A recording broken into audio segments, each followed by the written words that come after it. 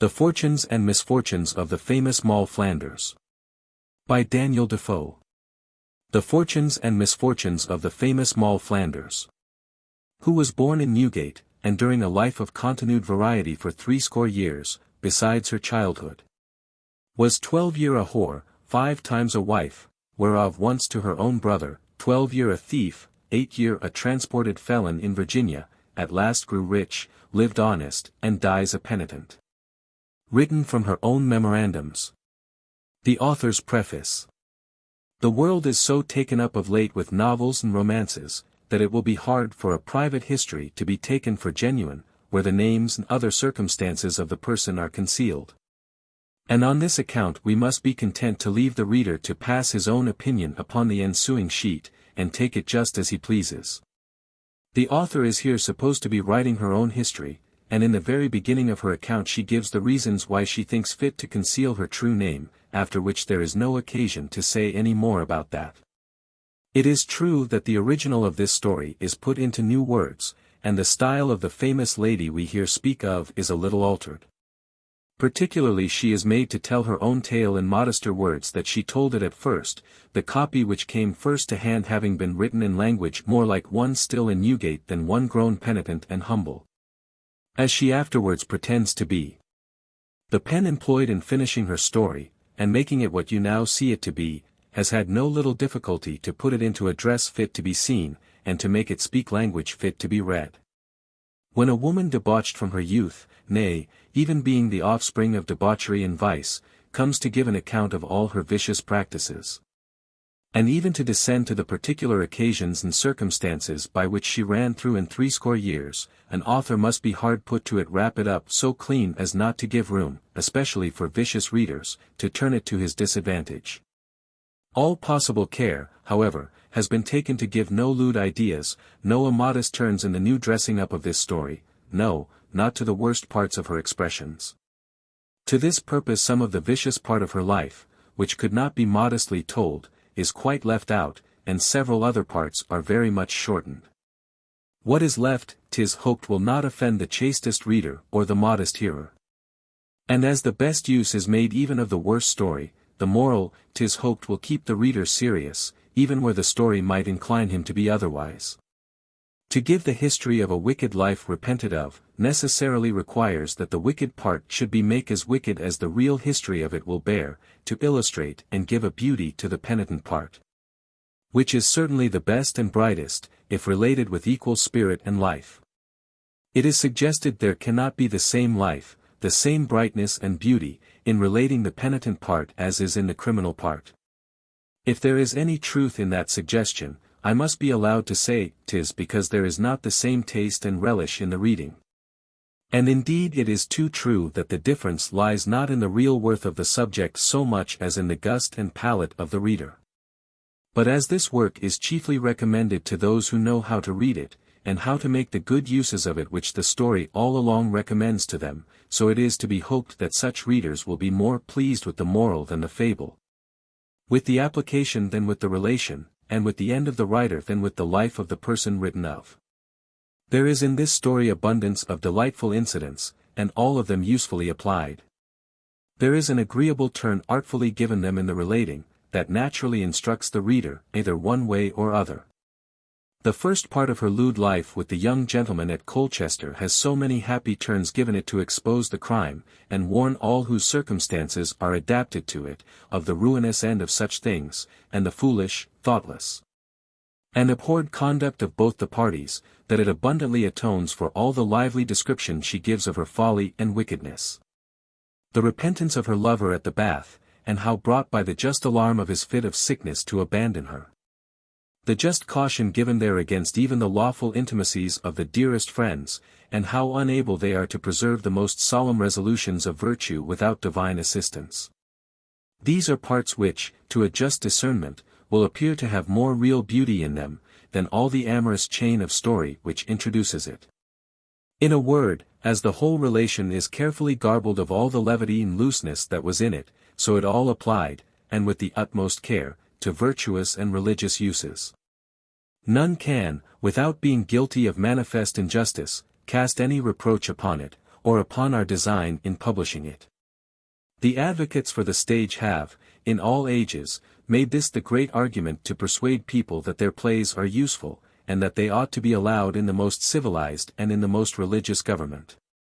Namely, that they are applied to virtuous purposes, and that by the most lively representations, they fail not to recommend virtue and generous principles, and to discourage and expose all sorts of vice and corruption of manners. And were it true that they did so, and that they constantly adhered to that rule, as the test of their acting on the theatre, much might be said in their favor. Throughout the infinite variety of this book, this fundamental is most strictly adhered to. There is not a wicked action in any part of it, but is first and last rendered unhappy and unfortunate. There is not a superlative villain brought upon the stage, but either he is brought to an unhappy end, or brought to be a penitent. There is not an ill thing mentioned but it is condemned, even in the relation, nor a virtuous, just thing but it carries its praise along with it. What can more exactly answer the rule laid down, to recommend even those representations of things which have so many other just objections leaving against them? Namely, of example, of bad company, obscene language, and the like. Upon this foundation this book is recommended to the reader as a work from every part of which something may be learned, and some just and religious inference is drawn, by which the reader will have something of instruction, if he pleases to make use of it. All the exploits of this lady of fame, in her depredations upon mankind, stand as so many warnings to honest people to beware of them, intimating to them by what methods innocent people are drawn in, plundered and robbed, and by consequence how to avoid them. Her robbing a little innocent child, dressed fine by the vanity of the mother, to go to the dancing school, is a good memento to such people hereafter, as is likewise her picking the gold watch from the young lady's side in the park.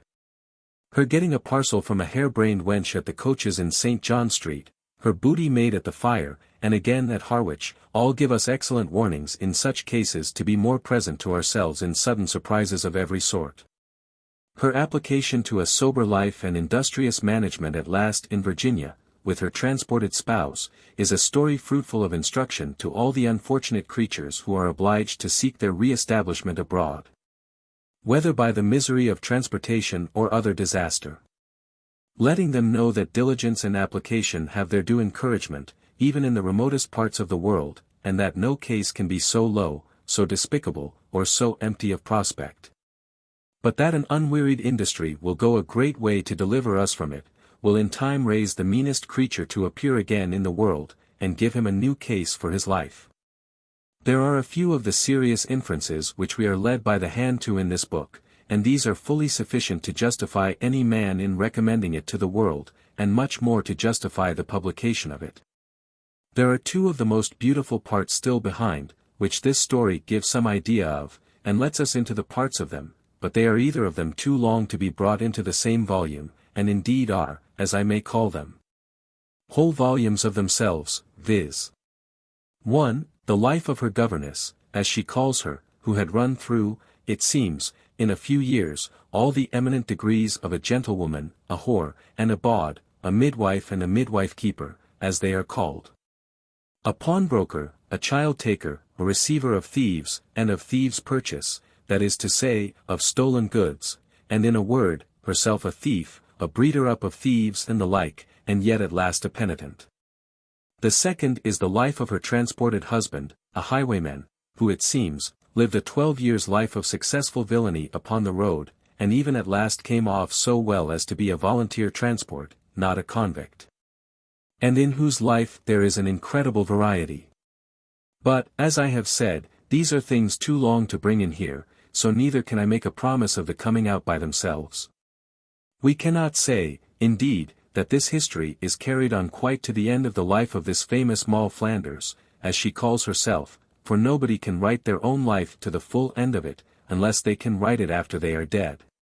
But her husband's life, being written by a third hand, gives a full account of them both, how long they lived together in that country, and how they both came to England again, after about 8 years, in which time they were grown very rich. And where she lived, it seems, to be very old, but was not so extraordinary a penitent as she was at first. It seems only that indeed she always spoke with abhorrence of her former life, and of every part of it. In her last scene, at Maryland and Virginia, many pleasant things happened, which makes that part of her life very agreeable, but they are not told with the same elegancy as those accounted for by herself. So it is still to the more advantage that we break off here. Moll Flanders. My true name is so well known in the records or registers at Newgate, and in the Old Bailey, and there are some things of such consequence still depending there, relating to my particular conduct, that it is not be expected I should set my name or the account of my family to this work. Perhaps, after my death, it may be better known. At present it would not be proper, no, not though a general pardon should be issued, even without exceptions and reserve of persons or crimes. It is enough to tell you, that as some of my worst comrades, who are out of the way of doing me harm, having gone out of the world by the steps and the string, as I often expected to go, knew me by the name of Moll Flanders. So you may give me leave to speak of myself under that name till I dare own who I have been, as well as who I am.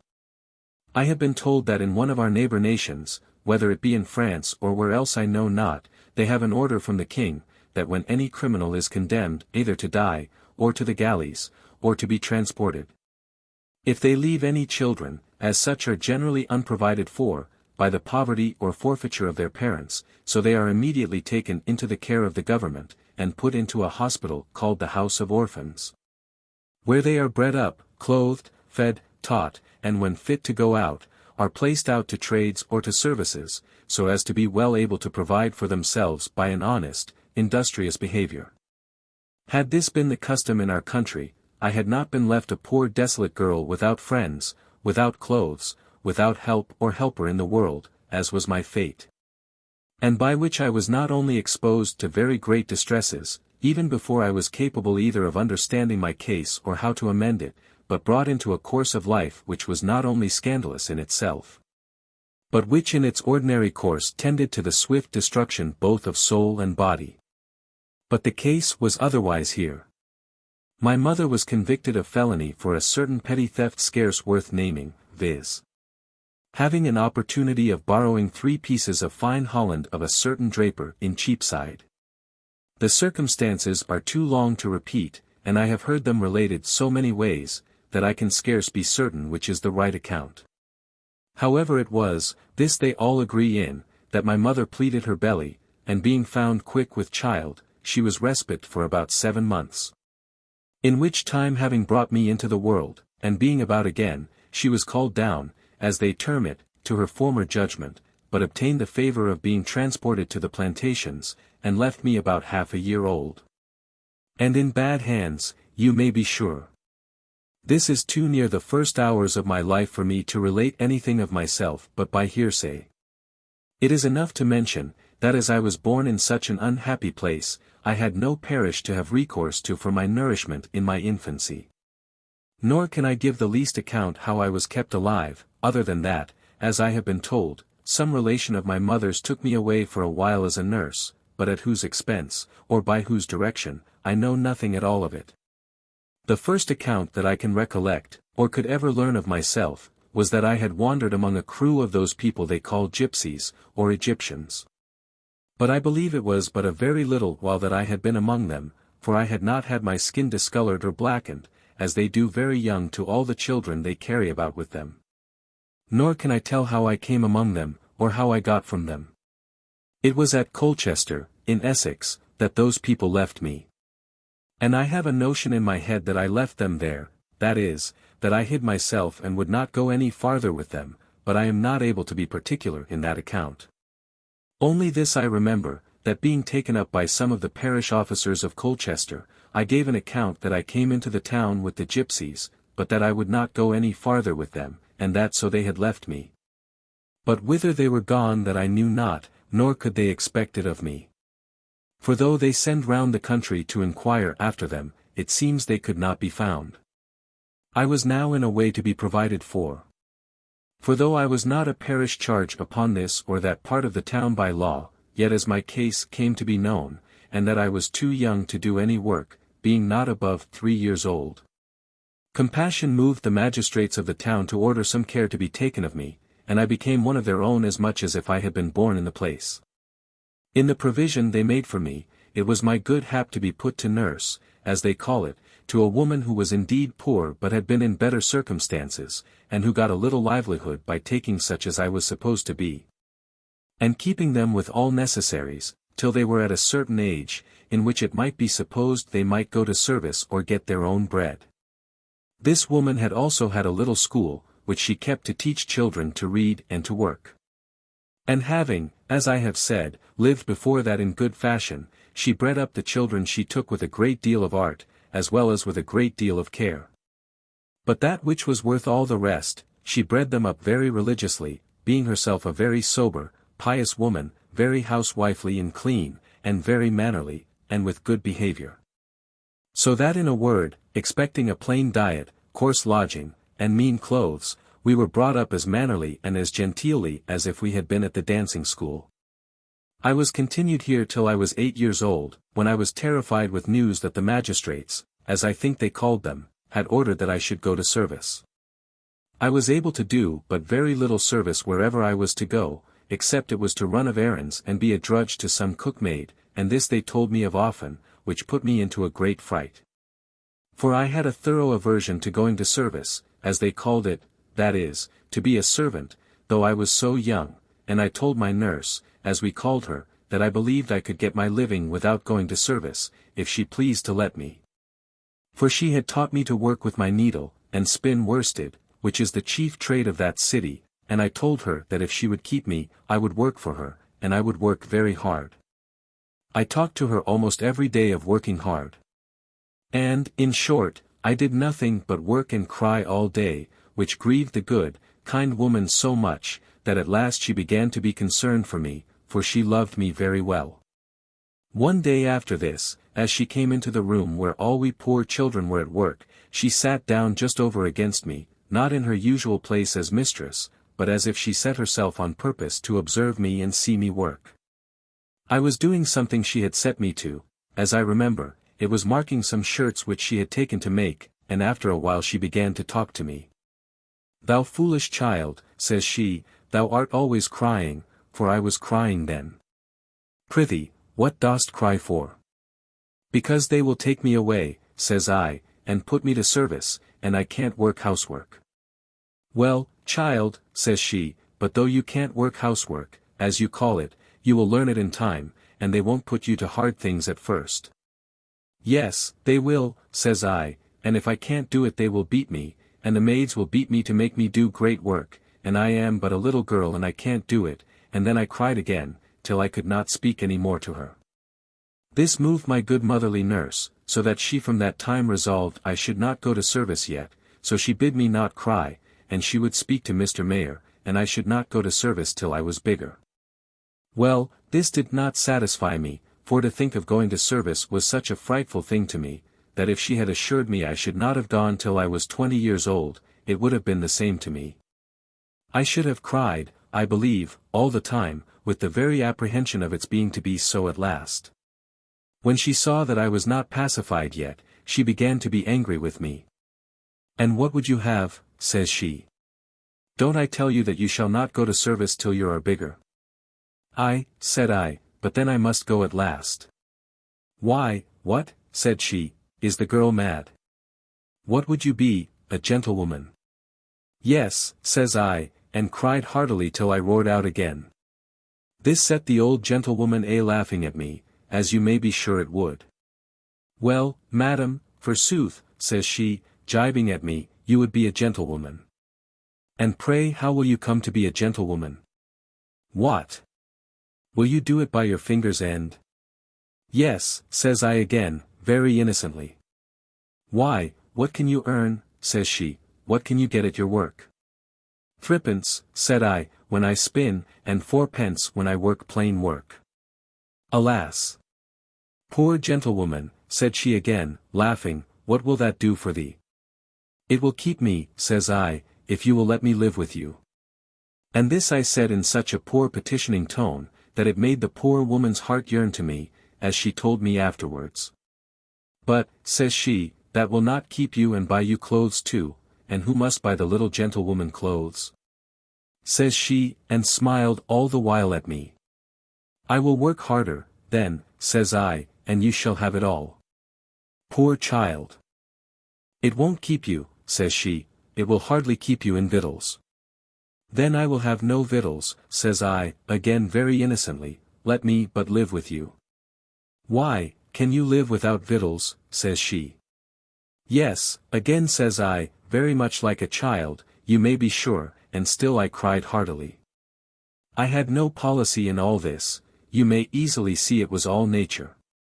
But it was joined with so much innocence and so much passion that, in short, it set the good motherly creature a-weeping too, and she cried at last as fast as I did, and then took me and led me out of the teaching room. Come, says she, you shan't go to service, you shall live with me, and this pacified me for the present.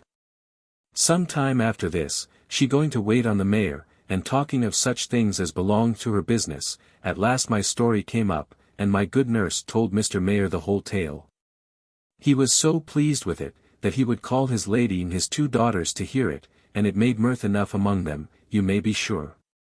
However, not a week had passed over, but on a sudden comes Mrs.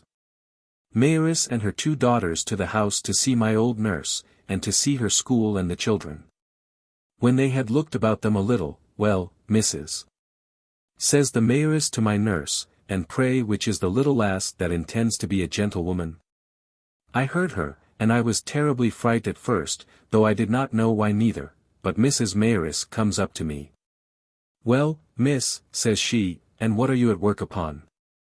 The word miss was a language that had hardly been heard of in our school, and I wondered what sad name it was she called me. However, I stood up, made a curtsy, and she took my work out of my hand, looked on it, and said it was very well, then she took up one of the hands. Nay, says she, the child may come to be a gentlewoman for aught anybody knows. She has a gentlewoman's hand, says she. This pleased me mightily, you may be sure, but Mrs. Mayoress did not stop there, but giving me my work again, she put her hand in her pocket, gave me a shilling, and bid me mind my work, and learn to work well, and I might be a gentlewoman for aught she knew. Now all this while my good old nurse, Mrs. Mayoress, and all the rest of them did not understand me at all, for they meant one sort of thing by the word gentlewoman, and I meant quite another, for alas! All I understood by being a gentlewoman was to be able to work for myself, and get enough to keep me without that terrible bugbear going to service, whereas they meant to live great, rich and high, and I know not what. Well, after Mrs. Mayoress was gone, her 2 daughters came in, and they called for the gentlewoman too, and they talked a long while to me, and I answered them in my innocent way, but always, if they asked me whether I resolved to be a gentlewoman, I answered yes. At last one of them asked me what a gentlewoman was. That puzzled me much, but, however, I explained myself negatively, that it was one that did not go to service, to do housework. They were pleased to be familiar with me, and like my little prattle to them, which, it seems, was agreeable enough to them, and they gave me money too. As for my money, I gave it all to my mistress nurse, as I called her, and told her she should have all I got for myself when I was a gentlewoman, as well as now. By this and some other of my talk, my old tutoress began to understand me about what I meant by being a gentlewoman, and that I understood by it no more than to be able to get my bread by my own work, and at last she asked me whether it was not so. I told her, yes, and insisted on it, that to do so was to be a gentlewoman, for, says I, there is such a one, naming a woman that mended lace and washed the ladies' laced heads, she, says I, is a gentlewoman, and they call her madam. Poor child, says my good old nurse, you may soon be such a gentlewoman as that, for she is a person of ill fame, and has had 2 or 3 bastards. I did not understand anything of that. But I answered, I am sure they call her madam, and she does not go to service nor do housework, and therefore I insisted that she was a gentlewoman, and I would be such a gentlewoman as that. The ladies were told all this again, to be sure, and they made themselves merry with it, and every now and then the young ladies, Mr. Mayor's daughters, would come and see me, and ask where the little gentlewoman was, which made me not a little proud of myself. This held a great while, and I was often visited by these young ladies, and sometimes they brought others with them. so that I was known by it almost all over the town. I was now about 10 years old, and began to look a little womanish, for I was mighty grave and humble, very mannerly, and as I had often heard the ladies say I was pretty, and would be a very handsome woman. So you may be sure that hearing them say so made me not a little proud. However, that pride had no ill effect upon me yet. Only, as they often gave me money, and I gave it to my old nurse, she, honest woman, was so just to me as to lay it all out again for me, and gave me headdresses, and linen, and gloves, and ribbons, and I went very neat, and always clean. For that I would do, and if I had rags on, I would always be clean, or else I would dabble them in water myself. But, I say, my good nurse, when I had money given me, very honestly laid it out for me, and would always tell the ladies this or that was bought with their money.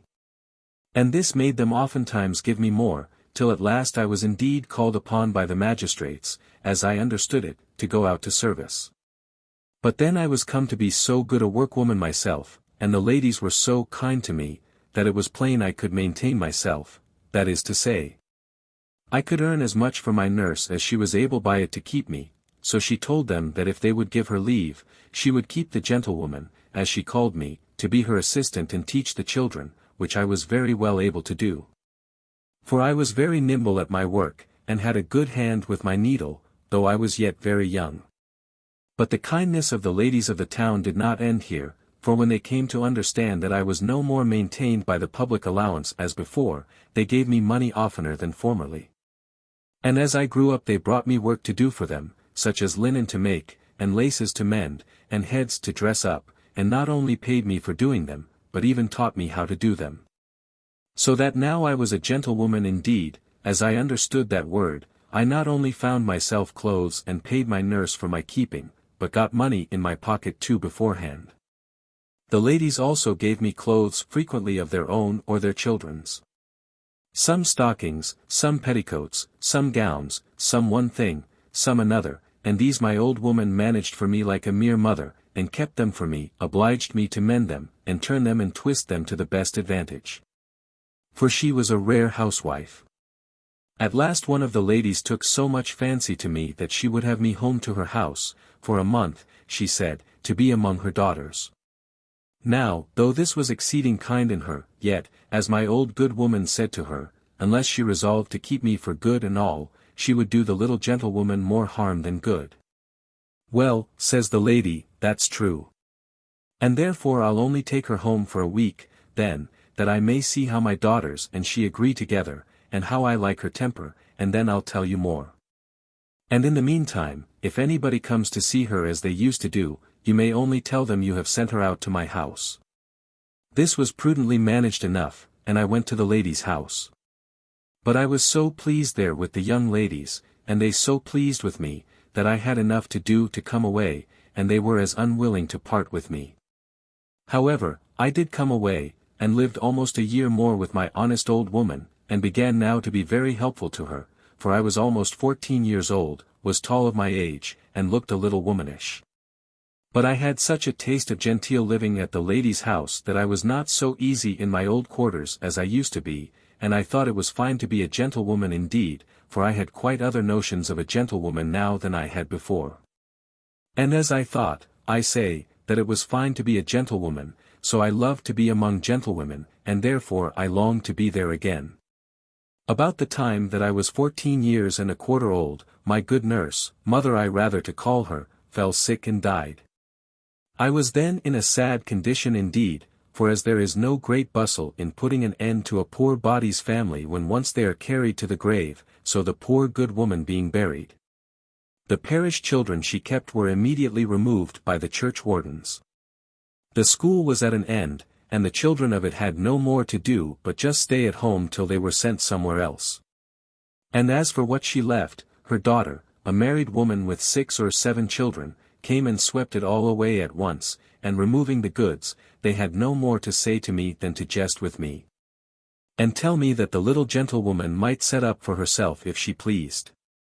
I was frightened out of my wits almost, and knew not what to do, for I was, as it were, turned out of doors to the wide world, and that which was still worse, the old honest woman had 22 shillings of mine in her hand.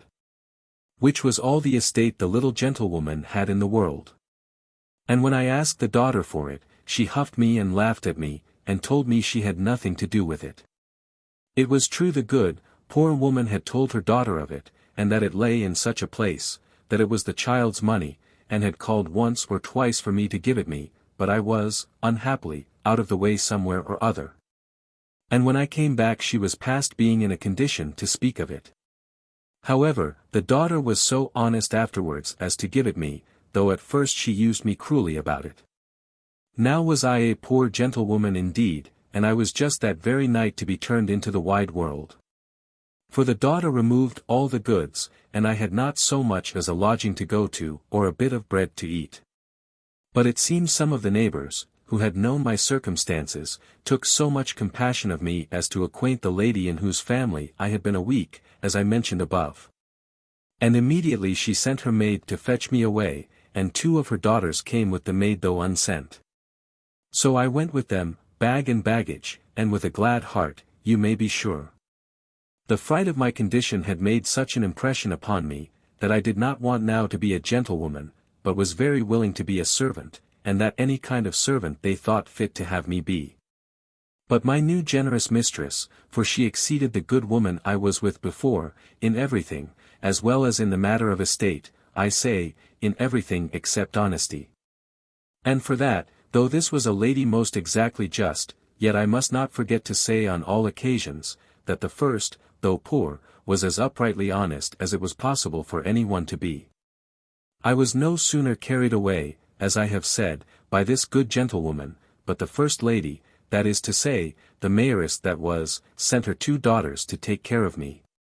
And another family which had taken notice of me when I was the little gentlewoman, and had given me work to do, sent for me after her, so that I was mightily made of, as we say.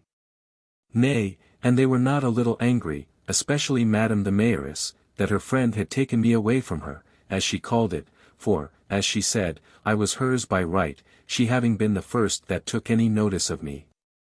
But they that had me would not part with me, and as for me, though I should have been very well treated with any of the others, yet I could not be better than where I was. Here I continued till I was between 17 and 18 years old, and here I had all the advantages for my education that could be imagined. The lady had masters home to the house to teach her daughters to dance, and to speak French, and to write, and other to teach them music, and I was always with them, I learned as fast as they. And though the masters were not appointed to teach me, yet I learned by imitation and inquiry all that they learned by instruction and direction. So that, in short, I learned to dance and speak French as well as any of them, and to sing much better, for I had a better voice than any of them. I could not so readily come at playing on the harpsichord or spinet, because I had no instrument of my own to practice on, and could only come at theirs in the intervals when they left it, which was uncertain. But yet I learned tolerably well too, and the young ladies at length got 2 instruments, that is to say, a harpsichord and a spinet too, and then they taught me themselves. But as to dancing, they could hardly help my learning country dances, because they always wanted me to make up even number. And, on the other hand, they were as heartily willing to learn me everything that they had been taught themselves, as I could be to take the learning. By this means I had, as I have said above, all the advantages of education that I could have had if I had been as much a gentlewoman as they were with whom I lived, and in some things I had the advantage of my ladies, though they were my superiors. But they were all the gifts of nature, and which all their fortunes could not furnish. First, I was apparently handsomer than any of them, secondly, I was better shaped, and, thirdly, I sang better, by which I mean I had a better voice. In all which you will, I hope, allow me to say, I do not speak my own conceit of myself, but the opinion of all that knew the family. I had with all these the common vanity of my sex, viz. That being really taken for very handsome, or, if you please, for a great beauty, I very well knew it, and had as good an opinion of myself as anybody else could have of me. And particularly I loved to hear anybody speak of it, which could not but happen to me sometimes, and was a great satisfaction to me. Thus far I have had a smooth story to tell of myself, and in all this part of my life I not only had the reputation of living in a very good family, and a family noted and respected everywhere for virtue and sobriety, and for every valuable thing, but I had the character too of a very sober, modest, and virtuous young woman, and such I had always been, neither had I yet any occasion to think of anything else, or to know what a temptation to wickedness meant. But that which I was too vain of was my ruin, or rather my vanity was the cause of it. The lady in the house where I was had 2 sons, young gentlemen of very promising parts and of extraordinary behavior, and it was my misfortune to be very well with them both, but they managed themselves with me in a quite different manner. The eldest, a gay gentleman that knew the town as well as the country, and though he had levity enough to do an ill-natured thing, yet had too much judgment of things to pay too dear for his pleasures. He began with the unhappy snare to all women, viz. taking notice upon all occasions how pretty I was, as he called it, how agreeable, how well carriaged, and the like.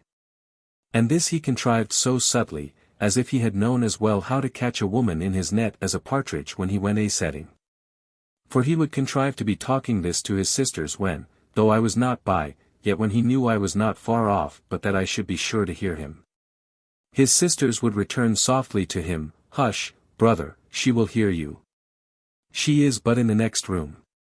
Then he would put it off and talk softlier, as if he had not known it, and begin to acknowledge he was wrong. And then, as if he had forgot himself, he would speak aloud again, and I, that was so well pleased to hear it, was sure to listen for it upon all occasions. After he had thus baited his hook, and found easily enough the method how to lay it in my way, he played an opener game.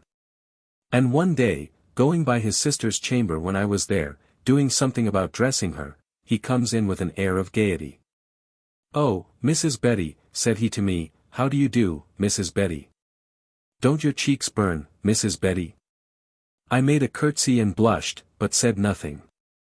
"What makes you talk so, brother?" says the lady. "Why," says he, "we have been talking of her below stairs this half hour." "Well," says his sister, "you can say no harm of her, that I am sure, so 'tis no matter what you have been talking about."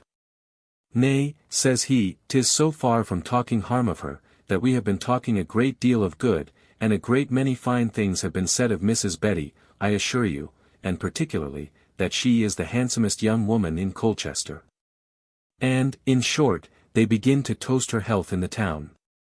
"I wonder at you, brother," says the sister. "Betty wants but one thing, but she had as good want everything, for the market is against our sex just now.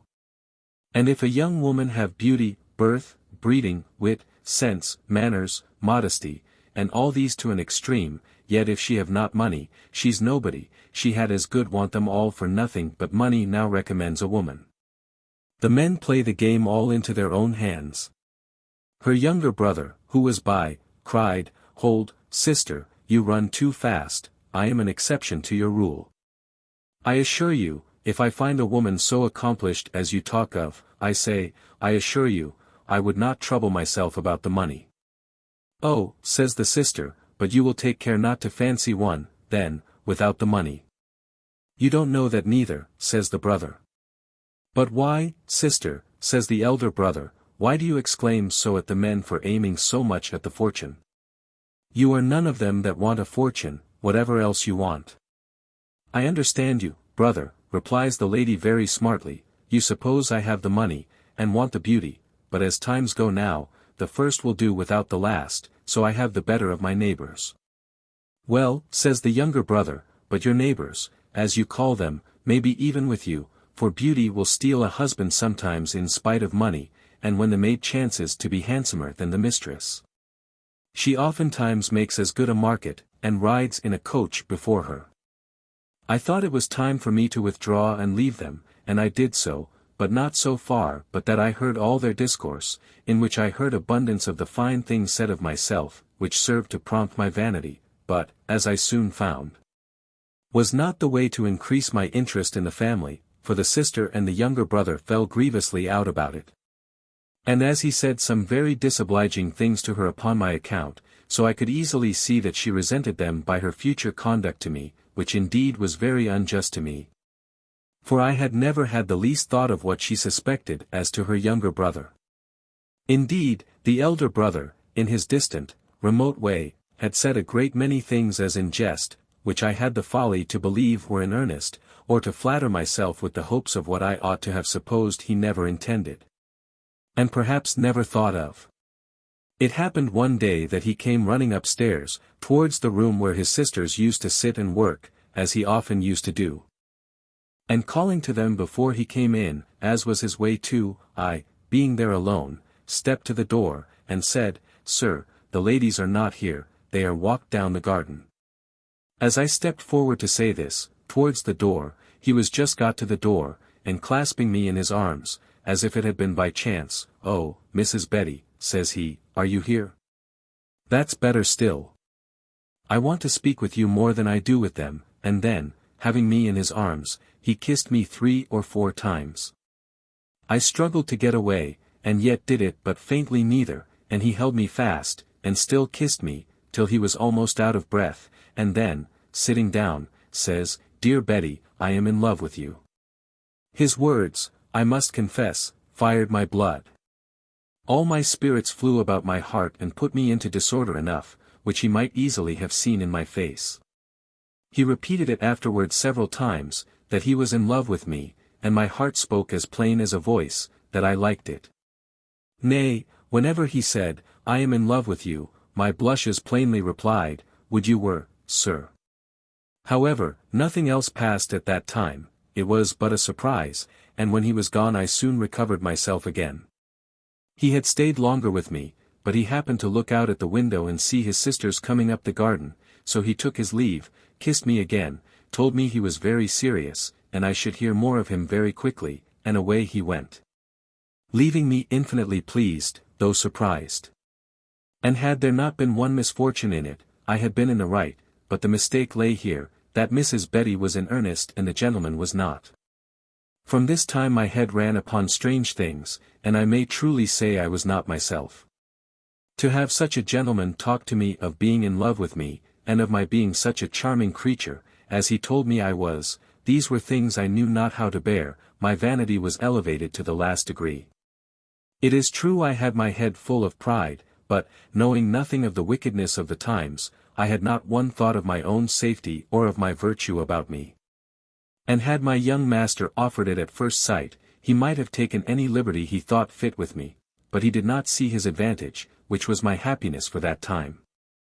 After this attack it was not long but he found an opportunity to catch me again, and almost in the same posture. Indeed, it had more of design in it on his part, though not on my part.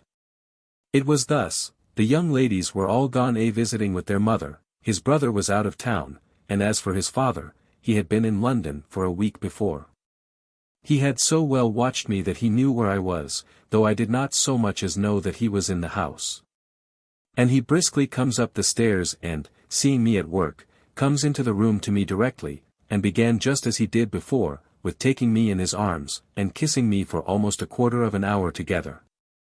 It was his younger sister's chamber that I was in, and as there was nobody in the house but the maids below stairs, he was, it may be, the ruder. In short, he began to be in earnest with me indeed. Perhaps he found me a little too easy, for God knows I made no resistance to him while he only held me in his arms and kissed me. Indeed, I was too well pleased with it to resist him much. However, as it were, tired with that kind of work, we sat down, and there he talked with me a great while. He said he was charmed with me, and that he could not rest night or day till he had told me how he was in love with me, and, if I was able to love him again, and would make him happy, I should be the saving of his life, and many such fine things. I said little to him again, but easily discovered that I was a fool, and that I did not in the least perceive what he meant. Then he walked about the room, and taking me by the hand, I walked with him.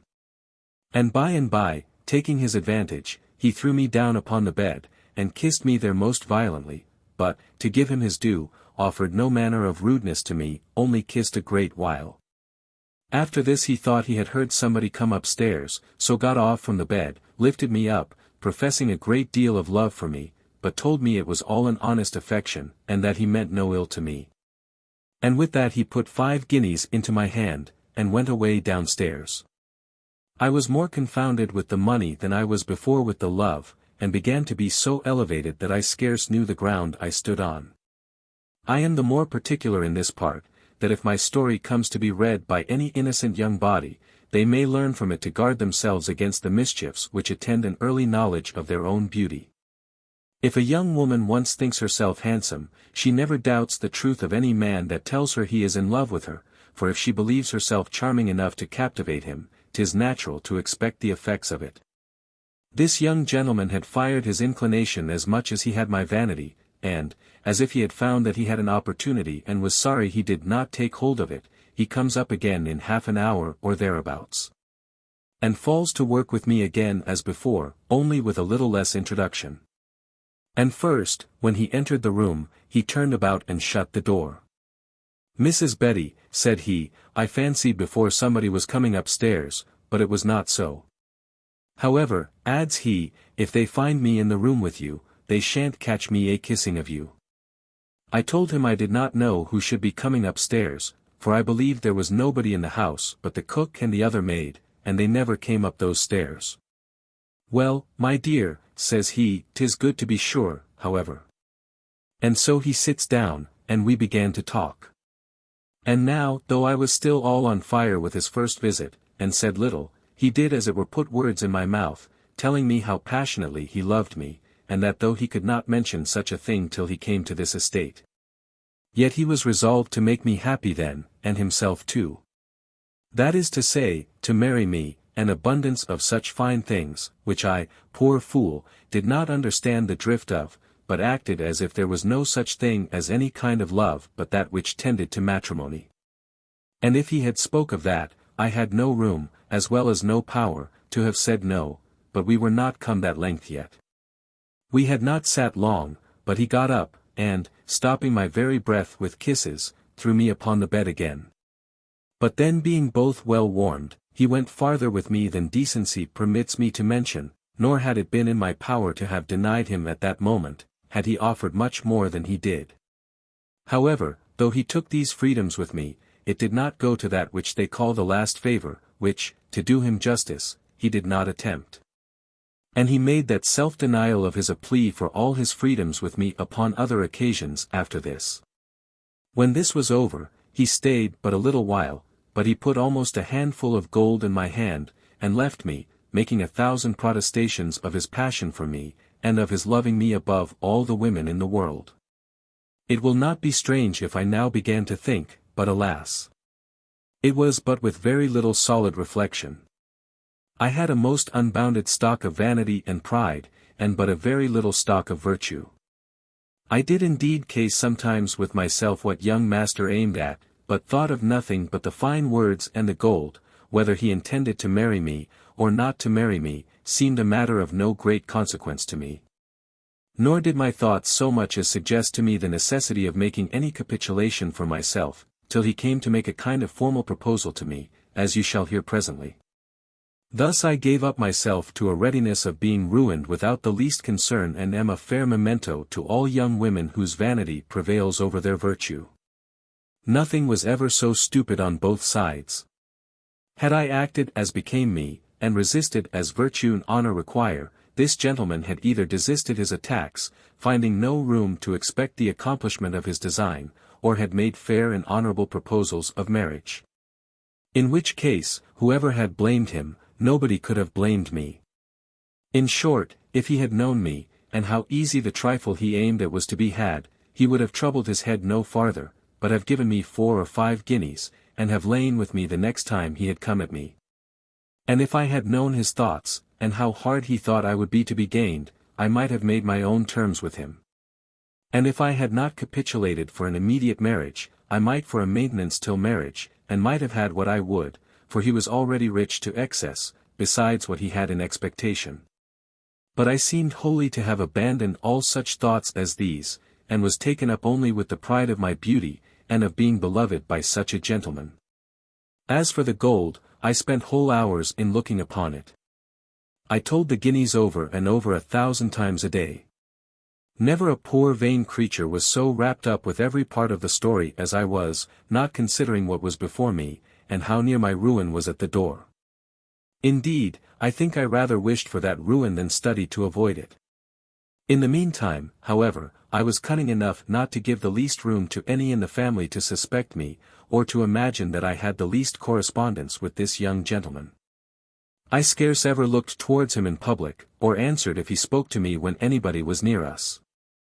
But for all that, we had every now and then a little encounter, where we had room for a word or two, and now and then a kiss, but no fair opportunity for the mischief intended. And especially considering that he made more circumlocution than, if he had known my thoughts, he had occasion for, and the work appearing difficult to him, he really made it so. But as the devil is an unwearied tempter, so he never fails to find opportunity for that wickedness he invites to. It was one evening that I was in the garden, with his 2 younger sisters and himself, and all very innocently merry, when he found means to convey a note into my hand, by which he directed me to understand that he would tomorrow desire me publicly to go of an errand for him into the town, and that I should see him somewhere by the way. Accordingly, after dinner, he very gravely says to me, his sisters being all by, "Mrs. Betty, I must ask a favor of you." "What's that?" says his second sister. "Nay, sister," says he very gravely, "if you can't spare Mrs. Betty today, any other time will do." Yes, they said, they could spare her well enough, and the sister begged pardon for asking, which they did but of mere course, without any meaning. "Well, but, brother," says the eldest sister, "you must tell Mrs. Betty what it is. If it be any private business that we must not hear, you may call her out. There she is." "Why, sister," says the gentleman very gravely, "what do you mean?" "I only desire her to go into the High Street," and then he pulls out a turnover, "to such a shop." And then he tells them a long story of 2 fine neckcloths he had bid money for, and he wanted to have me go and make an errand to buy a neck to the turnover that he showed, to see if they would take my money for the neckcloths. To bid a shilling more, and haggle with them, and then he made more errands, and so continued to have such petty business to do, that I should be sure to stay a good while. When he had given me my errands, he told them a long story of a visit he was going to make to a family they all knew, and where was to be such and such gentlemen, and how merry they were to be, and very formally asks his sisters to go with him. And they as formally excused themselves, because of company that they had notice was to come and visit them that afternoon. Which, by the way, he had contrived on purpose. He had scarce done speaking to them, and giving me my errand, but his man came up to tell him that Sir W.'s coach stopped at the door, so he runs down, and comes up again immediately. "Alas!" says he aloud, "there's all my mirth spoiled at once. Sir W. has sent his coach for me, and desires to speak with me upon some earnest business." It seems this Sir W. was a gentleman who lived about 3 miles out of town, to whom he had spoken on purpose the day before, to lend him his chariot for a particular occasion, and had appointed it to call for him, as it did, about 3 o'clock. Immediately he calls for his best wig, hat, and sword, and ordering his man to go to the other place to make his excuse, that was to say, he made an excuse to send his man away, he prepares to go into the coach. As he was going, he stopped a while, and speaks mighty earnestly to me about his business, and finds an opportunity to say very softly to me, "Come away, my dear, as soon as ever you can." I said nothing, but made a curtsy, as if I had done so to what he said in public.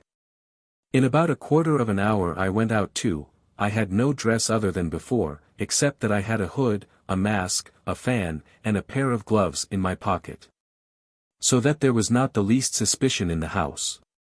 He waited for me in the coach in a back lane, which he knew I must pass by, and had directed the coachman whither to go, which was to a certain place, called Mile End, where lived a confidant of his, where we went in. And where was all the convenience in the world to be as wicked as we pleased. When we were together he began to talk very gravely to me, and to tell me he did not bring me there to betray me, that his passion for me would not suffer him to abuse me, that he resolved to marry me as soon as he came to his estate. That in the meantime, if I would grant his request, he would maintain me very honorably, and made me 1,000 protestations of his sincerity and of his affection to me. And that he would never abandon me, and as I may say, made 1,000 more preambles than he need to have done. However, as he pressed me to speak, I told him I had no reason to question the sincerity of his love to me after so many protestations, and there I stopped, as if I left him to guess the rest. "But what, my dear," says he. "I guess what you mean, what if you should be with child? Is not that it? Why, then," says he, "I'll take care of you and provide for you, and the child too. And that you may see I am not in jest," says he, "here's an earnest for you," and with that he pulls out a silk purse, with 100 guineas in it, and gave it me. "And I'll give you such another," says he, "every year till I marry you." My colour came and went, at the sight of the purse and with the fire of his proposal together, so that I could not say a word, and he easily perceived it. So putting the purse into my bosom, I made no more resistance to him, but let him do just what he pleased, and as often as he pleased. And thus I finished my own destruction at once, for from this day, being forsaken of my virtue and my modesty, I had nothing of value left to recommend me, either to God's blessing or man's assistance. But things did not end here. I went back to the town, did the business he publicly directed me to, and was at home before anybody thought me long. As for my gentleman, he stayed out, as he told me he would, till late at night, and there was not the least suspicion in the family either on his account or on mine. We had, after this, frequent opportunities to repeat our crime, chiefly by his contrivance, especially at home, when his mother and the young ladies went abroad a-visiting, which he watched so narrowly as never to miss.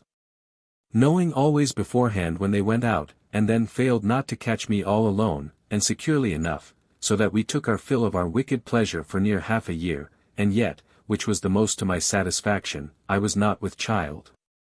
But before this half year was expired, his younger brother, of whom I have made some mention in the beginning of the story, falls to work with me. And he, finding me alone in the garden one evening, begins a story of the same kind to me, made good honest professions of being in love with me, and in short, proposes fairly and honourably to marry me. And that before he made any other offer to me at all. I was now confounded, and driven to such an extremity as the like was never known, at least not to me.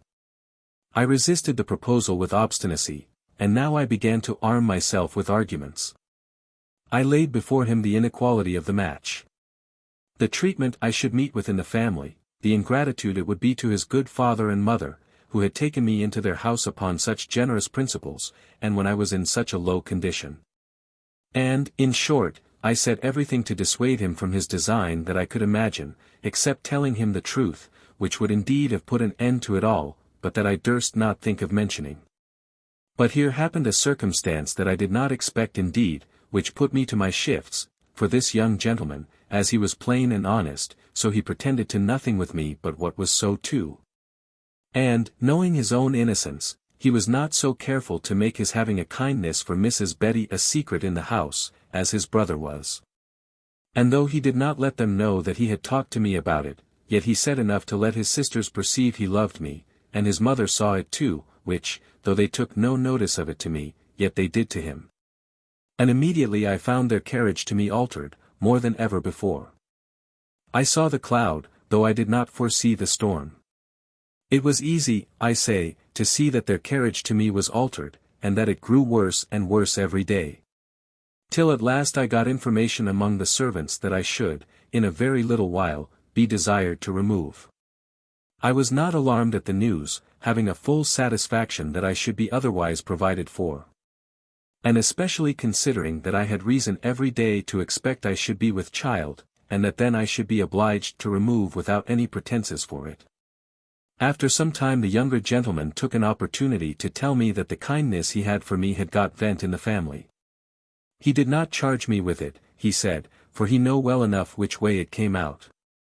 He told me his plain way of talking had been the occasion of it, for that he did not make his respect for me so much a secret as he might have done, and the reason was, that he was at a point, that if I would consent to have him, he would tell them all openly that he loved me, and that he intended to marry me. That it was true his father and mother might resent it, and be unkind, but that he was now in a way to live, being bred to the law, and he did not fear maintaining me agreeable to what I should expect. And that, in short, as he believed I would not be ashamed of him, so he was resolved not to be ashamed of me, and that he scorned to be afraid to own me now, whom he resolved to own after I was his wife. And therefore I had nothing to do but to give him my hand, and he would answer for all the rest. I was now in a dreadful condition indeed, and now I repented heartily my easiness with the eldest brother, not from any reflection of conscience, but from a view of the happiness I might have enjoyed, and had now made impossible. For though I had no great scruples of conscience, as I have said, to struggle with, yet I could not think of being a whore to one brother and a wife to the other. But then it came into my thoughts that the first brother had promised to make me his wife when he came to his estate. But I presently remembered what I had often thought of, that he had never spoken a word of having me for a wife after he had conquered me for a mistress. And indeed, till now, though I said I thought of it often, yet it gave me no disturbance at all, for as he did not seem in the least to lessen his affection to me, so neither did he lessen his bounty. Though he had the discretion himself to desire me not to lay out a penny of what he gave me in clothes, or to make the least show extraordinary, because it would necessarily give jealousy in the family. Since everybody know I could come at such things no manner of ordinary way, but by some private friendship, which they would presently have suspected. But I was now in a great strait, and knew not what to do. The main difficulty was this: the younger brother not only laid close siege to me, but suffered it to be seen. He would come into his sister's room, and his mother's room, and sit down, and talk 1,000 kind things of me, and to me, even before their faces, and when they were all there. This grew so public that the whole house talked of it, and his mother reproved him for it, and their carriage to me appeared quite altered. In short, his mother had let fall some speeches, as if she intended to put me out of the family. That is, in English, to turn me out of doors. Now I was sure this could not be a secret to his brother, only that he might not think, as indeed nobody else yet did, that the youngest brother had made any proposal to me about it. But as I easily could see that it would go farther, so I saw likewise there was an absolute necessity to speak of it to him, or that he would speak of it to me, and which to do first I knew not. That is, whether I should break it to him or let it alone till he should break it to me. Upon serious consideration, for indeed now I began to consider things very seriously, and never till now.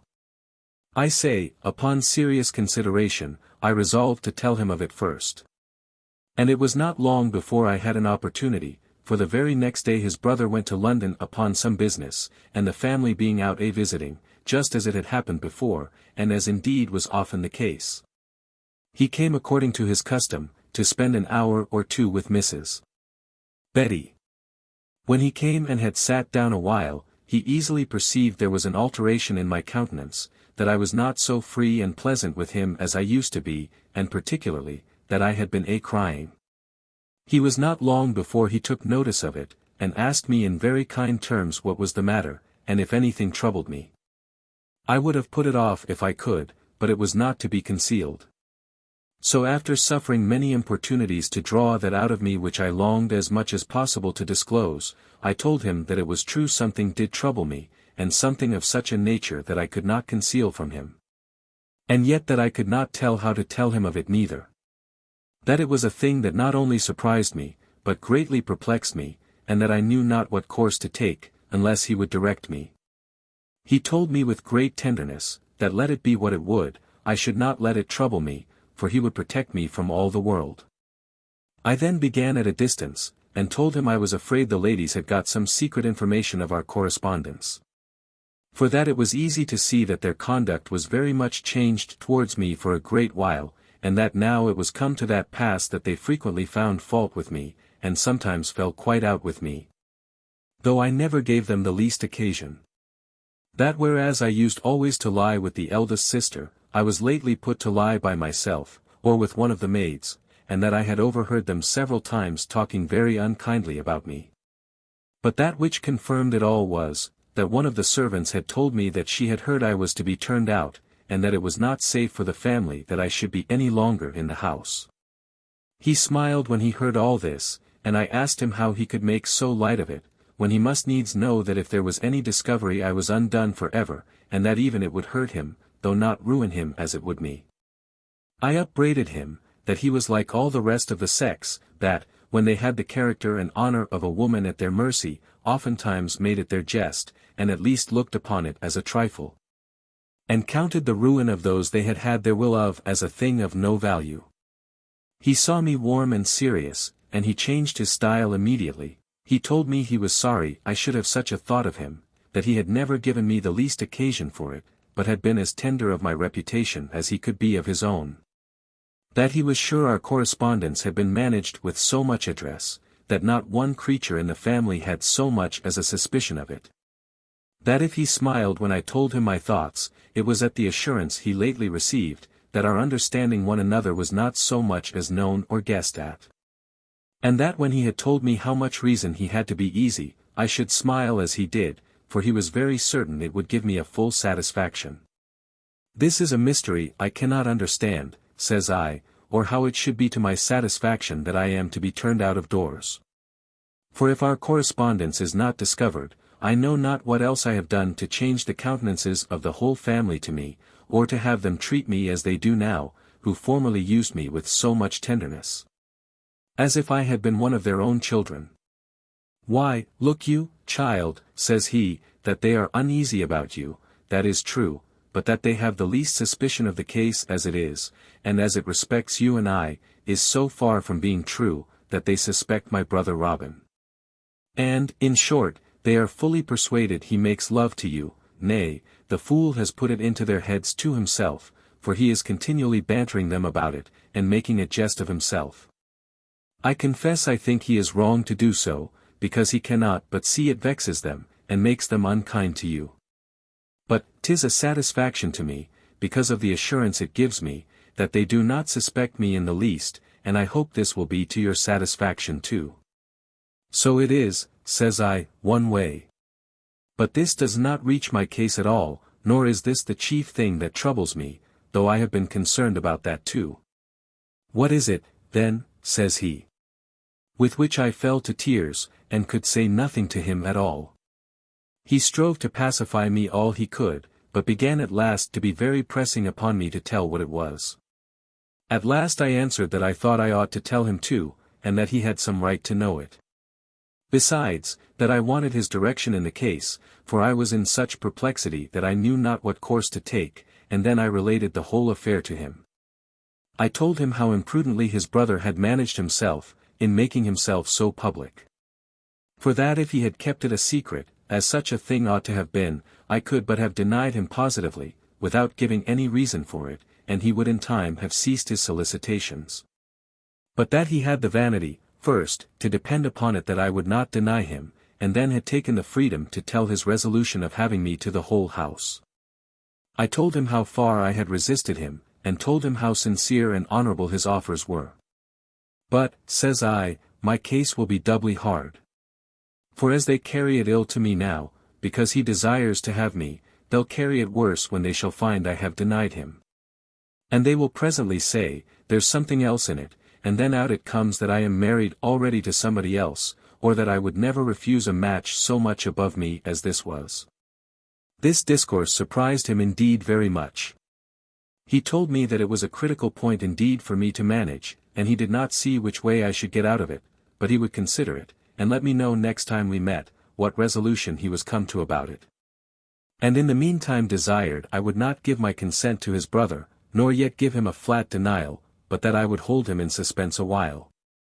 I seemed to start at his saying I should not give him my consent. I told him he knew very well I had no consent to give, that he had engaged himself to marry me, and that my consent was the same time engaged to him. That he had all along told me I was his wife, and I looked upon myself as effectually so as if the ceremony had passed, and that it was from his own mouth that I did so, he having all along persuaded me to call myself his wife. Well, my dear, says he, don't be concerned at that now, if I am not your husband, I'll be as good as a husband to you. And do not let those things trouble you now, but let me look a little farther into this affair, and I shall be able to say more next time we meet. He pacified me as well as he could with this, but I found he was very thoughtful, and that though he was very kind to me and kissed me 1,000 times, and more I believe, and gave me money too, yet he offered no more all the while we were together, which was above 2 hours, and which I much wondered at indeed at that time, considering how it used to be, and what opportunity we had. His brother did not come from London for 5 or 6 days, and it was 2 days more before he got an opportunity to talk with him. But then getting him by himself he began to talk very close to him about it, and the same evening got an opportunity, for we had a long conference together, to repeat all their discourse to me, which, as near as I can remember, was to the purpose following. He told him he heard strange news of him since he went, viz. that he made love to Mrs. Betty. Well, says his brother a little angrily, and so I do. And what then? What has anybody to do with that? Nay, says his brother, don't be angry, Robin. I don't pretend to have anything to do with it, nor do I pretend to be angry with you about it. But I find they do concern themselves about it, and that they have used the poor girl ill about it, which I should take as done to myself. Whom do you mean by they? Says Robin. I mean my mother and the girls, says the elder brother. But hark ye, says his brother, are you in earnest? Do you really love this girl? You may be free with me, you know. Why, then, says Robin, I will be free with you. I do love her above all the women in the world, and I will have her, let them say and do what they will. I believe the girl will not deny me. It struck me to the heart when he told me this, for though it was most rational to think I would not deny him, yet I knew in my own conscience I must deny him, and I saw my ruin in my being obliged to do so.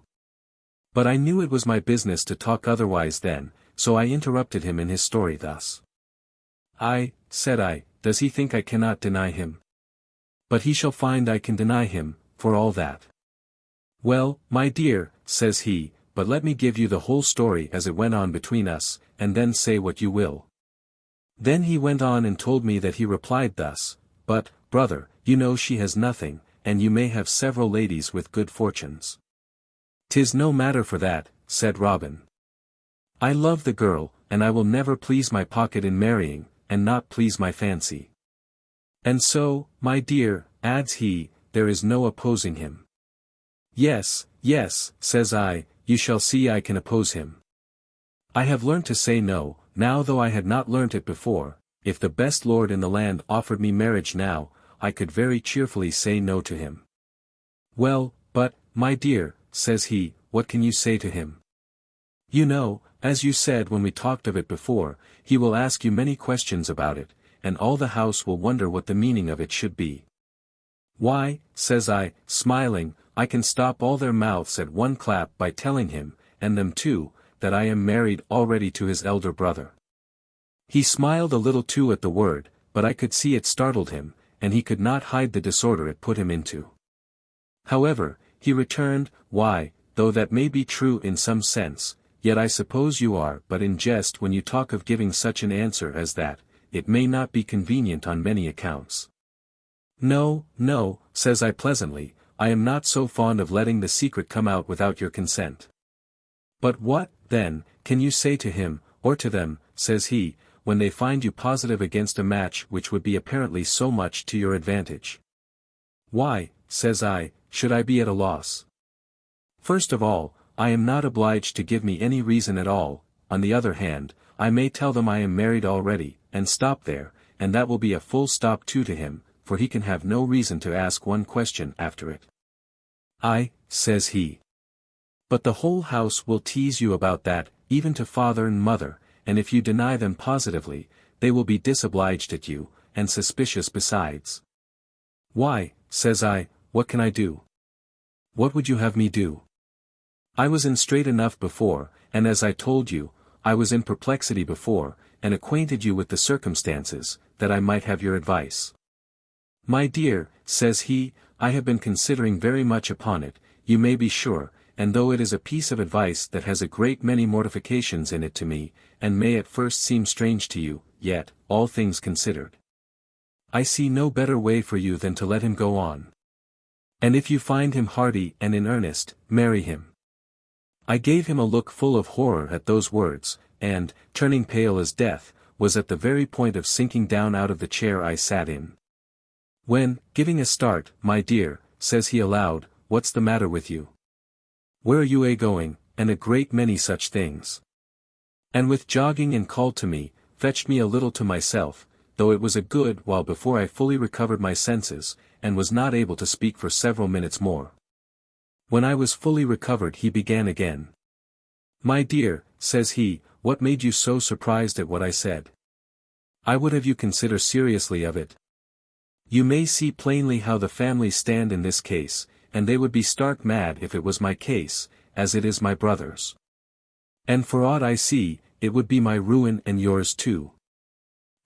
Says I, still speaking angrily, are all your protestations and vows to be shaken by the dislike of the family? Did I not always object that to you, and you made light thing of it, as what you were above, and would value, and is it come to this now, said I, is this your faith and honor, your love, and the solidity of your promises? He continued perfectly calm, notwithstanding all my reproaches, and I was not sparing of them at all, but he replied at last, my dear, I have not broken one promise with you yet, I did tell you I would marry you when I was come to my estate. But you see my father is a hale, healthy man, and may live these 30 years still, and not be older than several are round us in town, and you never proposed my marrying you sooner, because you knew it might be my ruin. And as to all the rest, I have not failed you in anything, you have wanted for nothing. I could not deny a word of this, and had nothing to say to it in general. But why, then, says I, can you persuade me to such a horrid step as leaving you, since you have not left me? Will you allow no affection, no love on my side, where there has been so much on your side? Have I made you no returns? Have I given no testimony of my sincerity and of my passion? Are the sacrifices I have made of honor and modesty to you no proof of my being tied to you in bonds too strong to be broken? But here, my dear, says he, you may come into a safe station, and appear with honor and with splendor at once, and the remembrance of what we have done may be wrapped up in an eternal silence, as if it had never happened. You shall always have my respect, and my sincere affection, only then it shall be honest, and perfectly just to my brother, you shall be my dear sister, as now you are my dear, and there he stopped. Your dear whore, says I, you would have said if you had gone on, and you might as well have said it, but I understand you. However, I desire you to remember the long discourses you have had with me, and the many hours' pains you have taken to persuade me to believe myself an honest woman. That I was your wife intentionally, though not in the eyes of the world, and that it was as effectual a marriage that had passed between us as if we had been publicly wedded by the parson of the parish. You know and cannot but remember that these have been your own words to me. I found this was a little too close upon him, but I made it up in what follows. He stood stock still for a while and said nothing, and I went on thus, you cannot, says I, without the highest injustice, believe that I yielded upon all these persuasions without a love not to be questioned. Not to be shaken again by anything that could happen afterward. If you have such dishonorable thoughts of me, I must ask you what foundation in any of my behavior have I given for such a suggestion? If, then, I have yielded to the importunities of my affection, and if I have been persuaded to believe that I am really, and in the essence of the thing, your wife, shall I now give the lie to all those arguments and call myself your whore? Or mistress, which is the same thing? And will you transfer me to your brother? Can you transfer my affection? Can you bid me cease loving you, and bid me love him? It is in my power, think you, to make such a change at demand? No, sir, said I, depend upon it, 'tis impossible, and whatever the change of your side may be, I will ever be true, and I had much rather, since it is come that unhappy length, be your whore than your brother's wife. He appeared pleased and touched with the impression of this last discourse, and told me that he stood where he did before. That he had not been unfaithful to me in any one promise he had ever made yet, but that there were so many terrible things presented themselves to his view in the affair before me, and that on my account in particular. That he had thought of the other as a remedy so effectual as nothing could come up to it. That he thought this would not be entire parting us, but we might love as friends all our days, and perhaps with more satisfaction than we should in the station we were now in, as things might happen. That he durst say, I could not apprehend anything from him as to betraying a secret, which could not but be the destruction of us both, if it came out. That he had but one question to ask of me that could lie in the way of it, and if that question was answered in the negative, he could not but think still it was the only step I could take. I guessed at his question presently, namely, whether I was sure I was not with child. As to that, I told him he need not be concerned about it, for I was not with child. Why, then, my dear, says he, we have no time to talk further now. Consider of it, and think closely about it. I cannot but be of the opinion still, that it will be the best course you can take. And with this he took his leave, and the more hastily too, his mother and sisters ringing at the gate, just at the moment that he had risen up to go. He left me in the utmost confusion of thought. And he easily perceived it the next day, and all the rest of the week, for it was but Tuesday evening when we talked. But he had no opportunity to come at me all that week, till the Sunday after, when I, being indisposed, did not go to church, and he, making some excuse for the like, stayed at home. And now he had me an hour and a half again by myself, and we fell into the same arguments all over again, or at least so near the same, as it would be to no purpose to repeat them. At last I asked him warmly, what opinion he must have of my modesty, that he could suppose I should so much as entertain a thought of lying with two brothers, and assured him it could never be. I added, if he was to tell me that he would never see me more, than which nothing but death could be more terrible, yet I could never entertain a thought so dishonorable to myself, and so base to him. And therefore, I entreated him, if he had one grain of respect or affection left for me, that he would speak no more of it to me, or that he would pull his sword out and kill me. He appeared surprised at my obstinacy, as he called it. Told me I was unkind to myself, and unkind to him in it. That it was a crisis unlooked for upon us both, and impossible for either of us to foresee, but that he did not see any other way to save us both from ruin, and therefore he thought it the more unkind. But that if he must say no more of it to me, he added with an unusual coldness, that he did not know anything else we had to talk of, and so he rose up to take his leave. I rose up too, as if with the same indifference. But when he came to give me as it were a parting kiss, I burst out into such a passion of crying, that though I would have spoke, I could not, and only pressing his hand, seemed to give him the adieu, but cried vehemently. He was sensibly moved with this, so he sat down again, and said a great many kind things to me, to abate the excess of my passion, but still urged the necessity of what he had proposed. All the while insisting, that if I did refuse, he would notwithstanding provide for me, but letting me plainly see that he would decline me in the main point, nay, even as a mistress.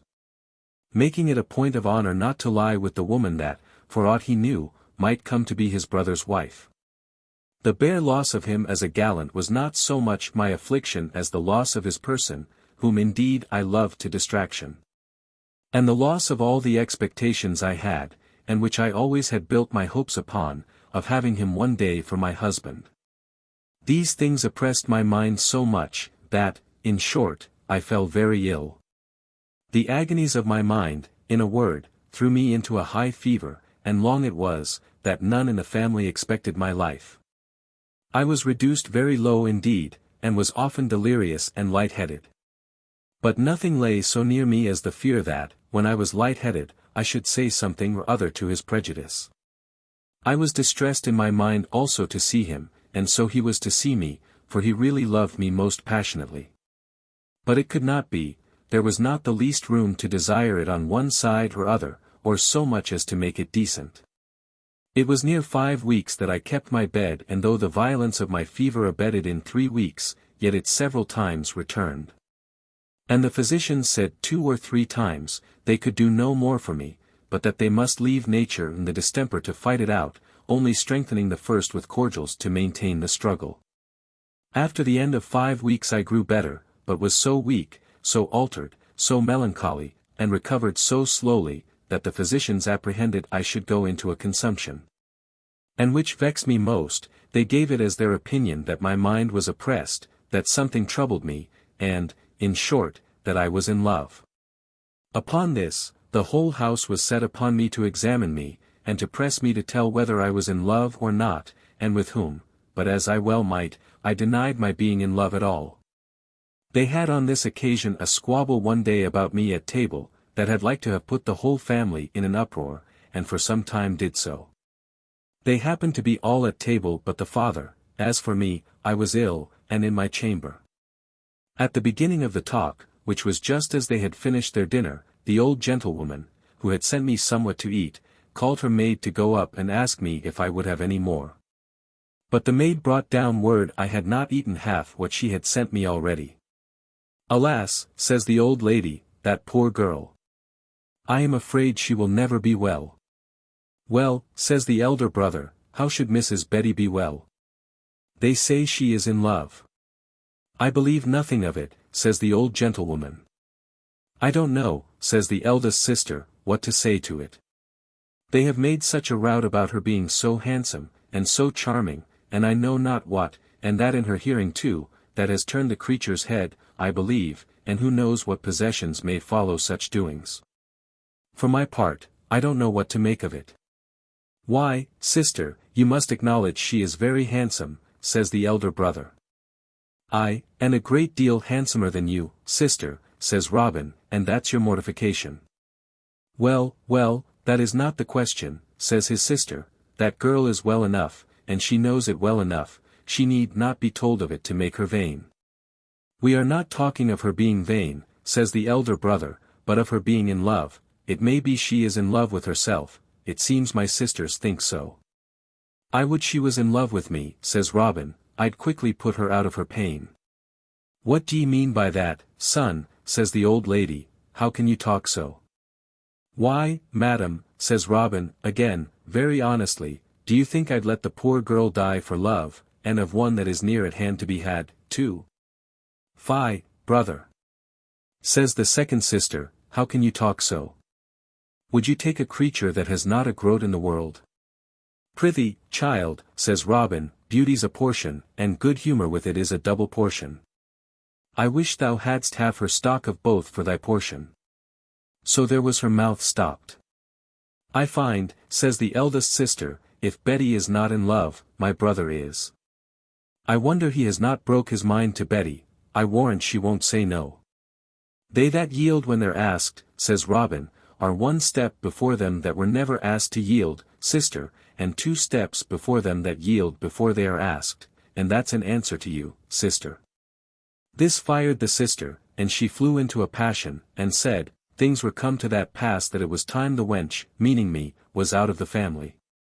And but that she was not fit to be turned out, she hoped her father and mother would consider of it as soon as she could be removed. Robin replied, that was business for the master and mistress of the family, who were not to be taught by one that had so little judgment as his eldest sister. It ran up a great deal farther. The sister scolded, Robin rallied and bantered, but poor Betty lost ground by it extremely in the family. I heard of it, and I cried heartily, and the old lady came up to me, somebody having told her that I was so much concerned about it. I complained to her, that it was very hard the doctors should pass such a censure upon me, for which they had no ground, and that it was still harder, considering the circumstances I was under in the family. That I hoped I had done nothing to lessen her esteem for me, or given any occasion for the bickering between her sons and daughters, and I had more need to think of a coffin than of being in love. And begged she would not let me suffer in her opinion for anybody's mistakes but my own. She was sensible of the justice of what I said, but told me, since there had been such a clamour among them, and that her younger son talked after such a rattling way as he did, she desired I would be so faithful to her as to answer her but one question sincerely. I told her I would, with all my heart, and with the utmost plainness and sincerity. Why, then, the question was, whether there was anything between her son Robert and me. I told her with all the protestations of sincerity that I was able to make, and as I might well do, that there was not, nor ever had been. I told her that Mr. Robert had rattled and jested, as she knew it was his way, and that I took it always, as I supposed he meant it, to be a wild airy way of discourse that had no signification in it. And again assured her, that there was not the least tittle of what she understood by it between us, and that those who had suggested it had done me a great deal of wrong, and Mr. Robert no service at all. The old lady was fully satisfied, and kissed me, spoke cheerfully to me, and bid me take care of my health and want for nothing, and so took her leave. But when she came down she found the brother and all his sisters together by the ears. They were angry, even to passion, at his upbraiding them with their being homely, and having never had any sweethearts, never having been asked the question, and their being so forward as almost to ask first. He rallied them upon the subject of Mrs. Betty, how pretty, how good-humoured, how she sung better than they did, and danced better, and how much handsomer she was, and in doing this he omitted no ill-natured thing that could vex them, and indeed, pushed too hard upon them. The old lady came down in the height of it, and to put a stop it to, told them all the discourse she had had with me, and how I answered, that there was nothing between Mr. Robert and I. She's wrong there, says Robin, for if there was not a great deal between us, we should be closer together than we are. I told her I loved her hugely, says he, but I could never make the jade believe I was in earnest. I do not know how you should, says his mother, nobody in their senses could believe you were in earnest, to talk so to a poor girl, whose circumstances you know so well. But prithee, son, adds she, since you tell me that you could not make her believe you were in earnest, what must we believe about it? For you ramble so in your discourse, that nobody knows whether you are in earnest or in jest. But as I find the girl, by your own confession, has answered truly, I wish you would do so too, and tell me seriously, so that I may depend upon it. Is there anything in it or no? Are you in earnest or no? Are you distracted, indeed, or are you not? 'Tis a weighty question, and I wish you would make us easy about it. By my faith, madam, says Robin, 'tis in vain to mince the matter or tell any more lies about it, I am in earnest, as much as a man is that's going to be hanged. If Mrs. Betty would say she loved me, and that she would marry me, I'd have her tomorrow morning fasting, and say, to have and to hold, instead of eating my breakfast. Well, says the mother, then there's one son lost. And she said it in a very mournful tone, as one greatly concerned at it. I hope not, madam, says Robin, no man is lost when a good wife has found him. Why, but, child, says the old lady, she is a beggar. Why, then, madam, she has the more need of charity, says Robin, I'll take her off the hands of the parish, and she and I'll beg together. It's bad jesting with such things, says the mother. I don't jest, madam, says Robin. We'll come and beg your pardon, madam, and your blessing, madam, and my father's. This is all out of the way, son, says the mother. If you are in earnest you are undone. I am afraid not, says he, for I am really afraid she won't have me. After all my sister's huffing and blustering, I believe I shall never be able to persuade her to it. That's a fine tale, indeed, she is not so far out of her senses neither. Mrs. Betty is no fool, says the younger sister. Do you think she has learnt to say no, any more than other people? No, Mrs. Mirthwit, says Robin, Mrs. Betty's no fool, but Mrs. Betty may be engaged some other way, and what then? Nay, says the eldest sister, we can say nothing to that. Who must it be to, then? She is never out of the doors, it must be between you. I have nothing to say to that, says Robin. I have been examined enough, there's my brother. If it must be between us, go to work with him. This stung the elder brother to the quick, and he concluded that Robin had discovered something. However, he kept himself from appearing disturbed. Prithee, says he, don't go to shame your stories off upon me, I tell you, I deal in no such ware. I have nothing to say to Mrs. Betty, nor to any of the Mrs. Bettys in the parish, and with that he rose up and brushed off. No, says the eldest sister, I dare answer for my brother, he knows the world better. Thus the discourse ended, but it left the elder brother quite confounded. He concluded his brother had made a full discovery, and he began to doubt whether I had been concerned in it or not. But with all his management he could not bring it about to get at me. At last he was so perplexed that he was quite desperate, and resolved he would come into my chamber and see me, whatever came of it. In order to do this, he contrived it so, that one day after dinner, watching his eldest sister till he could see her go upstairs, he runs after her. Hark ye, sister, says he, where is this sick woman? May not a body see her? Yes, says the sister, I believe you may, but let me go first a little, and I'll tell you. So she ran up to the door and gave me notice, and presently called to him again. Brother, says she, you may come if you please. So in he came, just in the same kind of rant. Well, says he at the door as he came in, where is this sick body that's in love? How do ye do, Mrs. Betty? I would have got up out of my chair, but was so weak I could not for a good while. And he saw it, and his sister too, and she said, Come, do not strive to stand up, my brother desires no ceremony, especially now you are so weak. No, no, Mrs. Betty, pray sit still, says he, and so sits himself down in a chair over against me, and appeared as if he was mighty merry. He talked a lot of rambling stuff to his sister and to me, sometimes of one thing, sometimes of another, on purpose to amuse his sister, and every now and then would turn it upon the old story, directing it to me. Poor Mrs. Betty, says he, it is a sad thing to be in love, why, it has reduced you sadly. At last I spoke a little. I am glad to see you so merry, sir, says I.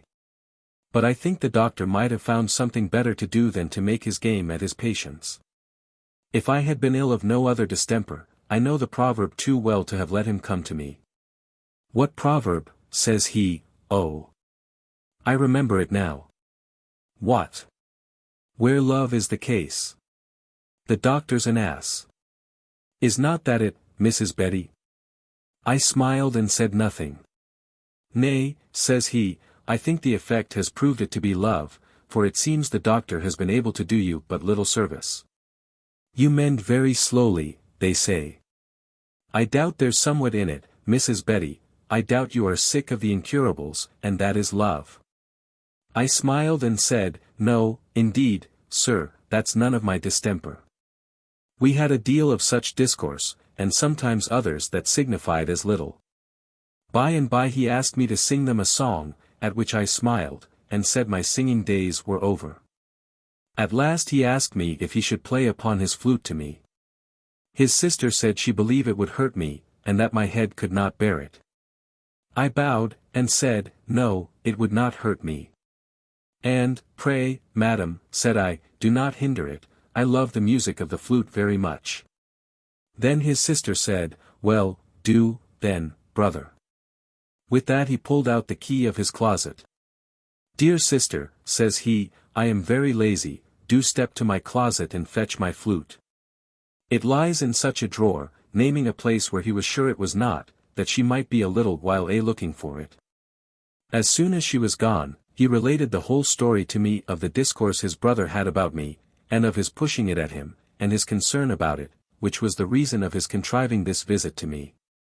I assured him I had never opened my mouth either to his brother or to anybody else. I told him the dreadful exigence I was in, that my love to him, and his offering to have me forget that affection and remove it to another, had thrown me down. And that I had 1,000 times wished I might die rather than recover, and to have the same circumstances to struggle with as I had before, and that his backwardness to life had been the great reason of the slowness of my recovering.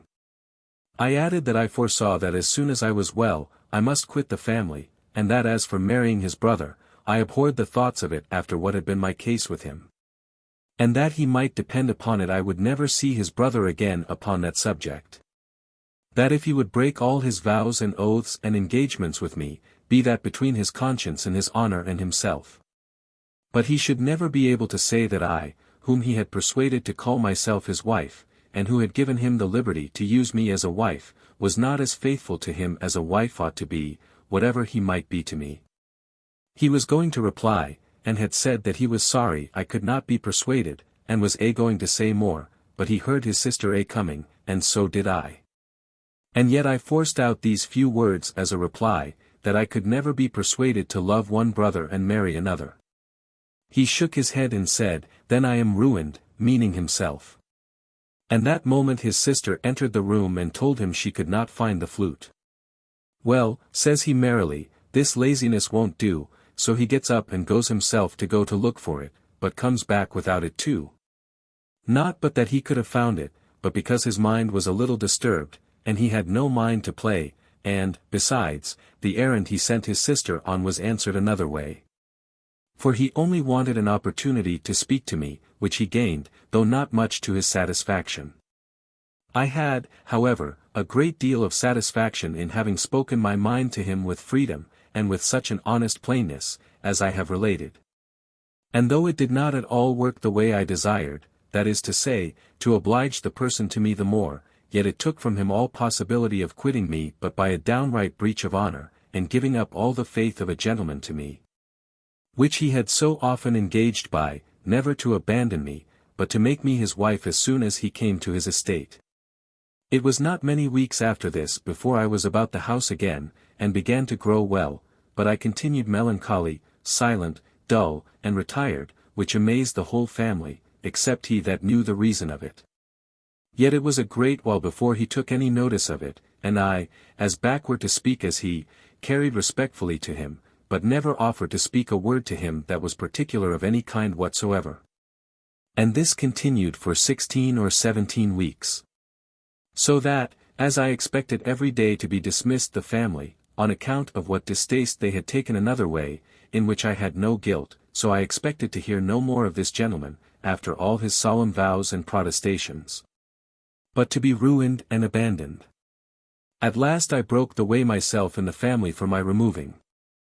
For being talking seriously with the old lady one day, about my own circumstances in the world, and how my distemper had left a heaviness upon my spirits, that I was not the same thing I was before, the old lady said, "I am afraid, Betty, what I have said to you about my son has had some influence upon you, and that you are melancholy on his account. Pray, will you let me know how the matter stands with you both, if it may not be improper? For, as for Robin, he does nothing but rally and banter when I speak of it to him." "Why, truly, madam," said I, "that matter stands as I wish it did not, and I shall be very sincere with you in it, whatever befalls me for it. Mr. Robert has several times proposed marriage to me, which is what I had no reason to expect, my poor circumstances considered. But I have always resisted him, and that perhaps in terms more positive than became me, considering the regard that I ought to have for every branch of your family. But, said I, madam, I could never so far forget my obligation to you and all your house, to offer to consent to a thing which I know must needs be disobliging to you, and this I have made my argument to him. And have positively told him that I would never entertain a thought of that kind unless I had your consent, and his father's also, to whom I was bound by so many invincible obligations. And is this possible, Mrs. Betty, says the old lady. Then you have been much juster to us than we have been to you. For we have all looked upon you as a kind of snare to my son, and I had a proposal to make to you for your removing, for fear of it. But I had not yet mentioned it to you, because I thought you were not thorough well, and I was afraid of grieving you too much, lest it should throw you down again. For we have all a respect for you still, though not so much as to have it be the ruin of my son, but if it be as you say, we have all wronged you very much. As to the truth of what I say, madam, said I, refer you to your son himself. If he will do me any justice, he must tell you the story just as I have told it. Away goes the old lady to her daughters and tells them the whole story, just as I had told it her.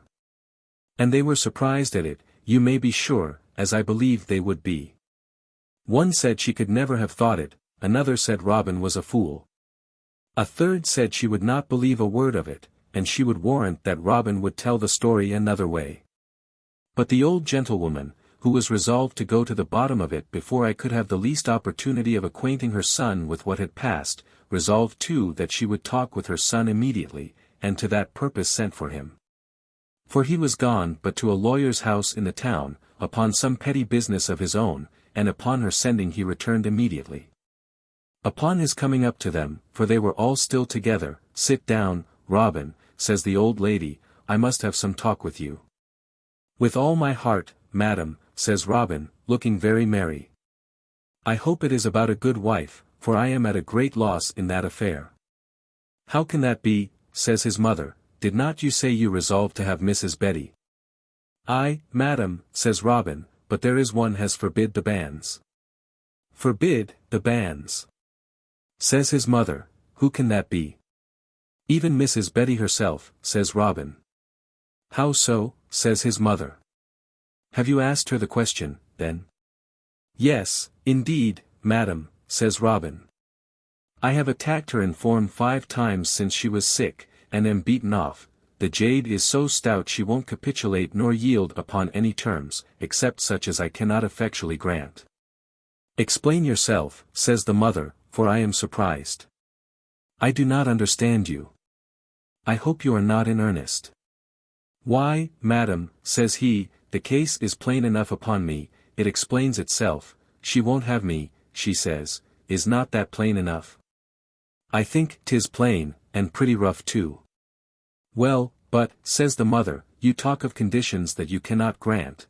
What does she want? A settlement. Her jointure ought to be according to her portion, but what fortune does she bring you?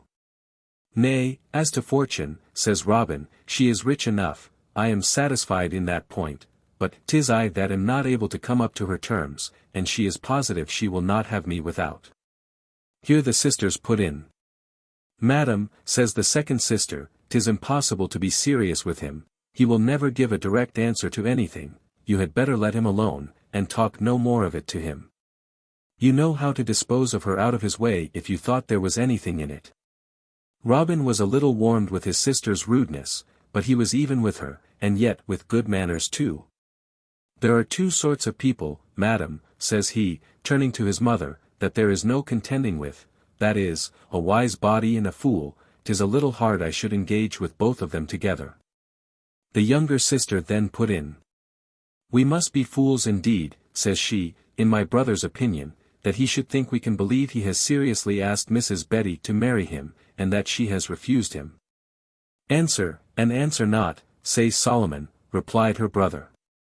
When your brother had said to your mother that he had asked her no less than 5 times, and that it was so, that she positively denied him, methinks a younger sister need not question the truth of it when her mother did not. My mother, you see, did not understand it, says the second sister. There's some difference, says Robin, between desiring me to explain it, and telling me she did not believe it. Well, but, son, says the old lady, if you are disposed to let us into the mystery of it, what were these hard conditions? Yes, madam, says Robin, I had done it before now, if the teasers here had not worried me by way of interruption. The conditions are, that I bring my father and you to consent to it, and without that she protests she will never see me more upon that head, and to these conditions, as I said, I suppose I shall never be able to grant. I hope my warm sisters will be answered now, and blush a little, if not, I have no more to say till I hear further. This answer was surprising to them all, though less to the mother, because of what I had said to her. As to the daughters, they stood mute a great while, but the mother said with some passion, well, I had heard this before, but I could not believe it. But if it is so, then we have all done Betty wrong, and she has behaved better than I ever expected.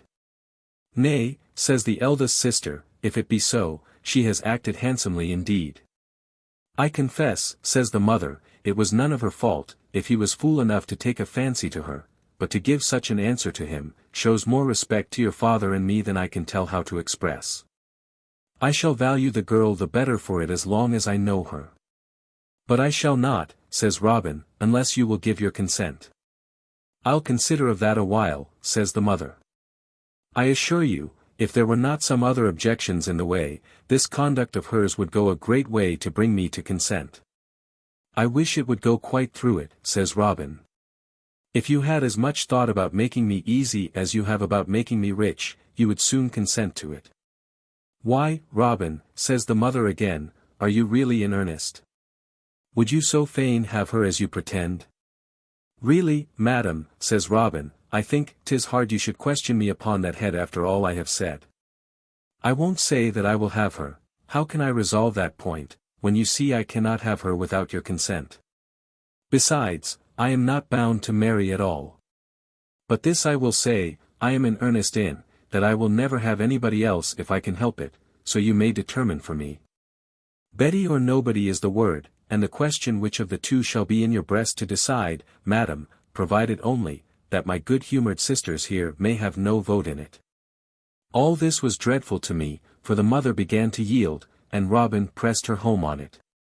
On the other hand, she advised with the eldest son, and he used all the arguments in the world to persuade her to consent. Alleging his brother's passionate love for me, and my generous regard to the family, in refusing my own advantages upon such a nice point of honor, and 1,000 such things. And as to the father, he was a man in a hurry of public affairs and getting money, seldom at home, thoughtful of the main chance, but left all those things to his wife. You may easily believe, that when the plot was thus, as they thought, broke out, and that every one thought they knew how things were carried, it was not so difficult or so dangerous for the elder brother, whom nobody suspected of anything, to have a freer access to me than before. Nay, the mother, which was just as he wished, proposed it to him to talk with Mrs. Betty. For it may be, son, said she, you may see farther into the thing than I, and see if you think she has been so positive as Robin says she has been, or no. This was as well as he could wish, and he, as it were, yielding to talk with me at his mother's request, she brought me to him into her own chamber, told me her son had some business with me at her request, and desired me to be very sincere with him, and then she left us together, and he went and shut the door after her. He came back to me and took me in his arms, and kissed me very tenderly, but told me he had a long discourse to hold with me, and it was not come to that crisis, that I should make myself happy or miserable as long as I lived. That the thing was now gone so far, that if I could not comply with his desire, we would both be ruined.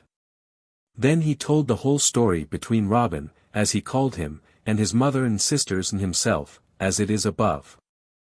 And now, dear child, says he, consider what it will be to marry a gentleman of a good family, in good circumstances, and with the consent of the whole house, and to enjoy all that the world can give you.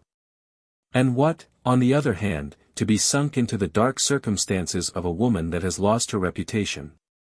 And that though I shall be a private friend to you while I live, yet as I shall be suspected always, so you will be afraid to see me, and I shall be afraid to own you. He gave me no time to reply, but went on with me thus, what has happened between us, child, so long as we both agree to do so, may be buried and forgotten. I shall always be your sincere friend, without any inclination to nearer intimacy, when you become my sister, and we shall have all the honest part of conversation without any reproaches between us of having done amiss. I beg of you to consider it, and to not stand in the way of your own safety and prosperity. And to satisfy you that I am sincere, added he, I here offer you £500 in money, to make you some amends for the freedoms I have taken with you, which we shall look upon as some of the follies of our lives, which 'tis hoped we may repent of. He spoke this in so much more moving terms than it is possible for me to express, and with so much greater force of argument than I can repeat, that I only recommend it to those who read the story, to suppose that as he held me above an hour and a half in that discourse, so he answered all my objections, and fortified his discourse with all the arguments that human wit and art could devise. I cannot say, however, that anything he said made impression enough upon me so as to give me any thought of the matter, till he told me at last very plainly, that if I refused, he was sorry to add that he could never go on with me in that station as we stood before. That though he loved me as well as ever, and that I was as agreeable to him as ever, yet sense of virtue had not so far forsaken him as to suffer him to lie with a woman that his brother courted to make his wife. And if he took his leave of me, with a denial in this affair, whatever he might do for me in the point of support, grounded on his first engagement of maintaining me, yet he would not have me be surprised that he was obliged to tell me he could not allow himself to see me any more. And that, indeed, I could not expect it of him. I received this last part with some token of surprise and disorder, and had much ado to avoid sinking down, for indeed I loved him to an extravagance not easy to imagine, but he perceived my disorder. He entreated me to consider seriously of it, assured me that it was the only way to preserve our mutual affection. That in this station we might love as friends, with the utmost passion, and with a love of relation untainted, free from our just reproaches, and free from other people's suspicions, that he should ever acknowledge his happiness owing to me. That he would be debtor to me as long as he lived, and would be paying that debt as long as he had breath. Thus he wrought me up, in short, to a kind of hesitation in the matter. Having the dangers on one side represented in lively figures, and indeed, heightened by my imagination of being turned out to the wide world a mere cast-off whore, for it was no less, and perhaps exposed as such, with little to provide for myself. With no friend, no acquaintance in the whole world, out of that town, and there I could not pretend to stay.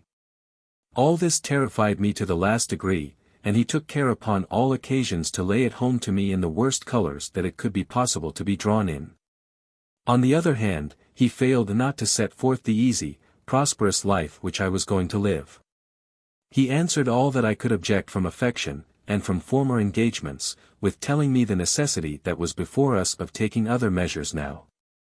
And as to his promises of marriage, the nature of things, he said, had put an end to that, by the probability of my being his brother's wife, before the time to which his promises all referred. Thus, in a word, I may say, he reasoned me out of my reason. He conquered all my arguments, and I began to see a danger that I was in, which I had not considered of before, and that was, of being dropped by both of them and left alone in the world to shift for myself. This, and his persuasion, at length prevailed with me to consent, though with so much reluctance, that it was easy to see I should go to church like a bear to the stake. I had some little apprehensions about me, too, lest my new spouse, who, by the way, I had not the least affection for, should be skilful enough to challenge me on another account, upon our first coming to bed together. But whether he did it with design or not, I know not, but his elder brother took care to make him very much fuddled before he went to bed, so that I had the satisfaction of a drunken bedfellow the first night. How he did it I know not, but I concluded that he certainly contrived it, that his brother might be able to make no judgment of the difference between a maid and a married woman. Nor did he ever entertain any notions of it, or disturb his thoughts about it. I should go back a little here to where I left off. The elder brother having thus managed me, his next business was to manage his mother, and he never left till he had brought her to acquiesce and be passive in the thing, even without acquainting the father, other than by post letters. So that she consented to our marrying privately, and leaving her to manage the father afterwards. Then he cajoled with his brother, and persuaded him what service he had done him, and how he had brought his mother to consent, which, though true, was not indeed done to serve him, but to serve himself. But thus diligently did he cheat him, and had the thanks of a faithful friend for shifting off his whore into his brother's arms for a wife. So certainly does interest banish all manner of affection, and so naturally do men give up honor and justice, humanity, and even Christianity, to secure themselves. I must now come back to Brother Robin, as we always called him, who having got his mother's consent, as above, came big with the news to me, and told me the whole story of it, with a sincerity so visible, that I must confess it grieved me that I must be the instrument to abuse so honest a gentleman. But there was no remedy, he would have me, and I was not obliged to tell him that I was his brother's whore, though I had no other way to put him off, so I came gradually into it, to his satisfaction, and behold we were married.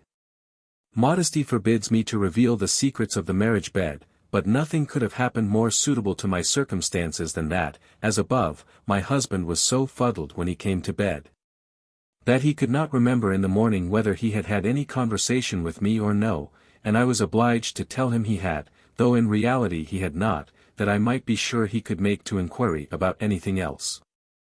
It concerns the story in hand very little to enter into the further particulars of the family, or of myself, for the 5 years that I lived with this husband, only to observe that I had 2 children by him. And that at the end of 5 years he died. He had been really a very good husband to me, and we lived very agreeably together. But as he had not received much from them, and had in the little time he lived acquired no great matters, so my circumstances were not great, nor was I much mended by the match. Indeed, I had preserved the elder brother's bonds to me, to pay £500, which he offered me for my consent to marry his brother. And this, with what I had saved of the money he formerly gave me, about as much more by my husband, left me a widow with about £1,200 in my pocket. My 2 children were, indeed, taken happily off my hands by my husband's father and mother, and that, by the way, was all they got by Mrs. Betty. I confess I was not suitably affected with the loss of my husband, nor indeed can I say that I ever loved him as I ought to have done, or as was proportionable to the good usage I had from him, for he was a tender, kind, good-humored man as any woman could desire. But his brother being so always in my sight, at least while we were in the country, was a continual snare to me, and I never was in bed with my husband but I wished myself in the arms of his brother. And though his brother never offered me the least kindness that way after our marriage, but carried it just as a brother ought to do, yet it was impossible for me to do so to him. In short, I committed adultery and incest with him every day in my desires, which, without doubt, was as effectually criminal in the nature of the guilt as if I had actually done it. Before my husband died his elder brother was married, and we, being then removed to London, were written to by the old lady to come and be at the wedding. My husband went, but I pretended indisposition, and that I could not possibly travel, so I stayed behind, for, in short, I could not bear the sight of his being given to another woman, though I knew I was never to have him myself. I was now, as above, left loose to the world, and being still young and handsome, as everybody said of me, and I assure you I thought myself so, and with a tolerable fortune in my pocket, I put no small value upon myself. I was courted by several very considerable tradesmen, and particularly very warmly by one, a linen draper, at whose house, after my husband's death, I took a lodging, his sister being my acquaintance. Here I had all the liberty and all the opportunity to be gay and appear in company that I could desire, my landlord's sister being one of the maddest, gayest things alive, and not so much mistress of her virtue as I thought at first she had been. She brought me into a world of wild company, and even brought home several persons, such as she liked well enough to gratify, to see her pretty widow, so she was pleased to call me, and that name I got in a little time in public. Now, as fame and fools make an assembly, I was here wonderfully caressed, had abundance of admirers, and such as called themselves lovers, but I found not one fair proposal among them all. As for their common design, that I understood too well to be drawn into any more snares of that kind. The case was altered with me, I had money in my pocket, and had nothing to say to them. I had been tricked once by that cheat called love, but the game was over, I was resolved now to be married or nothing, and to be well married or not at all. I loved the company, indeed, of men of mirth and wit, men of gallantry and figure, and was often entertained with such, as I was also with others. But I found by just observation, that the brightest men came upon the dullest errand, that is to say, the dullest as to what I aimed at. On the other hand, those who came with the best proposals were the dullest and most disagreeable part of the world. I was not averse to a tradesman, but then I would have a tradesman, forsooth, that was something of a gentleman too. That when my husband had a mind to carry me to the court, or to the play, he might become a sword, and look as like a gentleman as another man. And not be one that had the mark of his apron strings upon his coat, or the mark of his hat upon his periwig, that should look as if he was set on to his sword, when his sword was put on to him, and that carried his trade in his countenance. Well, at last I found this amphibious creature, this land-water thing called a gentleman tradesman, and as a just plague upon my folly, I was catched in the very snare which, as I might say, I laid for myself. I said for myself, for I was not trepanned, I confess, but I betrayed myself. This was a draper, too, for though my comrade would have brought me to a bargain with her brother, yet when it came to the point, it was, it seems, for a mistress, not a wife. And I kept true to this notion, that a woman should never be kept for a mistress that had money to keep herself. Thus my pride, not my principle, my money, not my virtue, kept me honest. Though, as it proved, I found I had much better have been sold by my she-comrade to her brother, than have sold myself as I did to a tradesman that was rake, gentleman, shopkeeper, and beggar, all together. But I was hurried on, by my fancy to a gentleman, to ruin myself in the grossest manner that every woman did.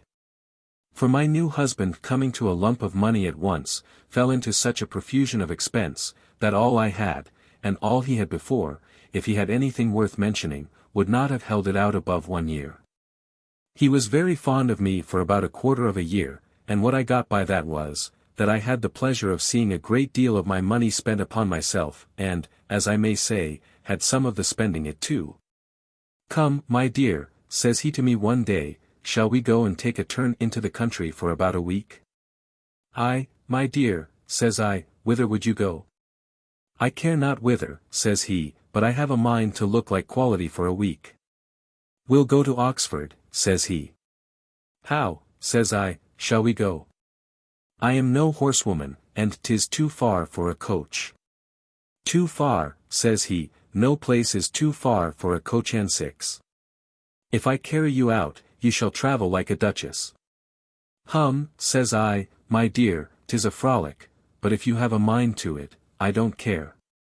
Well, the time was appointed, we had a rich coach, very good horses, a coachman, postilion, and 2 footmen in very good liveries. A gentleman on horseback, and a page with a feather in his hat upon another horse. The servants all called him my lord, and the innkeepers, you may be sure, did the like, and I was her honour the countess, and thus we travelled to Oxford, and a very pleasant journey we had. For, give him his due, not a beggar alive knew better how to be a lord than my husband. We saw all the rarities at Oxford, talked with 2 or 3 fellows of colleges about putting out a young nephew, that was left to his lordship's care, to the university, and of their being his tutors. We diverted ourselves with bantering several other poor scholars, with hopes of being at least his lordship's chaplains and putting on a scarf. And thus having lived like quality indeed, as to expense, we went away for Northampton, and, in a word, in about 12 days' ramble came home again, to the tune of about £93 expense. Vanity is the perfection of a fop. My husband had this excellence, that he valued nothing of expense. And as his history, you may be sure, has very little weight in it, 'tis enough to tell you that in about 2 years and a quarter he broke, and was not so happy to get over into the Mint, but got into a sponging house. Being arrested in an action too heavy from him to give bail to, so he sent for me to come to him. It was no surprise to me, for I had foreseen some time that all was going to wreck, and had been taking care to reserve something if I could, though it was not much, for myself. But when he sent for me, he behaved much better than I expected, and told me plainly he had played the fool, and suffered himself to be surprised, which he might have prevented. That now he foresaw he could not stand it, and therefore he would have me go home, and in the night take away everything I had in the house of any value, and secure it. And after that, he told me that if I could get away £100 or £200 in goods out of the shop, I should do it, only, says he, let me know nothing of it, neither what you take nor whither you carry it. For as for me, says he, I am resolved to get out of this house and be gone, and if you never hear of me more, my dear, says he, I wish you well, I am only sorry for the injury I have done you. He said some very handsome things to me indeed at parting, for I told you he was a gentleman, and that was all the benefit I had of his being so. That he used me very handsomely and with good manners upon all occasions, even to the last, only spent all I had, and left me to rob the creditors for something to subsist on. However, I did as he bade me, that you may be sure. And having thus taken my leave of him, I never saw him more, for he found means to break out of the bailiff's house that night or the next, and go over into France, and for the rest of the creditors scrambled for it as well as they could. How, I knew not, for I could come at no knowledge of anything, more than this, that he came home about 3 o'clock in the morning, caused the rest of his goods to be removed into the Mint, and the shop to be shut up. And having raised what money he could get together, he got over, as I said, to France, from whence I had 1 or 2 letters from him, and no more. I did not see him when he came home, for he having given me such instructions as above, and I having made the best of my time, I had no more business back again at the house, not knowing but I might have been stopped there by the creditors. For a commission of bankrupt being soon after issued, they might have stopped me by orders from the commissioners. But my husband, having so dexterously got out of the bailiff's house by letting himself down in a most desperate manner from almost the top of the house to the top of another building, and leaping from thence, which was almost 2 stories, and which was enough indeed to have broken his neck, he came home and got away his goods before the creditors could come to seize. That is to say, before they could get out the commission, and be ready to send their officers to take possession. My husband was so civil to me, for still I say he was much of a gentleman, that in the first letter he wrote me from France, he let me know where he had pawned 20 pieces of fine Holland for £30, which were really worth £90. And enclosed me the token and an order for the taking them up, paying the money, which I did, and made in time above £100 of them, having leisure to cut them and sell them, some and some, to private families, as opportunity offered. However, with all this, and all that I had secured before, I found, upon casting things up, my case was very much altered, my fortune much lessened.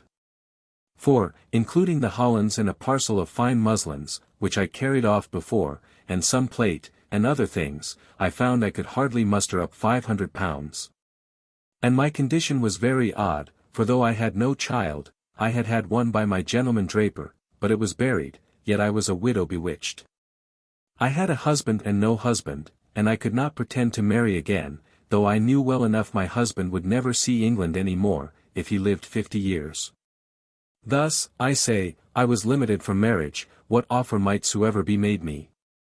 And I had not one friend to advise within the condition I was in, least not one I durst trust the secret of my circumstances to, for if the commissioners were to have been informed where I was, I should have been fetched up and examined upon oath. And all I have saved be taken away from me. Upon these apprehensions, the first thing I did was to go quite out of my knowledge, and go by another name. This I did effectually, for I went into the Mint too, took lodgings in a very private place, dressed up in the habit of a widow, and called myself Mrs. Flanders. Here, however, I concealed myself, and though my new acquaintances knew nothing of me, yet I soon got a great deal of company about me. And whether it be that women are scarce among the sorts of people that generally are to be found there, or that some consolations in the miseries of the place are more requisite than on other occasions, I soon found an agreeable woman was exceedingly valuable among the sons of affliction there, and that those that wanted money to pay half a crown on the pound to their creditors, and that run in debt at the sign of the bull for their dinners, would yet find money for a supper, if they liked the woman. However, I kept myself safe yet, though I began, like my Lord Rochester's mistress, that loved his company, but would not admit him farther, to have the scandal of a whore, without the joy. And upon this score, tired with the place, and indeed with the company too, I began to think of removing.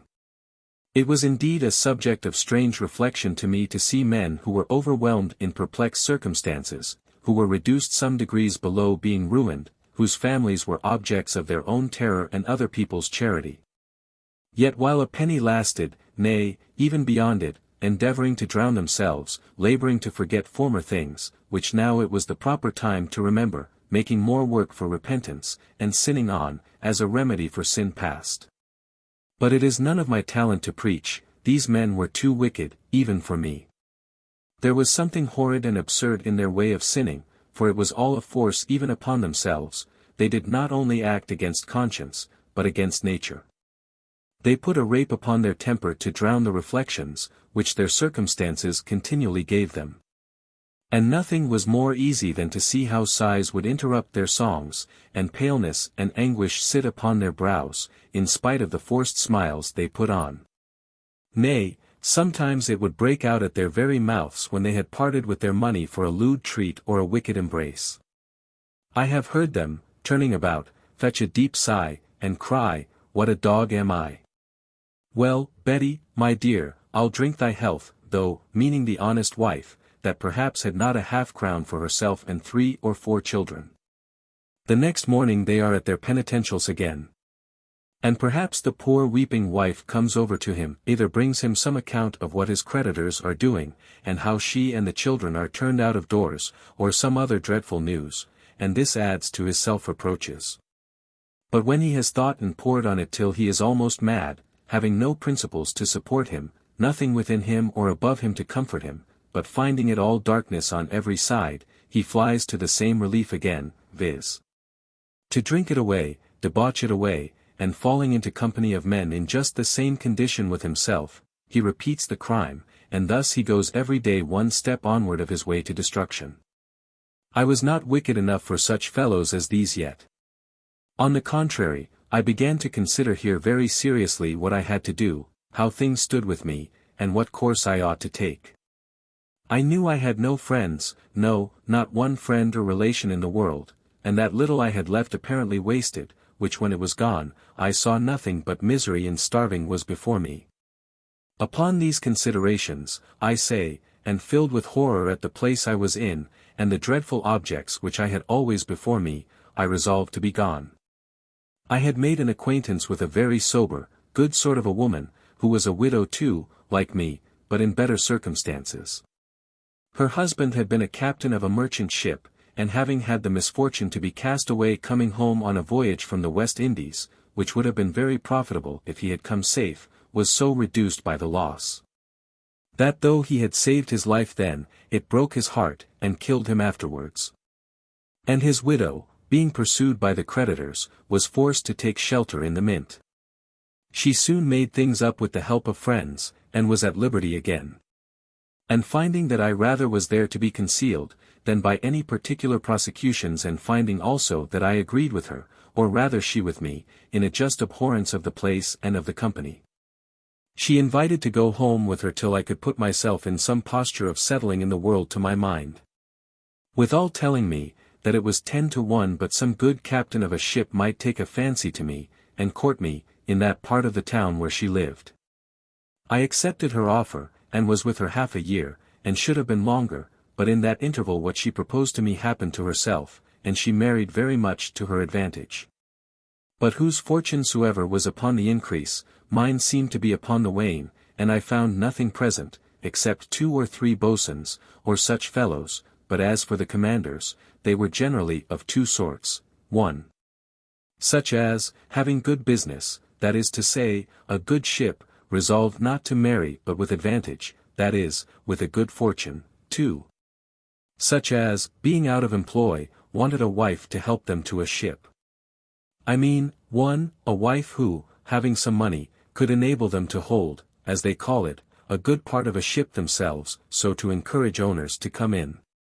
Or, 2. A wife who, if she had not money, had friends who were concerned in shipping, and so could help to put the young man into a good ship, which to them is as good as a portion. And neither of these was my case, so I looked like one that was to lie on hand.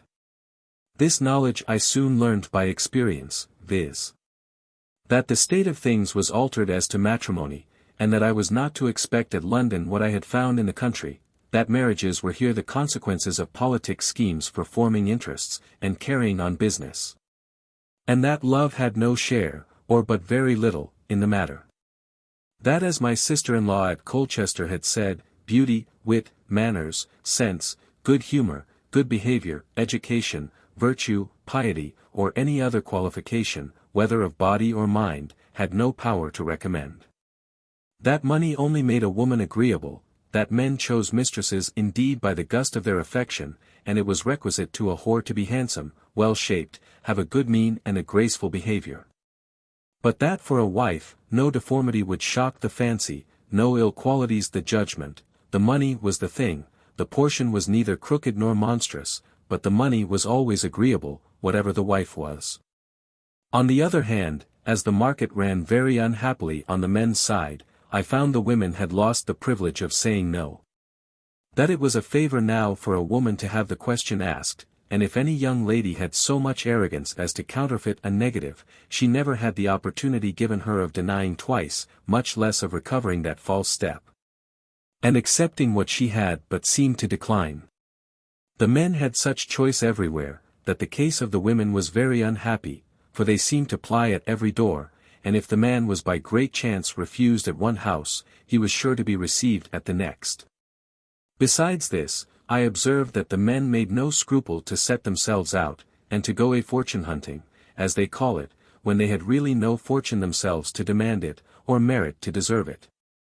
And that they carried it so high, that a woman was scarce allowed to inquire after the character or estate of the person that pretended to her.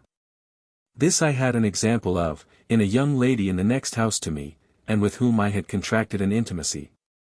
She was courted by a young captain, and though she had near £2,000 to her fortune, she did but inquire of some of his neighbours about his character, his morals, or substance, and he took occasion at the next visit to let her know, truly, that he took it very ill, and that he should not give her the trouble of his visits any more. I heard of it, and I had begun my acquaintance with her. I went to see her upon it. She entered into a close conversation with me about it, and unbosomed herself very freely. I perceived presently that though she thought herself very ill-used, yet she had no power to resent it, and was exceedingly piqued that she had lost him, and particularly that another of less fortune had gained him. I fortified her mind against such a meanness, as I called it.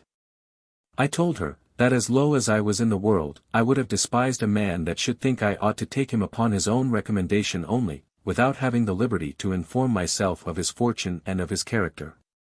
Also I told her, that as she had a good fortune, she had no need to stoop to the disaster of the time. That it was enough that the men could insult us that had but little money to recommend us, but if she suffered such an affront to pass upon her without resenting it, she would be rendered low-prized upon all occasions, and would be the contempt of all the women in that part of the town. That a woman can never want an opportunity to be revenged of a man that has used her ill, and that there were ways enough to humble such a fellow as that, or else certainly women were the most unhappy creatures in the world. I found she was very well pleased with the discourse, and she told me seriously that she would be very glad to make him sensible of her just resentment, and either to bring him on again, or have the satisfaction of her revenge being as public as possible. I told her, that if she would take my advice, would tell her how she should obtain her wishes in both these things, and that I would engage to bring the man to her door again, and make him beg to be let in. She smiled at that, and plainly let me see, that if he came to her door, her resentment was not so great as to give her leave to let him stand long there. However, she listened very willingly to my offer of advice. So I told her that the first thing she ought to do was a piece of justice to herself, namely, that whereas she had been told by several people that he had reported among the ladies that he had left her, and pretended to give the advantage of the negative to himself, she should take care to have it well spread among the women, which she could not fail of an opportunity to do in a neighborhood so addicted to family news as that she lived and was, that she had inquired into his circumstances, and found he was not the man as to estate he pretended to be. Let them be told, madam, said I, that you had been well informed that he was not the man that you expected, and that you thought it was not safe to meddle with him. That you heard he was of an ill temper, and that he boasted how he had used the women ill upon many occasions, and that particularly he was debauched in his morals, etc. The last of which, indeed, had some truth in it. But at the same time I did not find that she seemed to like him much the worse for that part. As I had put this into her head, she came most readily into it. Immediately she went to work to find instruments, and she had very little difficulty in the search, for telling her story in general to a couple of gossips in the neighborhood, it was the chat of the tea-table all over that part of the town, and I met with it wherever I visited. Also, as it was known that I was acquainted with the young lady herself, my opinion was asked very often, and I confirmed it with all the necessary aggravations, and set out his character in the blackest colors. But then as a piece of secret intelligence, I added, as what the other gossips knew nothing of, viz. that I had heard he was in very bad circumstances. That he was under a necessity of a fortune to support his interest with the owners of the ship he commanded. That his own part was not paid for, and if it was not paid quickly, his owners would put him out of the ship, and his chief mate was likely to command it, who offered to buy that part which the captain had promised to take. I added, for I confess I was heartily piqued at the rogue, as I called him, that I had heard a rumor, too, that he had a wife alive at Plymouth, and another in the West Indies. A thing which they all knew was not very uncommon for such kind of gentlemen. This worked as we both desire it, for presently the young lady next door, who had a father and mother that governed both her and her fortune, was shut up, and her father forbid him the house. Also in one place more where he went, the woman had the courage, however strange it was, to say no. And he could try nowhere but he was reproached with his pride, and that he pretended not to give the women leave to inquire into his character, and the like. Well, by this time he began to be sensible of his mistake. And having alarmed all the women on that side of the water, he went over to Ratcliffe, and got access to some of the ladies there. But though the young women there too were, according to the fate of the day, pretty willing to be asked, yet such was his ill luck, that his character followed him over the water and his good name was much the same there as it was on our side. So that though he might have had wives enough, yet it did not happen among the women that had good fortunes, which was what he wanted. But this was not all. She very ingeniously managed another thing herself, for she got a young gentleman, who as a relation, and was indeed a married man, to come and visit her 2 or 3 times a week in a very fine chariot and good liveries, and her 2 agents. And I also, presently spread a report all over, that this gentleman came to court her. That he was a gentleman of £1,000 a year, and that he was fallen in love with her, and that she was going to her aunt's in the city, because it was inconvenient for the gentleman to come to her with his coach in Redriff, the streets being so narrow and difficult. This took immediately. The captain was laughed at in all companies, and was ready to hang himself. He tried all the ways possible to come at her again, and wrote the most passionate letters to her in the world, excusing his former rashness. And in short, by great application, obtained leave to wait on her again, as he said, to clear his reputation. At this meeting she had her full revenge of him. For she told him she wondered what he took her to be, that she should admit any man to a treaty of so much consequence as that to marriage, without inquiring very well into his circumstances. That if he thought she was to be huffed into wedlock, and that she was in the same circumstances which her neighbours might be in, viz. to take up with the first good Christian that came, he was mistaken. That, in a word, his character was really bad, or he was very ill beholden to his neighbours. And that unless he could clear up some points, in which she had justly been prejudiced, she had no more to say to him, but to do herself justice, and give him the satisfaction of knowing that she was not afraid to say no, either to him or any man else. With that she told him what she had heard, or rather raised herself by my means, of his character, his not having paid for the part he pretended to own of the ship he commanded. Of the resolution of his owners to put him out of the command, and to put his mate in his stead, and of the scandal raised on his morals. His having been reproached with such and such women, and having a wife at Plymouth and in the West Indies, and the like. And she asked him whether he could deny that she had good reason, if these things were not cleared up, to refuse him, and in the meantime to insist upon having satisfaction in points too significant as they were. He was so confounded at her discourse that he could not answer a word, and she almost began to believe that all was true, by his disorder, though at the same time she knew that she had been the raiser of all those reports herself. After some time he recovered himself a little, and from that time became the most humble, the most modest, and most importunate man alive in his courtship. She carried her jest on a great way.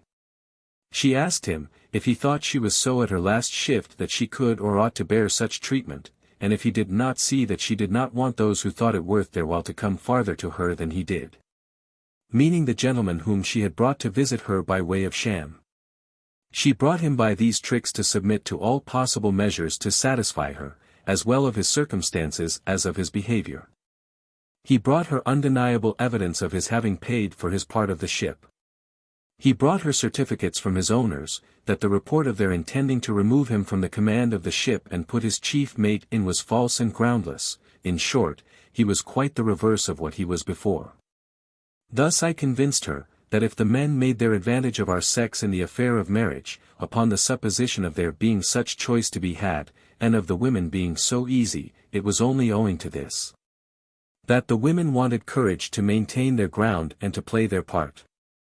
And that, according to my Lord Rochester, a woman's ne'er so ruined but she can revenge herself on her undoer, man.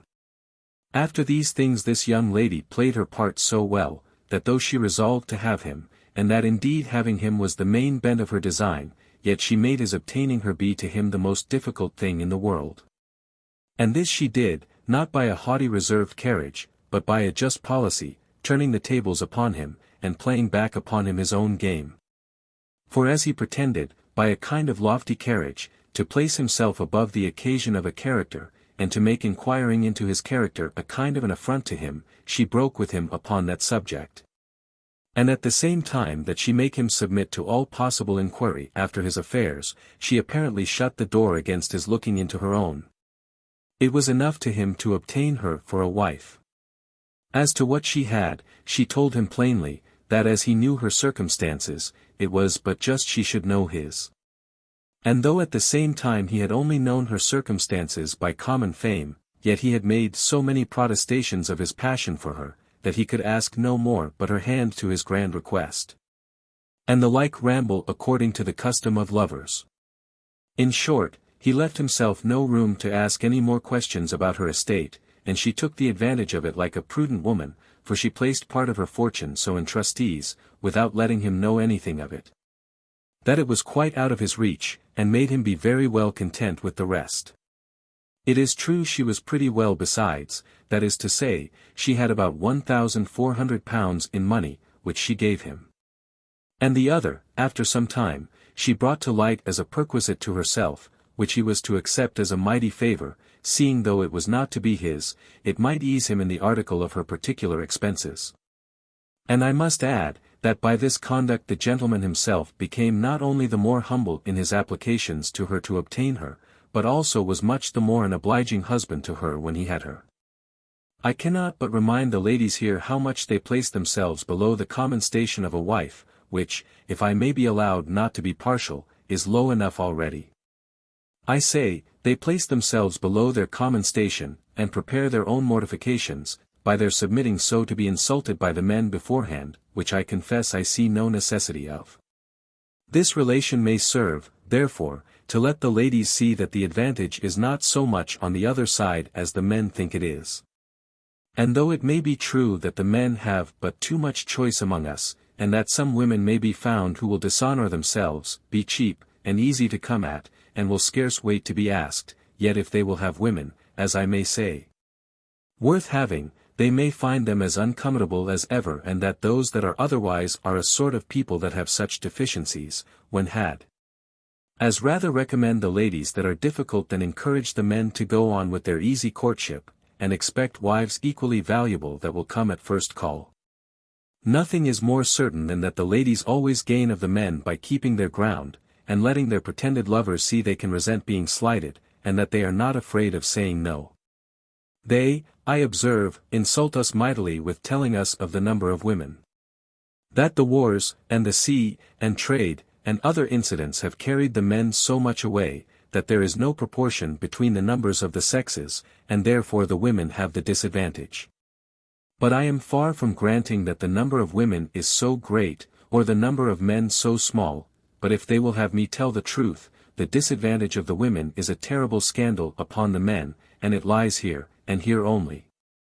Namely, that the age is so wicked, and the sex so debauched, that, in short, the number of such men as an honest woman ought to meddle with is small indeed. And it is but here and there that a man is to be found who is fit for a woman to venture upon. But the consequence even of that too amounts to no more than this, that women ought to be the more nice, for how do we know the just character of the man that makes the offer? To say that the woman should be the more easy on this occasion, is to say we should be the forwarder to venture because of the greatness of the danger, which, in my way of reasoning, is very absurd. On the contrary, the women have 10,000 times the more reason to be wary and backward, by how much the hazard of being betrayed is the greater.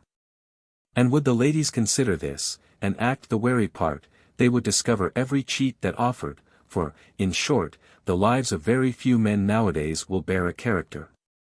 And if the ladies do but make a little inquiry, they will soon be able to distinguish the men and deliver themselves.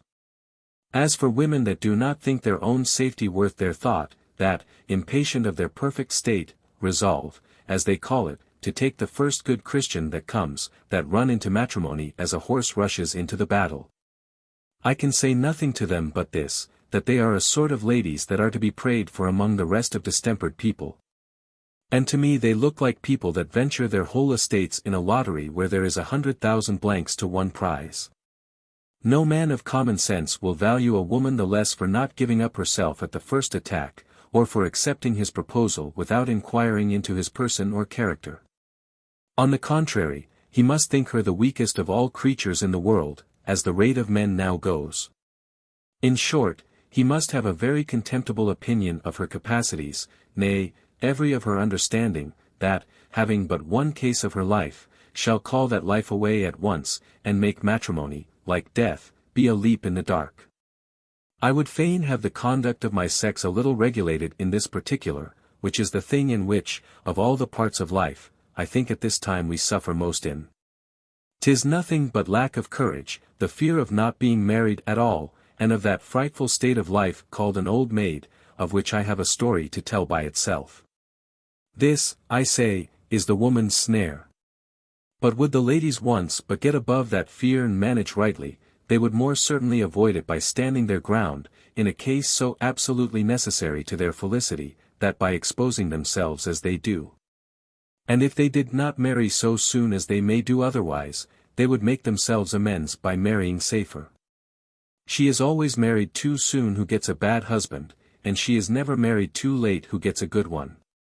In a word, there is no woman, deformity or lost reputation excepted, but if she manages well, may be married safely one time or other, but if she precipitates herself, it is 10,000 to 1 but she is undone. But I come now to my own case, in which there was at this time no little nicety. The circumstances I was in made the offer of a good husband the most necessary thing in the world to me, but I found soon that to be made cheap and easy was not the way. It soon began to be found that the widow had no fortune, and to say this was to say all that was ill of me, for I began to be dropped in all the discourses of matrimony. Being well-bred, handsome, witty, modest, and agreeable. All which I had allowed to my character, whether justly or no is not the purpose, I say, all these would not do without the dross, which way now become more valuable than virtue itself. In short, the widow, they said, had no money. I resolved, therefore, as to the state of my present circumstances, that it was absolutely necessary to change my station, and make a new appearance in some other place where I was not known, and even to pass by another name if I found occasion. I communicated my thoughts to my intimate friend, the captain's lady, whom I had so faithfully served in her case with the captain, and who was as ready to serve me in the same kind as I could desire. I made no scruple to lay my circumstances open to her. My stock was but low, for I had made but about £540 at the close of my last affair, and I had wasted some of that. However, I had about £460 left, a great many very rich clothes, a gold watch, and some jewels, though of no extraordinary value, and about £30 or £40 left in linen not disposed of. My dear and faithful friend, the captain's wife, was so sensible of the service I had done her in the affair above, that she was not only a steady friend to me, but, knowing my circumstances, she frequently made me presents as money came into her hands, such as fully amounted to a maintenance, so that I spent none of my own.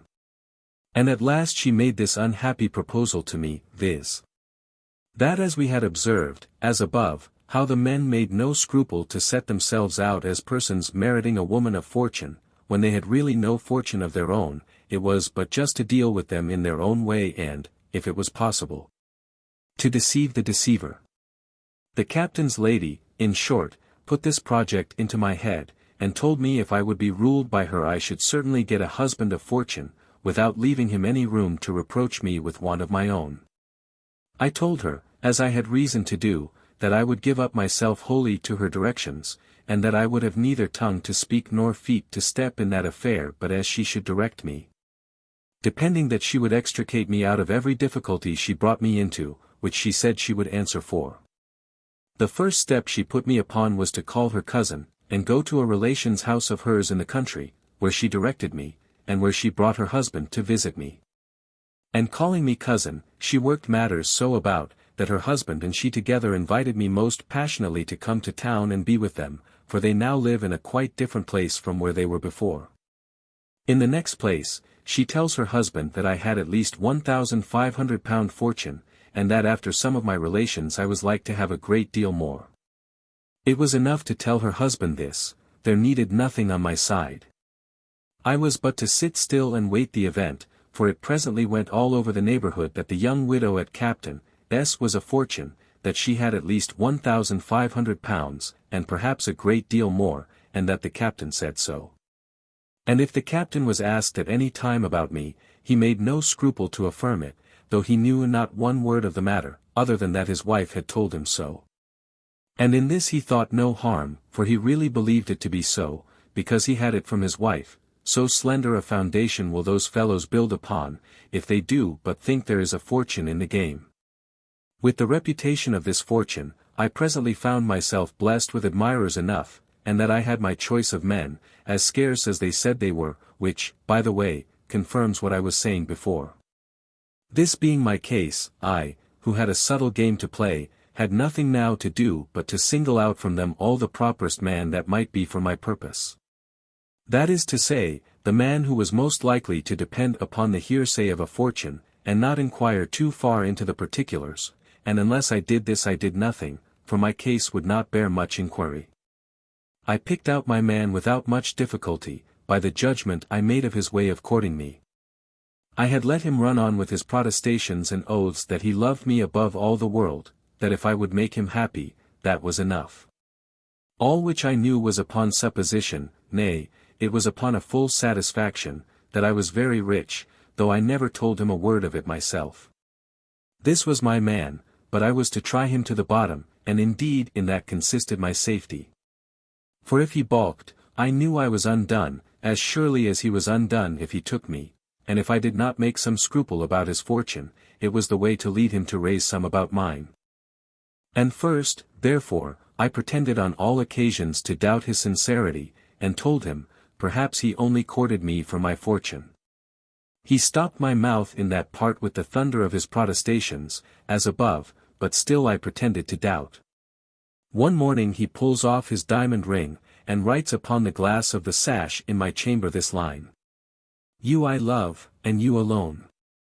I read it, and asked him to lend me his ring, with which I wrote under it, thus: "And so in love says every one." He takes his ring again, and writes another line thus: "Virtue alone is an estate." I borrowed it again, and I wrote under it: "But money's virtue, gold is fate." He colored as red as fire to see me turn so quick upon him, and in a kind of a rage told me he would conquer me, and writes again thus: "I scorn your gold, and yet I love." I ventured all upon the last cast of poetry, as you'll see, for I wrote boldly under his last: "I'm poor, let's see how kind you'll prove." This was a sad truth to me, whether he believed me or no, I could not tell. I supposed then that he did not. However, he flew to me, took me in his arms, and, kissing me very eagerly, and with the greatest passion imaginable, he held me fast till he called for a pen and ink, and then told me he could not wait the tedious writing on the glass, but, pulling out a piece of paper, he began and wrote again: "Be mine, with all your poverty." I took his pen, and followed him immediately, thus: "Yet secretly you hope I lie." He told me that was unkind, because it was not just, and that I put him upon contradicting me, which did not consist with good manners, any more than with his affection. And therefore, since I had insensibly drawn him into this poetical scribble, he begged I would not oblige him to break it off, so he writes again: "Let love alone be our debate." I wrote again: "She loves enough that does not hate." This he took for a favor, and so laid down the cudgels, that is to say, the pen. I say, he took it for a favor, and a mighty one it was, if he had known all. However, he took it as I meant it, that is, to let him think I was inclined to go on with him, as indeed I had all the reason in the world to do, for he was the best-humored, merry sort of a fellow that I ever met with. And I often reflected on myself how doubly criminal it was to deceive such a man. But that necessity, which pressed me to a settlement suitable to my condition, was my authority for it. And certainly his affection to me, and the goodness of his temper, however they might argue against using him ill, yet they strongly argued to me that he would better take the disappointment than some fiery-tempered wretch, who might have nothing to recommend him but those passions which would serve only to make a woman miserable all her days. Besides, though I jested with him, as he supposed it, so often about my poverty, yet, when he found it to be true, he had foreclosed all manner of objection, seeing, whether he was in jest or in earnest. He had declared he took me without any regard to my portion, and, whether I was in jest or in earnest, I had declared myself to be very poor. So that, in a word, I had him fast both ways, and though he might say afterwards he was cheated, yet he could never say that I had cheated him. He pursued me close after this, and as I saw there was no need to fear losing him, I played the indifferent part with him longer than prudence might otherwise have dictated to me. But I considered how much this caution and indifference would give me the advantage over him, when I should come to be under the necessity of owning my own circumstances to him. And I managed it the more warily, because I found he inferred from thence, as indeed he ought to do, that I either had the more money or the more judgment, and would not venture at all. I took the freedom one day, after we had talked pretty close to the subject, to tell him that it was true I had received the compliment of a lover from him, namely, that he would take me without inquiring into my fortune. And I would make him a suitable return in this, viz. that I would make as little inquiry into his as consisted with reason, but I hoped he would allow me to ask a few questions, which he would answer or not as he thought fit, and that I would not be offended if he did not answer me at all. One of these questions related to our manner of living, and the place where, because I had heard he had a great plantation in Virginia, and that he had talked of going to live there, and I told him I did not care to be transported. He began from this discourse to let me voluntarily into all his affairs, and to tell me in a frank, open way all his circumstances, by which I found he was very well to pass in the world. But that great part of his estate consisted of 3 plantations, which he had in Virginia, which brought him in a very good income, generally speaking, to the tune of £300 a year, but that if he was to live upon them, would bring him in 4 times as much. Very well, thought I, you shall carry me thither as soon as you please, though I won't tell you so beforehand. I jested with him extremely about the figure he would make in Virginia. But I found he would do anything I desired, though he did not seem glad to have me undervalue his plantations, so I turned my tail. I told him I had good reason not to go there to live, because if his plantations were worth so much there, I had not a fortune suitable to a gentleman of £1,200 a year, as he said his estate would be. He replied generously, he did not ask what my fortune was, he had told me from the beginning he would not, and he would be as good as his word. But whatever it was, he assured me he would never desire me to go to Virginia with him, or go thither himself without me, unless I was perfectly willing, and made it my choice. All this, you may be sure, was as I wished, and indeed nothing could have happened more perfectly agreeable. I carried it on as far as this with a sort of indifferency that he often wondered at, more than at first, but which was the only support of his courtship. And I mention it the rather to intimate again to the ladies that nothing but want of courage for such an indifferency makes our sex so cheap, and prepares them to be ill-used as they are. Would they venture the loss of a pretending fop now and then, who carries it high upon the point of his own merit, they would certainly be less slighted, and courted more.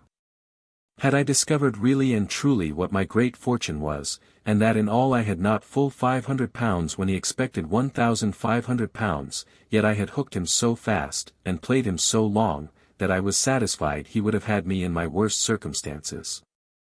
And indeed it was less a surprise to him when he learned the truth than it would have been, because having not the least blame to lay on me, who had carried it with an air of indifference to the last, he would not say one word. Except that indeed he thought it had been more, but that if it had been less he did not repent his bargain. Only that he should not be able to maintain me so well as he intended. In short, we were married, and very happily married on my side, I assure you, as to the man. For he was the best-humoured man that every woman had, but his circumstances were not so good as I imagined, as, on the other hand, he had not bettered himself by marrying so much as he expected. When we were married, I was shrewdly put to it to bring him that little stock I had, and to let him see it was no more. But there was a necessity for it, so I took my opportunity one day when we were alone, to enter into a short dialogue with him about it. "My dear," said I, "we have been married a fortnight. Is it not time to let you know whether you have got a wife with something or with nothing?" "Your own time for that, my dear," says he. "I am satisfied that I have got the wife I love." "I have not troubled you much," says he, "with my inquiry after it." "That's true," says I, "but I have a great difficulty upon me about it, which I scarce know how to manage." "What's that, my dear?" says he. "Why," says I, "'tis a little hard upon me, and 'tis harder upon you." I am told that Captain, meaning my friend's husband, has told you I had a great deal more money than I ever pretended to have, and I am sure I never employed him to do so. Well, says he, Captain, may have told me so, but what then? If you have not so much, that may lie at his door, but you never told me what you had, so I have no reason to blame you if you have nothing at all. That is so just, said I, and so generous, that it makes my having but a little a double affliction to me. The less you have, my dear, says he, the worse for us both. But I hope your affliction you speak of is not caused for fear I should be unkind to you, for want of a portion. No, no, if you have nothing, tell me plainly, and at once. I may perhaps tell the captain he has cheated me, but I can never say you have cheated me, for did you not give it under your hand that you were poor? And so I ought to expect you to be. Well, said I, my dear, I am glad I have not been concerned in deceiving you before marriage. If I deceive you since, 'tis ne'er the worse, that I am poor is too true, but not so poor as to have nothing neither. So I pulled out some bank bills, and gave him about £160. There's something, my dear, said I, and not quite all neither. I had brought him so near to expecting nothing, by what I had said before, that the money, though the sum was small in itself, was doubly welcome to him. He owned it was more than he looked for, and that he did not question by my discourse to him, but that my fine clothes, gold watch, and a diamond ring or two, had been all my fortune. I let him please himself with that £160 2 or 3 days, and then, having been abroad that day, and as if I had been to fetch it, I brought him £100 more home in gold, and told him there was a little more portion for him. And, in short, in about a week more I brought him £180 more, and about £60 in linen, which I made him believe I had been obliged to take with the £100 which I gave him in gold, as a composition for a debt of £600. Being little more than 5 shillings in the pound, and overvalued too. And now, my dear, says I to him, I am very sorry to tell you, that there is all, and that I have given you my whole fortune. I added, that if the person who had my £600 had not abused me, I had been worth £1,000 to him, but that as it was, I had been faithful to him, and reserved nothing to myself, but if it had been more he should have had it. He was so obliged by the manner, and so pleased with the sum, for he had been in a terrible fright lest it had been nothing at all, that he accepted it very thankfully. And thus I got over the fraud of passing for a fortune without money, and cheating a man into marrying me on pretence of a fortune. Which, by the way, I take to be one of the most dangerous steps a woman can take, and in which she runs the most hazard of being ill-used afterwards. My husband, to give him his due, was a man of infinite good nature, but he was no fool. And finding his income not suited to the manner of living which he had intended, if I had brought him what he expected, and being under a disappointment in his return of his plantations in Virginia, he discovered many times his inclination of going over to Virginia, to live upon his own. And often would be magnifying the way of living there, how cheap, how plentiful, how pleasant, and the like. I began presently to understand this meaning, and I took him up very plainly one morning, and told him that I did so.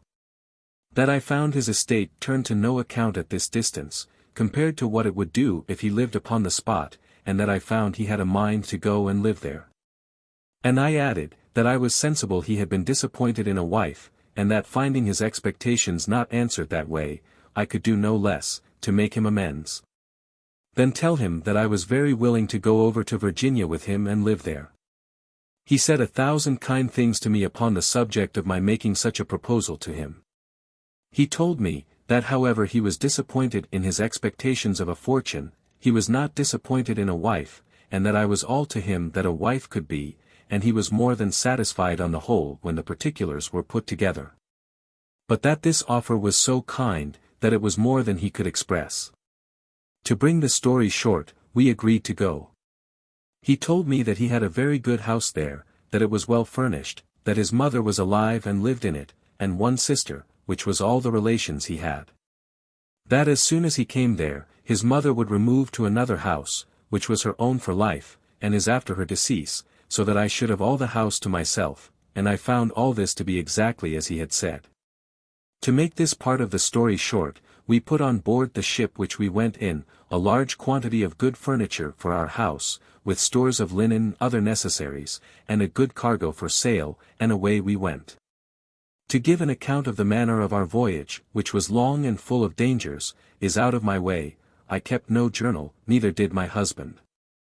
All that I can say is, that after a terrible passage, fright twice with dreadful storms, and once with what was still more terrible, I mean a pirate who came on board and took away almost all our provisions. And which would have been beyond all to me, they had once taken my husband to go along with them, but by entreaties were prevailed with to leave him. I say, after all these terrible things, we arrived in York River in Virginia, and coming to our plantation, we were received with all the demonstrations of tenderness and affection, by my husband's mother, that were possible to be expressed. We lived here all together, my mother-in-law, at my entreaty, continuing in the house, for she was too kind a mother to be parted with. My husband likewise continued the same as at first, and I thought myself the happiest creature alive, when an odd and surprising event put an end to all that felicity in a moment, and rendered my condition the most uncomfortable, if not the most miserable, in the world. My mother was a mighty cheerful, good-humored old woman. I may call her old woman, for her son was above 30. I say she was very pleasant, good company, and used to entertain me, in particular, with abundance of stories to divert me, as well of the country we were in as of the people. Among the rest, she often told me how the greatest part of the inhabitants of the colony came thither in very indifferent circumstances from England, that, generally speaking, they were of two sorts. Either, first, such as were brought over by masters of ships to be sold as servants. Such as we call them, my dear, says she, but they are more properly called slaves. Or, secondly, such as are transported from Newgate and other prisons, after having been found guilty of felony and other crimes punishable with death. When they come here, says she, we make no difference.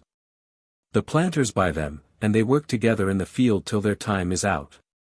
When 'tis expired, said she, they have encouragement given them to plant for themselves. For they have a certain number of acres of land allotted them by the country, and they go to work to clear and cure the land, and then to plant it with tobacco and corn for their own use. And as the tradesmen and merchants will trust them with tools and clothes and other necessaries, upon the credit of their crop before it is grown, so they again plant every year a little more than the year before.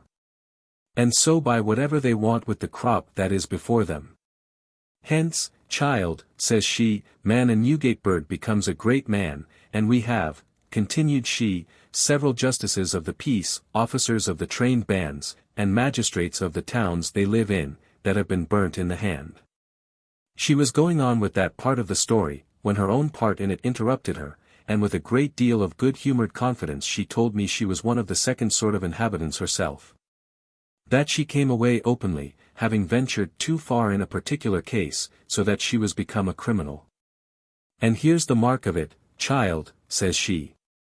And, pulling off her glove, look ye here, says she, turning up the palm of her hand, and showed me a very fine white arm and hand, but branded in the inside of the hand, as in such cases it must be. This story was very moving to me, but my mother, smiling, said, you need not think a thing strange, daughter, for as I told you, some of the best men in this country are burnt in the hand, and they are not ashamed to own it.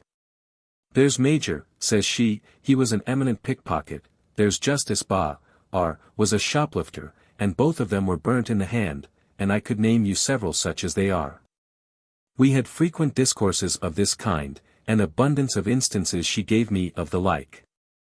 After some time, as she was telling some stories of one that was transported but a few weeks ago, I began in an intimate kind of way to ask her to tell me something of her own story, which she did with the utmost plainness and sincerity.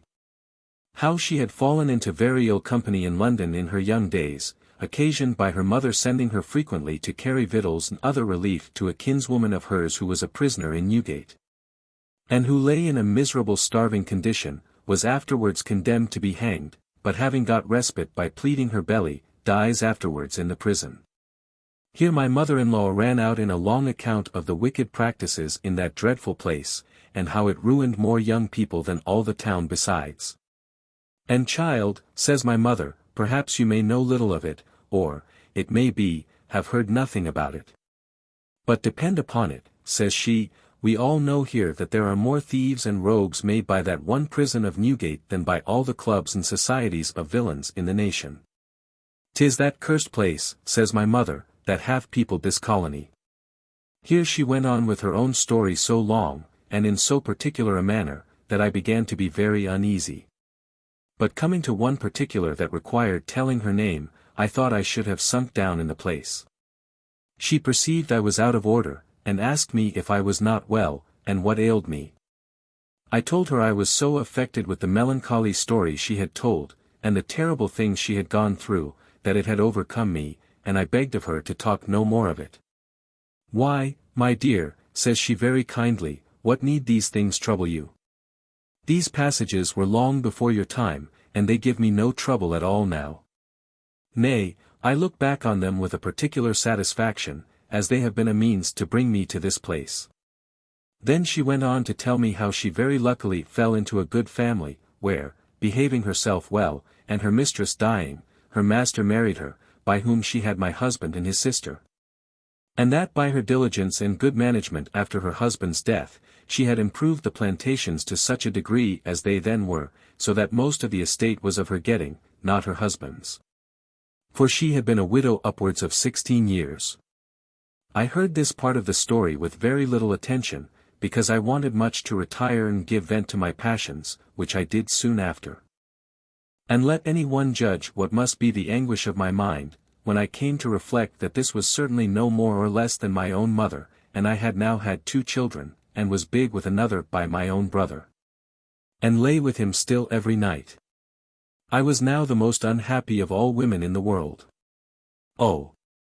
Had the story never been told me, all had been well, it had been no crime to have lain with my husband, since as to his being my relation I had known nothing of it.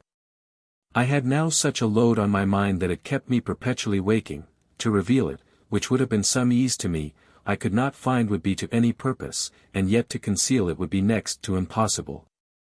Nay, I did not doubt but I should talk of it in my sleep, and tell my husband of it whether I would or no. If I discovered it, the least thing I could expect was to lose my husband, for he was too nice and too honest a man to have continued my husband after he had known I had been his sister, so that I was perplexed to the last degree. I leave it to any man to judge what difficulties presented to my view. I was away from my native country, at a distance prodigious, and the return to me unpassable. I lived very well, but in a circumstance insufferable in itself. If I had discovered myself to my mother, it might be difficult to convince her of the particulars, and I had no way to prove them. On the other hand, if she had questioned or doubted me, I had been undone, for the bare suggestion would have immediately separated me from my husband, without gaining my mother or him, who would have been neither a husband nor a brother. So that between the surprise on one hand, and the uncertainty on the other, I had been sure to be undone. In the meantime, as I was but too sure of the fact, I lived therefore in open avowed incest and whoredom, and all under the appearance of an honest wife. And though I was not much touched with the crime of it, yet the action had something in it shocking to nature, and made my husband, as he thought himself, even nauseous to me. However, upon the most sedate consideration, I resolved that it was absolutely necessary to conceal it all and not make the least discovery of it either to mother or husband. And thus I lived with the greatest pressure imaginable for 3 years more, but had no more children. During this time my mother used to be frequently telling me old stories of her former adventures, which, however, were no ways pleasant to me. For by it, though she did not tell it me in plain terms, yet I could easily understand, joined with what I had heard myself, of my first tutors, that in her younger days she had been both whore and thief. But I verily believed she had lived to repent sincerely of both, and that she was then a very pious, sober, and religious woman. Well, let her life have been what it would then, it was certain that my life was very uneasy to me. For I lived, as I have said, but in the worst sort of whoredom, and as I could expect no good of it, so really no good issue came of it, and all my seeming prosperity wore off, and ended in misery and destruction. It was some time, indeed, before it came to this, but I know not by what ill fate guided, everything went wrong with us afterwards, and that which was worse, my husband grew strangely altered, forward, jealous, and unkind. And I was as impatient of bearing his carriage, as the carriage was unreasonable and unjust. These things proceeded so far, that we came at last to be in such ill terms with one another, that I claimed a promise of him, which he entered willingly into with me when I consented to come from England with him, viz. That if I found the country not to agree with me, or that I did not like to live there, I should come away to England again when I pleased, giving him a year's warning to settle his affairs. I say, I now claimed this promise of him, and I must confess I did it not in the most obliging terms that could be in the world neither. But I insisted that he treated me ill, that I was remote from my friends, and could do myself no justice, and that he was jealous without cause, my conversation having been unblameable, and he having no pretence for it. And that to remove to England would take away all occasion from him. I insisted so peremptorily upon it, that he could not avoid coming to a point either to keep his word with me or to break it. And this, notwithstanding he used all the skill he was master of, and employed his mother and other agents to prevail with me to alter my resolutions. Indeed, the bottom of the thing lay at my heart, and that made all his endeavors fruitless, for my heart was alienated from him as a husband. I loathed the thoughts of bedding with him, and used 1,000 pretenses of illness and humor to prevent his touching me, fearing nothing more than to be with child by him, which to be sure would have prevented, or at least delayed, my going over to England. However, at last I put him so out of humor, that he took up a rash and fatal resolution. In short, I should not go to England, and though he had promised me, yet it was an unreasonable thing for me to desire it. That it would be ruinous to his affairs, would unhinge his whole family, and be next to an undoing him in the world. That therefore I ought not to desire it of him, and that no wife in the world that valued her family and her husband's prosperity would insist upon such a thing. This plunged me again, for when I considered the thing calmly, and took my husband as he really was, a diligent, careful man in the main work of laying up an estate for his children, and that he knew nothing of the dreadful circumstances that he was in, I could not but confess to myself that my proposal was very unreasonable, and what no wife that had the good of her family at heart would have desired.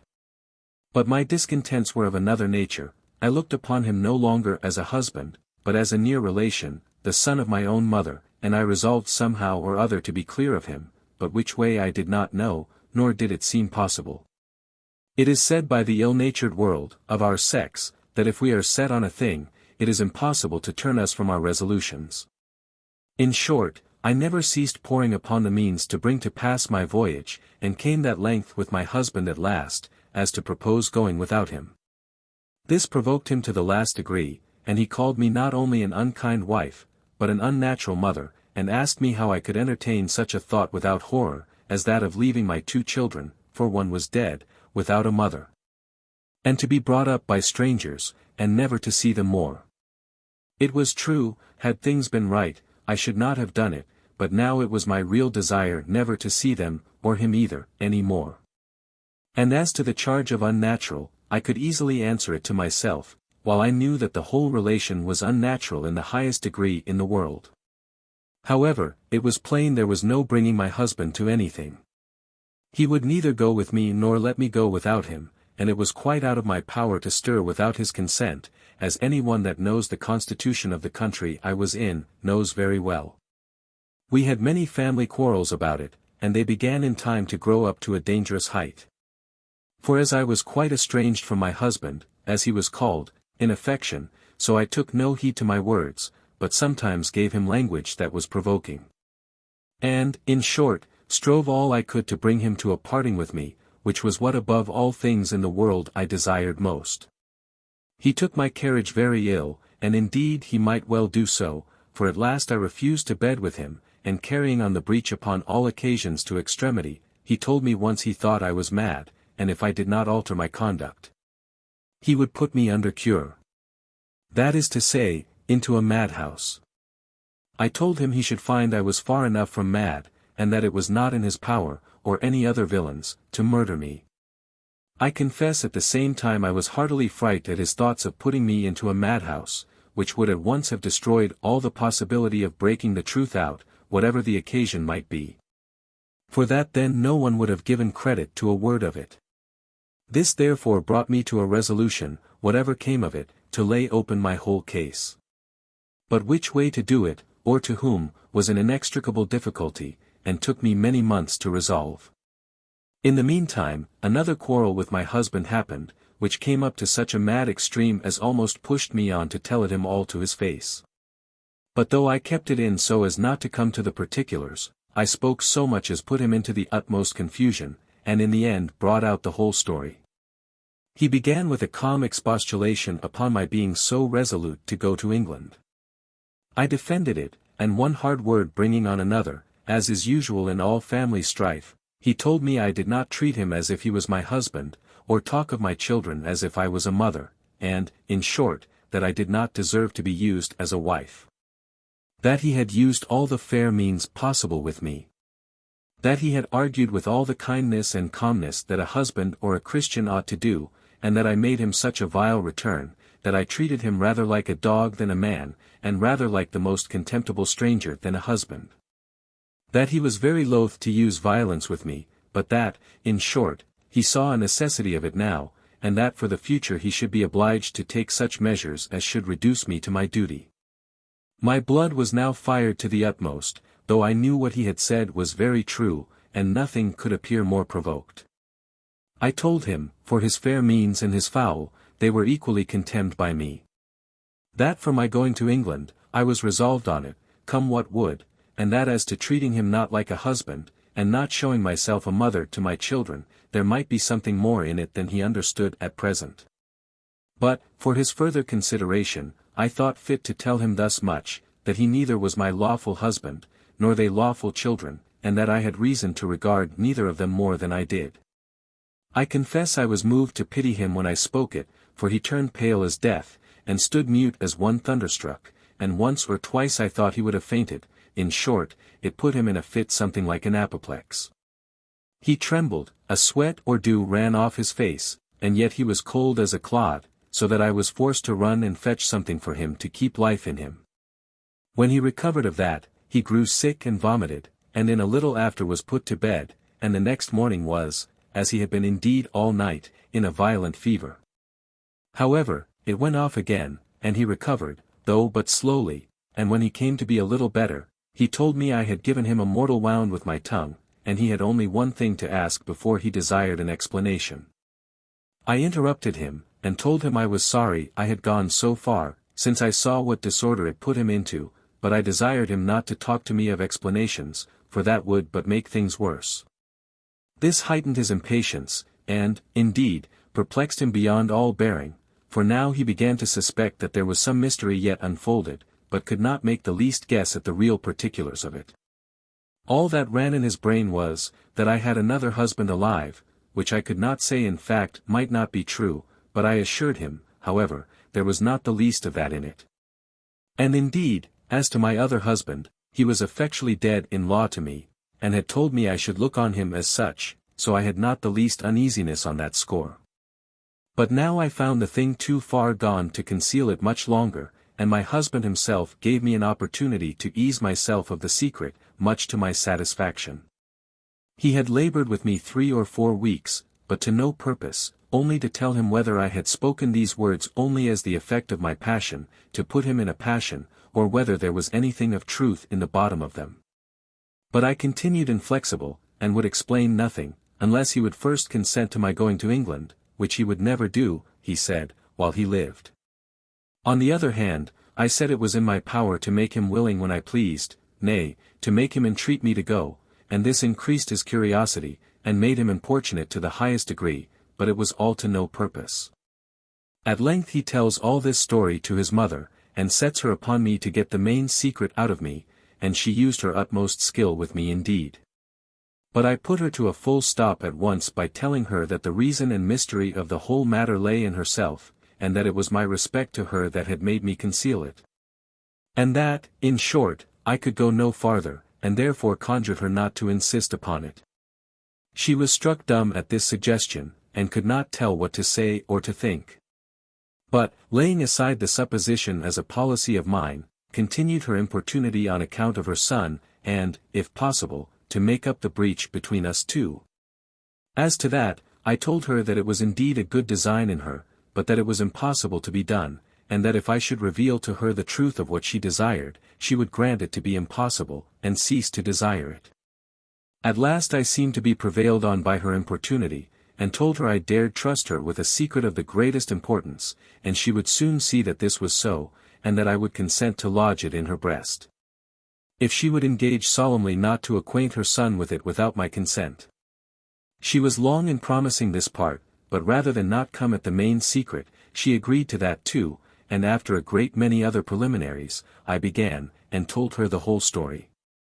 First I told her how much she was concerned in all the unhappy breach which had happened between her son and me, by telling me her own story and her London name, and that the surprise she saw I was in was upon that occasion. Then I told her my own story, and my name, and assured her, by such other tokens as she could not deny, that I was no other, nor more or less, than her own child, her daughter, born of her body in Newgate. The same that had saved her from the gallows by being in her belly, and the same that she left in such and such hands when she was transported. It is impossible to express the astonishment she was in. She was not inclined to believe the story, or to remember the particulars, for she immediately foresaw the confusion that must follow in the family upon it. But everything concurred so exactly with the stories she had told me of herself, and which, if she had not told me, she would perhaps have been content to have denied, that she had stopped her own mouth. And she had nothing to do but to take me about the neck and kiss me, and cry most vehemently over me, without speaking one word for a long time together. At last she broke out, "Unhappy child," says she, "what miserable chance could bring thee hither? And in the arms of my own son, too. Dreadful girl," says she, "why, we are all undone. Married to thy own brother. 3 children, and 2 alive, all of the same flesh and blood. My son and my daughter lying together as husband and wife. All confusion and distraction forever. Miserable family. What will become of us? What is to be said? What is to be done?" And thus she ran on for a great while, nor had I any power to speak, or if I had, did I know what to say, for every word wounded me to the soul. With this kind of amazement on our thoughts we parted for the first time, though my mother was more surprised than I was, because it was more news to her than to me. However, she promised again to me at parting, that she would say nothing of it to her son, till we had talked of it again. It was not long, you may be sure, before we had a second conference upon the same subject.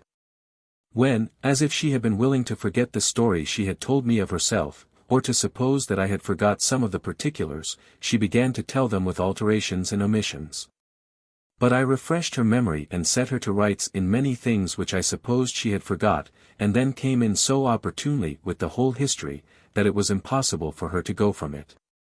And then she fell into her rhapsodies again, and exclamations at the severity of her misfortunes. When these things were a little over with her, we fell into a close debate about what should be first done before we gave an account of the matter to my husband. But to what purpose could be all our consultations? We could neither of us see our way through it, nor see how it could be safe to open such a scene to him. It was impossible to make any judgment, or give any guess at what temper he would receive it in, or what measures he would take upon it. And if he should have so little government of himself as to make it public, we easily foresaw that it would be the ruin of the whole family, and expose my mother and me to the last degree. And if at last he should take the advantage the law would give him, he might put me away with disdain and leave me to sue for the little portion that I had, and perhaps waste it all in the suit, and then be a beggar. The children would be ruined too, having no legal claim to any of his effects, and thus I should see him, perhaps, in the arms of another wife in a few months, and be myself the most miserable creature alive. My mother was as sensible of this as I. And, upon the whole, we knew not what to do. After some time we came to more sober resolutions, but then it was with this misfortune too, that my mother's opinion and mine were quite different from one another, and indeed inconsistent with one another. For my mother's opinion was, that I should bury the whole thing entirely, and continue to live with him as my husband till some other event should make the discovery of it more convenient. And that in the meantime she would endeavor to reconcile us together again, and restore our mutual comfort and family peace, that we might lie as we used to do together, and so let the whole matter remain a secret as close as death. For, child, says she, we are both undone if it comes out. To encourage me to this, she promised to make me easy in my circumstances, as far as she was able, and to leave me what she could at her death, secured for me separately from my husband. So that if it should come out afterwards, I should not be left destitute, but be able to stand on my own feet and procure justice from him. This proposal did not agree at all with my judgment of the thing, though it was very fair and kind in my mother, but my thoughts ran quite another way. As to keeping the thing in our own breasts, and letting it all remain as it was, I told her it was impossible, and I asked her how she could think I could bear the thoughts of lying with my own brother. In the next place, I told her that her being alive was the only support of the discovery, and that while she owned me for her child, and saw reason to be satisfied that I was so, nobody else would doubt it. But that if she should die before the discovery, I should be taken for an impudent creature that had forged such a thing to go away from my husband, or should be counted crazed and distracted. Then I told her how he had threatened already to put me into a madhouse, and what concern I had been in about it, and how that was the thing that drove me to the necessity of discovering it to her as I had done. From all which I told her, that I had, on the most serious reflections I was able to make in the case, come to this resolution, which I hoped she would like, as a medium between both, viz. That she should use her endeavours with her son to give me leave to go to England, as I had desired, and to furnish me with a sufficient sum of money either in goods along with me, or in bills for my support there. All along suggesting that he might one time or other think it proper to come over to me. That when I was gone, she should then, in cold blood, and after first obliging him in the solemnest manner possible to secrecy, discover the case to him, doing it gradually, and as her own discretion should guide her. So that he might not be surprised with it, and fly out into any passions and excesses on my account, or on hers. And that she should concern herself to prevent his slighting the children, or marrying again, unless he had a certain account of my being dead. This was my scheme, and my reasons were good. I was really alienated from him in the consequences of these things, indeed, I mortally hated him as a husband, and it was impossible to remove that riveted aversion I had to him. At the same time, it being an unlawful, incestuous living, added to that aversion, and though I had no great concern about it in point of conscience, yet everything added to make cohabiting with him the most nauseous thing to me in the world. And I think verily it was come to such a height, that I could almost as willingly have embraced a dog as have let him offer anything of that kind to me, for which reason I could not bear the thoughts of coming between the sheets with him. I cannot say that I was right in point of policy in carrying it such a length, while at the same time I did not resolve to discover the thing to him, but I am giving an account of what was, not of what ought or ought not to be. In their directly opposite opinion to one another my mother and I continued a long time, and it was impossible to reconcile our judgments. Many disputes we had about it, but we could never either of us yield our own, or bring over the other. I insisted on my aversion to lying with my own brother, and she insisted upon its being impossible to bring him to consent to my going from him to England. And in this uncertainty we continued, not differing so as to quarrel, or anything like it, but so as not to be able to resolve what we should do to make up that terrible breach that was before us. At last I resolved on a desperate course, and told my mother my resolution, viz. That, in short, I would tell him of it myself. My mother was frightened to the last degree at the very thoughts of it. But I bid her be easy, told her I would do it gradually and softly, and with all the art and good humour I was mistress of, and time it also as well as I could, taking him in good humour too. I told her I did not question but, if I could be hypocrite enough to feign more affection to him than I really had, I should succeed in all my design, and we might part by consent, and with a good agreement. For I might live him well enough for a brother, though I could not for a husband. All this while he lay at my mother to find out, if possible, what was the meaning of that dreadful expression of mine, as he called it, which I mentioned before, namely, that I was not his lawful wife, nor my children his legal children. My mother put him off, told him she could bring me to no explanations, but found there was something that disturbed me very much, and she hoped she should get it out of me in time. And in the meantime recommended to him earnestly to use me more tenderly, and win me with his usual good carriage. Told him of his terrifying and affrighting me with his threats of sending me to a madhouse, and the like, and advised him not to make a woman desperate on any account whatever. He promised her to soften his behavior, and bid her assure me that he loved me as well as ever, and that he had no such design as that of sending me to a madhouse, whatever he might say in his passion. Also he desired my mother to use the same persuasions to me too, that our affections might be renewed, and we might lie together in a good understanding as we used to do. I found the effects of this treaty presently. My husband's conduct was immediately altered, and he was quite another man to me. Nothing could be kinder and more obliging than he was to me upon all occasions. And I could do no less than make some return to it, which I did as well as I could, but it was but in an awkward manner at best, for nothing was more frightful to me than his caresses. And the apprehensions of being with child again by him was ready to throw me into fits. And this made me see that there was an absolute necessity of breaking the case to him without any more delay, which, however, I did with all the caution and reserve imaginable. He had continued his altered carriage to me near a month, and we began to live a new kind of life with one another. And could I have satisfied myself to have gone on with it, I believe it might have continued as long as we had continued alive together. One evening, as we were sitting and talking very friendly together under a little awning, which served as an arbor at the entrance from our house into the garden, he was in a very pleasant, agreeable humor, and said abundance of kind things to me relating to the pleasure of our present good agreement, and the disorders of our past breach, and what a satisfaction it was to him that we had room to hope we should never have any more of it. I fetched a deep sigh, and told him there was nobody in the world could be more delighted than I was in the good agreement we had always kept up, or more afflicted with the breach of it, and should be so still. But I was sorry to tell him that there was an unhappy circumstance in our case, which lay too close to my heart, and which I knew not how to break to him, that rendered my part of it very miserable, and took from me all the comfort of the rest. He importuned me to tell him what it was. I told him I could not tell how to do it, that while it was concealed from him I alone was unhappy, but if he knew it also, we should be both so. And that, therefore, to keep him in the dark about it was the kindest thing that I could do, and it was on that account alone that I kept a secret from him, the very keeping of which, I thought, would first or last be my destruction. It is impossible to express his surprise at this relation, and the double importunity which he used with me to discover it to him. He told me I could not be called kind to him, nay, I could not be faithful to him if I concealed it from him.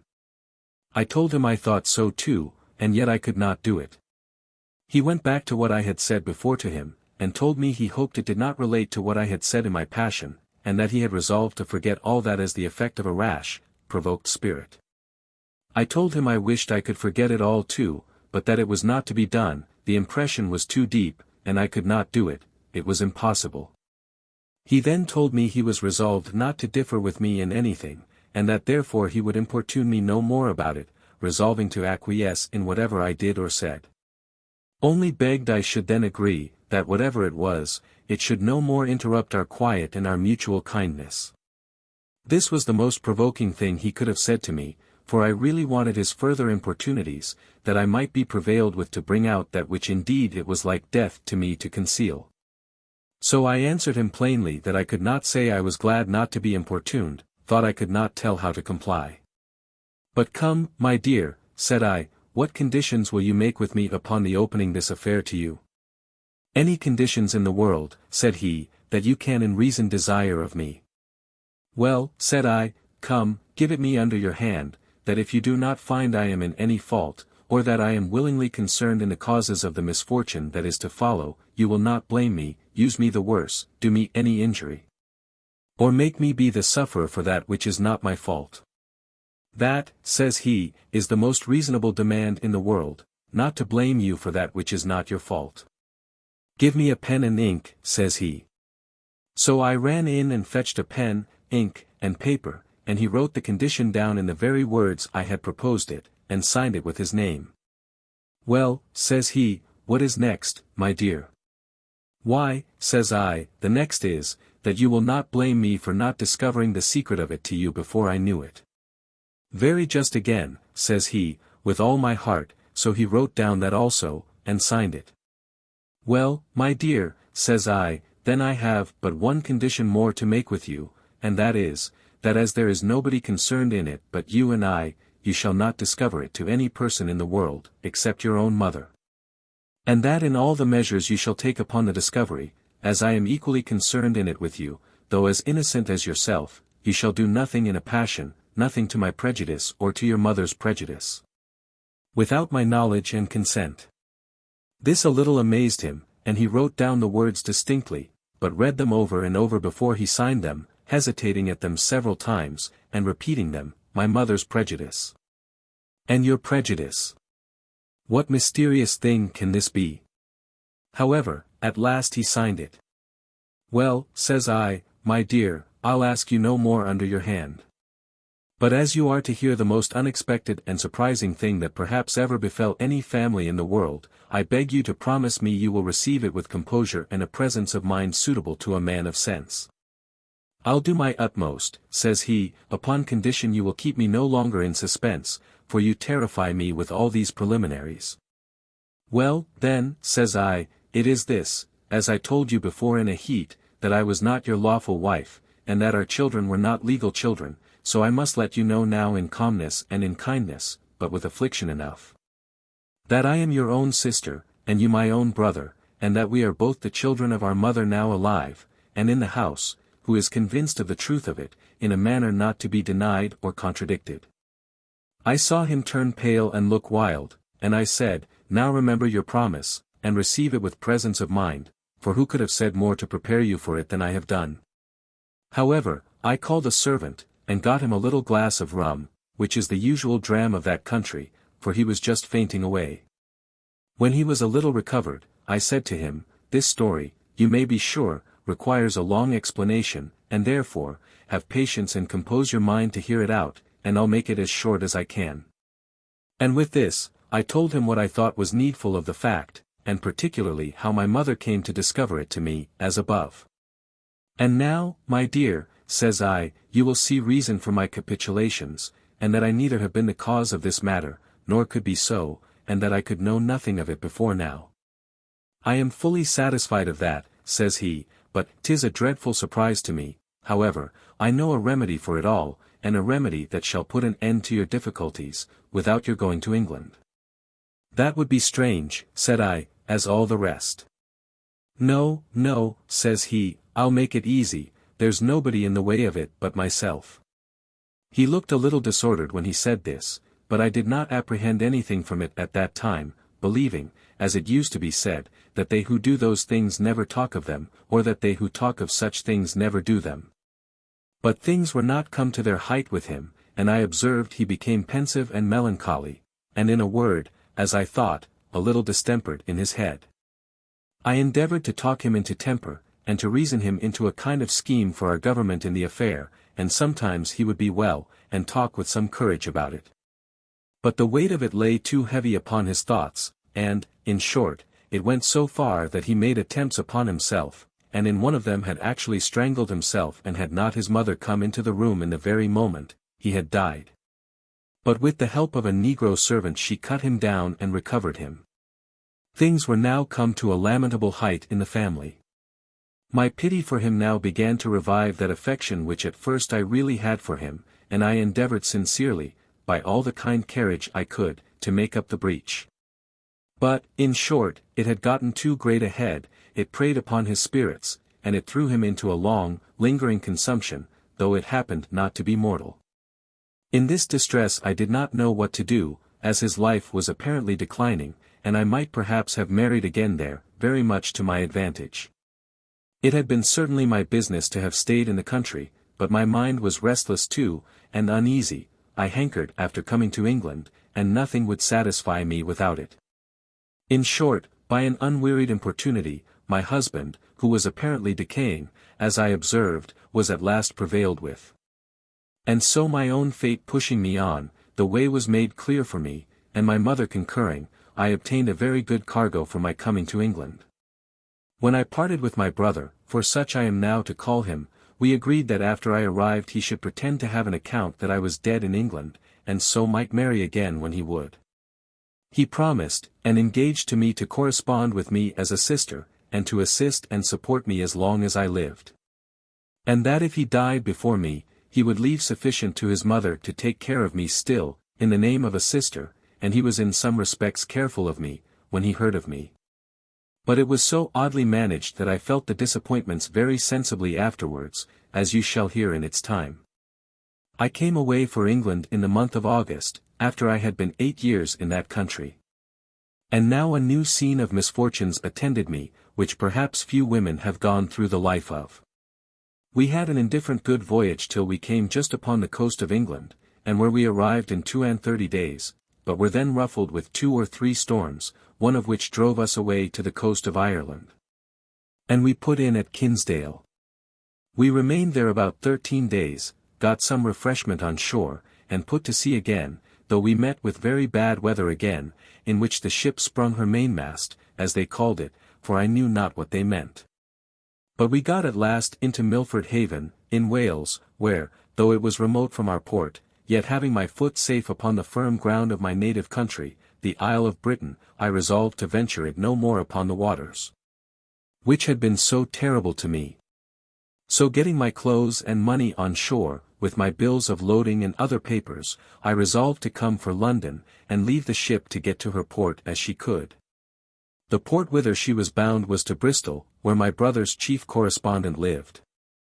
I got to London in about 3 weeks, where I heard a little while after that the ship was arrived in Bristol, but at the same time had the misfortune to know that by the violent weather she had been in, and the breaking of her mainmast, she had great damage on board, and that a great part of her cargo was spoiled.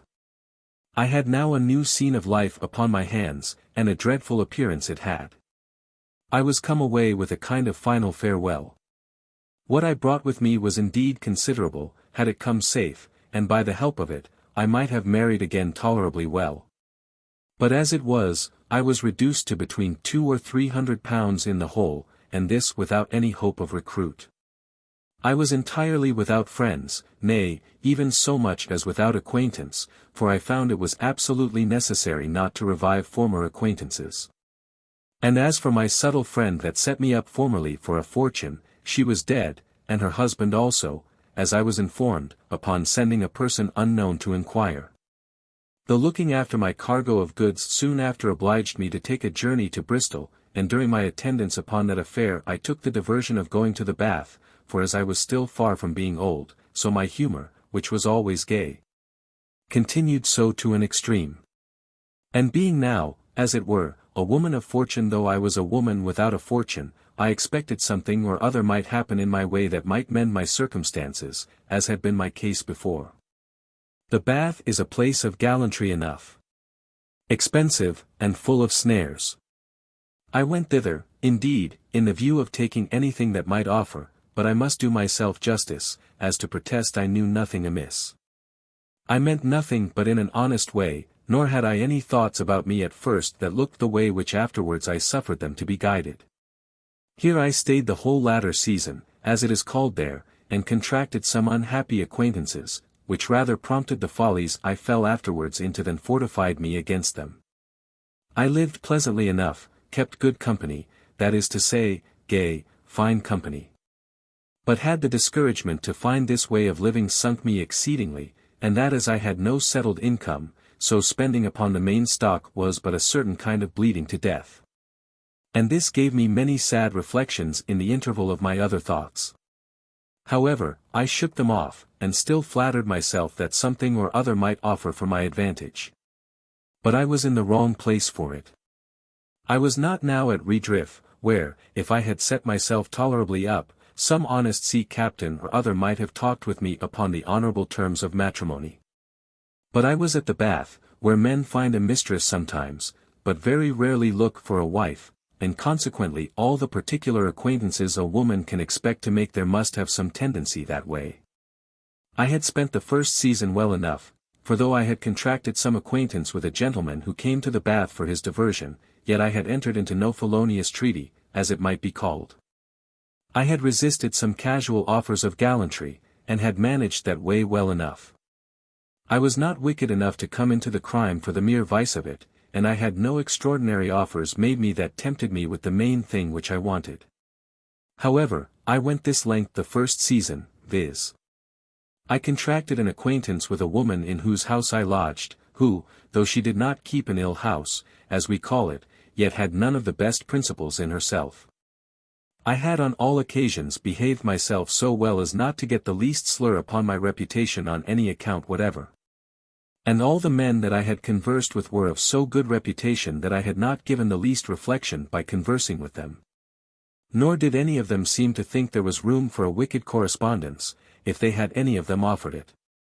Yet there was one gentleman, as above, who always singled me out for the diversion of my company, as he called it, which, as he was pleased to say, was very agreeable to him, but at that time there was no more in it.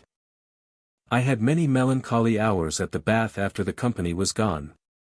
For though I went to Bristol sometime for the disposing my effects, and for recruits of money, yet I chose to come back to Bath for my residence, because being on good terms with the woman in whose house I lodged in the summer, I found that during the winter I lived rather cheaper there than I could do anywhere else.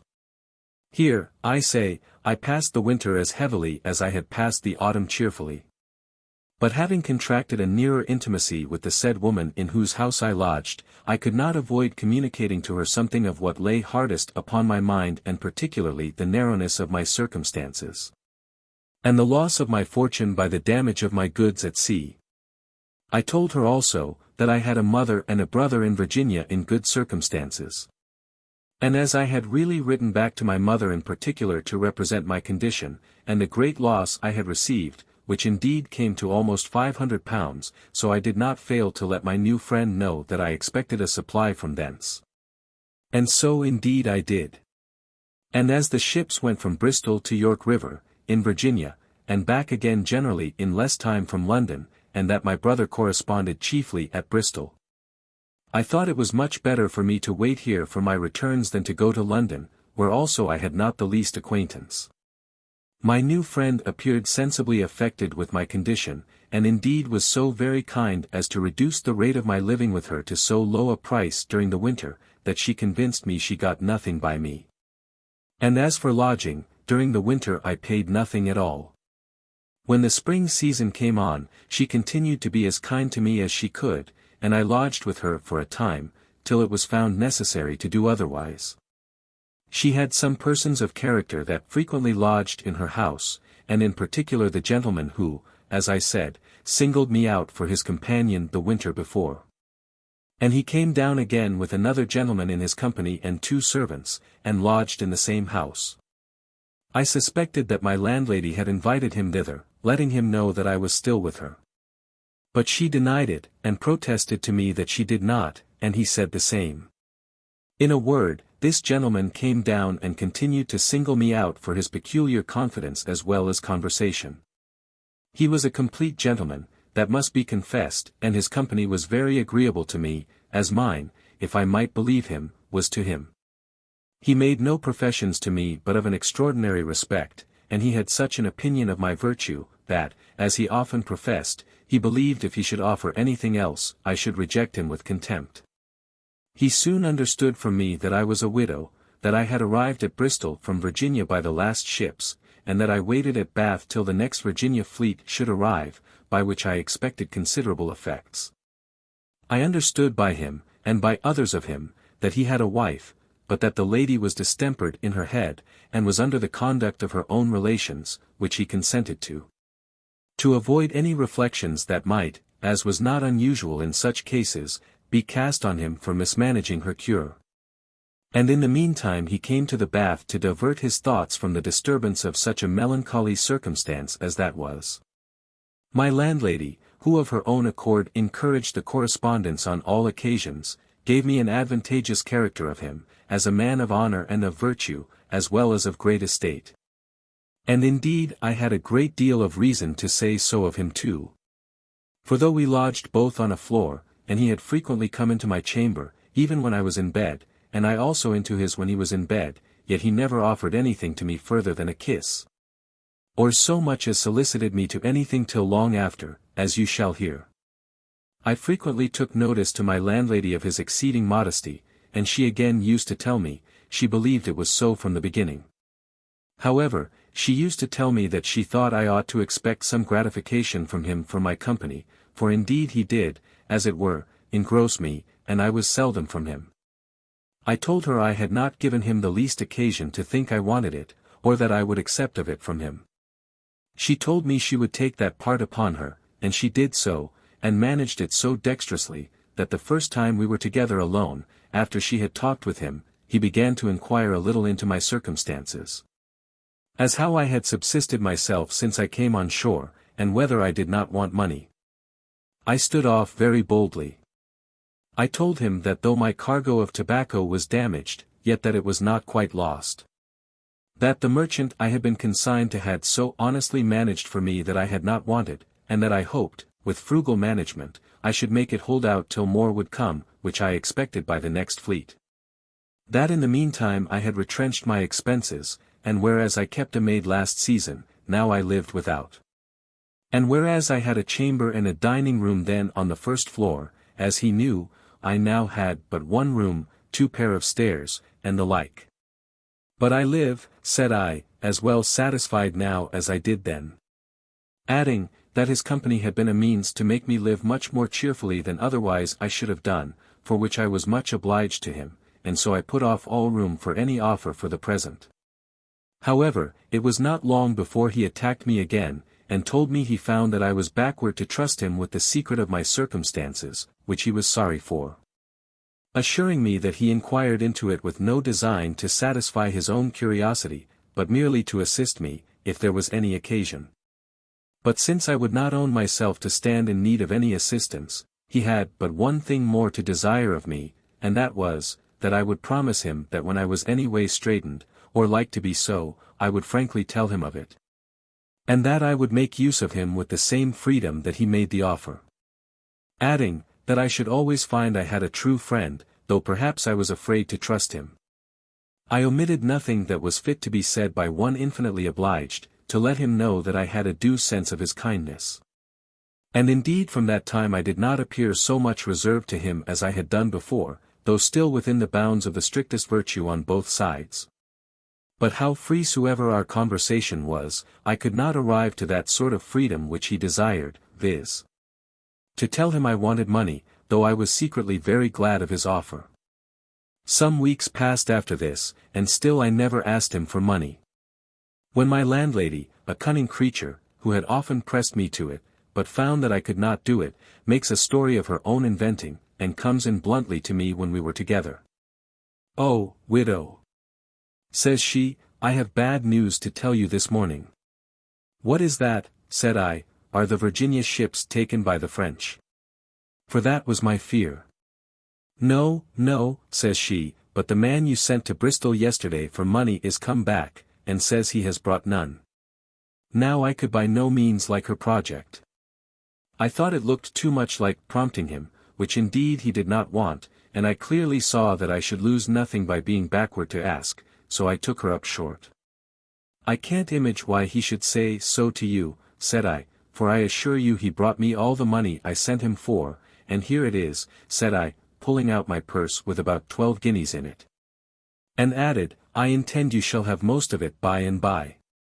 He seemed distasted a little at her talking as she did at first, as well as I, taking it, as I fancied he would, as something forward of her. But when he saw me give such an answer, he came immediately to himself again. The next morning we talked of it again, when I found he was fully satisfied, and, smiling, said he hoped I would not want money and not tell him of it, and that I had promised him otherwise. I told him I had been very much dissatisfied at my landlady's talking so publicly the day before of what she had nothing to do with. But I supposed she wanted what I owed her, which was about 8 guineas, which I had resolved to give her, and had accordingly given it her the same night she talked so foolishly. He was in a might good humour when he heard me say I had paid her, and it went off into some other discourse at that time. But the next morning, he having heard me up about my room before him, he called to me, and I answering, he asked me to come into his chamber. He was in bed when I came in, and he made me come and sit down on his bedside, for he said he had something to say to me which was of some moment.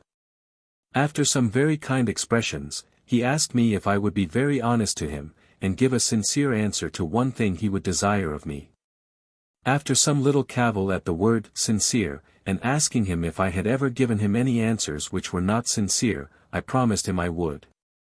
Why, then, his request was, he said, to let him see my purse. I immediately put my hand into my pocket, and, laughing to him, pulled it out, and there was in it 3 guineas and a half. Then he asked me if there was all the money I had. I told him no, laughing again, not by a great deal. Well, then, he said, he would have me promise to go and fetch him all the money I had, every farthing. I told him I would, and I went into my chamber and fetched him a little private drawer, where I had about 6 guineas more, and some silver, and threw it all down upon the bed, and told him there was all my wealth, honestly to a shilling. He looked a little at it, but did not tell it, and huddled it all into the drawer again, and then reaching his pocket, pulled out a key, and bade me open a little walnut-tree box he had upon the table, and bring him such a drawer, which I did. In which drawer there was a great deal of money in gold, I believe near 200 guineas, but I knew not how much. He took the drawer, and taking my hand, made me put it in and take a whole handful. I was backward at that, but he held my hand hard in his hand, and put it into the drawer, and made me take out as many guineas almost as I could well take up at once. When I had done so, he made me put them into my lap, and took my little drawer, and poured out all my money among his, and bade me get me gone, and carry it all home into my own chamber. I relate this story the more particularly because of the good humor there was in it, and to show the temper with which we conversed. It was not long after this but he began every day to find fault with my clothes, with my laces and headdresses, and, in a word, pressed me to buy better. Which, by the way, I was willing enough to do, though I did not seem to be so, for I loved nothing in the world better than fine clothes. I told him I must housewife the money he had lent me, or else I should not be able to pay him again. He then told me, in a few words, that as he had a sincere respect for me, and knew my circumstances, he had not lent me that money, but given it me, and that he thought I had merited it from him by giving him my company so entirely as I had done. After this he made me take a maid, and keep house, and his friend that come with him to Bath being gone, he obliged me to diet him, which I did very willingly, believing, as it appeared, that I should lose nothing by it. Nor did the woman of the house fail to find her account in it too. We had lived thus near 3 months, when the company beginning to wear away at the Bath, he talked of going away, and fain he would have me to go to London with him.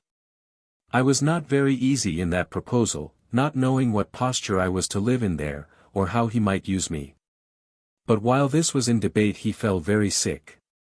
He had gone out to a place in Somersetshire, called Shepton, where he had some business and was there taken very ill, and so ill that he could not travel, so he sent his man back to Bath, to beg me that I would hire a coach and come over to him. Before he went, he had left all his money and other things of value with me, and what to do with them I did not know, but I secured them as well as I could, and locked up the lodgings and went to him, where I found him very ill indeed. However, I persuaded him to be carried in a litter to the Bath, where there was more help and better advice to be had. He consented, and I brought him to the Bath, which was about 15 miles, as I remember. Here he continued very ill of a fever, and kept his bed 5 weeks, all which time I nursed him and tended him myself, as much and as carefully as if I had been his wife. Indeed, if I had been his wife I could not have done more. I sat up with him so much and so often, that at last, indeed, he would not let me sit up any longer, and then I got a pallet bed into his room, and lay in it just at his bed's feet. I was indeed sensibly affected with his condition, and with the apprehension of losing such a friend as he was, and was like to be to me, and I used to sit and cry by him many hours together. However, at last he grew better, and gave hopes that he would recover, as indeed he did, though very slowly. Were it otherwise than what I am going to say, I should not be backward to disclose it, as it is apparent I have done in other cases in this account.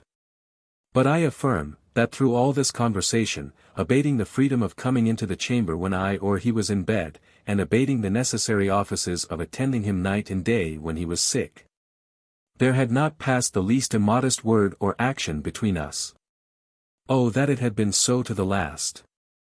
After some time he gathered strength and grew well apace, and I would have removed my pallet bed, but he would not let me, till he was able to venture himself without anybody to sit up with him, and then I removed to my own chamber.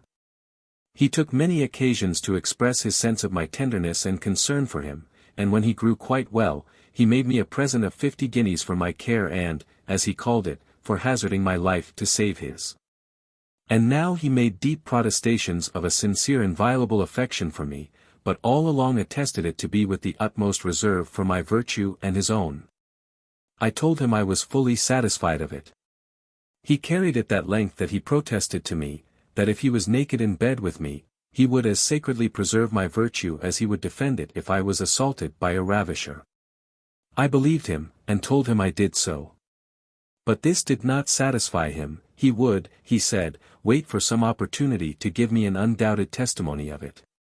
It was a great while after this that I had occasion, on my own business, to go to Bristol, upon which he hired me a coach, and would go with me, and did so, and now indeed our intimacy increased. From Bristol he carried me to Gloucester, which was merely a journey of pleasure, to take the air, and here it was our hap to have no lodging in the inn but in one large chamber with 2 beds in it. The master of the house going up with us to show his rooms, and coming into that room, said very frankly to him, "Sir, it is none of my business to inquire whether the lady be your spouse or no, but if not, you may lie as honestly in these 2 beds as if you were in 2 chambers," and with that he pulls a great curtain which drew quite across the room and effectually divided the beds. "Well," says my friend, very readily, "these beds will do, and as for the rest, we are too near akin to lie together, though we may lodge near one another," and this put an honest face on the thing too. When we came to go to bed, he decently went out of the room till I was in bed, and then went to bed in the bed on his own side of the room, but lay there talking to me a great while. At last, repeating his usual saying, that he could lie naked in the bed with me and not offer me the least injury, he starts out of his bed.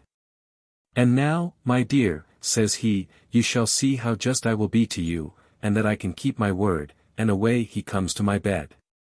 I resisted a little, but I must confess I should not have resisted him much if he had not made those promises at all. So after a little struggle, as I said, I lay still and let him come to bed. When he was there he took me in his arms, and so I lay all night with him, but he had no more to do with me, or offered anything to me, other than embracing me, as I say, in his arms, no, not the whole night. But rose up and dressed him in the morning, and left me as innocent for him as I was the day I was born. This was a surprising thing to me, and perhaps may be so to others, who know how the laws of nature work, for he was a strong, vigorous, brisk person, nor did he act thus on a principle of religion at all, but of mere affection. Insisting on it, that though I was to him the most agreeable woman in the world, yet, because he loved me, he could not injure me. I own it was a noble principle, but as it was what I never understood before, so it was to me perfectly amazing. We travelled the rest of the journey as we did before, and came back to the Bath, where, as he had opportunity to come to me when he would, he often repeated the moderation, and I frequently lay with him, and he with me. And although all the familiarities between man and wife were common to us, yet he never once offered to go any farther, and he valued himself much upon it. I do not say that I was so wholly pleased with it as he thought I was, for I own much wickeder than he, as you shall hear presently. We lived thus near 2 years, only with this exception, that he went 3 times to London in that time, and once he continued there 4 months, but, to do him justice, he always supplied me with money to subsist me very handsomely.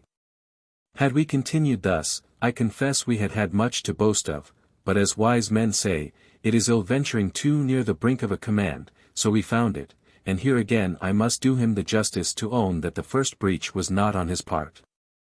It was one night that we were in bed together warm and merry, and having drunk, I think, a little more wine that night, both of us, than usual, although not in the least to disorder either of us, when, after some other follies which I cannot name, and being clasped close in his arms, I told him, I repeat it with shame and horror of soul, that I could find in my heart to discharge him of his engagement for one night and no more.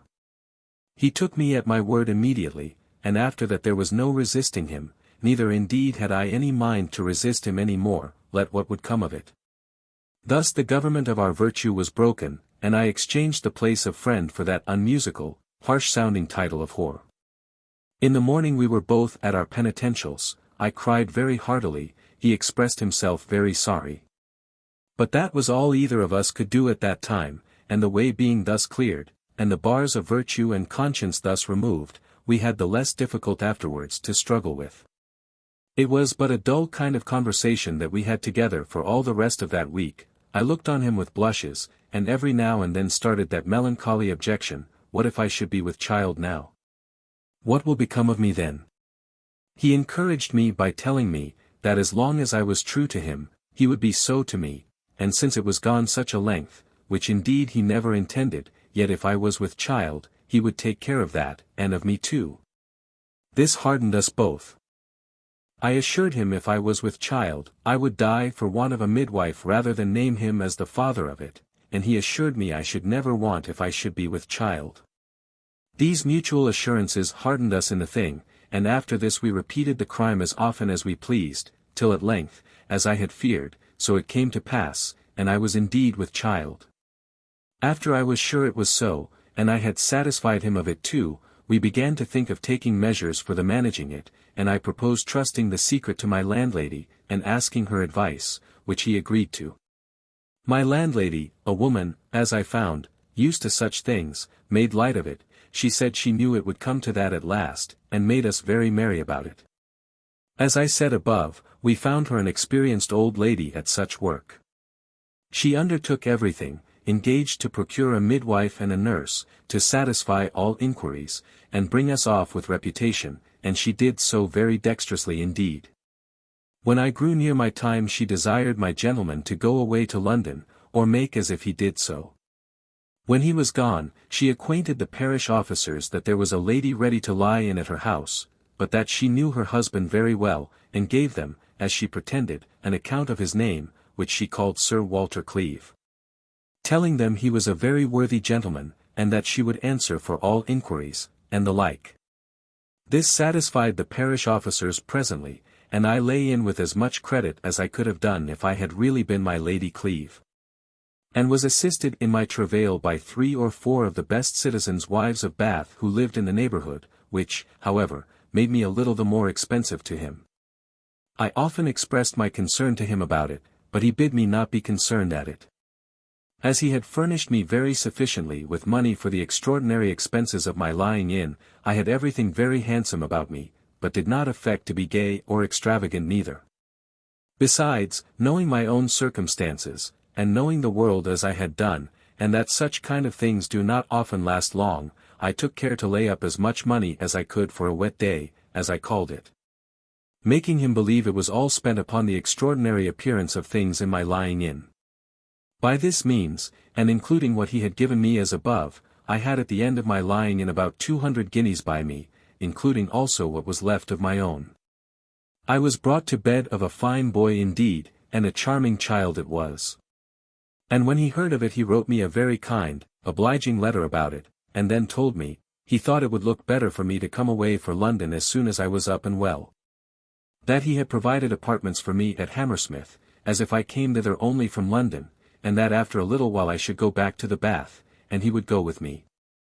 I liked this offer very well, and accordingly hired a coach on purpose, and taking my child, and a wet nurse to tend and suckle it, and a maid servant with me, away I went for London. He met me at Reading in his own chariot, and taking me into that, left the servant and the child in the hired coach, and so he brought me to my new lodgings at Hammersmith. With which I had abundance of reason to be very well pleased, for they were very handsome rooms, and I was very well accommodated. And now I was indeed in the height of what I might call my prosperity, and I wanted nothing but to be a wife, which, however, could not be in this case, there was no room for it. And therefore on all occasions I studied to save what I could, as I have said above, against a time of scarcity, knowing well enough that such things as these do not always continue. That men that keep mistresses often change them, grow weary of them, or jealous of them, or something or other happens to make them withdraw their bounty. And sometimes the ladies that are thus well used are not careful by a prudent conduct to preserve the esteem of their persons, or the nice article of their fidelity, and then they are justly cast off with contempt. But I was secured in this point, for as I had no inclination to change, so I had no manner of acquaintance in the whole house, and so no temptation to look any farther. I kept no company but in the family when I lodged, and with the clergyman's lady at next door, so that when he was absent I visited nobody, nor did he ever find me out of my chamber or parlour whenever he came down. If I went anywhere to take the air, it was always with him. The living in this manner with him, and his with me, was certainly the most undesigned thing in the world. He often protested to me, that when he became first acquainted with me, and even to the very night when we first broke in upon our rules, he never had the least design of lying with me. That he always had a sincere affection for me, but not the least real inclination to do what he had done. I assured him I never suspected him. That if I had I should not so easily have yielded to the freedom which brought it on, but that it was all a surprise, and was owing to the accident of our having yielded too far to our mutual inclinations that night. And indeed I have often observed since, and leave it as a caution to the readers of this story, that we ought to be cautious of gratifying our inclinations in loose and lewd freedoms, lest we find our resolutions of virtue fail us in the junction when their assistance should be most necessary. It is true, and I have confessed it before, that from the first hour I began to converse with him, I resolved to let him lie with me, if he offered it. But it was because I wanted his help and assistance, and I knew no other way of securing him than that. But when we were that night together, and, as I have said, had gone such a length, I found my weakness. The inclination was not to be resisted, but I was obliged to yield up all even before he asked it. However, he was so just to me that he never upbraided me with that. Nor did he ever express the least dislike of my conduct on any other occasion, but always protested he was as much delighted with my company as he was the first hour we came together, came together as bedfellows. It is true that he had no wife, that is to say, she was as no wife to him, and so I was in no danger that way, but the just reflections of conscience oftentimes snatch a man, especially a man of sense, from the arms of a mistress. As it did him at last, though on another occasion. On the other hand, though I was not without secret reproaches of my own conscience for the life I led, and that even in the greatest height of the satisfaction I ever took, yet I had the terrible prospect of poverty and starving, which lay on me as a frightful spectre, so that there was no looking behind me. But as poverty brought me into it, so fear of poverty kept me in it, and I frequently resolved to leave it quite off, if I could but come to lay up money enough to maintain me. But these were thoughts of no weight, and whenever he came to me they vanished, for his company was so delightful, that there was no being melancholy when he was there, the reflections were all the subject of those hours when I was alone. I lived 6 years in this happy but unhappy condition, in which time I brought him 3 children, but only the first of them lived, and though I removed twice in those 6 years, yet I came back the 6th year to my first lodgings at Hammersmith. Here it was that I was one morning surprised with a kind but melancholy letter from my gentleman, intimating that he was very ill, and was afraid he should have another fit of sickness, but that his wife's relations being in the house with him, it would not be practicable to have me with him, which, however, he expressed his great dissatisfaction in, and that he wished I could be allowed to tend and nurse him as I did before. I was very much concerned at this account, and was very impatient to know how it was with him. I waited a fortnight or thereabouts, and heard nothing, which surprised me, and I began to be very uneasy indeed. I think, I may say, that for the next fortnight I was near to distracted. It was my particular difficulty that I did not know directly where he was, for I understood at first he was in the lodgings of his wife's mother. But having removed myself to London, I soon found, by the help of the direction I had for writing my letters to him, how to inquire after him, and there I found that he was at a house in Bloomsbury, whither he had, a little before he fell sick, removed his whole family. And that his wife and wife's mother were in the same house, though the wife was not suffered to know that she was in the same house with her husband. Here I also soon understood that he was at the last extremity, which made me almost at the last extremity too, to have a true account. One night I had the curiosity to disguise myself like a servant maid, in a round cap and straw hat, and went to the door, as sent by a lady of his neighborhood, where he lived before, and giving master and mistress's service. I said I was sent to know how Mr.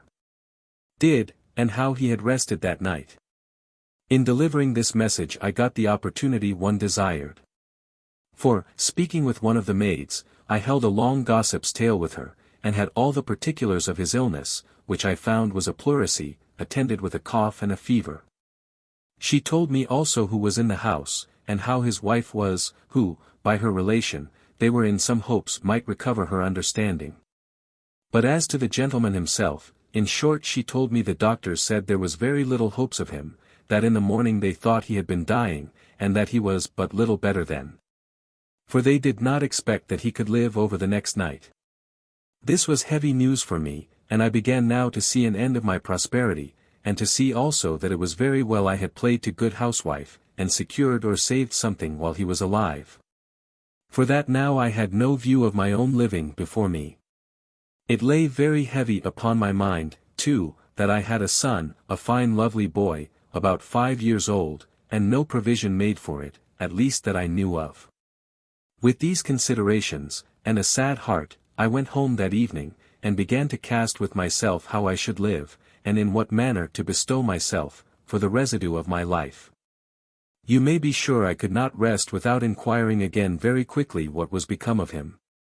And not venturing to go myself, I sent several sham messengers, till after a fortnight's waiting longer, I found that there was hopes of his life, though he was still very ill.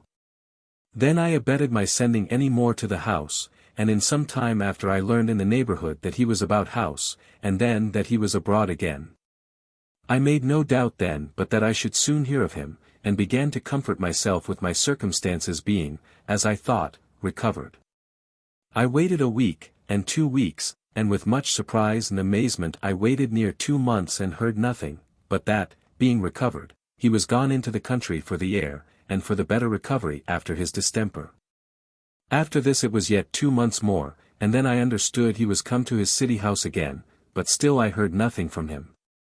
I had written several letters for him, and directed them as usual, and found 2 or 3 of them had been called for, but not the rest. I wrote again in a more pressing manner than ever, and in one of them let him know, that I must be forced to wait on him myself, representing my circumstances, the rent of lodgings to pay, and the provision for the child wanting. And my own deplorable condition, destitute of subsistence for his most solemn engagement to take care of and provide for me. I took a copy of this letter, and finding it lay at the house near a month and was not called for, I found means to have the copy of it put into his own hands at a coffee house, where I had by inquiry found he used to go. This letter forced an answer from him, by which, though I found I was to be abandoned, yet I found he had sent a letter to me some time before, desiring me to go down to the bath again. Its contents I shall come to presently. It is true that sick beds are the time when such correspondences as this are looked on with different countenances, and seen with other eyes than we saw them with, or than they appeared with before. My lover had been at the gates of death, and at the very brink of eternity, and, it seems, had been struck with a due remorse, and with sad reflections upon his past life of gallantry and levity. And among the rest, criminal correspondence with me, which was neither more nor less than a long-continued life of adultery, and represented itself as it really was, not as it had been formerly thought by him to be. And he looked upon it now with a just and religious abhorrence. I cannot but observe also, and leave it for the direction of my sex in such cases of pleasure, that whenever sincere repentance succeeds such a crime as this, there never fails to attend a hatred of the object. And the more the affection might seem to be before, the hatred will be the more in proportion. It will always be so, indeed it can be no otherwise. For there cannot be a true and sincere abhorrence of the offense, and the love to the cause of it remain, there will, with an abhorrence of the sin, be found a detestation of the fellow sinner, you can expect no other. I found it so here, though good manners and justice in this gentleman kept him from carrying it on to any extreme, but the short history of his part in this affair was thus, he perceived by my last letter, and by all the rest, which he went for after, that I was not gone to Bath, that his first letter had not come to my hand. Upon which he write me this following. Madam, I am surprised that my letter, dated the 8th of last month, did not come to your hand. I give you my word it was delivered at your lodgings, and to the hands of your maid. I need not acquaint you with what has been my condition for some time past, and how, having been at the edge of the grave, I am, by the unexpected and undeserved mercy of heaven, restored again. In the condition I have been in, it cannot be strange to you that our unhappy correspondence had not been the least of the burthens which lay upon my conscience. I need say no more, those things that must be repented of, must be also reformed. I wish you would think of going back to the bath. I enclose you here a bill for £50 for clearing yourself at your lodgings, and carrying you down, and hope it will be no surprise to you to add, that on this account only, and not for any offence given me on your side, I can see you no more. I will take due care of the child, leave him where he is, or take him with you, as you please. I wish you the like reflections, and that they may be to your advantage. I am, etc. I was struck with this letter as with 1,000 wounds, such as I cannot describe. The reproaches of my own conscience were such as I cannot express, for I was not blind to my own crime. And I reflected that I might with less offence have continued with my brother, and lived with him as a wife, since there was no crime in our marriage on that score, neither of us knowing it. But I never once reflected that I was all this while a married woman, a wife to Mr. the linen draper, who, though he had left me by the necessity of his circumstances, had no power to discharge me from the marriage contract which was between us, or to give me a legal liberty to marry again. So that I had been no less than a whore and an adulteress all this while. I then reproached myself with the liberties I had taken, and how I had been a snare to this gentleman, and that indeed I was principal in the crime. That now he was mercifully snatched out of the gulf by a convincing work upon his mind, but that I was left as if I was forsaken of God's grace, and abandoned by heaven to a continuing in my wickedness. Under these reflections I continued very pensive and sad for near a month, and did not go down to the bath, having no inclination to be with the woman whom I was with before. Lest, as I thought, she should prompt me to some wicked course of life again, as she had done, and besides, I was very loath she should know I was cast off as above. And now I was greatly perplexed about my little boy. It was death to me to part with the child, and yet when I considered the danger of being one time or other left with him to keep without a maintenance to support him, I then resolved to leave him where he was.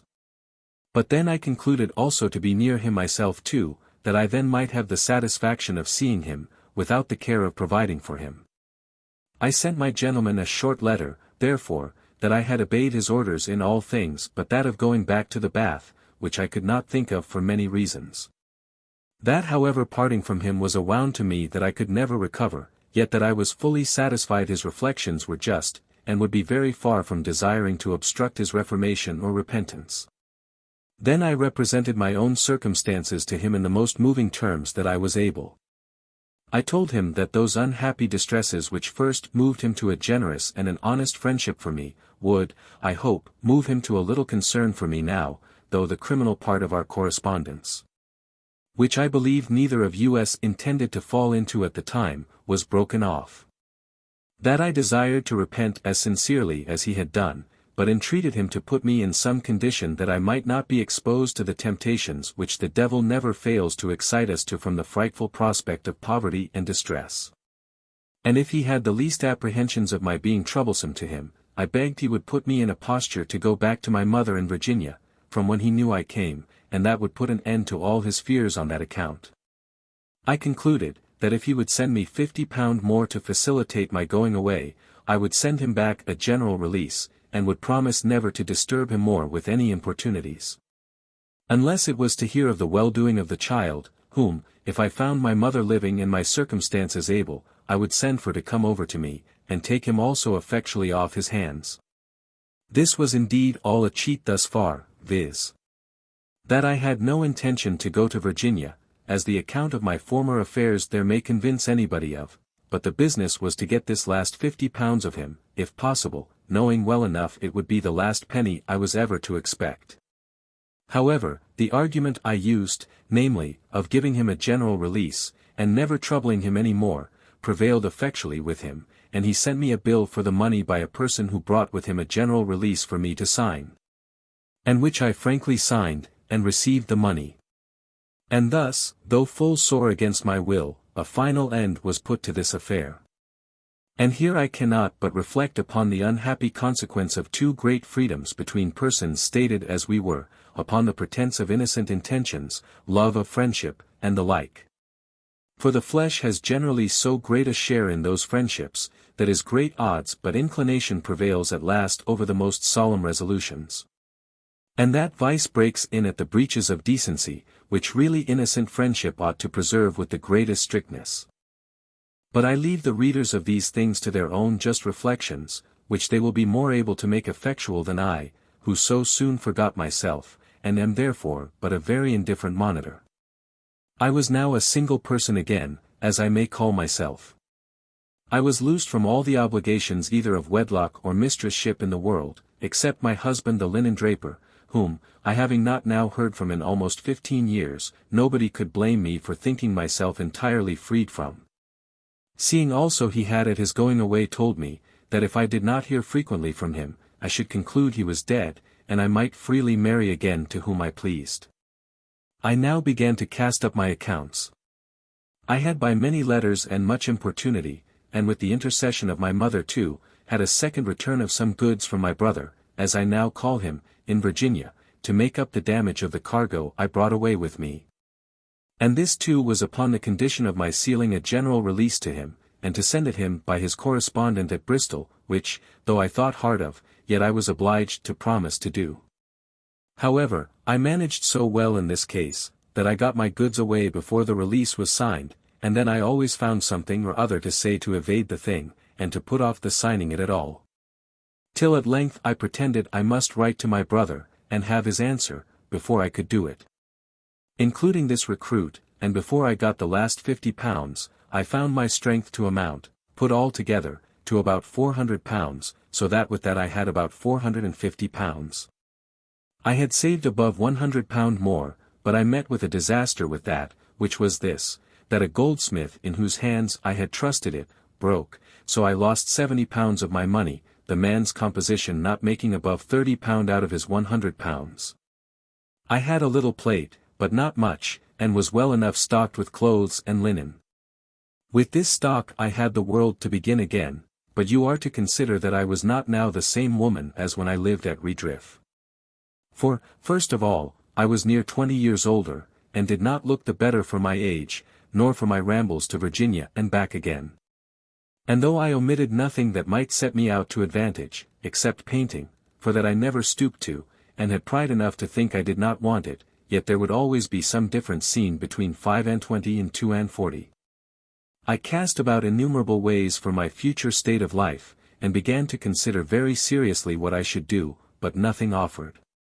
I took care to make the world take me for something more than I was, and had it given out that I was a fortune, and that my estate was in my own hands, the last of which was very true, the first of it was as above.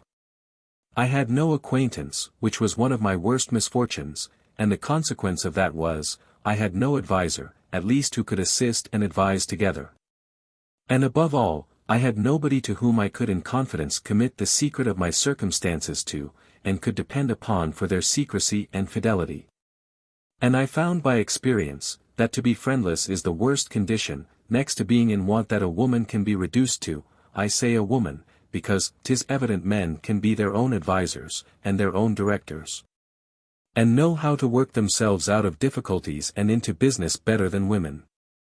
But if a woman has no friend to communicate her affairs to, and to advise and assist her, 'tis 10 to 1 but she is undone, nay, and the more money she has, the more danger she is in of being wronged and deceived. And this was my case in the affair of the £100 which I left in the hands of the goldsmith, as above, whose credit, it seems, was upon the ebb before, but I, that had no knowledge of things and nobody to consult with, knew nothing of it. And so lost my money. In the next place, when a woman is thus left desolate and void of counsel, she is just like a bag of money or a jewel dropped on the highway, which is a prey to the next comer. If a man of virtue and upright principles happens to find it, he will have it cried, and the owner may come to hear of it again. But how many times shall such a thing fall into hands that will make no scruple of seizing it for their own, to once that it shall come into good hands? This was evidently my case, for I was now a loose, unguided creature, and had no help, no assistance, no guide for my conduct. I knew what I aimed at and what I wanted, but knew nothing how to pursue the end by direct means. I wanted to be placed in a settled state of living, and had I happened to meet with a sober, good husband, I should have been as faithful and true a wife to him as virtue itself could have formed. If I had been otherwise, the vice came in always at the door of necessity, not at the door of inclination, and I understood too well, by the want of it, what the value of a settled life was, to do anything to forfeit the felicity of it. Nay, I should have made the better wife for all the difficulties I had passed through, by a great deal, nor did I in any of the time that I had been a wife give my husbands the least uneasiness on account of my behavior. But all this was nothing. I found no encouraging prospect. I waited, I lived regularly, and with as much frugality as became my circumstances, but nothing offered, nothing presented, and the main stock wasted apace. What to do I knew not. The terror of approaching poverty lay hard upon my spirits. I had some money, but where to place it I knew not, nor would the interest of it maintain me, at least not in London. At length a new scene opened.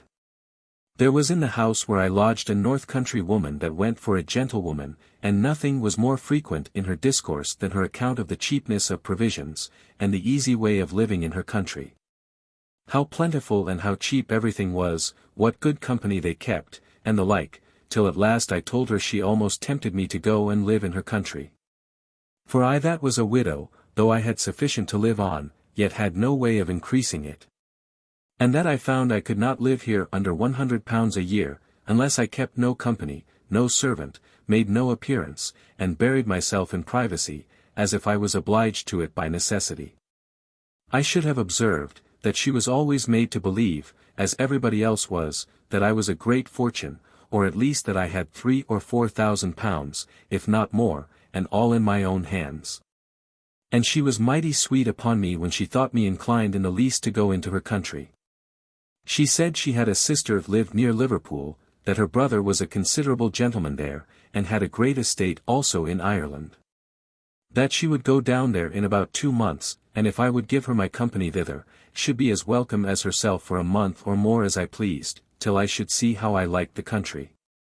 And if I thought fit to live there, she would undertake they would take care, though they did not entertain lodgers themselves, they would recommend me to some agreeable family, where I should be placed to my content. If this woman had known my real circumstances, she would never have laid so many snares, and taken so many weary steps to catch a poor desolate creature that was good for little when it was caught. And indeed I, whose case was almost desperate, and thought I could not be much worse, was not very anxious about what might befall me, provided they did me no personal injury. So I suffered myself, though not without a great deal of invitation and great professions of sincere friendship and real kindness, I suffered myself to be prevailed upon to go with her, and accordingly I packed up my baggage, and put myself in a posture for a journey, though I did not absolutely know whither I was to go.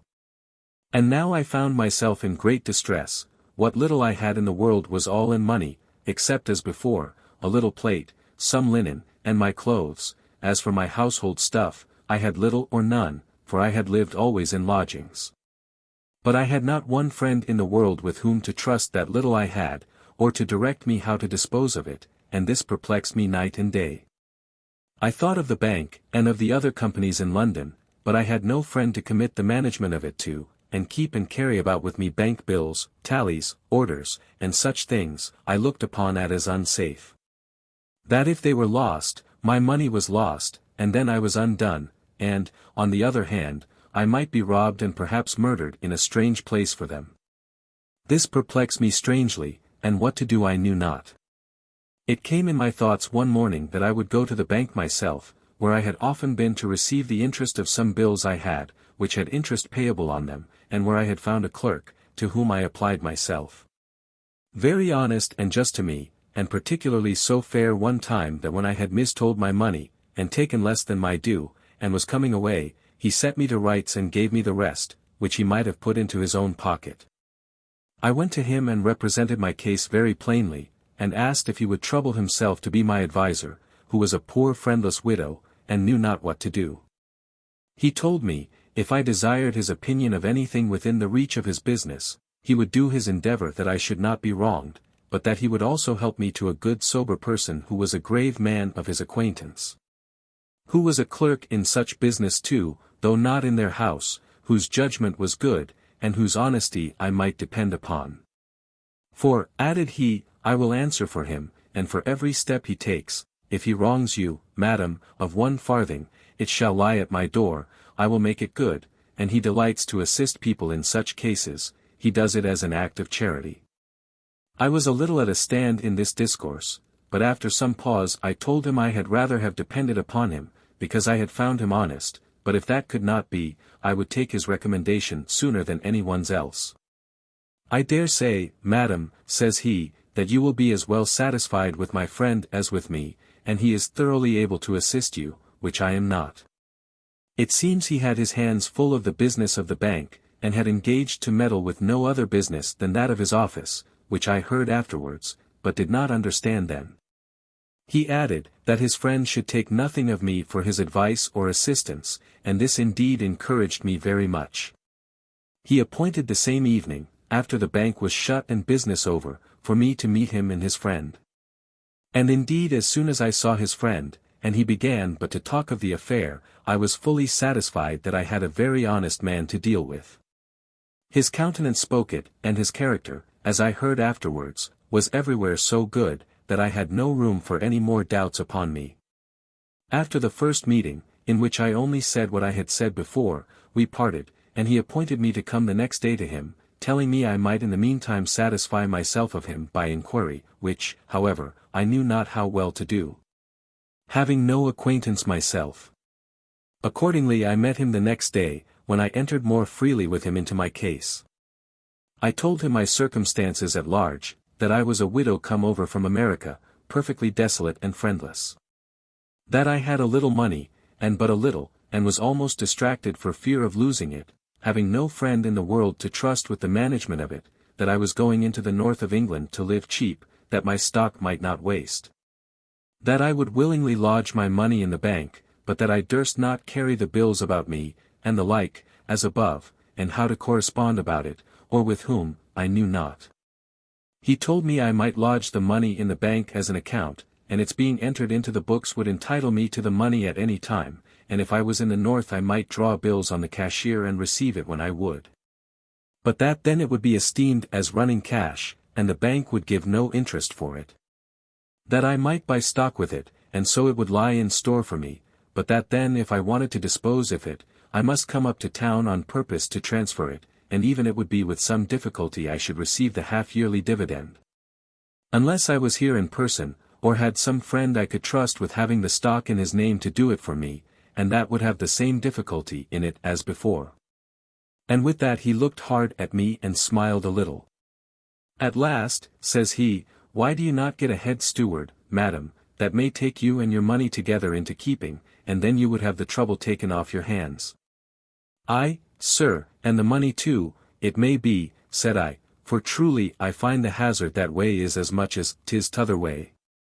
But I remember I said secretly to myself, I wish you would ask me the question fairly, I would consider very seriously on it before I said no. He went on a good way with me, and I thought once or twice he was in earnest, but to my real affliction, I found at last he had a wife. But when he owned he had a wife he shook his head, and said with some concern, that indeed he had a wife, and no wife. I began to think he had been in the condition of my late lover, and that his wife had been distempered or lunatic, or some such thing. However, we had not much more discourse at that time, but he told me he was in too much hurry of business then, but that if I would come home to his house after their business was over, he would by that time consider what might be done for me, to put my affairs in a posture of security. I told him I would come, and desired to know where he lived. He gave me a direction in writing, and when he gave it me he read it to me, and said, There 'tis, madam, if you dare trust yourself with me. Yes, sir, said I believe I may venture to trust you with myself, for you have a wife, you say, and I don't want a husband. Besides, I dare trust you with my money, which is all I have in the world, and if that were gone, I may trust myself anywhere. He said some things in jest that were very handsome and mannerly, and would have pleased me very well if they had been in earnest. But that passed over, I took the directions, and appointed to attend him at his house at 7 o'clock the same evening.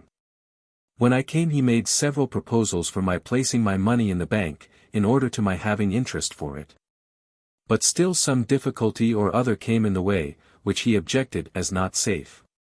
And I found such a sincere disinterested honesty in him, that I began to muse with myself, that I had certainly found the honest man I wanted, and that I could never put myself into better hands.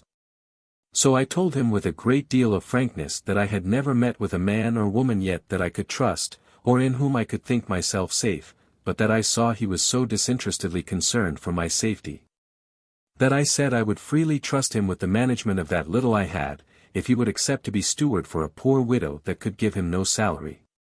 He smiled and, standing up, with great respect saluted me. He told me he could not but take it very kindly that I had so good an opinion of him, that he would not deceive me, that he would do anything in his power to serve me, and expect no salary. But that he could not by any means accept of a trust, that it might bring him to be suspected of self-interest, and that if I should die he might have disputes with my executors, which he should be very loath to encumber himself with. I told him if those were all his objections I would soon remove them, and convince him that there was not the least room for any difficulty. For that, first, as for suspecting him, if ever I should do it, now is the time to suspect him, and not put the trust into his hands, and whenever I did suspect him, he could but throw it up then and refuse to go any further. Then, as to executors, I assured him I had no heirs, nor any relations in England, and I should alter my condition before I died, and then his trust and trouble should cease together, which, however, I had no prospect of yet. But I told him if I died as I was, it should be all his own, and he would deserve it by being so faithful to me as I was satisfied he would be. He changed his countenance at this discourse, and asked me how I came to have so much goodwill for him. And, looking very much pleased, said he might very lawfully wish he was a single man for my sake. I smiled, and told him as he was not, my offer could have no design upon him in it, and to wish, as he did, was not to be allowed, 'twas criminal to his wife. He told me I was wrong. For, says he, Madam, as I said before, I have a wife and no wife, and 'twould be no sin to me to wish her hanged, if that were all. I know nothing of your circumstances that way, sir, said I, but it cannot be innocent to wish your wife dead. I tell you, says he again, she is a wife and no wife, you don't know what I am, or what she is. That's true, said I, sir, I do not know what you are, but I believe you to be an honest man, and that's the cause of all my confidence in you. Well, well, says he, and so I am, I hope, too. But I am something else too, madam, for, says he, to be plain with you, I am a cuckold, and she is a whore. He spoke it in a kind of jest, but it was with such an awkward smile, that I perceived it was what struck very close to him, and he looked dismally when he said it. That alters the case indeed, sir, said I, as to that part you were speaking of. But a cuckold, you know, may be an honest man, it does not alter that case at all. Besides, I think, said I, since your wife is so dishonest to you, you are too honest to her to own her for your wife. But that, said I, is what I have nothing to do with. Nay, says he, I do not think to clear my hands of her. For, to be plain with you, madam, added he, I am no contended cuckold neither, on the other hand, I assure you it provokes me the highest degree, but I can't help myself, she that will be a whore, will be a whore. I waived the discourse and began to talk of my business, but I found he could not have done with it, so I let him alone, and he went on to tell me all the circumstances of his case, too long to relate here. Particularly, that having been out of England some time before he came to the post he was in, she had had 2 children in the meantime by an officer of the army. And that when he came to England and, upon her submission, took her again, and maintained her very well, yet she ran away from him with a linendraper's apprentice, robbed him of what she could come at, and continued to live from him still. So that, madam, says he, she is a whore not by necessity, which is the common bait of your sex, but by inclination, and for the sake of the vice. Well, I pitied him, and wished him well rid of her, and still would have talked of my business, but it would not do. At last he looked steadily at me. Look you, madam, says he, you came to ask advice of me, and I will serve you as faithfully as if you were my own sister, but I must turn the tables, since you oblige me to do it, and are so friendly to me, and I think I must ask advice of you. Tell me, what must a poor abused fellow do with a whore? What can I do myself justice upon her? Alas! Sir, says I, 'tis a case too nice for me to advise in, but it seems she has run away from you, so you are rid of her fairly. What can you desire more? Ay, she is gone indeed, said he, but I am not clear of her for all that. That's true, says I, she may indeed run you into debt, but the law has furnished you with methods to prevent that also. You may cry her down, as they call it. No, no, says he, that is not the case neither, I have taken care of all that, 'tis not that part that I speak of, but I would be rid of her so that I might marry again. Well, sir, says I, then you must divorce her. If you can prove what you say, you may certainly get that done, and then, I suppose, you are free. That's very tedious and expensive, says he. Why, says I, if you can get any woman you like to take your word, I suppose your wife would not dispute the liberty with you that she takes herself. Ay, says he, but 'twould be hard to bring an honest woman to do that. And for the other sort, says he, I have had enough of her to meddle with any more whores. It occurred to me presently, I would have taken your word with all my heart, if you had but asked me the question, but that was to myself. To him I replied, why, you shut the door against any honest woman accepting you, for you condemn all that should venture upon you at once, and conclude, that really a woman that takes you now can't be honest. Why, says he, I wish you would satisfy me that an honest woman would take me, I'd venture it, and then turns short upon me, will you take me, madam? That's not a fair question, says I, after what you have said. However, lest you should think I wait only for a recantation of it, I shall answer you plainly, no, not I. My business is of another kind with you, and I did not expect you would have turned my serious application to you, in my own distracted case, into a comedy. Why, madam, says he, my case is as distracted as yours can be, and I stand in as much need of advice as you do, for I think if I have not relief somewhere, I shall be made myself, and I know not what course to take, I protest to you. Why, sir, says I, 'tis easy to give advice in your case, much easier than it is in mine. Speak then, says he, I beg of you, for now you encourage me. Why, says I, if your case is so plain as you say it is, you may be legally divorced, and then you may find honest women enough to ask the question of fairly, the sex is not so scarce that you can want a wife. Well, then, said he, I am in earnest, I'll take your advice, but shall I ask you one question seriously beforehand? Any question, said I, but that you did before.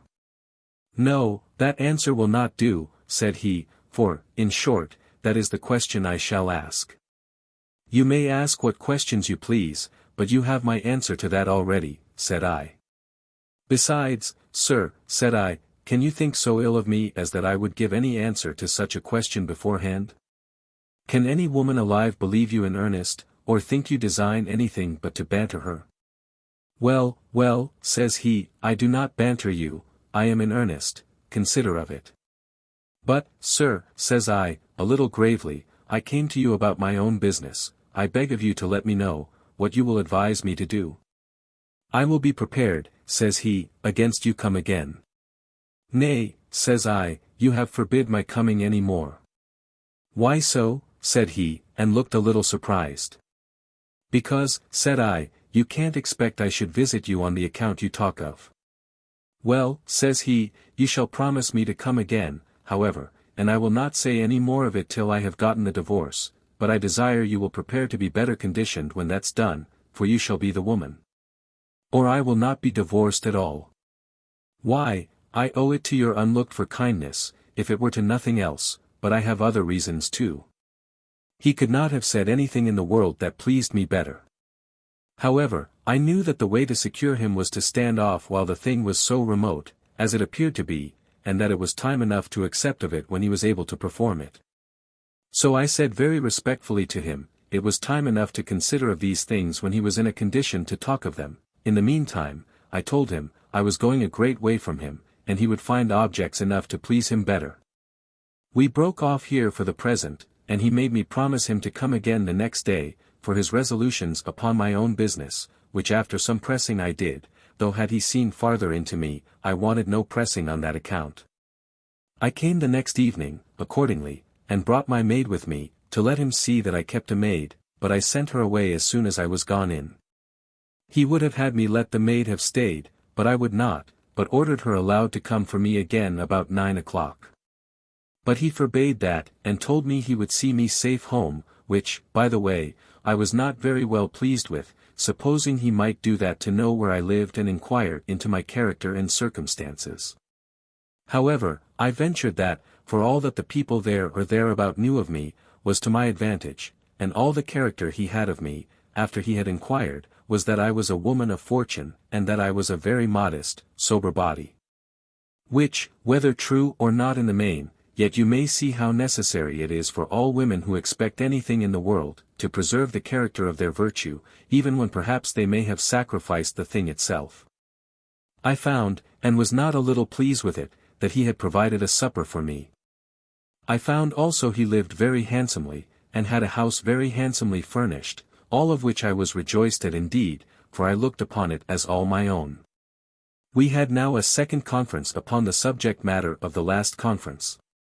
He laid his business very home indeed, he protested his affection to me, and indeed I had no room to doubt it. He declared that it began from the first moment I talked with him, and long before I had mentioned leaving my effects with him. 'Tis no matter when it began, thought I, if it will but hold, 'twill be well enough. He then told me how much the offer I had made of trusting him with my effects, and leaving them to him, had engaged him. So I intended it should, thought I, but then I thought you had been a single man too. After we had supped, I observed he pressed me very hard to drink 2 or 3 glasses of wine, which, however, I declined, but drank 1 glass or 2. He then told me he had a proposal to make to me, which I should promise him I would not take ill if I should not grant it. I told him I hoped he would make no dishonorable proposal to me, especially in his own house, and that if it was such, I desired he would not propose it. That I might not be obliged to offer any resentment to him that did not become the respect I professed for him, and the trust one had placed in him in coming to his house. And begged of him he would give me leave to go away, and accordingly began to put on my gloves and prepare to be gone, though at the same time I no more intended it than he intended to let me. Well, he importuned me not to talk of going. He assured me he had no dishonorable thing in his thoughts about me, and was very far from offering anything to me that was dishonorable, and if I thought so, he would choose to say no more of it. That part one did not relish at all. I told him I was ready to hear anything that he had to say, depending that he would say nothing unworthy of himself, or unfit for me to hear. Upon this, he told me his proposal was this, that I would marry him, though he had not yet obtained the divorce from the whore his wife. And to satisfy me that he meant honorably, he would promise not to desire me to live with him, or go to bed with him till the divorce was obtained. My heart said yes to this offer at first word, but it was necessary to play the hypocrite a little more with him. So I seemed to decline the motion with some warmth, and besides a little condemning the thing as unfair, told him that such a proposal could be of no signification, but to entangle us both in great difficulties. For if he should not at last obtain the divorce, yet we could not dissolve the marriage, neither could we proceed in it, so that if he was disappointed in the divorce, I left him to consider what a condition we should both be in. In short, I carried on the argument against this so far, that I convinced him it was not a proposal that had any sense in it. Well, then he went from it to another, and that was, that I would sign and seal a contract with him, conditioning to marry him as soon as the divorce was obtained, and to be void if he could not obtain it. I told him such a thing was more rational than the other, but as this was the first time that ever I could imagine him weak enough to be in earnest in this affair, I did not use to say yes at first asking, I would consider of it. I played with this lover as an angler does with a trout. I found I had him fast on the hook, so I jested with his new proposal, and put him off. I told him he knew little of me, and bade him inquire about me. I let him also go home with me to my lodging, though I would not ask him to go in, for I told him it was not decent. In short, I ventured to avoid signing a contract of marriage, and the reason why I did it was because the lady that had invited me so earnestly to go with her into Lancashire insisted so positively upon it, and promised me such great fortunes and such fine things there, that I was tempted to go and try. Perhaps, said I may mend myself very much, and then I made no scruple in my thoughts of quitting my honest citizen, whom I was not so much in love with as not to leave him for a richer. In a word, I avoided a contract. But told him I would go into the north, that he should know where to write to me by the consequence of the business I had entrusted with him. That I would give him a sufficient pledge of my respect for him, for I would leave almost all I had in the world in his hands. And I would thus far give him my word, that as soon as he had sued out a divorce from his first wife, he would send me an account of it, I would come up to London, and that then we would talk seriously of the matter. It was a base design I went with, that I must confess, though I was invited thither with a design much worse than mine was, as the sequel will discover. Well, I went with my friend, as I called her, into Lancashire. All the way we went she caressed me with the utmost appearance of a sincere, undissembled affection, treated me, except my coach hire, all the way. And her brother brought a gentleman's coach to Warrington to receive us, and we were carried from thence to Liverpool with as much ceremony as I could desire. We were also entertained at a merchant's house in Liverpool 3 or 4 days very handsomely. I forbear to tell his name, because of what followed. Then she told me she would carry me to an uncle's house of hers, where we should be nobly entertained. She did so. Her uncle, as she called him, sent a coach and 4 horses for us, and we were carried near 40 miles I know not whither. We came, however, to a gentleman's seat, where was a numerous family, a large park, extraordinary company indeed, and where she was called cousin. I told her if she had resolved to bring me into such company as this, she should have let me have prepared myself, and have furnished myself with better clothes. The ladies took notice of that, and told me very genteelly they did not value people in their country so much by their clothes as they did in London. That their cousin had fully informed them of my quality, and that I did not want clothes to set me off. In short, they entertained me, not like what I was, but like what they thought I had been, namely, a widow lady of a great fortune. The first discovery I made here was, that the family were all Roman Catholics, and the cousin too, whom I called my friend. However, I must say that nobody in the world could behave better to me, and I had all the civility shown me that I could have had if I had been of their opinion. The truth is, I had not so much principle of any kind as to be nice in point of religion, and I presently learned to speak favorably of the Romish Church. Particularly, I told them I saw little but the prejudice of education in all the difference that were among Christians about religion, and if it had so happened that my father had been a Roman Catholic, I doubted not but I should have been as well pleased with their religion as my own. This obliged them in the highest degree, and as I was besieged day and night with good company and pleasant discourse, so I had 2 or 3 old ladies that lay at me upon the subject of religion too. I was so complaisant, that though I would not completely engage, yet I made no scruple to be present at their mass, and to conform to all their gestures as they showed me the pattern, but I would not come too cheap. So that I only in the main encouraged them to expect that I would turn Roman Catholic, if I was instructed in the Catholic doctrine as they called it, and so the matter rested.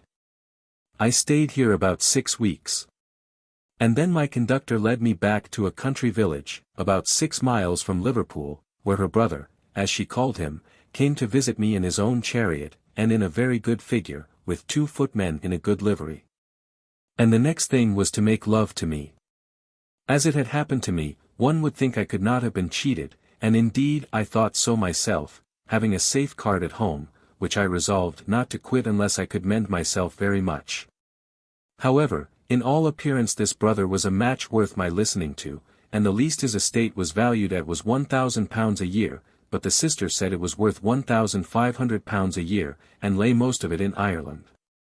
That was a great fortune, and passed for such, was above being asked how much my estate was, and my false friend taking it upon a foolish hearsay, had raised it from £500 to £5,000, and by the time she came into the country she called it £15,000. The Irishman, for such I understood him to be, was stark mad at this bait. In short, he courted me, made me presents, and ran in debt like a madman for the expenses of his equipage and of his courtship. He had, to give him his due, the appearance of an extraordinary fine gentleman. He was tall, well-shaped, and had an extraordinary address. Talked as naturally of his park and his stables, of his horses, his gamekeepers, his woods, his tenants, and his servants, as if we had been in the mansion house, and I had seen them all about me. He never so much as asked me about my fortune or estate, but assured me that when we came to Dublin he would jointure me in £600 a year good land, and that we could enter into a deed of settlement or contract here for the performance of it. This was such language indeed as I had not been used to, and I was here beaten out of all my measures. I had a she-devil in my bosom, every hour telling me how great her brother lived. One time she would come for my orders, how I would have my coaches painted, and how lined, and another time what clothes my page should wear. In short, my eyes were dazzled. I had now lost my power of saying no, and, to cut the story short, I consented to be married. But to be the more private, we were carried farther into the country, and married by a Romish clergyman, who I was assured would marry us as effectually as a Church of England parson. I cannot say but I had some reflections in this affair upon the dishonourable forsaking my faithful citizen, who loved me sincerely, and who was endeavouring to quit himself of a scandalous whore by whom he had been indeed barbarously used, and promised himself infinite happiness in his new choice, which choice was now giving up herself to another in a manner almost as scandalous as hers could be. But the glittering shoe of a great estate, and of fine things, which the deceived creature that was now my deceiver represented every hour to my imagination, hurried me away, and gave me no time to think of London, or of anything there. Much less of the obligation I had to a person of infinitely more real merit than what was now before me. But the thing was done. I was now in the arms of my new spouse, who appeared still the same as before, great even to magnificence, and nothing less than £1,000 a year could support the ordinary equipage he appeared in. After we had been married about a month, he began to talk of my going to Westchester in order to embark for Ireland. However, he did not hurry me, for we stayed near 3 weeks longer, and then he sent to Chester for a coach to meet us at the Black Rock, as they call it, over against Liverpool. Thither we went in a fine boat they call a pinnace, with 6 oars. His servants, and horses, and baggage going in the ferry boat. He made his excuse to me that he had no acquaintance in Chester, but he would go before and get some handsome apartment for me at a private house. I asked him how long we should stay at Chester. He said, not at all, any longer than 1 night or 2, but he would immediately hire a coach to go to Holyhead. Then I told him he should by no means give himself the trouble to get private lodgings for 1 night or 2, for that Chester being a great place, I made no doubt but there would be very good inns and accommodation enough. So we lodged at an inn in the West Street, not far from the cathedral. I forget what sign it was at. Here my spouse, talking of my going to Ireland, asked me if I had no affairs to settle at London before we went off. I told him no, not of any great consequence, but what might be done as well by letter from Dublin. Madam, says he, very respectfully, I suppose the greatest part of your estate, which my sister tells me is most of it in money in the Bank of England, lies secure enough, but in case it required transferring, or any way altering its property, it might be necessary to go up to London and settle those things before we went over. I seemed to look strange at it, and told him I knew not what he meant, that I had no effects in the Bank of England that I knew of, and I hoped he could not say that I had ever told him I had. No, he said, I had not told him so, but his sister had said the greatest part of my estate lay there. And I only mentioned it, me dear, said he, that if there was any occasion to settle it, or order anything about it, we might not be obliged to the hazard and trouble of another voyage back again. For he added, that he did not care to venture me too much upon the sea.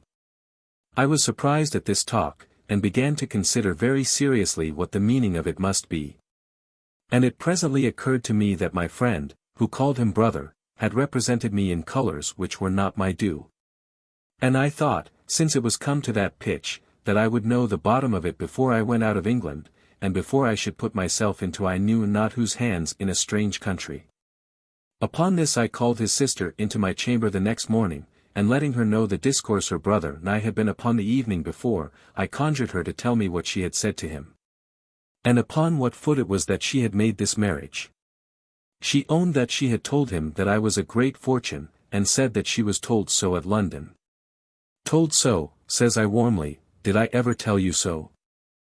No, she said, it was true I did not tell her so, but I had said several times that what I had was in my own disposal. I did so, returned I very quickly and hastily, but I never told you I had anything called a fortune. No, not that I had £100, or the value of £100, in the world. Anyhow did it consist with my being a fortune, said I, that I should come here into the north of England with you, only upon the account of living cheap. At these words, which I spoke warm and high, my husband, her brother, as she called him, came into the room, and I desired him to come and sit down, for I had something of moment to say before them both, which it was absolutely necessary he should hear. He looked a little disturbed at the assurance with which I seemed to speak it, and came and sat down by me, having first shut the door. Upon which I began, for I was very much provoked, and turning myself to him, I am afraid, says I, my dear, for I spoke with kindness on his side, that you have a very great abuse put upon you. And an injury done you never to be repaired in your marrying me, which, however, as I have had no hand in it, I desire I may be fairly acquitted of it, and that the blame may lie where it ought to lie, and nowhere else. For I wash my hands of every part of it. What injury can be done me, my dear, says he, in marrying you? I hope it is to my honor and advantage every way. I will soon explain it to you, says I, and I fear you will have no reason to think yourself well used. But I will convince you, my dear, says I again, that I have had no hand in it, and there I stopped a while. He looked now scared and wild, and began, I believe, to suspect what followed. However, looking towards me, and saying only, go on, he sat silent, as if to hear what I had more to say, so I went on. I asked you last night, said I, speaking to him, if ever I made any boast to you of my estate, or ever told you I had any estate in the Bank of England or anywhere else, and you owned I had not, as is most true. And I desire you will tell me here, before your sister, if ever I gave you any reason for me to think so, or that ever we had any discourse about it. And he owned again I had not, but said I had appeared always as a woman of fortune, and he depended on it that I was so, and hoped he was not deceived. I am not inquiring yet whether you have been deceived or not, said I. I fear you have, and I too, but I am clearing myself from the unjust charge of being concerned in deceiving you. I have been now asking your sister if ever I told her of any fortune or estate I had, or gave her any particulars of it. And she owns I never did. Any pray, madam, said I, turning myself to her, be so just to me, before your brother, to charge me, if you can, if ever I pretended to you that I had an estate. And why, if I had, should I come down into this country with you on purpose to spare that little I had, and live cheap? She could not deny one word, but said she had been told in London that I had a very great fortune, and that it lay in the Bank of England. And now, dear sir, said I, turning myself to my new spouse again, be so just to me as to tell me who has abused both you and me so much as to make you believe I was a fortune, and prompt you to court me to this marriage. He could not speak a word, but pointed to her, and, after some more pause, flew out in the most furious passion that ever I saw a man in my life, cursing her, and calling her all the whores and hard names he could think of. And that she had ruined him, declaring that she had told him I had £15,000, and that she was to have £500 of him for procuring this match for him. He then added, directing his speech to me, that she was none of his sister, but had been his whore for 2 years before, that she had had £100 of him in part of this bargain, and that he was utterly undone if things were as I said. And in his raving he swore he would let her heart's blood out immediately, which frightened her and me too. She cried, said she had been told so in the house where I lodged. But this aggravated him more than before, that she should put so far upon him, and run things such a length upon no other authority than a hearsay, and then, turning to me again, said very honestly, he was afraid we were both undone. For, to be plain, my dear, I have no estate, says he, what little I had, this devil has made me run out in waiting on you and putting me into this equipage. She took the opportunity of his being earnest in talking with me, and got out of the room, and I never saw her more. I was confounded now as much as he, and knew not what to say. I thought many ways that I had the worst of it, but his saying he was undone, and that he had no estate neither, put me into a mere distraction. Why, says I to him, this has been a hellish juggle, for we are married here upon the foot of a double fraud, you are undone by the disappointment, it seems, and if I had had a fortune I had been cheated too, for you say you have nothing. You would indeed have been cheated, my dear, says he, but you would not have been undone, for £15,000 would have maintained us both very handsomely in this country. And I assure you, added he, I had resolved to have dedicated every groat of it to you, I would not have wronged you of a shilling, and the rest I would have made up in my affection to you, and tenderness of you, as long as I lived. This was very honest indeed, and I really believe he spoke as he intended, and that he was a man that was as well qualified to make me happy, as to his temper and behavior, as any man ever was. But his having no estate, and being run into debt on this ridiculous account in the country, made all the prospect dismal and dreadful, and I knew not what to say, or what to think of myself. I told him it was very unhappy that so much love, and so much good nature as I discovered in him, should be thus precipitated into misery, that I saw nothing before us but ruin. For as to me, it was my unhappiness that what little I had was not able to relieve us weak, and with that I pulled out a bank bill of £20 and 11 guineas, which I told him I had saved out of my little income.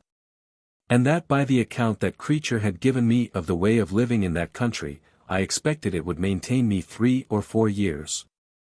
That if it was taken from me, I was left destitute, and he knew what the condition of a woman among strangers must be, if she had no money in her pocket. However, I told him, if he would take it, there it was.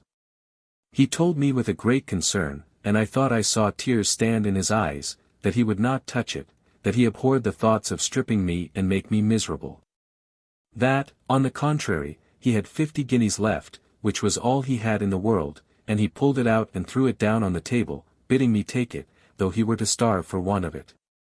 I returned, with the same concern for him, that I could not bear to hear him talk so. That, on the contrary, if he could propose any probable method of living, I would do anything that became me on my part, and that I would live as close and as narrow as he could desire. He begged of me to talk no more at that rate, for it would make him distracted. He said he was bred a gentleman, though he was reduced to a low fortune, and that there was but one way left which he could think of, and that would not do, unless I could answer him one question, which, however, he said he would not press me to. I told him I would answer it honestly, whether it would be to his satisfaction or not, that I could not tell. Why, then, my dear, tell me plainly, says he, will the little you have keep us together in any figure, or in any station or place, or will it not? It was my happiness hitherto that I had not discovered myself or my circumstances at all, no, not so much as my name. And seeing these was nothing to be expected from him, however good-humoured and however honest he seemed to be, but to live on what I knew would soon be wasted. I resolved to conceal everything but the bank bill and the 11 guineas which I had owned. And I would have been very glad to have lost that and have been set down where he took me up.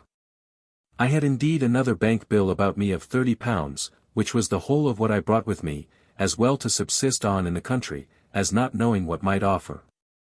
Because this creature, the go-between that had thus betrayed us both, had made me believe strange things of my marrying to my advantage in the country, and I was not willing to be without money, whatever might happen.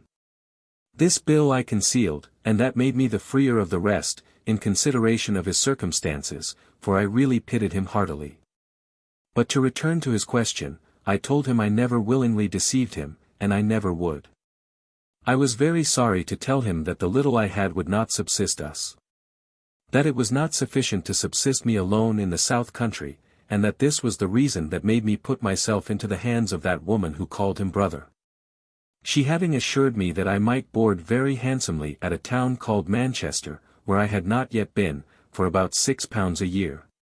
And my whole income not being about £15 a year, I thought I might live easy upon it, and wait for better things. He shook his head and remained silent, and a very melancholy evening we had. However, we supped together, and lay together that night, and when we had almost supped he looked a little better and more cheerful, and called for a bottle of wine. "Come, my dear," says he, "though the case is bad, it is to no purpose to be dejected. Come, be as easy as you can, I will endeavour to find out some way or other to live, if you can but subsist yourself, that is better than nothing. I must try the world again, a man ought to think like a man, to be discouraged is to yield to the misfortune." With this he filled a glass and drank to me, holding my hand and pressing it hard in his hand all the while the wine went down, and protesting afterwards his main concern was for me. It was really a true, gallant spirit he was of, and it was the more grievous to me. 'Tis something of relief even to be undone by a man of honour, rather than by a scoundrel. But here the greatest disappointment was on his side, for he had really spent a great deal of money, deluded by this Madame the Procuress, and it was very remarkable on what poor terms he proceeded. First, the baseness of the creature herself is to be observed, who, for the getting £100 herself, could be content to let him spend 3 or 4 more, though perhaps it was all he had in the world, and more than all. When she had not the least ground, more than a little tea-table chat, to say that I had any estate, or was a fortune, or the like. It is true the design of deluding a woman of fortune, if I had been so, was base enough. The putting the face of great things upon poor circumstances was a fraud, and bad enough. But the case a little differed too, and that in his favour, for he was not a rake that made a trade to delude women, and, as some have done, get 6 or 7 fortunes after one another, and then rifle and run away from them. But he was really a gentleman, unfortunate and low, but had lived well. And though, if I had had a fortune, I should have been enraged at the slut for betraying me, yet really for the man, a fortune would not have been ill bestowed on him, for he was a lovely person indeed, of generous principles, good sense, and of abundance of good humour. We had a great deal of close conversation that night, for we neither of us slept much. He was as penitent for having put all those cheats upon me as if it had been felony, and that he was going to execution. He offered me again every shilling of the money he had about him, and said he would go into the army and seek the world for more. I asked him why he would be so unkind to carry me into Ireland, when I might suppose he could not have subsisted me there. He took me in his arms. "My dear," said he, "depend upon it, I never designed to go to Ireland at all, much less to have carried you thither, but came hither to be out of the observation of the people, who had heard what I pretended to, and withal, that nobody might ask me for money before I was furnished to supply them." "But where, then," said I, "were we to have gone next?" "Why, my dear," said he, "I'll confess the whole scheme to you as I had laid it. I purposed here to ask you something about your estate, as you see I did, and when you, as I expected you would, had entered into some account with me of the particulars, I would have made an excuse to you to have put off our voyage to Ireland for some time, and to have gone first towards London.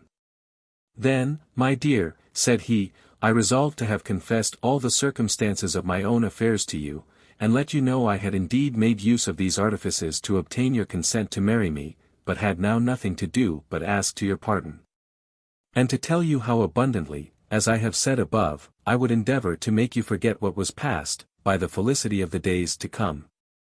Truly," said I to him, "I find you would soon have conquered me. And it is my affliction now, that I am not in a condition to let you see how easily I should have been reconciled to you, and have passed by all the tricks you had put upon me, in recompense of so much good humour. But, my dear," said I, "what can we do now? We are both undone, and what better are we for our being reconciled together, seeing we have nothing to live on? We proposed a great many things, but nothing could offer where there was nothing to begin with. He begged me at last to talk no more of it, for, he said, I would break his heart. So we talked of other things a little, till at last he took a husband's leave of me, and so we went to sleep. He rose before me in the morning, and indeed, having lain awake almost all night, I was very sleepy, and lay till near 11 o'clock. In this time he took his horses and 3 servants, and all his linen and baggage, and away he went, leaving a short but moving letter for me on the table, as follows. My dear, I am a dog, I have abused you. But I have been drawn in to do it by a base creature, contrary to my principle and the general practice of my life. Forgive me, my dear. I ask your pardon with the greatest sincerity. I am the most miserable of men, in having deluded you. I have been so happy to possess you, and now am so wretched as to be forced to fly from you. Forgive me, my dear, once more I say, forgive me. I am not able to see you ruined by me, and myself unable to support you. Our marriage is nothing. I shall never be able to see you again, I here discharge you from it. If you can marry to your advantage, do not decline it on my account. I here swear to you on my faith, and on the word of a man of honor, I will never disturb your repose if I should know of it, which, however, is not likely. On the other hand, if you should not marry, and if good fortune should befall me, it shall be all yours, wherever you are. I have put some of the stock of money I have left into your pocket. Take places for yourself and your maid in the stage-coach, and go for London. I hope it will bear your charges thither, without breaking into your own. Again I sincerely ask your pardon, and will do so as often as I shall ever think of you. Adieu, my dear, forever. I am, your most affectionately.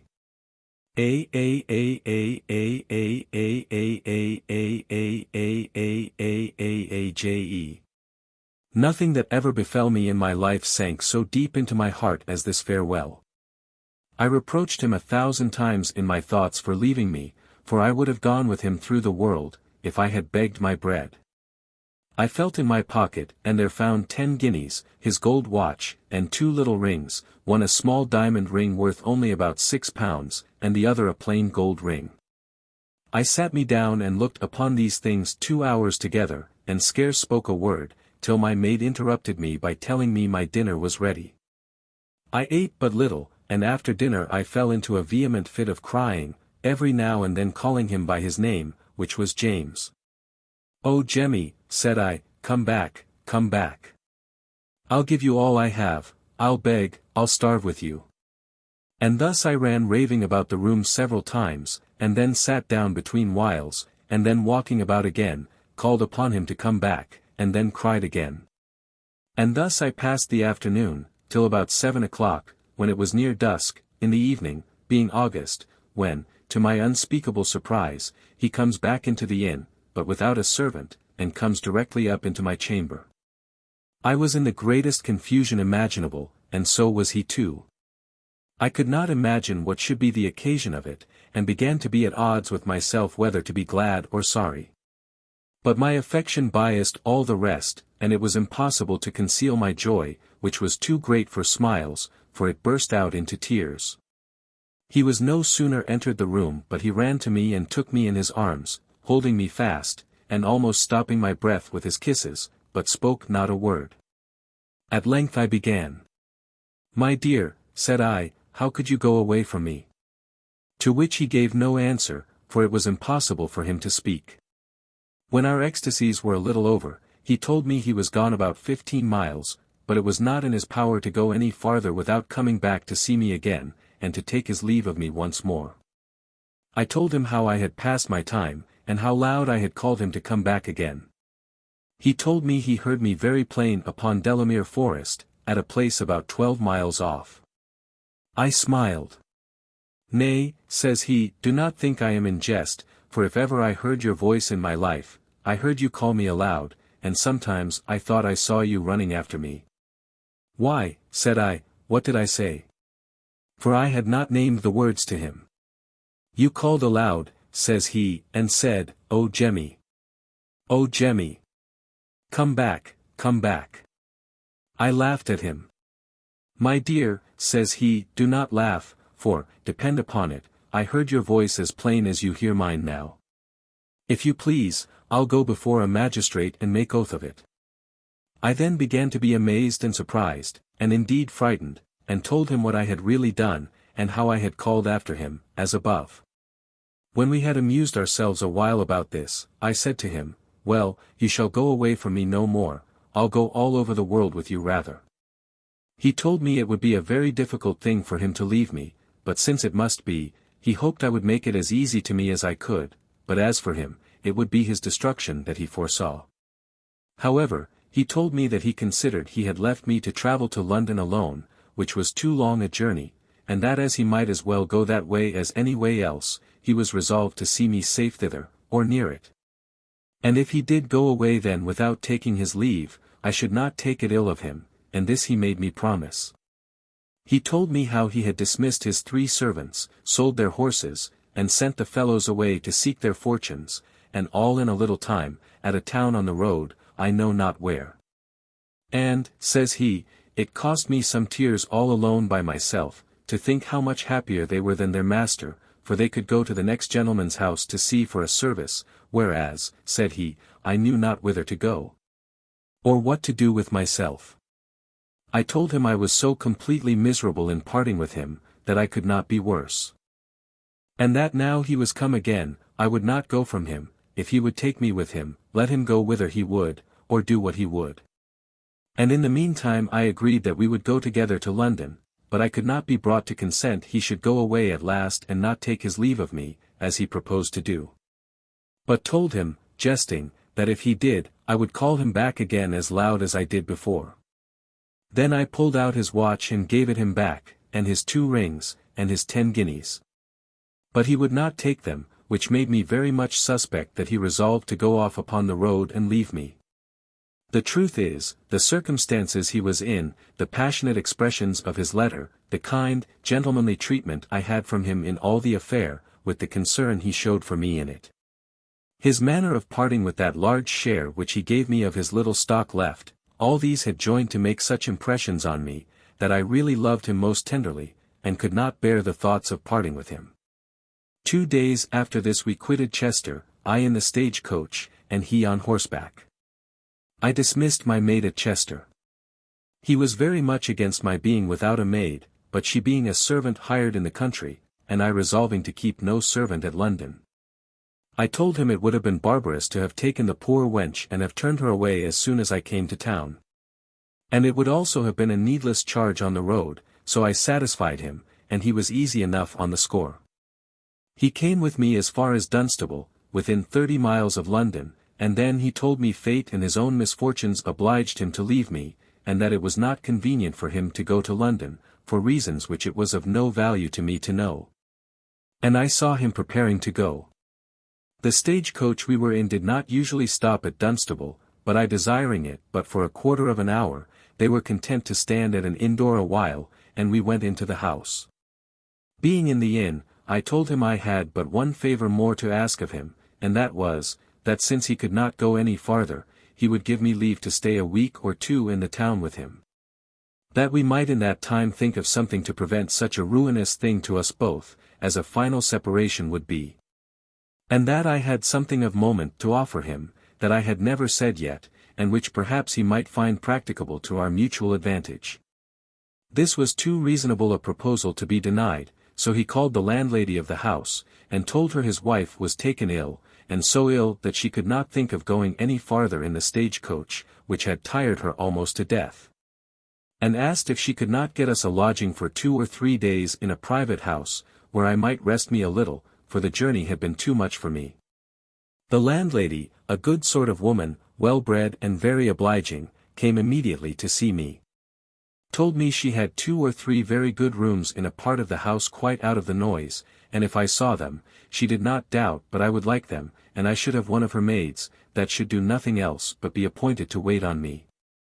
This was so very kind, that I could not but accept of it, and thank her, so I went to look on the rooms and liked them very well, and indeed they were extraordinarily furnished, and very pleasant lodgings. So we paid the stage-coach, took out our baggage, and resolved to stay here a while. Here I told him I would live with him now till all my money was spent, but would not let him spend a shilling of his own. We had some kind squabble about that, but I told him it was the last time I was like to enjoy his company, and I desired he would let me be master in that thing only, and he should govern in everything else, so he acquiesced. Here one evening, taking a walk into the fields, I told him I would now make the proposal to him I had told him of. Accordingly I related to him how I had lived in Virginia, that I had a mother I believed was alive there still, though my husband was dead some years. I told him that had not my effects miscarried, which, by the way, I magnified pretty much, I might have been fortune good enough to him to have kept us from being parted in this manner. Then I entered into the manner of people's going over to those countries to settle, how they had a quantity of land given them by the constitution of the place, and if not, that it might be purchased at so easy a rate this it was not worth naming. I then gave him a full and distinct account of the nature of planting. How with carrying over but £200 or £300 value in English goods, with some servants and tools, a man of application would presently lay a foundation for a family, and in a very few years be certain to raise an estate. I let him into the nature of the product of the earth, how the ground was cured and prepared, and what the usual increase of it was. And demonstrated to him, that in a very few years, with such a beginning, we should be as certain of being rich as we were now certain of being poor. He was surprised at my discourse. For we made it the whole subject of our conversation for near a week together, in which time I laid it down in black and white, as we say, that it was morally impossible, with a supposition of any reasonable good conduct. But that we must thrive there and do very well. Then I told him what measures I would take to raise such a sum of £300 or thereabouts, and I argued with him how good a method it would be to put an end to our misfortunes and restore our circumstances in the world, to what we had both expected. And I added, that after 7 years, if we lived, we might be in a posture to leave our plantations in good hands, and come over again and receive the income of it, and live here and enjoy it. And I gave him examples of some that had done so, and lived now in very good circumstances in London. In short, I pressed him so to it, that he almost agreed to it, but still something or other broke it off again. Till at last he turned the tables, and he began to talk almost to the same purpose of Ireland. He told me that a man that could confine himself to country life, and that could find but stock to enter upon any land, should have farms there for £50 a year, as good as were here let for £200 a year. That the produce was such, and so rich the land, that if much was not laid up, we were sure to live as handsomely upon it as a gentleman of £3,000 a year could do in England, and that he had laid a scheme to leave me in London, and go over and try. And if he found he could lay a handsome foundation of living suitable to the respect he had for me, as he doubted not he should do, he would come over and fetch me. I was dreadfully afraid that upon such a proposal he would have taken me at my word, viz. to sell my little income as I called it, and turn it into money, and let him carry it over into Ireland and try his experiment with it. But he was too just to desire it, or to have accepted it if I had offered it. And he anticipated me in that, for he added, that he would go and try his fortune that way, and if he found he could do anything at it to live, then, by adding mine to it when I went over, we should live like ourselves.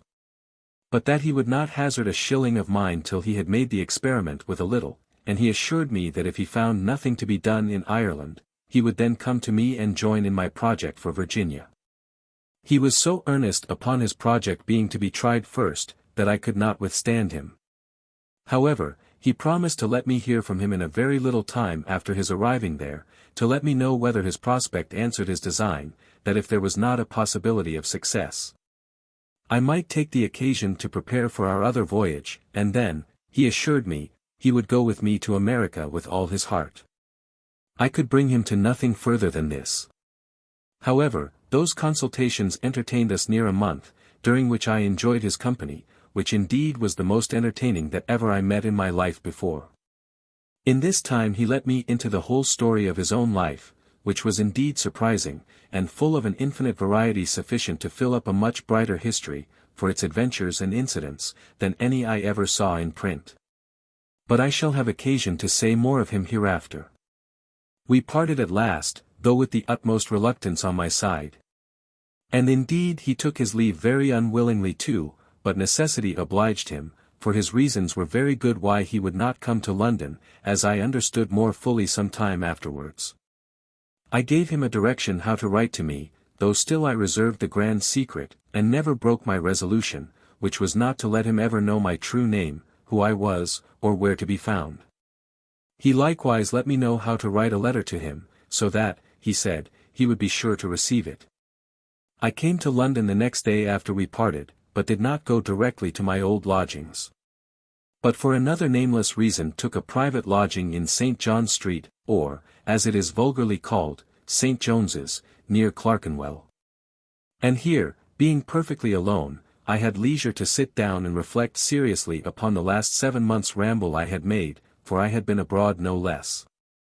The pleasant hours I had with my last husband I looked back on with an infinite deal of pleasure, but that pleasure was very much lessened when I found some time after that I was really with child. This was a perplexing thing, because of the difficulty which was before me where I should get leave to lie in. It being one of the nicest things in the world at that time of day for a woman that was a stranger, and had no friends, to be entertained in that circumstance without security, which, by the way, I had not, neither could I procure any. I had taken care all this while to preserve a correspondence with my honest friend at the bank, or rather he took care to correspond with me, for he wrote to me once a week. And though I had not spent my money so fast as to want any from him, yet I often wrote also to let him know I was alive. I had left directions in Lancashire, so that I had these letters, which he sent, conveyed to me, and during my recess at St. James's received a very obliging letter from him, assuring me that his process for a divorce from his wife went on with success, though he met with some difficulties in it that he did not expect. I was not displeased with the news that his process was more tedious than he expected. For though I was in no condition to have him yet, not being so foolish to marry him when I knew myself to be with child by another man, as some I know have ventured to do, yet I was not willing to lose him, and, in a word, resolved to have him if he continued in the same mind, as soon as I was up again. For I saw apparently I should hear no more from my husband. And as he had all along pressed to marry, and had assured me he would not be at all disgusted at it, or ever offer to claim me again, so I made no scruple to resolve to do it if I could, and if my other friend stood to his bargain. And I had a great deal of reason to be assured that he would stand to it, by the letters he wrote to me, which were the kindest and most obliging that could be. I now grew big, and the people where I lodged perceived it, and began to take notice of it to me, and, as far as civility would allow, intimated that I must think of removing. This put me to extreme perplexity, and I grew very melancholy, for indeed I knew not what course to take. I had money, but no friends, and was like to have a child upon my hands to keep, which was a difficulty I had never had upon me yet, as the particulars of my story hitherto make appear. In the course of this affair I fell very ill, and my melancholy really increased my distemper. My illness proved at length to be only an ague, but my apprehensions were really that I should miscarry. I should not say apprehensions, for indeed I would have been glad to miscarry, but I could never be brought to entertain so much as a thought of endeavoring to miscarry, or of taking anything to make me miscarry. I abhorred, I say, so much as the thought of it. However, speaking of it in the house, the gentlewoman who kept the house proposed to me to send for a midwife. I scrupled it at first, but after some time consented to it, but told her I had no particular acquaintance with any midwife, and so left it to her. It seems the mistress of the house was not so great a stranger to such cases as mine was as I thought at first she had been, as will appear presently, and she sent for a midwife of the right sort, that is to say, the right sort for me. The woman appeared to be an experienced woman in her business, I mean as a midwife, but she had another calling too, in which she was as expert as most women if not more. My landlady had told her I was very melancholy, and that she believed that had done me harm, and once, before me, said to her, Mrs. B., meaning the midwife, I believe this lady's trouble is of a kind that is pretty much in your way, and therefore if you can do anything for her, pray do, for she is a very civil gentlewoman," and so she went out of the room. I really did not understand her, but my mother Midnight began very seriously to explain what she meant, as soon as she was gone. "Madam," says she, "you seem not to understand what your landlady means. And when you do understand it, you need not let her know at all that you do so. She means that you are under some circumstances that may render your lying in difficult to you, and that you are not willing to be exposed. I need say no more, but to tell you, that if you think fit to communicate so much of your case to me, if it be so, as is necessary, for I do not desire to pry into those things, I perhaps may be in a position to help you and to make you perfectly easy, and remove all your dull thoughts upon that subject." Every word this creature said was a cordial to me, and put new life and new spirit into my heart. My blood began to circulate immediately, and I was quite another body. I ate my victuals again, and grew better presently after it. She said a great deal more to the same purpose, and then, having pressed me to be free with her, and promised in the solemnest manner to be secret, she stopped a little, as if waiting to see what impression it made on me, and what I would say. I was too sensible to the want I was in of such a woman, not to accept her offer. I told her my case was partly as she guessed, and partly not, for I was really married, and had a husband, though he was in such fine circumstances and so remote at that time, as that he could not appear publicly. She took me short, and told me that was none of her business. All the ladies that came under her care were married women to her. Every woman, she says, that is with child has a father for it, and whether that father was a husband or no husband, was no business of hers. Her business was to assist me in my present circumstances, whether I had a husband or no. "For, madam," says she, "to have a husband that cannot appear, is to have no husband in the sense of the case, and, therefore, whether you are a wife or a mistress is all one to me." I found presently, that whether I was a whore or a wife, I was to pass for a whore here, so I let that go. I told her it was true, as she said, but that, however, if I must tell her my case, I must tell it her as it was. So I related it to her as short as I could, and I concluded it to her thus. "I trouble you with all this, madam," said I, "not that, as you said before, it is much to the purpose in your affair, but this is to the purpose, namely, that I am not in any pain about being seen, or being public or concealed. For 'tis perfectly indifferent to me. But my difficulty is, that I have no acquaintance in this part of the nation." "I understand you, madam," says she. "You have no security to bring to prevent the parish impertinences usual in such cases, and perhaps," says she, "do not know very well how to dispose of the child when it comes." "The last," says I, "is not so much my concern as the first." "Well, madam," answered the midwife, "dare you put yourself into my hands? I live in such a place, though I do not inquire after you, you may inquire after me. My name is B. I live in such a street," naming the street, "at the sign of the cradle. My profession is a midwife, and I have many ladies that come to my house to lie in. I have given security to the parish in general terms to secure them from any charge from whatsoever shall come into the world under my roof. I have but one question to ask in the whole affair, madam," says she, "and if that be answered you shall be entirely easy for all the rest." I presently understood what she meant, and told her, "Madam, I believe I understand you. I thank God, though I want friends in this part of the world, I do not want money, so far as may be necessary, though I do not abound in that neither." This I added because I would not make her expect great things. "Well, madam," says she, "that is the thing indeed, without which nothing can be done in these cases. And yet," says she, "you shall see that I will not impose upon you, or offer anything that is unkind to you, and if you desire it, you shall know everything beforehand, that you may suit yourself to the occasion. And be neither costly or sparing as you see fit." I told her she seemed to be so perfectly sensible of my condition, that I had nothing to ask of her but this, that as I had told her that I had money sufficient, but not a great quantity, she would order it so that I might be at as little superfluous charge as possible. She replied that she would bring in an account of the expenses of it in 2 or 3 shapes, and like a bill of fare, I should choose as I pleased, and I desired her to do so. The next day she brought it, and the copy of her 3 bills was as follows. 1. For 3 months' lodging in her house, including my diet, at tens a week. £6, 0d. 2. For a nurse for the month, and use of childbed. Linen. £1, 10s, 0d. 3. For a minister to christen the child, and to the godfathers and clerk. £1, 10s, 0d. 4. For a supper at the christening if I had 5 friends. At it. £1, 0d. For her fees as a midwife, and the taking off the trouble of the parish. £3, 3s, 0d.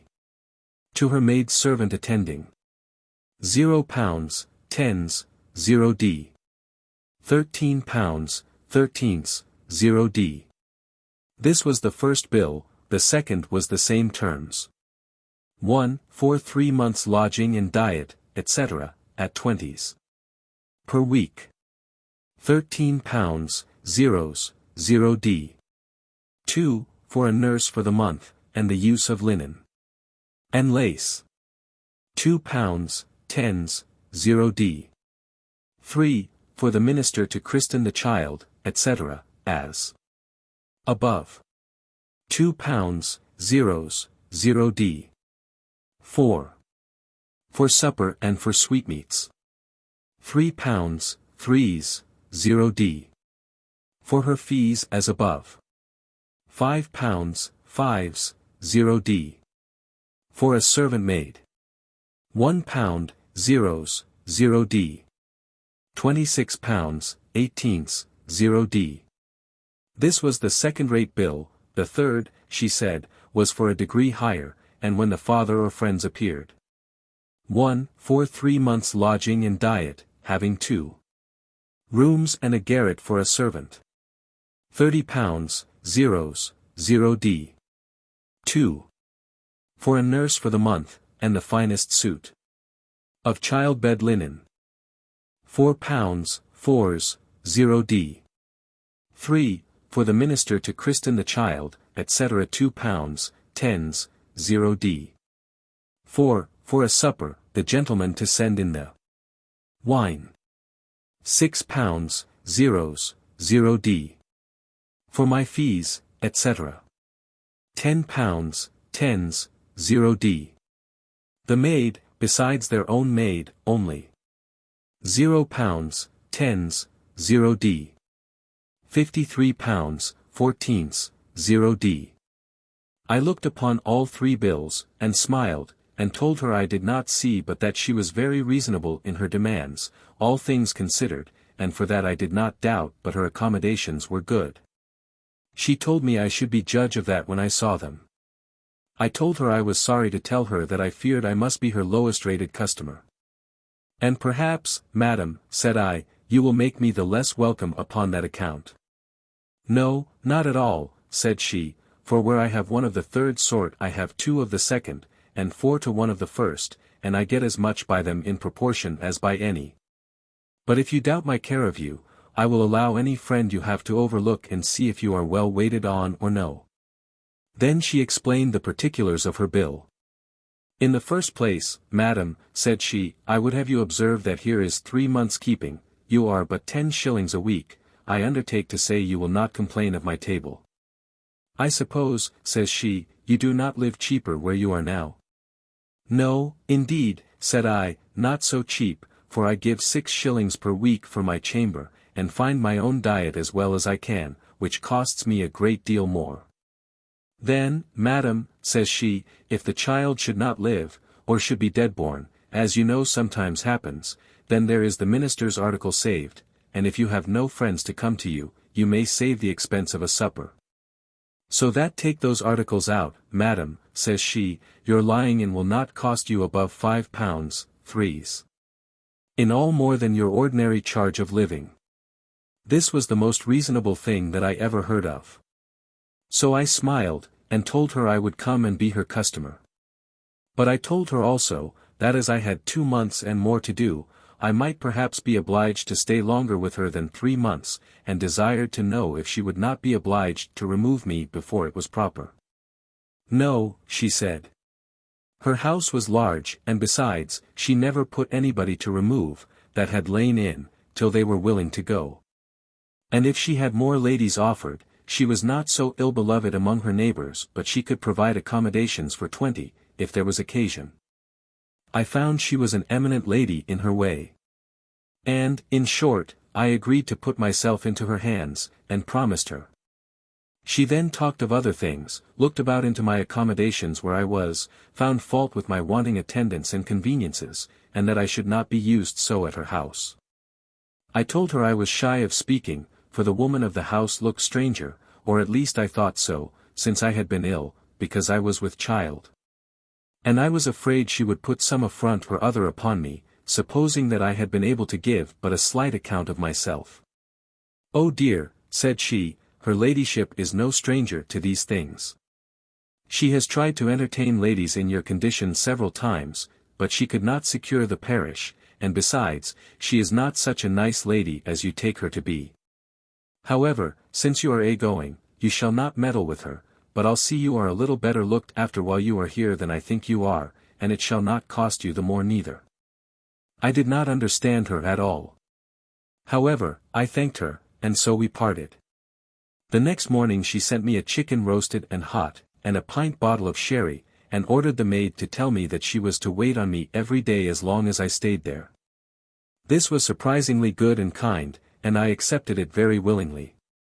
At night she sent to me again, to know if I wanted anything, and how I did, and to order the maid to come to her in the morning with my dinner.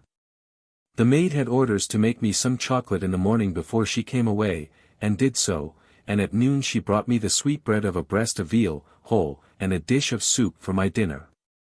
And after this manner she nursed me up at a distance, so that I was mightily well pleased, and quickly well, for indeed my dejections before were the principal part of my illness.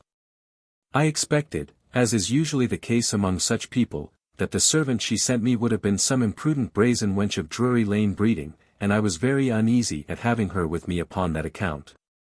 So I would not let her lie in that house the first night by any means, but had my eyes about me as narrowly as if she had been a public thief.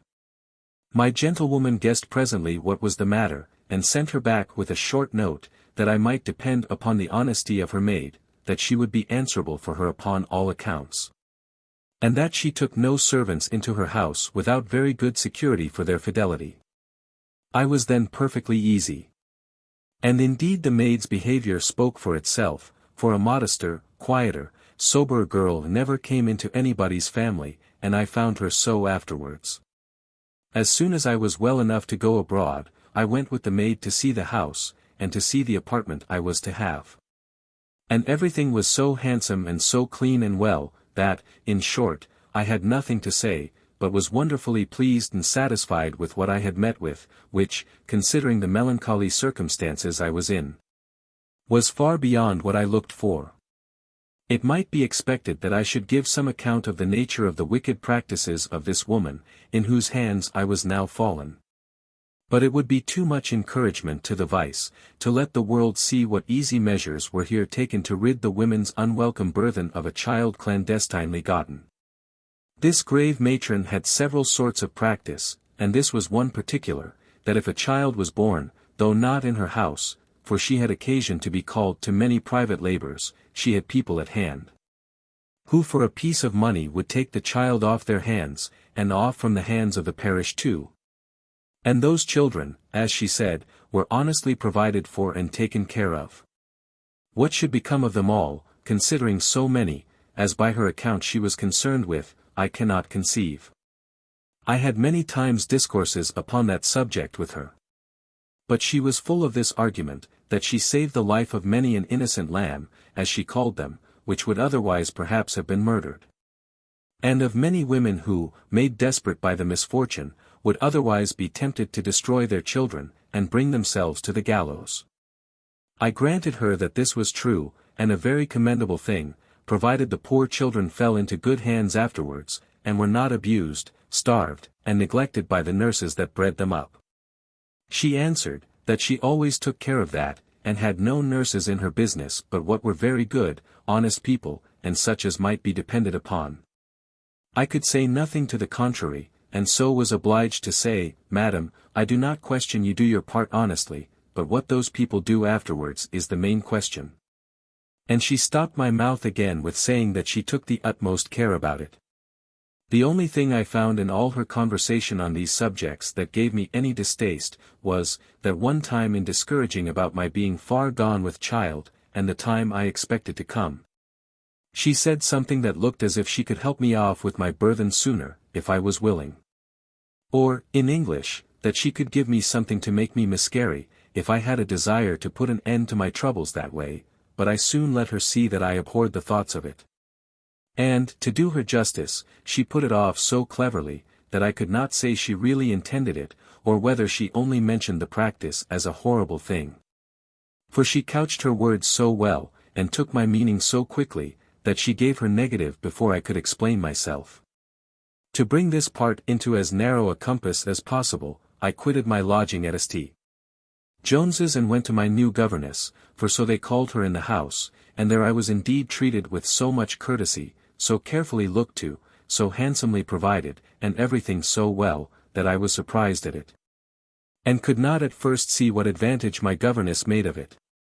But I found afterwards that she professed to make no profit of lodgers' diet, nor indeed could she get much by it, but that her profit lay in the other articles of her management, and she made enough that way, I assure you.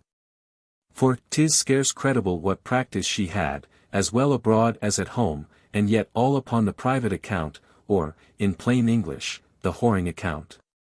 While I was in her house, which was near 4 months, she had no less than 12 ladies of pleasure brought to bed within the doors, and I think she had 32, or thereabouts, under her conduct without doors, whereof one, as nice as she was with me, was lodged with my old landlady at St. Jones's. This was a strange testimony of the growing vice of the age, and such a one, that as bad as I had been myself, it shocked my very senses. I began to nauseate the place I was in and, about all, the wicked practice. And yet I must say that I never saw, or do I believe there was to be seen, the least indecency in the house the whole time I was there. Not a man was ever seen to come upstairs, except to visit the lying-in ladies within their month, nor then without the old lady with them, who made it a piece of honor of her management that no man should touch a woman, no, not his own wife, within the month. Nor would she permit any man to lie in the house upon any pretense whatever, no, not though she was sure it was with his own wife. And her general saying for it was, that she cared not how many children were born in her house, but she would have none got there if she could help it. It might perhaps be carried further than was needful, but it was an error of the right hand if it was an error, for by this she kept up the reputation, such as it was, of her business, and obtained this character. That though she did take care of the women when they were debauched, yet she was not instrumental to their being debauched at all. And yet it was a wicked trade she drove too. While I was there, and before I was brought to bed, I received a letter from my trustee at the bank, full of kind, obliging things, and earnestly pressing me to return to London. It was near a fortnight old when it came to me, because it had been first sent into Lancashire, and then returned to me. He concludes with telling me that he had obtained a decree, I think he called it, against his wife, and that he would be ready to make good his engagement to me, if I would accept of him, adding a great many protestations of kindness and affection, such as he would have been far from offering if he had known the circumstances I had been in, and which as it was I had been very far from deserving. I returned an answer to his letter, and dated it at Liverpool, but sent it by messenger, alleging that it came in cover to a friend in town. I gave him joy of his deliverance, but raised some scruples at the lawfulness of his marrying again, and told him I supposed he would consider very seriously upon that point before he resolved on it, the consequence being too great for a man of his judgment to venture rashly upon a thing of that nature. So concluded, wishing him very well in whatever he resolved, without letting him into anything of my own mind, or giving any answer to his proposal of my coming to London to him. but mentioned at a distance my intention to return the latter end of the year, this being dated in April. I was brought to bed about the middle of May and had another brave boy, and myself in as good condition as usual on such occasions. My governess did her part as a midwife with the greatest art and dexterity imaginable, and far beyond all that ever I had had any experience of before. Her care of me in my travail, and after in my lying in, was such, that if she had been my own mother it could not have been better. Let none be encouraged in their loose practices from this dexterous lady's management, for she is gone to her place, and I dare say has left nothing behind her that can or will come up on it. I think I had been brought to bed about 22 days when I received another letter from my friend at the bank, with the surprising news that he had obtained a final sentence of divorce against his wife, and had served her with it on such a day. And that he had such an answer to give to all my scruples about his marrying again, as I could not expect, and as he had no desire of. For that his wife, who had been under some remorse before for her usage of him, as soon as she had the account that he had gained his point, had very unhappily destroyed herself that same evening.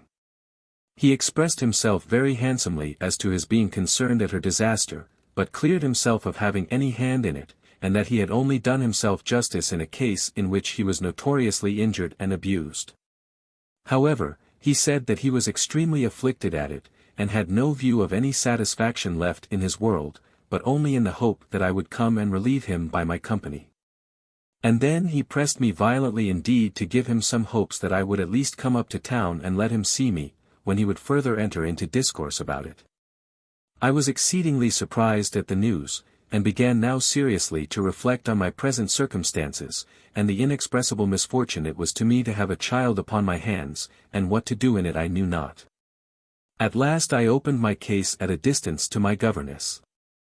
I appeared melancholy and uneasy for several days, and she lay at me continually to know what troubled me. I could not for my life tell her that I had an offer of marriage, after I had so often told her that I had a husband, so that I really knew not what to say to her. I owned I had something which very much troubled me, but at the same time told her I could not speak of it to any one alive. She continued importuning me several days, but it was impossible, I told her, for me to commit the secret to anybody. This, instead of being an answer to her, increased her importunities.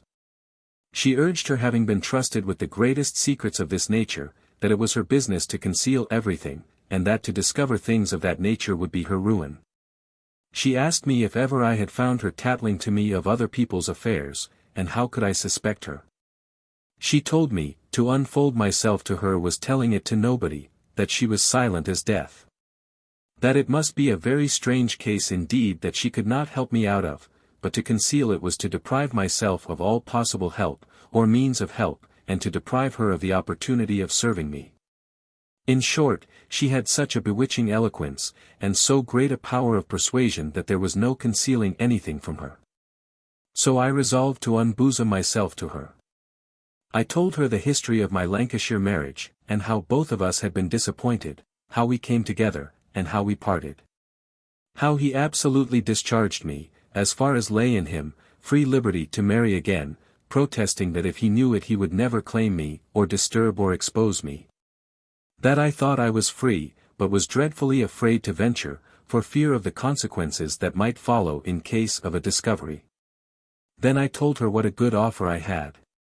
Showed her my friend's 2 last letters, inviting me to come to London, and let her see with what affection and earnestness they were written, but blotted out the name, and also the story about the disaster of his wife, only that she was dead. She fell a laughing at my scruples about marrying, and told me the other was no marriage, but a cheat on both sides, and that, as we were parted by mutual consent, the nature of the contract was destroyed, and the obligation was mutually discharged. She had arguments for this at the tip of her tongue, and, in short, reasoned me out of my reason, not but that it was too by the help of my own inclination. But then came the great and main difficulty, and that was the child. This, she told me in so many words, must be removed, and that so as that it should never be possible for any one to discover it. I knew there was no marrying without entirely concealing that I had had a child, for he would soon have discovered by the age of it that it was born, nay, and gotten too, since my parley with him, and that would have destroyed all the affair. But it touched my heart so forcibly to think of parting entirely with the child, and, for aught I knew, of having it murdered, or starved by neglect and ill usage, which was much the same, that I could not think of it without horror. I wish all those women who consent to the disposing their children out of the way, as it is called, for decency's sake, would consider that 'tis only a contrived method for murder, that is to say, a killing their children with safety. It is manifest to all that understand anything of children, that we are born into the world helpless, and incapable either to supply our own wants or so much as make them known, and that without help we must perish. And this help requires not only an assisting hand, whether of the mother or somebody else, but there are two things necessary in that assisting hand, that is, care and skill. Without both which, half the children that are born would die, nay, though they were not to be denied food, and one half more of those that remained would be cripples or fools, lose their limbs, and perhaps their sense. I question not but that these are partly the reasons why affection was placed by nature in the hearts of mothers to their children, without which they would never be able to give themselves up, as 'tis necessary they should, to the care and waking pains needful to the support of their children. Since this care is needful to the life of children, to neglect them is to murder them, again, to give them up to be managed by those people who have none of that needful affection placed by nature in them, is to neglect them in the highest degree. Nay, in some it goes farther, and is a neglect in order to their being lost, so that 'tis even an intentional murder, whether the child lives or dies. All those things represented themselves to my view, and that is the blackest and most frightful form, and as I was very free with my governess, whom I had now learned to call mother, I represented to her all the dark thoughts which I had upon me about it, and told her what distress I was in. She seemed graver by much at this part than at the other. But as she was hardened in these things beyond all possibility of being touched with the religious part, and the scruples about the murder, so she was equally impenetrable in that part which related to affection. She asked me if she had not been careful and tender to me in my lying in, as if I had been her own child. I told her I owned she had. Well, my dear, says she, and when you are gone, what are you to me? And what would it be to me if you were to be hanged? Do you think there are not women who, as it is their trade and they get their bread by it, value themselves upon their being as careful of children as their own mothers can be, and understand it rather better? Yes, yes, child, says she, fear it not, how were we nursed ourselves? Are you sure you was nursed up by your own mother? And yet you look fat and fair, child, says the old beldam, and with that she stroked me over the face. Never be concerned, child, says she, going on in her drolling way, I have no murderers about me. I employ the best and the honestest nurses that can be had, and have as few children miscarry under their hands as there would if they were all nursed by mothers. We want neither care nor skill. She touched me to the quick when she asked if I was sure that I was nursed by my own mother. On the contrary, I was sure I was not, and I trembled, and looked pale at the very expression. Sure, said I to myself, this creature cannot be a witch, or have any conversation with a spirit, that can inform her what was done with me before I was able to know it myself, and I looked at her as if I had been frightened. But reflecting that it could not be possible for her to know anything about me, that disorder went off, and I began to be easy, but it was not presently. She perceived the disorder I was in, but did not know the meaning of it. So she ran on in her wild talk upon the weakness of my supposing that children were murdered because they were not all nursed by the mother, and to persuade me that the children she disposed of were as well used as if the mothers had the nursing of them themselves. It may be true, mother, says I, for aught I know, but my doubts are very strongly grounded indeed. Come, then, says she, let's hear some of them. Why, first, says I, you give a piece of money to these people to take the child off the parents' hands, and to take care of it as long as it lives. Now we know, mother, said I, that those are poor people, and their gain consists in being quit of the charge as soon as they can. How can I doubt but that, as it is best for them to have the child die, they are not over-solicitous about life? This is all vapors and fancy, says the old woman. I tell you their credit depends upon the child's life, and they are as careful as any mother of you all. "Oh mother," says I, "if I was but sure my little baby would be carefully looked to, and have justice done it, I should be happy indeed. But it is impossible I can be satisfied in that point unless I saw it, and to see it would be ruin and destruction to me, as now my case stands, so what to do I know not." "A fine story," says the governess. "You would see the child, and you would not see the child, you would be concealed and discovered both together. These are things impossible, my dear. So you must e'en do as other conscientious mothers have done before you, and be contented with things as they must be, though they are not as you wish them to be." I understood what she meant by conscientious mothers.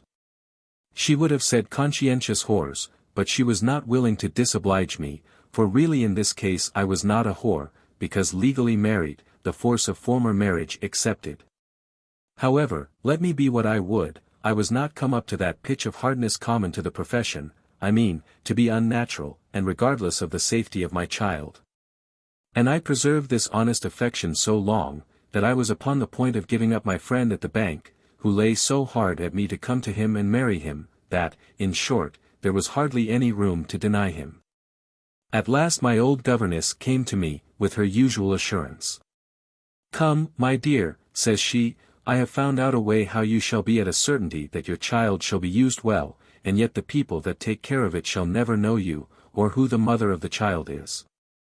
"Oh mother," says I, "if you can do so, you will engage me to you forever."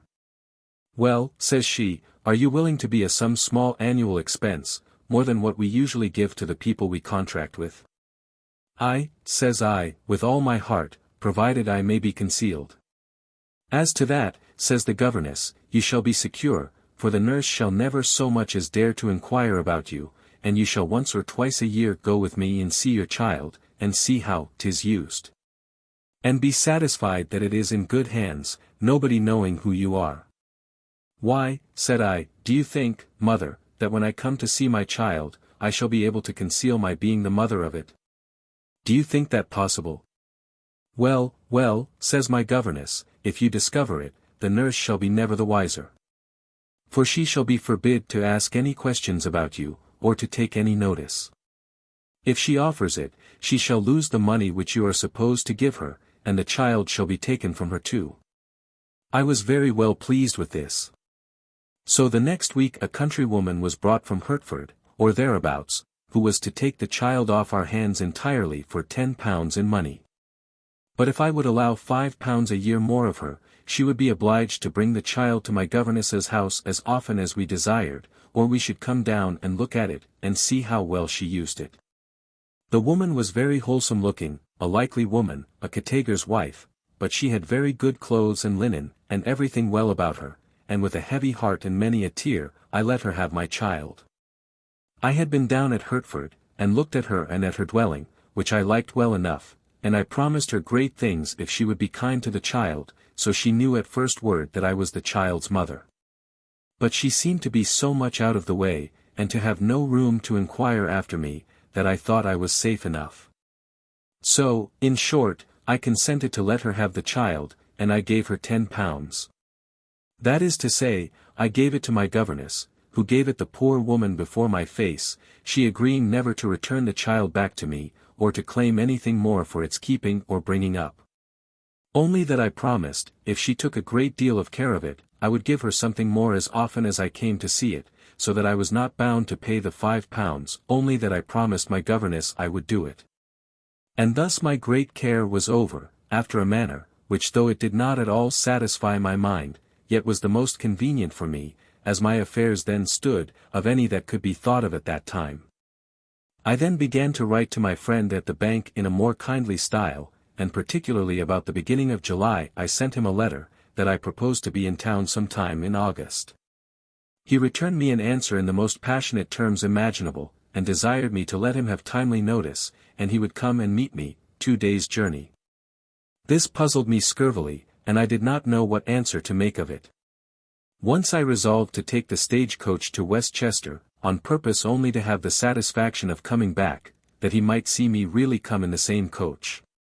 For I had a jealous thought, though I had no ground for it at all, lest he should think I was not really in the country. And it was no ill-grounded thought, as you shall hear presently. I endeavored to reason myself out of it, but it was in vain. The impression lay so strong on my mind, that it was not to be resisted. At last it came as an addition to my new design of going into the country, that it would be an excellent blind to my old governess, and would cover entirely all my other affairs. For she did not know in the least whether my new lover lived in London or in Lancashire. And when I told her my resolution, she was fully persuaded it was in Lancashire. Having taken my measure for this journey, I let her know it, and sent the maid that tended me, from the beginning, to take a place for me in the coach. She would have had me let the maid have waited on me down to the last stage, and come up again in the wagon, but I convinced her it would not be convenient. When I went away, she told me she would enter into no measures for correspondence, for she saw evidently that my affection to my child would cause me to write to her, and to visit her too when I came to town again. I assured her it would, and so took my leave, well satisfied to have been freed from such a house, however good my accommodations there had been, as I have related above. I took the place in the coach not to its full extent, but to a place called Stone, in Cheshire, I think it is, where I not only had no manner of business, but not so much as the least acquaintance with any person in the town or near it. But I knew that with money in the pocket one is at home anywhere. So I lodged there 2 or 3 days, till, watching my opportunity, I found room in another stage coach, and took passage back again for London, sending a letter to my gentleman that I should be such a certain day at Stony Stratford, where the coachman told me he was to lodge. It happened to be a chance coach that I had taken up, which, having been hired on purpose to carry some gentlemen to Westchester who were going for Ireland, was now returning, and did not tie itself to exact times or places as the stages did. So that, having been obliged to lie still on Sunday, he had time to get himself ready to come out, which otherwise he could not have done. However, his warning was so short, that he could not reach to Stony Stratford time enough to be with me at night, but he met me at a place called Brickhill the next morning, as we were just coming in to tow. I confess I was very glad to see him, for I had thought myself a little disappointed overnight, seeing I had gone so far to contrive my coming on purpose. He pleased me doubly too by the figure he came in, for he brought a very handsome, gentleman's, coach and 4 horses, with a servant to attend him. He took me out of the stage coach immediately, which stopped at an inn in Brickhill. And putting into the same inn, he set up his own coach, and bespoke his dinner. I asked him what he meant by that, for I was for going forward with the journey. He said, no, I had need of a little rest upon the road, and that was a very good sort of a house, though it was but a little town, so we would go no farther that night, whatever came of it. I did not press him much, for since he had come so to meet me, and put himself to so much expense, it was but reasonable I should oblige him a little too, so I was easy as to that point. After dinner we walked to see the town, to see the church, and to view the fields, and the country, as is usual for strangers to do, and our landlord was our guide in going to see the church. I observed my gentleman inquired pretty much about the parson, and I took the hint immediately that he certainly would propose to be married, and though it was a sudden thought, it followed presently, that, in short, I would not refuse him. For, to be plain, with my circumstances I was in no condition now to say no, I had no reason now to run any more such hazards. But while these thoughts ran round in my head, which was the work but of a few moments, I observed my landlord took him aside and whispered to him, though not very softly neither, for so much I overheard, Sir, if you shall have occasion, the rest I could not hear, but it seems it was to this purpose, Sir, if you shall have occasion for a minister, I have a friend a little way off that will serve you, and be as private as you please. My gentleman answered loud enough for me to hear, very well, I believe I shall. I was no sooner come back to the inn but he fell upon me with irresistible words, that since he had had the good fortune to meet me, and everything concurred, it would be hastening his felicity if I would put an end to the matter just there. What do you mean, says I, colouring a little. What, in an inn, and upon the road? Bless us all, said I, as if I had been surprised, how can you talk so? Oh, I can talk so very well, says he, I came a purpose to talk so, and I'll show you that I did, and with that he pulls out a great bundle of papers. You fright me, said I, what are all these? Don't be frightened, my dear, said he, and kissed me.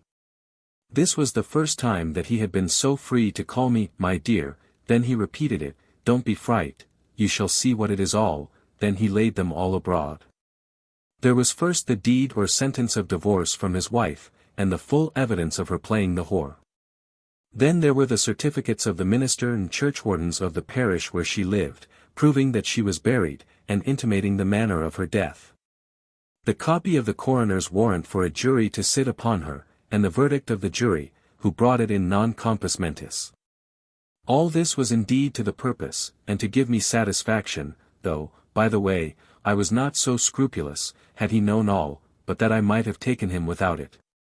However, I looked them all over as well as I could, and told him that this was all very clear indeed, but that he need not have given himself the trouble to have brought them out with him, for it was time enough. Well, he said, it might be time enough for me, but no time but the present time was time enough for him. There were other papers rolled up, and I asked him what they were. Why, says he, that's the question I wanted to have you ask me. So he unrolls them and takes out a little shagreen case, and gives me out of it a very fine diamond ring. I could not refuse it, if I had a mind to do so, for he put it upon my finger, so I made him a curtsy and accepted it. Then he takes out another ring, and this, says he, is for another occasion, so he puts that in his pocket. Well, but let me see it, though, says I, and smiled. I guess what it is, I think you are mad.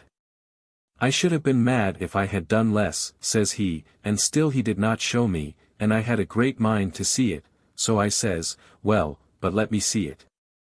Hold, says he, first look here. Then he took up the roll again and read it, and behold. It was a license for us to be married. Why, says I, are you distracted? Why, you were fully satisfied that I would comply and yield at first word, or resolved to take no denial. The last is certainly the case, said he. But you may be mistaken, said I. No, says he, how can you think so? I must not be denied, I can't be denied, and with that he fell to kissing me so violently, I could not get rid of him. There was a bed in the room, and we were walking to and again, eager in the discourse. At last he takes me by surprise in his arms, and threw me on the bed and himself with me, and holding me fast in his arms, but without the least offer of any indecency, courted me to consent with such repeated entreaties and arguments. Protesting his affection, and vowing he would not let me go till I had promised him, that at last I said, why, you resolve not to be denied. Indeed, I can't be denied. Well, said I, and giving him a slight kiss, then you shan't be denied, said I, let me get up. He was so transported with my consent, and the kind manner of it, that I began to think once he took it for a marriage, and would not stay for the form. But I wronged him, for he gave over kissing me, and then giving me 2 or 3 kisses again, thanked me for my kind yielding to him, and was so overcome with the satisfaction and joy of it, that I saw tears stand in his eyes. I turned from him, for it filled my eyes with tears too, and I asked him leave to retire a little to my chamber.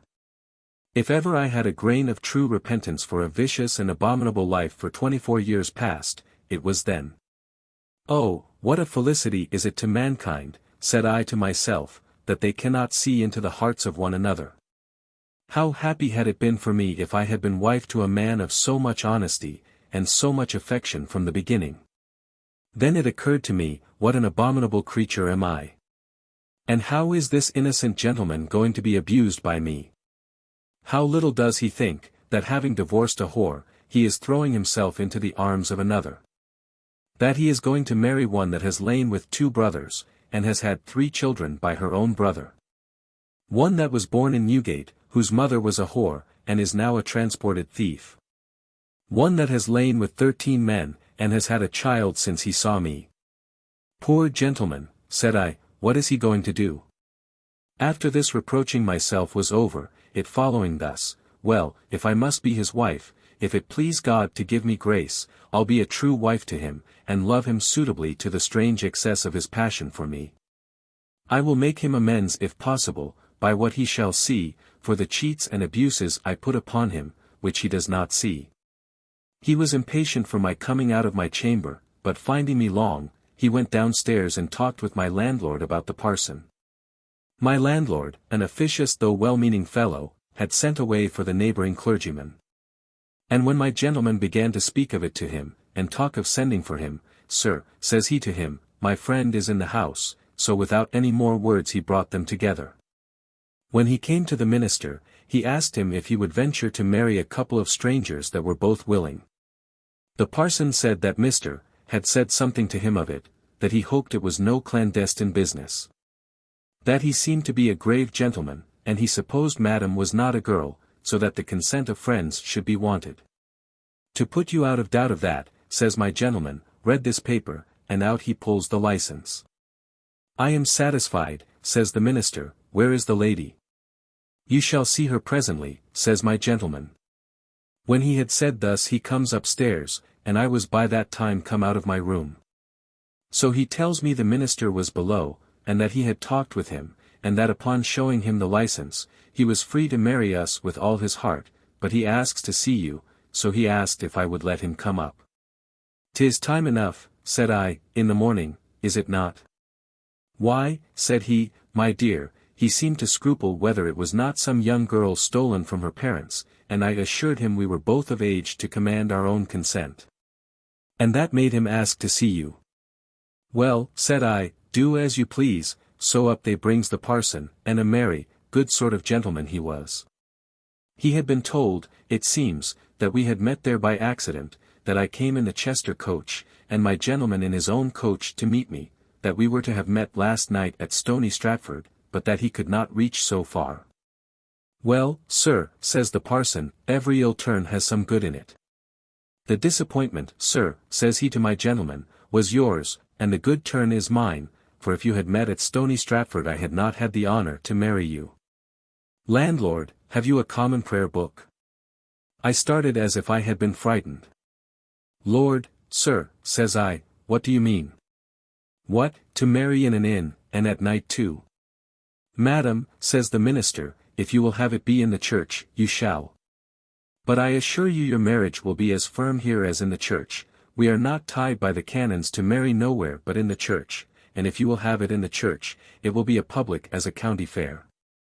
And as for the time of day, it does not at all weigh in this case, our princes are married in their chambers, and at 8 or 10 o'clock at night."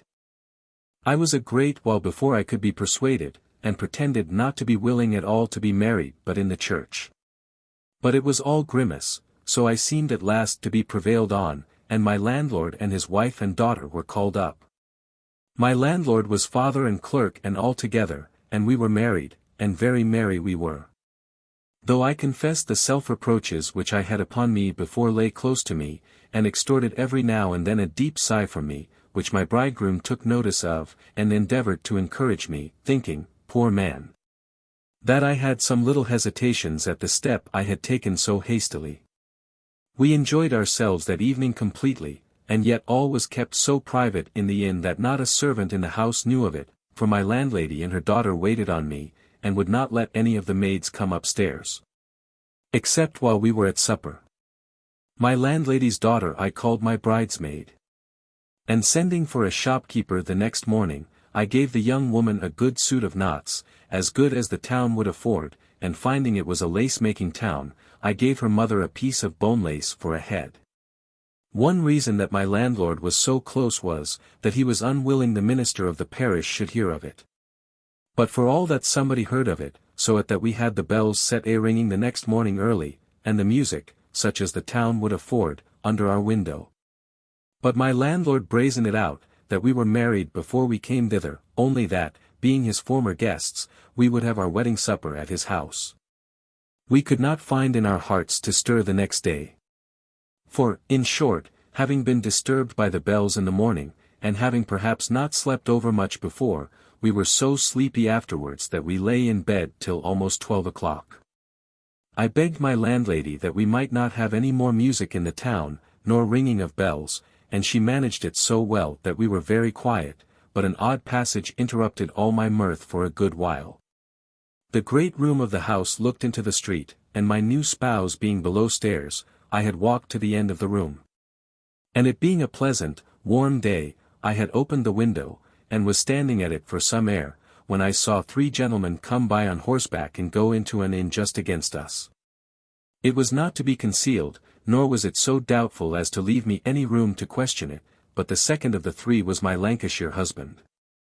I was frightened to death. I never was in such a consternation in my life. Though I should have sunk into the ground, my blood ran chill in my veins, and I trembled as if I had been in a cold fit of ague. I say, there was no room to question the truth of it. I knew his clothes, I knew his horse, and I knew his face. The first sensible reflect I made was, that my husband was not by to see my disorder, and that I was very glad of it. The gentlemen had not been long in the house, but they came to the window of their room, as is usual. But my window was shut, you may be sure. However, I could not keep from peeping at them, and there I saw him again, heard him call out to one of the servants of the house for something he wanted. And received all the terrifying confirmations of its being the same person that were possible to be had.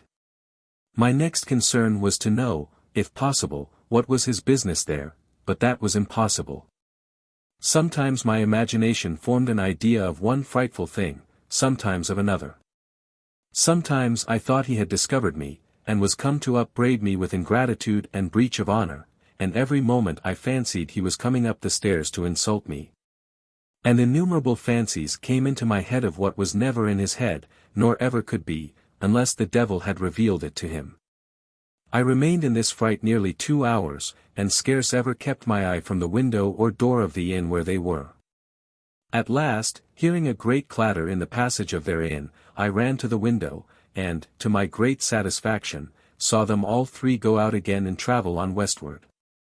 Had they gone towards London, I should have been still in a fright, lest I should meet him on the road again, and that he should know me, but he went the contrary way, and so I was eased of that disorder.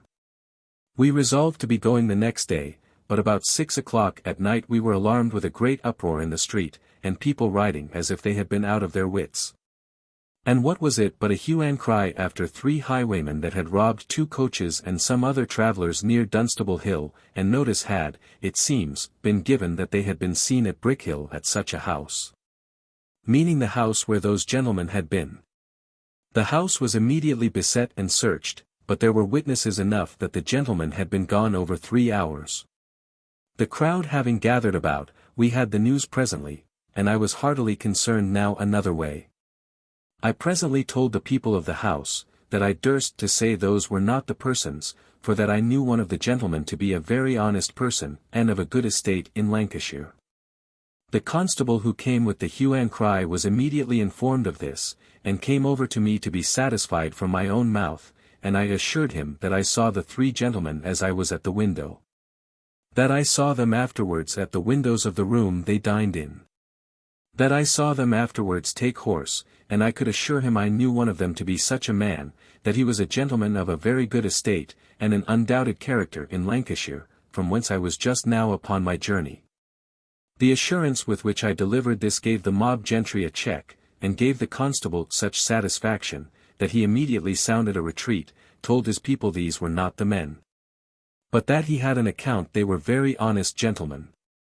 And so they went all back again. What the truth of the matter was I knew not, but certain it was that the coaches were robbed at Dunstable Hill, and £560 in money taken. Besides, some of the lace merchants that always travel that way had been visited too. As to the 3 gentlemen, that remains to be explained hereafter. Well, this alarm stopped us another day, though my spouse was for travelling, and told me that it was always safest travelling after a robbery, for that the thieves were sure to be gone far enough off when they had alarmed the country. But I was afraid and uneasy, and indeed principally lest my old acquaintance should be upon the road still, and should chance to see me. I never lived 4 pleasanter days together in my life. I was a mere bride all this while, and my new spouse strove to make me entirely easy in everything. Oh, could this state of life have continued, how had all my past troubles been forgot, and my future sorrows avoided. But I had a past life of a most wretched kind to account for, some of it in this world as well as in another. We came away the 5th day.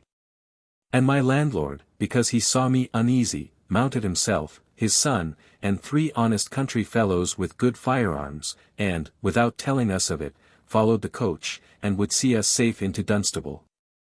We could do no less than treat them very handsomely at Dunstable, which cost my spouse about 10 or 12 shillings, and something he gave the men for their time too, but my landlord would take nothing for himself. This was the most happy contrivance for me that could have fallen out. For had I come to London unmarried, I must either have come to him for the first night's entertainment, or have discovered to him that I had not one acquaintance in the whole city of London that could receive a poor bride for the first night's lodging with her spouse. But now, being an old married woman, I made no scruple of going directly home with him, and there I took possession at once of a house well furnished, and a husband in very good circumstances, so that I had a prospect of a very happy life, if I knew how to manage it. And I had leisure to consider of the real value of the life I was likely to live. How different it was to be from the loose ungoverned part one had acted before, and how much happier a life of virtue and sobriety is, than that which we call a life of pleasure. Oh, had this particular scene of life lasted, or had I learned from that time I enjoyed it, to have tasted the true sweetness of it, and had I not fallen into that poverty which is the sure bane of virtue, how happy had I been, not only here, but perhaps for ever. For while I lived thus, I was really a penitent for all my life past.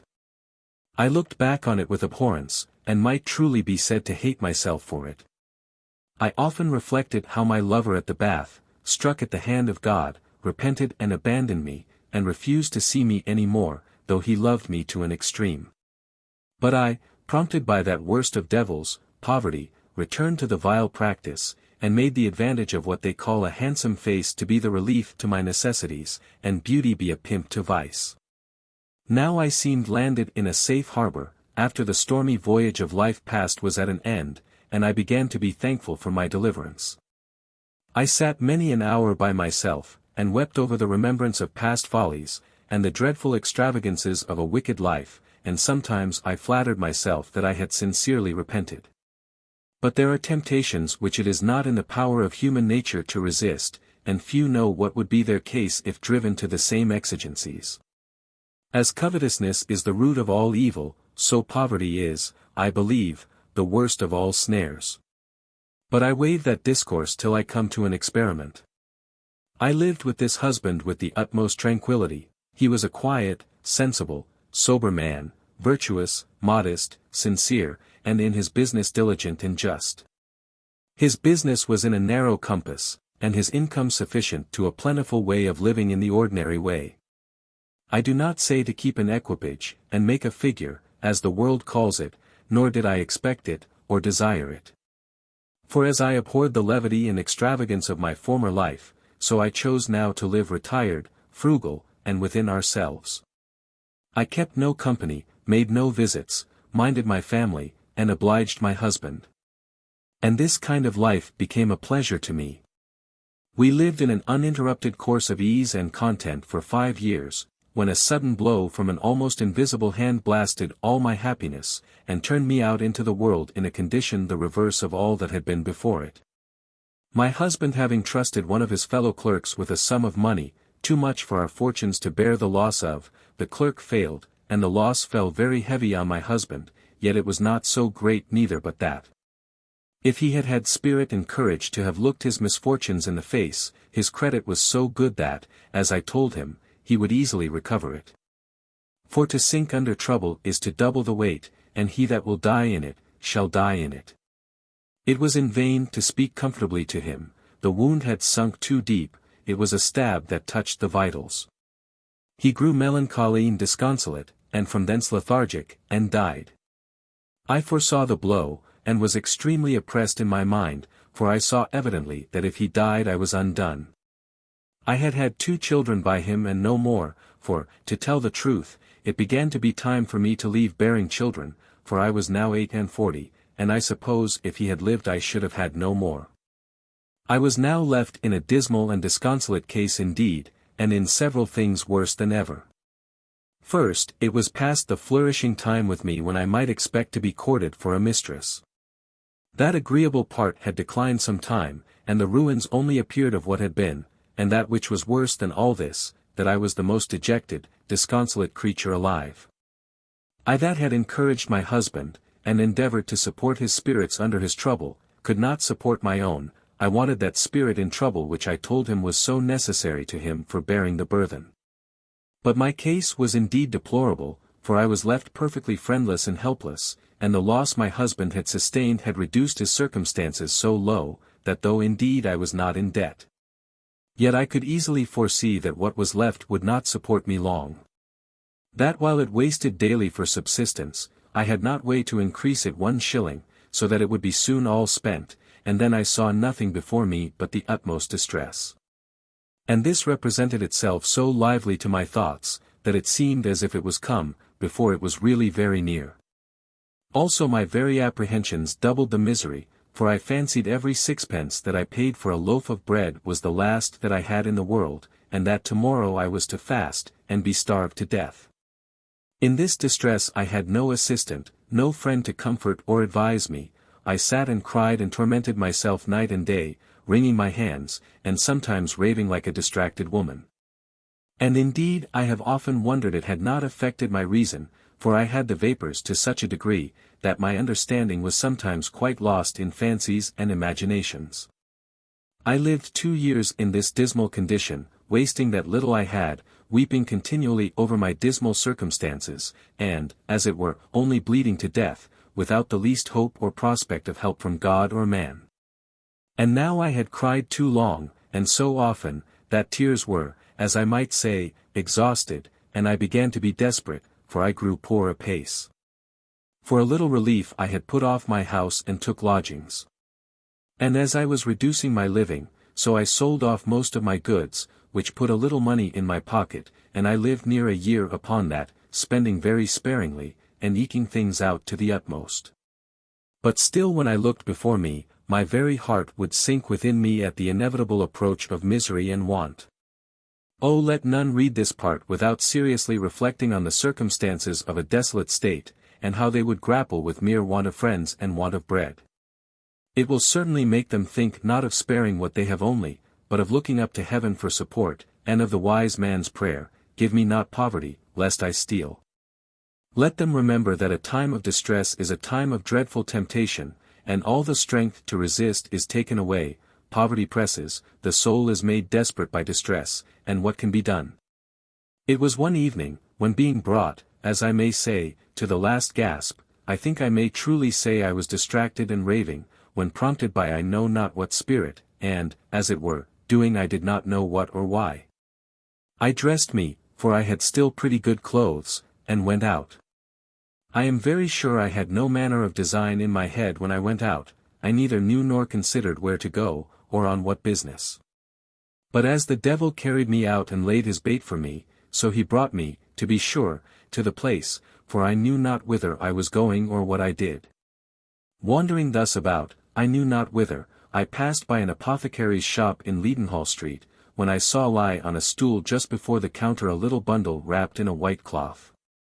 Beyond it stood a maid-servant with her back to it, looking towards the top of the shop, where the apothecary's apprentice, as I suppose, was standing upon the counter, with his back also to the door, and a candle in his hand, looking and reaching up to the upper shelf for something he wanted, so that both were engaged mighty earnestly, and nobody else in the shop. This was the bait, and the devil, who I said laid the snare, as readily prompted me as if he had spoke, for I remember, and shall never forget it, 'twas like a voice spoken to me over my shoulder, "Take the bundle, be quick, do it this moment." It was no sooner said but I stepped into the shop, and with my back to the wench, as if I had stood up for a cart that was going by, I put my hand behind me and took the bundle, and went off with it, the maid or the fellow not perceiving me, or any one else. It is impossible to express the horror of my soul all the while I did it. When I went away I had no heart to run, or scarce to mend my pace. I crossed the street indeed, and went down the first turning I came to, and I think it was a street that went through into Fenchurch Street. From thence I crossed and turned through so many ways and turnings, that I could never tell which way it was, not where I went. For I felt not the ground I stepped on, and the farther I was out of danger, the faster I went, till, tired and out of breath, I was forced to sit down on a little bench at a door, and then I began to recover, and found I was got into Thames Street, near Billingsgate. I rested me a little and went on. My blood was all in a fire, my heart beat as if I was in a sudden fright. In short, I was under such a surprise that I still knew not whither I was going, or what to do.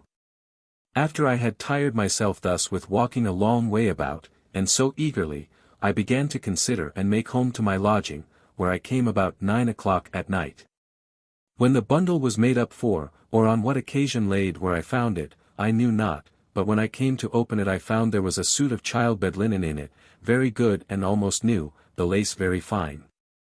There was a silver porringer of a pint, a small silver mug and 6 spoons, with some other linen, a good smock, and 3 silk handkerchiefs, and in the mug, wrapped up in a paper, 18s. 6d in money. All the while I was opening these things I was under such dreadful impressions of fear, and I such terror of mind, though I was perfectly safe, that I cannot express the manner of it. I sat me down, and cried most vehemently. Lord, said I, what am I now? A thief. Why, I shall be taken next time, and be carried to Newgate and be tried for my life. And with that I cried again a long time, and I am sure, as poor as I was, if I had durst for fear, I would certainly have carried the things back again, but that went off after a while. Well, I went to bed for that night, but slept little. The horror of the fact was upon my mind, and I knew not what I said or did all night, and all the next day. Then I was impatient to hear some news of the loss, and would fain know how it was, whether they were a poor body's goods, or a rich. Perhaps, said I, it may be some poor widow like me, that had packed up these goods to go and sell them for a little bread for herself and a poor child, and are now starving and breaking their hearts for want of that little they would have fetched. And this thought tormented me worse than all the rest, for 3 or 4 days' time. But my own distresses silenced all these reflections, and the prospect of my own starving, which grew every day more frightful to me, hardened my heart by degrees. It was then particularly heavy upon my mind, that I had been reformed, and had, as I hoped, repented of all my past wickedness. That I had lived a sober, grave, retired life for several years, but now I should be driven by the dreadful necessity of my circumstances to the gates of destruction, soul and body.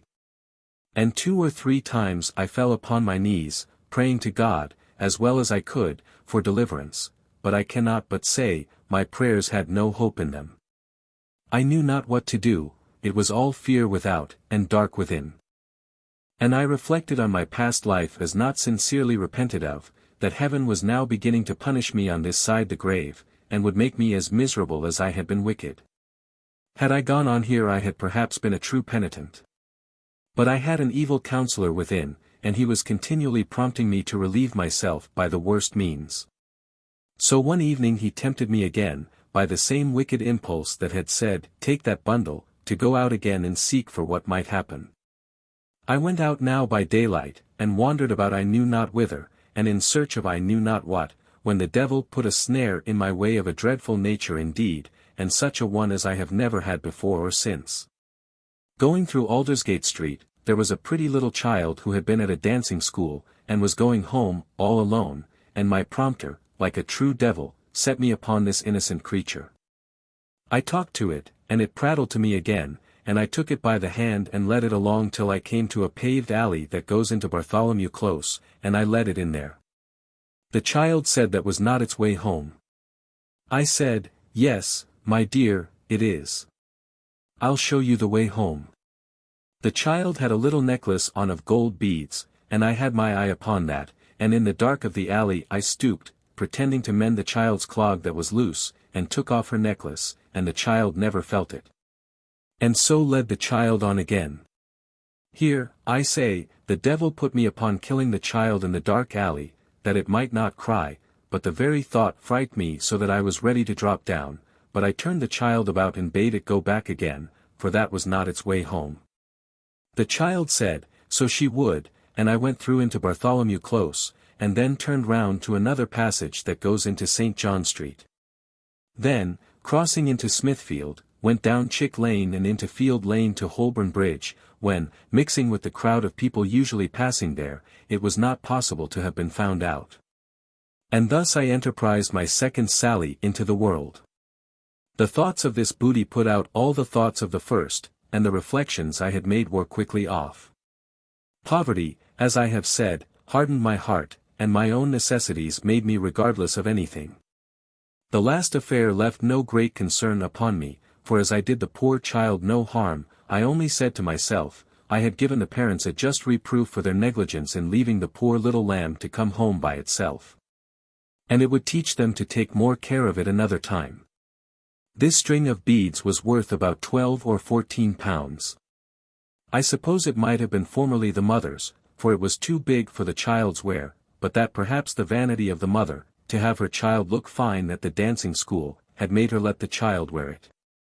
And no doubt the child had a maid sent to take care of it, but she, careless jade, was taken up perhaps with some fellow that had met her by the way, and so the poor baby wandered till it fell into my hands. However, I did the child no harm. I did not so much as fright it, for I had a great many tender thoughts about me yet, and did nothing but what, as I may say, mere necessity drove me to. I had a great many adventures after this, but I was young in the business, and did not know how to manage, otherwise than as the devil put things into my head, and indeed he was seldom backward to me. One adventure I had which was very lucky to me. I was going through Lombard Street in the dusk of the evening, just by the end of 3 King Court, when on a sudden comes a fellow running by me as swift as lightning, and throws a bundle that was in his hand, just behind me. As I stood up against the corner of the house at the turning into the alley. Just as he threw it in he said, God bless you, mistress, let it lie there a little, and away he runs swift as the wind. After him comes 2 more, and immediately a young fellow without his hat, crying, Stop thief, and after him 2 or 3 more. They pursued the 2 last fellows so close, that they were forced to drop what they had got, and one of them was taken into the bargain, and other got off free. I stood stock still all this while, till they came back, dragging the poor fellow they had taken, and lugging the things they had found, extremely well satisfied that they had recovered the booty and taken the thief. And thus they passed by me, for I looked only like one who stood up while the crowd was gone. Once or twice I asked what was the matter, but the people neglected answering me, and I was not very importunate.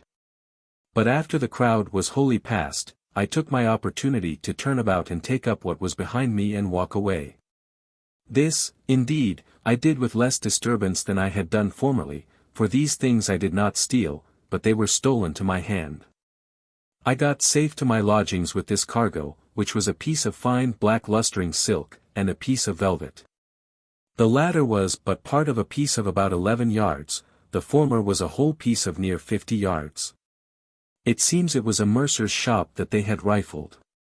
I say rifled, because the goods were so considerable that they had lost. For the goods that they recovered were pretty many, and I believe came to about 6 or 7 several pieces of silk. How they came to get so many I could not tell. But as I had only robbed the thief, I made no scruple at taking these goods, and being very glad of them too. I had pretty good luck thus far, and I made several adventures more, though with but small purchase, yet with good success, but I went in daily dread that some mischief would befall me, and that I should certainly come to be hanged at last. The impression this made on me was too strong to be slighted, and it kept me from making attempts that, for aught I knew, might have been very safely performed, but one thing I cannot omit, which was a bait to me many a day. I walked frequently out into the villages round the town, to see if nothing would fall in my way there. And going by a house near Stepney, I saw on the window board 2 rings, one a small diamond ring, and the other a gold ring, to be sure laid there by some thoughtless lady, that had more money than forecast, perhaps only till she washed her hands. I walked several times by the window to observe if I could see whether there was anybody in the room or no, and I could see nobody, but still I was not sure. It came presently into my thoughts to rap at the glass, as if I wanted to speak with somebody, and if anybody was there they would be sure to come to the window, and then I would tell them to remove those rings. For that I had seen 2 suspicious fellows take notice of them. This was a ready thought. I rapped once or twice and nobody came, when, seeing the coast clear, I thrust hard against the square of the glass, and broke it with very little noise, and took out the 2 rings, and walked away with them very safe. The diamond ring was worth about £3, and the other about 9s. I was now at a loss for a market for my goods, and especially for my 2 pieces of silk. I was very loath to dispose of them for a trifle, as the poor unhappy thieves in general do, who, after they have ventured their lives for perhaps a thing of value, are fain to sell it for a song when they have done. But I was resolved I would not do thus, whatever shift I made, unless I was driven to the last extremity. However, I did not well know what course to take. At last I resolved to go to my old governess, and acquaint myself with her again. I had punctually supplied the £5 a year to her for my little boy as long as I was able, but at last was obliged to put a stop to it. However, I had written a letter to her, wherein I had told her that my circumstances were reduced very low. That I had lost my husband, and that I was not able to do it any longer, and so begged that the poor child might not suffer too much for its mother's misfortunes. I now made her a visit, and I found that she drove something of the old trade still, but that she was not in such flourishing circumstances as before. For she had been sued by a certain gentleman who had had his daughter stolen from him, and who, it seems, she had helped to convey away, and it was very narrowly that she escaped the gallows. The expense also had ravaged her, and she was become very poor. Her house was but meanly furnished, and she was not in such repute for her practice as before. However, she stood upon her legs, as they say, and as she was a stirring, bustling woman, and had some stock left, she was turned pawnbroker, and lived pretty well. She received me very civilly, and with her usual obliging manner told me she would not have the less respect for me for my being reduced. That she had taken care my boy was very well looked after, though I could not pay for him, and that the woman that had him was easy, so that I needed not to trouble myself about him till I might be better able to do it effectually. I told her that I had not much money left, but that I had some things that were money's worth, if she could tell me how I might turn them into money. She asked me what it was I had. I pulled out the string of gold beads, and told her it was one of my husband's presents to me.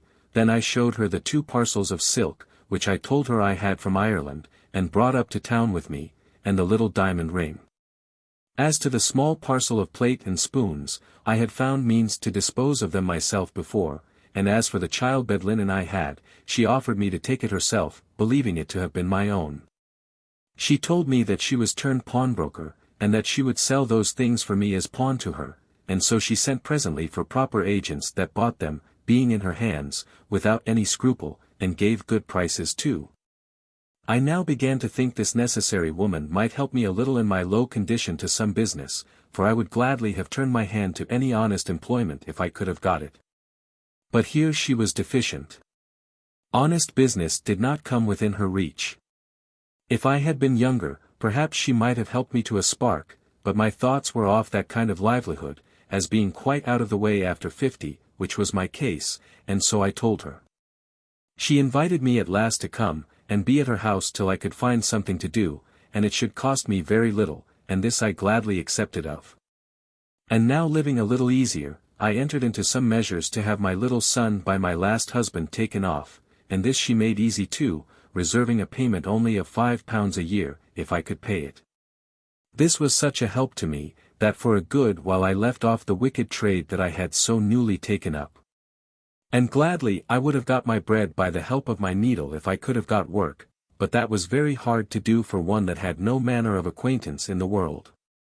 However, at last I got some quilting work for ladies' beds, petticoats, and the like, and this I liked very well, and worked very hard, and with this I began to live.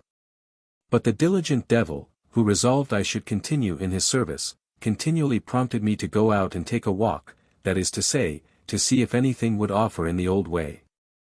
One evening I blindly obeyed his summons, and fetched a long circuit through the streets, but met with no purchase, and came home very weary and empty. But not content with that, I went out the next evening too, when going by an alehouse I saw the door of a little room open, next the very street, and on the table a silver tankard, things much in use in public houses at that time. It seems some company had been drinking there, and the careless boys had forgot to take it away. I went into the box frankly, and setting the silver tankard on the corner of the bench, I sat down before it, and knocked with my foot.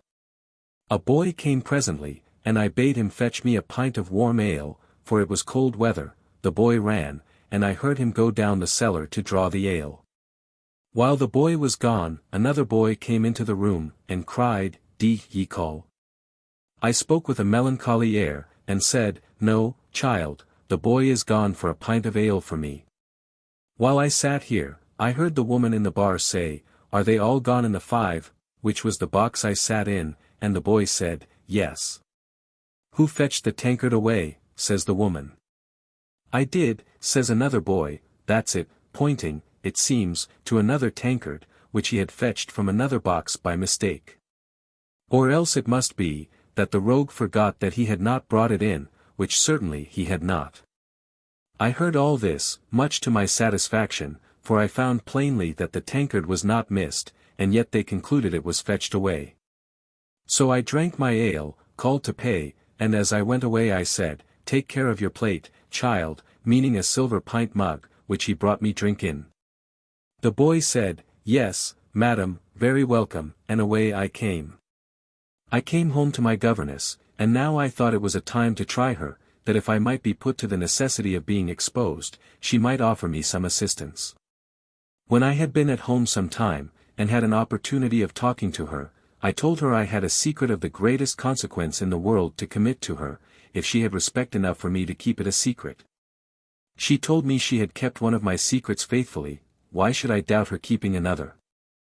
I told her the strangest thing in the world had befallen me, and that it had made a thief of me, even without any design, and so told her the whole story of the tankard.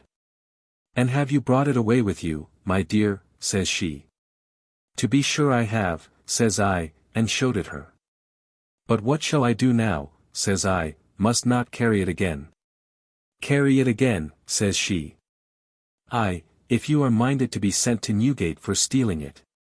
"Why," says I, "they can't be so base to stop me, when I carry it to them again." "You don't know those sort of people, child," says she, "they'll not only carry you to Newgate, but hang you too, without any regard to the honesty of returning it. Or bring in an account of all the other tankards they have lost, for you to pay for."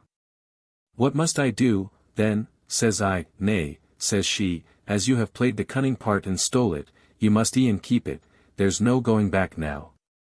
Besides, child," says she, "don't you want it more than they do? I wish you could light of such a bargain once a week." This gave me a new notion of my governess, and that since she was turned pawnbroker, she had a sort of people about her that were none of the honest ones that I had met with there before. I had not been long there, but I discovered it more plainly than before, for every now and then I saw hilts of swords, spoons, forks, tankards, and all such kind of ware brought in, not to be pawned, but to be sold downright. And she bought everything that came without asking any questions, but had very good bargains, as I found by her discourse. I found also that in following this trade she always melted down the plate she bought, that it might not be challenged. And she came to me and told me one morning that she was going to melt, and if I would, she would put my tankard in, that it might not be seen by anybody. I told her, with all my heart. So she weighed it, and allowed me the full value in silver again, but I found she did not do the same to the rest of her customers. Some time after this, as I was at work, and very melancholy, she begins to ask me what the matter was, as she was used to do. I told her my heart was heavy, I had little work, and nothing to live on, and knew not what course to take.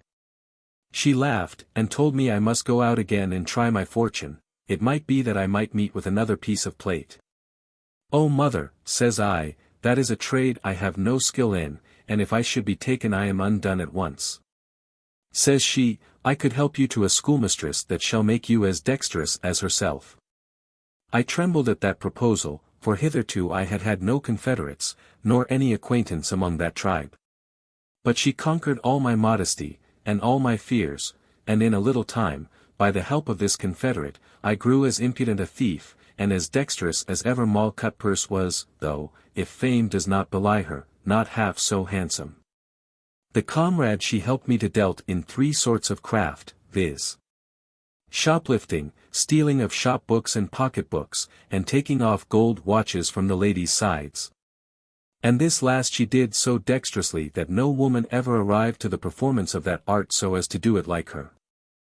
I liked the first and the last of these things very well, and I attended her some time in the practice, just as a deputy attends a midwife, without any pay. At length she put me to practice. She had shown me her art, and I had several times unhooked a watch from her own side with great dexterity. At last she showed me a prize, and this was a young lady big with child, who had a charming watch. The thing was to be done as she came out of church. She goes on one side of the lady, and pretends, just as she came to the steps, to fall, and fell against the lady with so much violence as put her into a great fright, and both cried out terribly.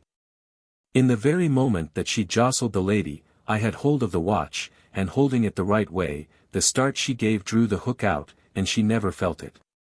I made off immediately, and left my schoolmistress to come out of her pretended fright gradually, and the lady too, and presently the watch was missed.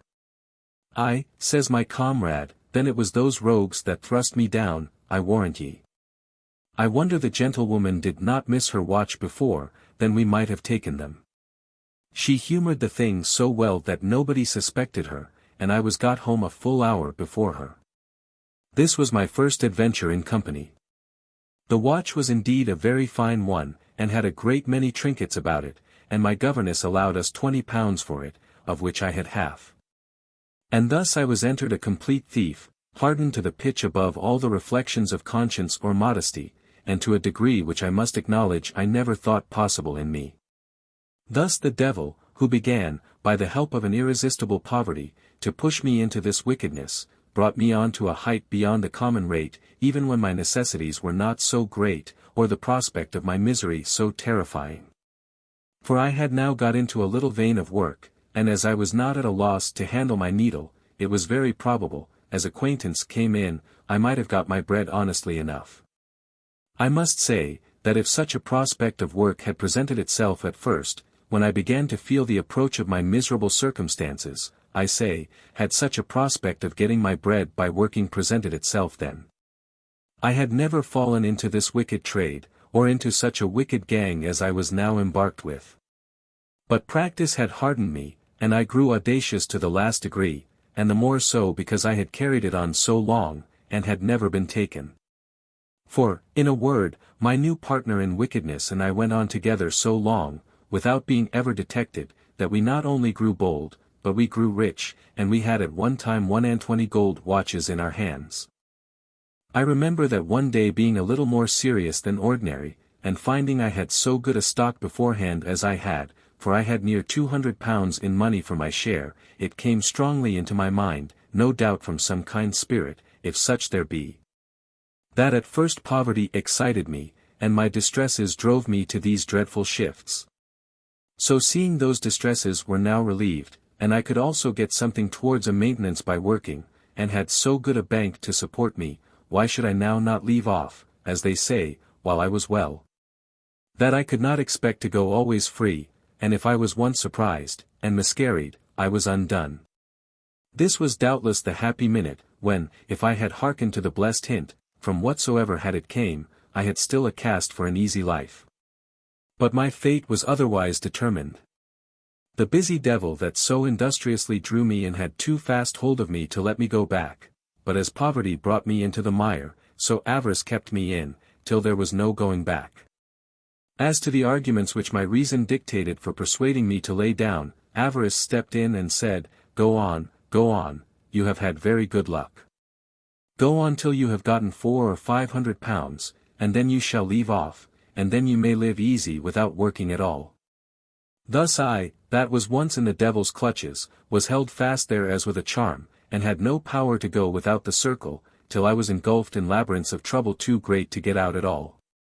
However, these thoughts left some impression upon me, and made me act with some more caution than before, and more than my directors used for themselves. My comrade, as I called her, but rather she should have been called my teacher, with another of her scholars, was the first in the misfortune. For, happening to be upon the hunt for purchase, they made an attempt upon a linendraper in Cheapside, but were snapped by a Hawkside journeyman, and seized with 2 pieces of cambric, which were taken also upon them. This was enough to lodge them both in Newgate, where they had the misfortune to have some of their former sins brought to remembrance. 2 other indictments being brought against them, and the facts being proved upon them, they were both condemned to die. They both pleaded their bellies, and were both voted quick with child, though my tutoress was no more with child than I was. I went frequently to see them, and condole with them, expecting that it would be my turn next. But the place gave me so much horror, reflecting that it was the place of my unhappy birth, and of my mother's misfortunes, and that I could not bear it, so I was forced to leave off going to see them. And oh! Could I have but taken warning by their disasters, I had been happy still, for I was yet free, and had nothing brought against me, but it could not be, my measure was not yet filled up. My comrade, having the brand of an old offender, was executed. The young offender was spared, having obtained a reprieve, but lay starving a long while in prison, till at last she got her name into what they call a circuit pardon, and so came off. This terrible example of my comrade frightened me heartily, and for a good while I made no excursions, but one night, in the neighborhood of my governess's house, they cried, "Fire!" My governess looked out, for we were all up, and cried immediately that such a gentlewoman's house was all of a light fire at top, and so indeed it was. Here she gives me a job. "Now, child," says she, "there is a rare opportunity, for the fire being so near that you may go to it before the street is blocked up with the crowd." She presently gave me my cue. "Go, child," says she, "to the house, and run in and tell the lady, or anybody you see, that you come to help them, and that you came from such a gentlewoman, that is, one of her acquaintance farther up the street." She gave me the like cue to the next house, naming another name that was also an acquaintance of the gentlewoman of the house. Away I went, and, coming to the house, I found them all in confusion, you may be sure. I ran in, and finding one of the maids, "Lord! Sweetheart," says I, "how came this dismal accident? Where is your mistress? How does she do? Is she safe? And where are the children?" "I come from madam, to help you." Away runs the maid. "Madam, madam," says she, screaming as loud as she could yell, "here is a gentlewoman come from madam, to help us." The poor woman, half out of her wits, with a bundle under her arm and 2 little children, comes toward me. "Lord! Madam," says I, "let me carry the poor children to madam, she desires you to send them, she'll take care of the poor lambs," and immediately I takes one of them out of her hand, and she lifts the other up into my arms. "I do, for God's sake," says she, "carry them to her." "Oh! Thank her for her kindness." "Have you anything else to secure, madam?" says I, "she will take care of it." "Oh dear! I," says she, "God bless her, and thank her. Take this bundle of plate and carry it to her too. Oh, she is a good woman. Oh Lord! We are utterly ruined, utterly undone." And away she runs from me out of her wits, and the maids after her, and away comes I with the 2 children and the bundle. I was no sooner got into the street but I saw another woman come to me. "Oh," says she, "mistress," in a piteous tone, "you will let fall the child. Come, this is a sad time, let me help you." And immediately lays hold of my bundle to carry it for me. "No," says I, "if you will help me, take the child by the hand, and lead it for me but to the upper end of the street, I'll go with you and satisfy you for your pains." She could not avoid going, after what I said, but the creature, in short, was one of the same business with me, and wanted nothing but the bundle. However, she went with me to the door, for she could not help it. When we were come there I whispered her, "Go, child," said I understand your trade, you may meet with purchase enough." She understood me and walked off. I thundered at the door with the children, and as the people were raised before by the noise of the fire, I was soon let in, and I said, "Is madam awake? Pray tell her missus, desires the favor of her to take the 2 children in. Poor lady, she will be undone, their house is all of a flame, they took the children in very civilly, pitied the family in distress, and away came I with my bundle. One of the maids asked me if I was not to leave the bundle too. I said, "No, sweetheart, 'tis to go to another place, it does not belong to them."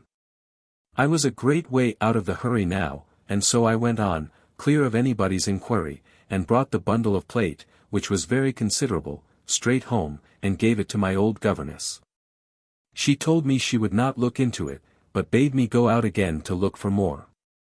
She gave me the like cue to the gentlewoman of the next house to that which was on fire, and I did my endeavour to go, but by this time the alarm of fire was so great, and so many engines playing, and the streets so thronged with people, that I could not get near the house whatever I would do.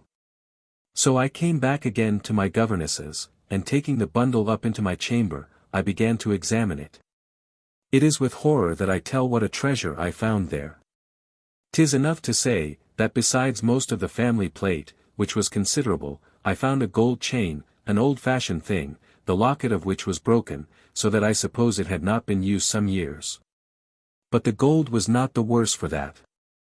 Also a little box of burying rings, the lady's wedding ring, and some broken bits of old lockets of gold, a gold watch, and a purse with about £24 value in old pieces of gold coin, and several other things of value. This was the greatest and the worst prize that ever I was concerned in. For indeed, though, as I have said above, I was hardened now beyond the power of all reflection in other cases, yet it really touched me to the very soul when I looked into this treasure. To think of the poor disconsolate gentlewoman who had lost so much by the fire besides. And who would think, to be sure, that she had saved her plate and best things? How she would be surprised and afflicted when she should find that she had been deceived, and should find that the person that took her children and her goods, had not come, as was pretended, from the gentlewoman in the next street, but that the children had been put upon her without her own knowledge. I say, I confess the inhumanity of this action moved me very much, and made me relent exceedingly, and tears stood in my eyes upon that subject. But with all my sense of its being cruel and inhuman, I could never find in my heart to make any restitution. The reflection wore off, and I began quickly to forget the circumstances that attended the taking them. Nor was this all. For though by this job I was become considerably richer than before, yet the resolution I had formerly taken, of leaving off this horrid trade when I had gotten a little more, did not return, but I must still get farther, and more. And the avarice joined so with the success, that I had no more thought of coming to a timely alteration of life, though without it I could expect no safety, no tranquillity in the possession of what I had so wickedly gained. But a little more, and a little more, was the case still. At length, yielding to the importunities of my crime, I cast off all remorse and repentance, and all the reflections on that head turned to no more than this, that I might perhaps come to have one booty more that might complete my desires. But though I certainly had that one booty, yet every hit looked towards another, and was so encouraging to me to go on with the trade, that I had no gust to the thought of laying it down. In this condition, hardened by success, and resolving to go on, I fell into the snare in which I was appointed to meet with my last reward for this kind of life. But even this was not yet, for I met with several successful adventures more in this way of being undone. I remained still with my governess, who was for a while really concerned for the misfortune of my comrade that had been hanged, and who, it seems, knew enough of my governess to have sent her the same way, and which made her very uneasy.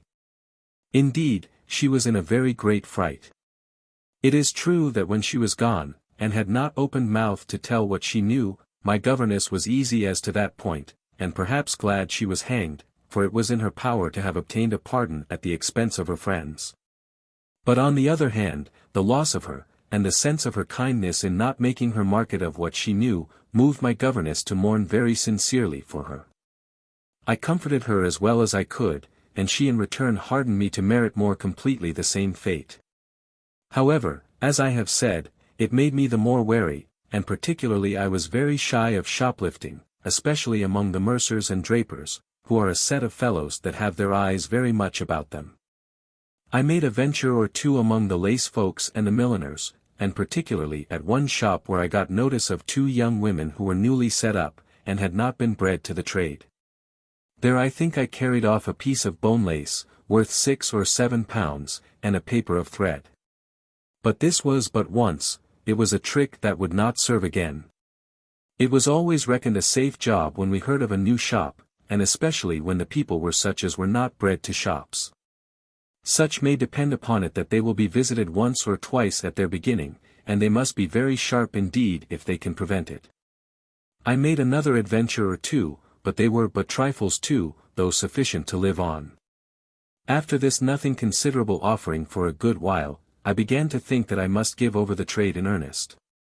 But my governess, who was not willing to lose me, and expected great things of me, brought me one day into company with a young woman and a fellow that went for her husband, though as it appeared afterwards, she was not his wife. But they were partners, it seems, in the trade they carried on, and partners in something else. In short, they robbed together, lay together, were taken together, and at last were hanged together. I came into a kind of league with these two by the help of my governess, and they carried me out into 3 or 4 adventures, where I rather saw them commit some coarse and unhandy robberies, in which nothing but a great stock of impudence on their side, and gross negligence on the people's side who were robbed, could have made them successful. So I resolved from that time forward to be very cautious how I adventured upon anything with them, and indeed, when 2 or 3 unlucky projects were proposed by them, I declined the offer, and persuaded them against it. One time they particularly proposed robbing a watchmaker of 3 gold watches, which they had eyed in the daytime, and found the place where he laid them. One of them had so many keys of all kinds, that he made no question to open the place where the watchmaker had laid them, and so we made a kind of an appointment. But when I came to look narrowly into the thing, I found they proposed breaking open the house, and this, as a thing out of my way, I would not embark in, so they went without me. They did get into the house by main force, and broke up the locked place where the watches were, but found but one of the gold watches, and a silver one, which they took, and got out of the house again very clear. But the family, being alarmed, cried out thieves, and the man was pursued and taken. The young woman had got off too, but unhappily was stopped at a distance, and the watches found upon her.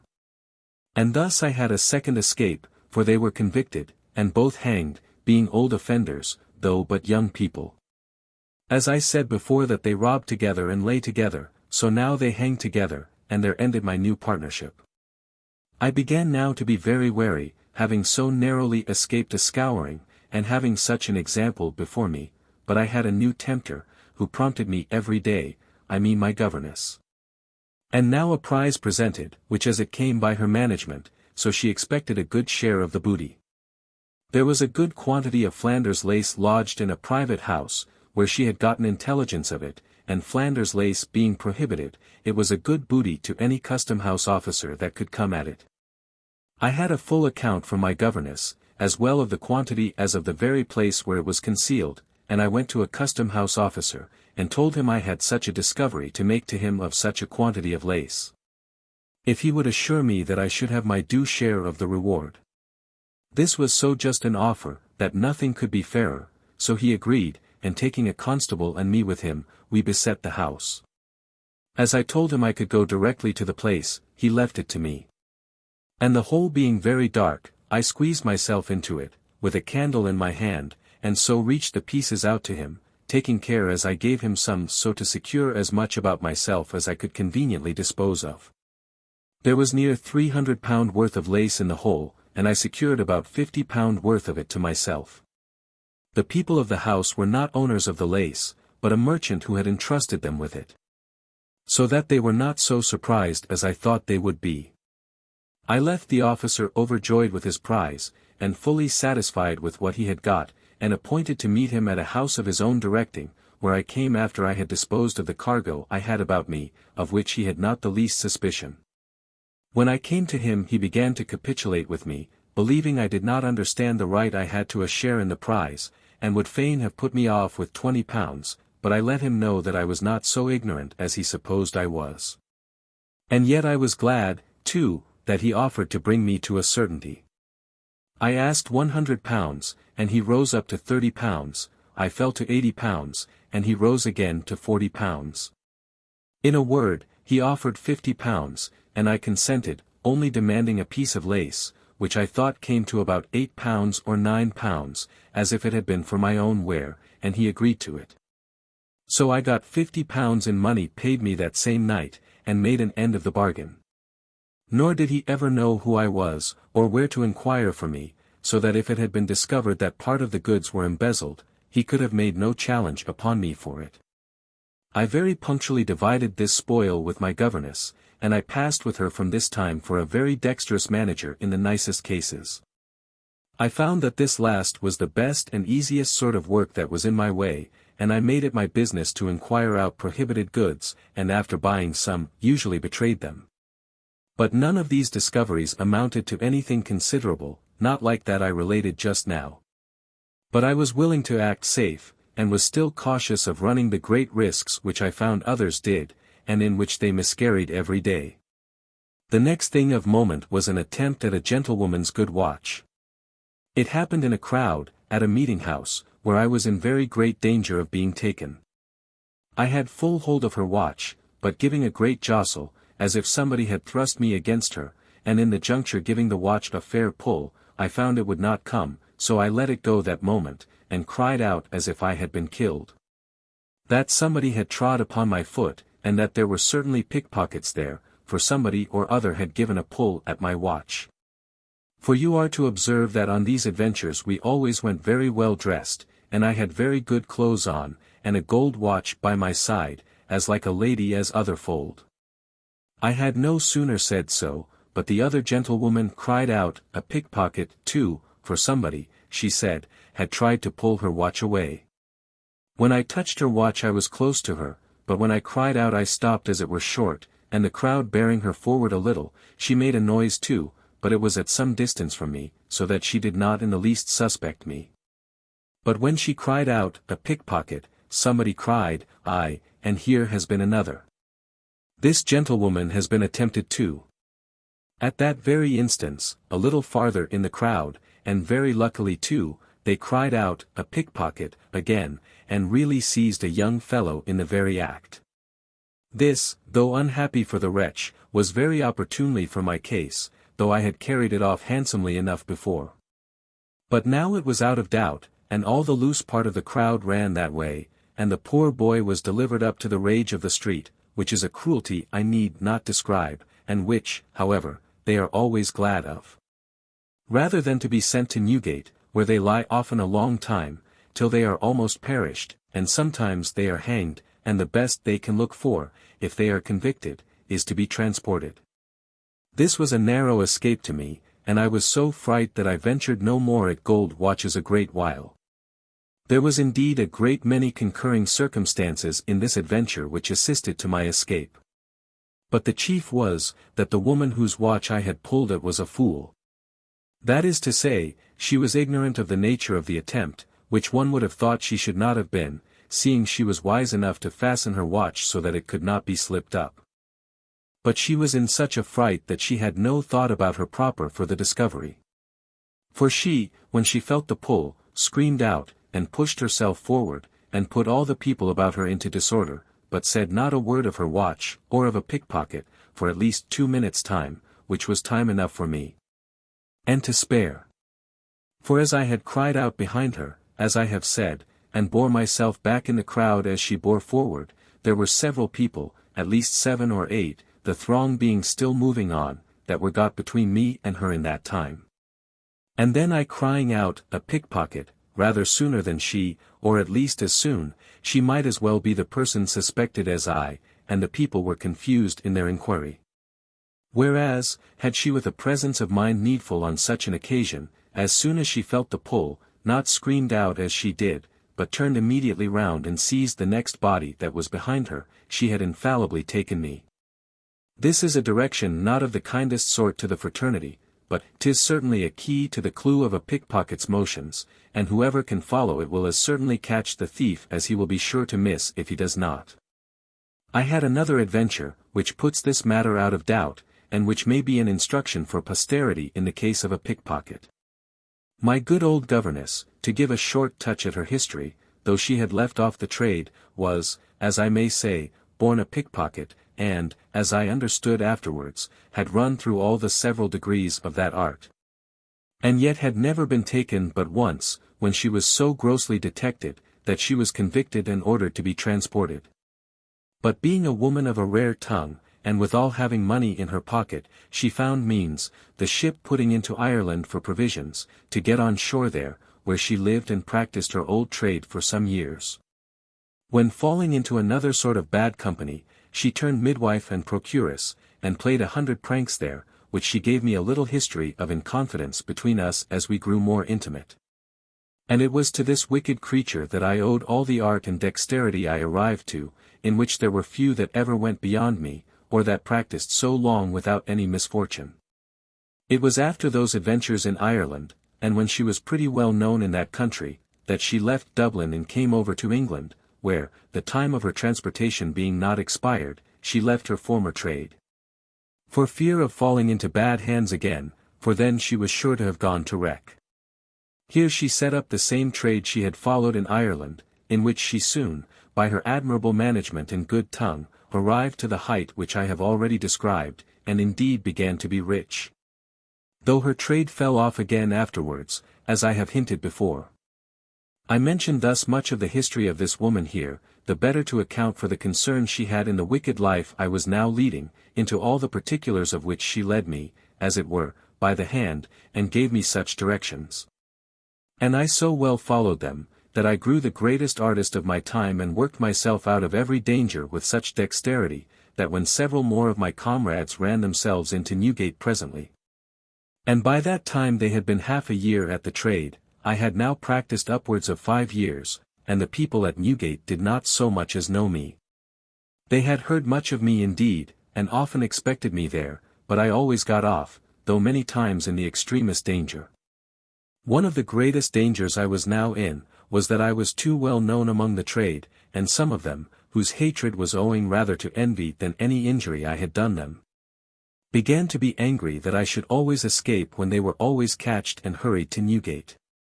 These were they that gave me the name of Moll Flanders, for it was no more of affinity with my real name or with any of the name I had ever gone by, than black is of kin to white, except that once, as before, I called myself Mrs. Flanders, when I sheltered myself in the Mint, but that these rogues never knew, nor could I ever learn how they came to give me the name, or what the occasion of it was. I was soon informed that some of these who were gotten fast into Newgate had vowed to impeach me, and as I knew that 2 or 3 of them were but too able to do it, I was under a great concern about it and kept within doors for a good while. But my governess, whom I always made partner in my success, and who now played a sure game with me, for that she had a share of the gain and no share in the hazard, I say, my governess was something impatient of my leading such a useless, unprofitable life, as she called it. And she laid a new contrivance for my going abroad, and this was to dress me up in men's clothes, and so put me into a new kind of practice.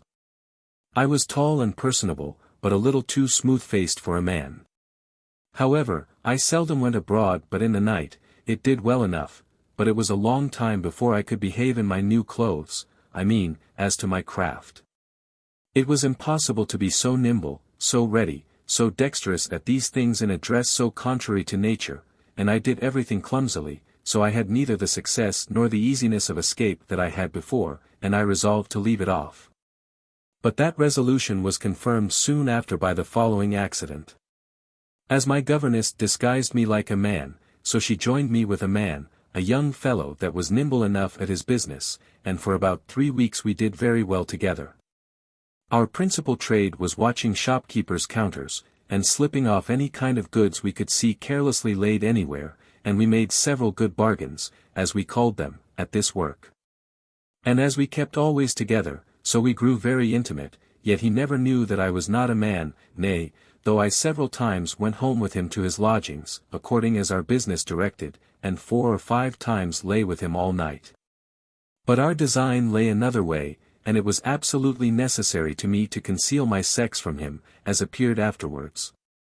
The circumstances of our living, coming in late, and having such and such business to do as required that nobody should be trusted with the coming into our lodgings, were such as made it impossible to me to refuse lying with him. unless I would have owned my sex. And as it was, I effectually concealed myself. But his ill, and my good fortune, soon put an end to this life, which I must own I was sick of too, on several other accounts. We had made several prizes in this new way of business, but the last would be extraordinary. There was a shop in a certain street which had a warehouse behind it that looked into another street, the house making the corner of the turning. Through the window of the warehouse we saw, lying on the counter or showboard, which was just before it, 5 pieces of silks, besides other stuffs, and though it was almost dark, yet the people, being busy in the foreshop with customers, had not had time to shut up those windows, or else had forgot it. This the young fellow was so overjoyed with, that he could not restrain himself. It lay all within his reach, he said, and he swore violently to me that he would have it, if he broke down the house for it. I dissuaded him a little, but saw there was no remedy. So he ran rashly upon it, slipped out a square of the sash window dexterously enough, and without noise, and got out 4 pieces of the silks, and came with them towards me, but was immediately pursued with a terrible clutter and noise. We were standing together indeed, but I had not taken any of the goods out of his hand, when I said to him hastily, "You are undone, fly, for God's sake." He ran like lightning, and I too, but the pursuit was hotter after him because he had the goods, than after me. He dropped 2 of the pieces, which stopped them a little, but the crowd increased and pursued us both. They took him soon after with the other 2 pieces upon him, and then the rest followed me. I ran for it and got into my governess's house, whither some quick-eyed people followed me so warmly as to fix me there. They did not immediately knock at the door, by which I got time to throw off my disguise and dress me in my own clothes. Besides, when they came there, my governess, who had her tale ready, kept her door shut, and called out to them and told them there was no man come in there. The people affirmed there did a man come in there, and swore they would break open the door. My governess, not at all surprised, spoke calmly to them, told them they should very freely come and search her house, if they should bring a constable, and let in none but such as the constable would admit. For it was unreasonable to let in a whole crowd. This they could not refuse, though they were a crowd. So a constable was fetched immediately, and she very freely opened the door. The constable kept the door, and the men he appointed searched the house, my governess going with them from room to room. When she came to my room she called to me, and said aloud, "Cousin, pray open the door. Here's some gentleman that must come and look into your room." I had a little girl with me, which was my governess's grandchild, as she called her. And I bade her open the door, and there sat I at work with a great litter of things about me, as if I had been at work all day, being myself quite undressed, with only night clothes on my head, and a loose morning gown wrapped about me. My governess made a kind of excuse for their disturbing me, telling me partly the occasion of it, and that she had no remedy but to open the doors to them, and let them satisfy themselves, for all she could say to them would not satisfy them. I sat still, and bid them search the room if they pleased, for if there was anybody in the house, I was sure they were not in my room, and as for the rest of the house, I had nothing to say to that. I did not understand what they looked for.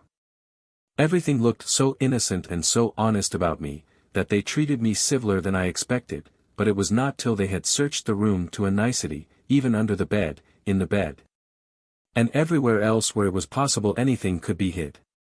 When they had done this, and could find nothing, they asked my pardon for troubling me, and went down. When they had thus searched the house from bottom to top, and then top to bottom, and could find nothing, they appeased the mob pretty well. But they carried my governess before the justice.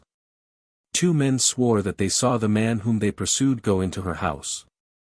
My governess rattled and made a great noise that her house should be insulted, and that she should be used thus for nothing. That if a man did come in, he might go out again presently for aught she knew, for she was ready to make oath that no man had been within her doors all that day as she knew of, and that was very true indeed. That it might be indeed that as she was above stairs, any fellow in a fright might find the door open and run in for shelter when he was pursued, but that she knew nothing of it. And if it had been so, he certainly went out again, perhaps at the other door, for she had another door into an alley, and so had made his escape and cheated them all. This was indeed probable enough, and the justice satisfied himself with giving her an oath that she had not received or admitted any man into her house to conceal him, or protect or hide him from justice. This oath she might justly take, and did so, and so she was dismissed. It is easy to judge what a fright I was in upon this occasion, and it was impossible for my governess ever to bring me to dress in that disguise again. For, as I told her, I should certainly betray myself. My poor partner in this mischief was now in a bad case, for he was carried away before my Lord Mayor, and by his worship committed to Newgate, and the people that took him were so willing, as well as able, to prosecute him, that they offered themselves to enter into recognizances to appear at the sessions and pursue the charge against him. However, he got his indictment deferred, upon promise to discover his accomplices, and particularly the man that was concerned with him in his robbery. And he failed not to do his endeavor, for he gave in my name, whom he called Gabriel Spencer, which was the name I went by to him. And here appeared the wisdom of my concealing my name and sex from him, which, if he had ever known I had been undone. He did all he could to discover this Gabriel Spencer. He described me, he discovered the place where he said I lodged, and, in a word, all the particulars that he could of my dwelling, but having concealed the main circumstances of my sex from him, I had a vast advantage, and he never could hear of me.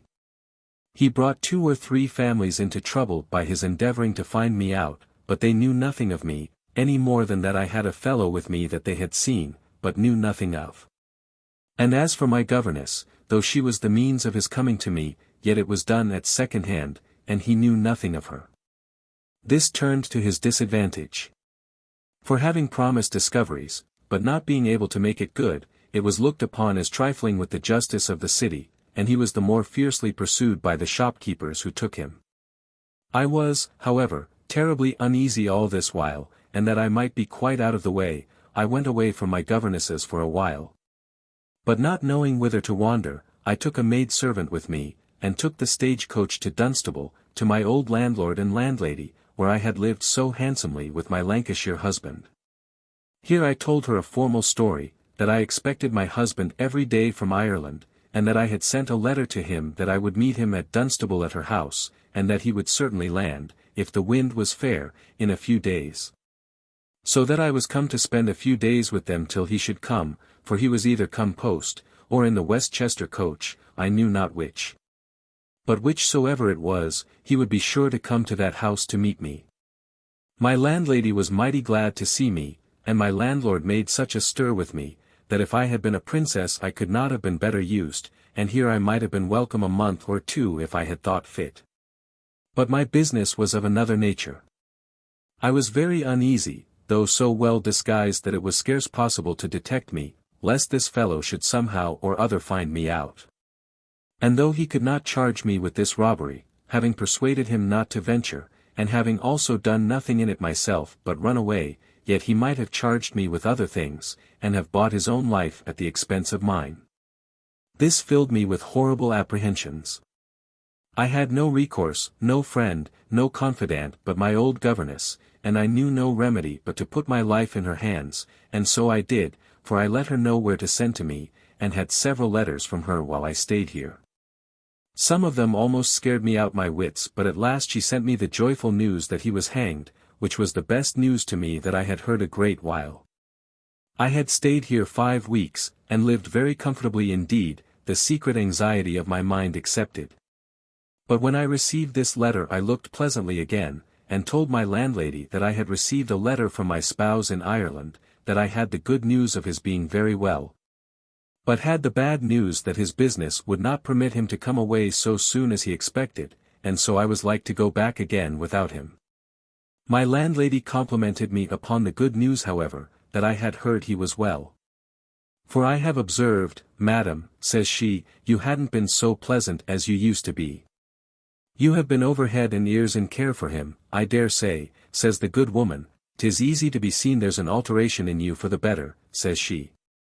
Well, I am sorry the esquire can't come yet, says my landlord. I should have been heartily glad to have seen him. But I hope, when you have certain news of his coming, you'll take a step hither again, madam, says he, you shall be very welcome whenever you please to come. With all these fine compliments we parted, and I came merry enough to London, and found my governess as well pleased as I was. And now she told me she would never recommend any partner to me again, for she always found, she said, that I had the best luck when I ventured by myself.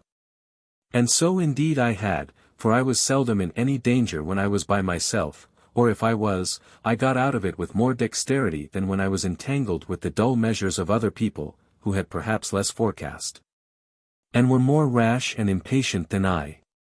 For though I had as much courage to venture as any of them, yet I used more caution before I undertook a thing, and had more presence of mind when I was to bring myself off.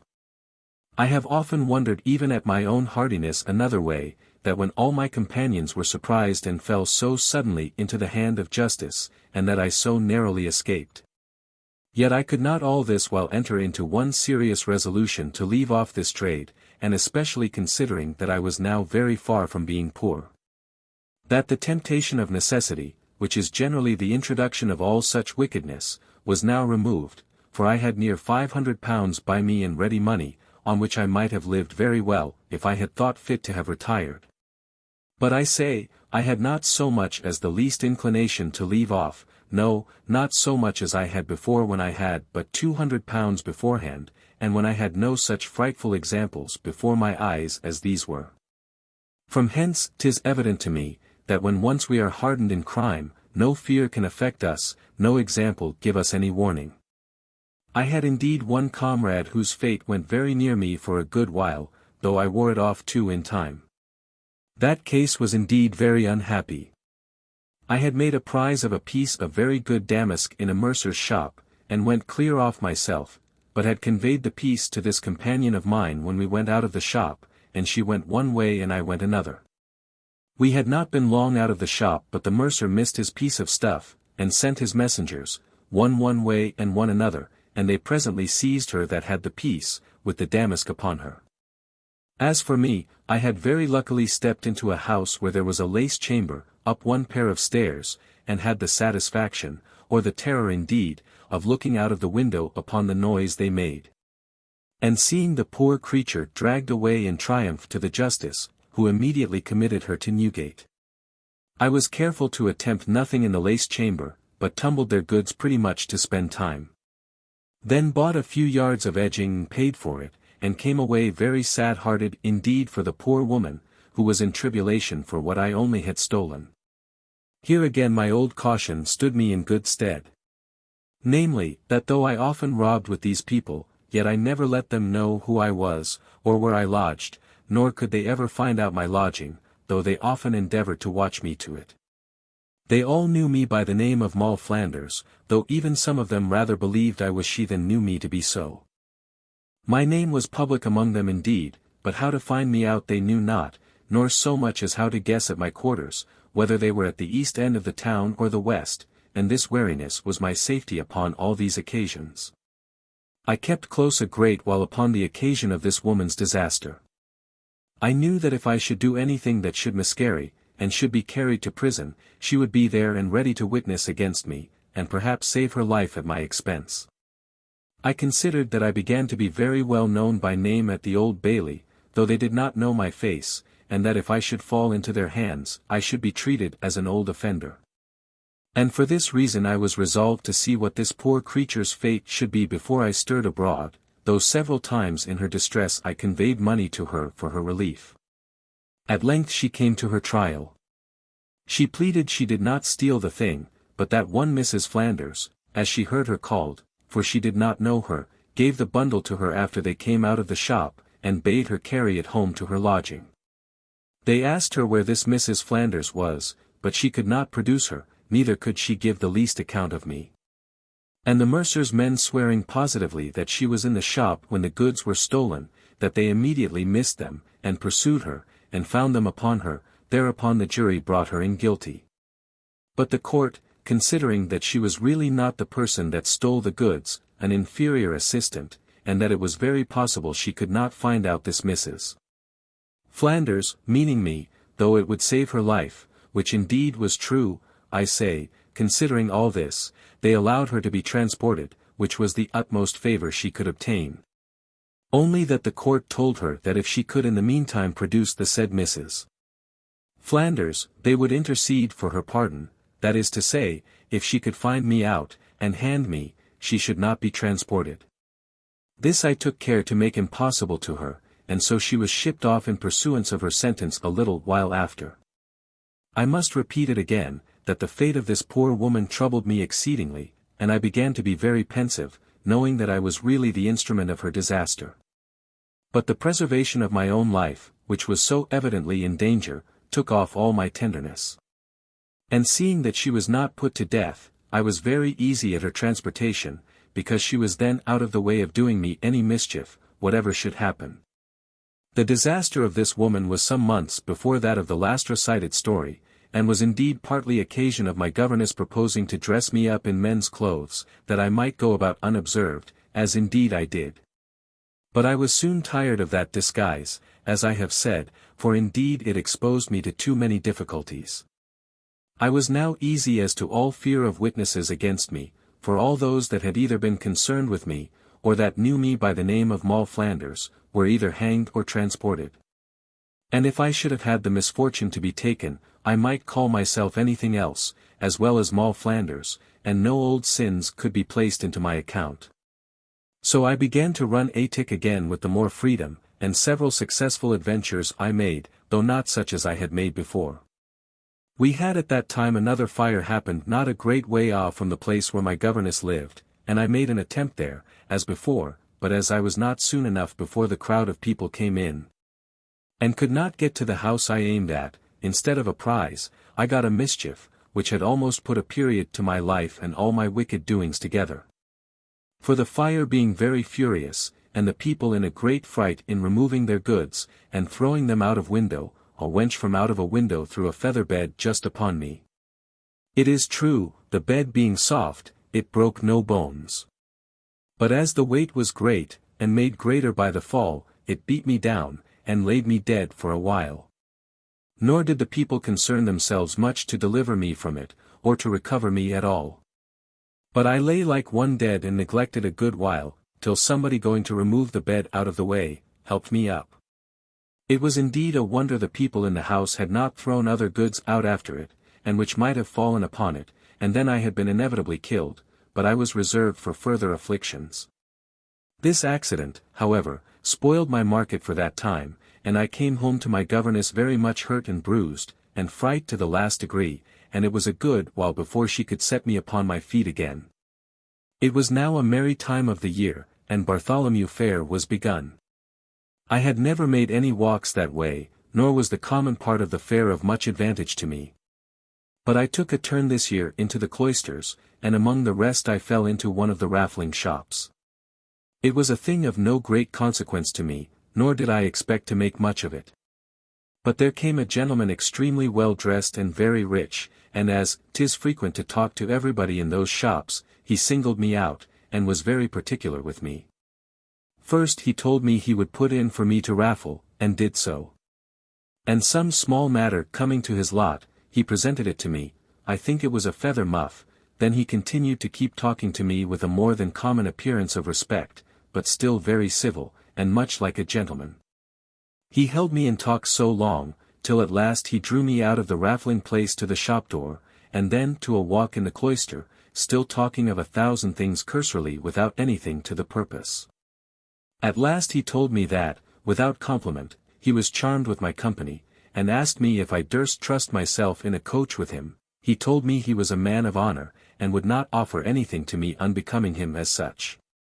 I seemed to decline it a while, but suffered myself to be importuned a little, and then yielded.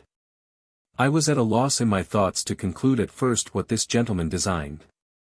But I found afterwards he had had some drink in his head, and that he was not very unwilling to have some more.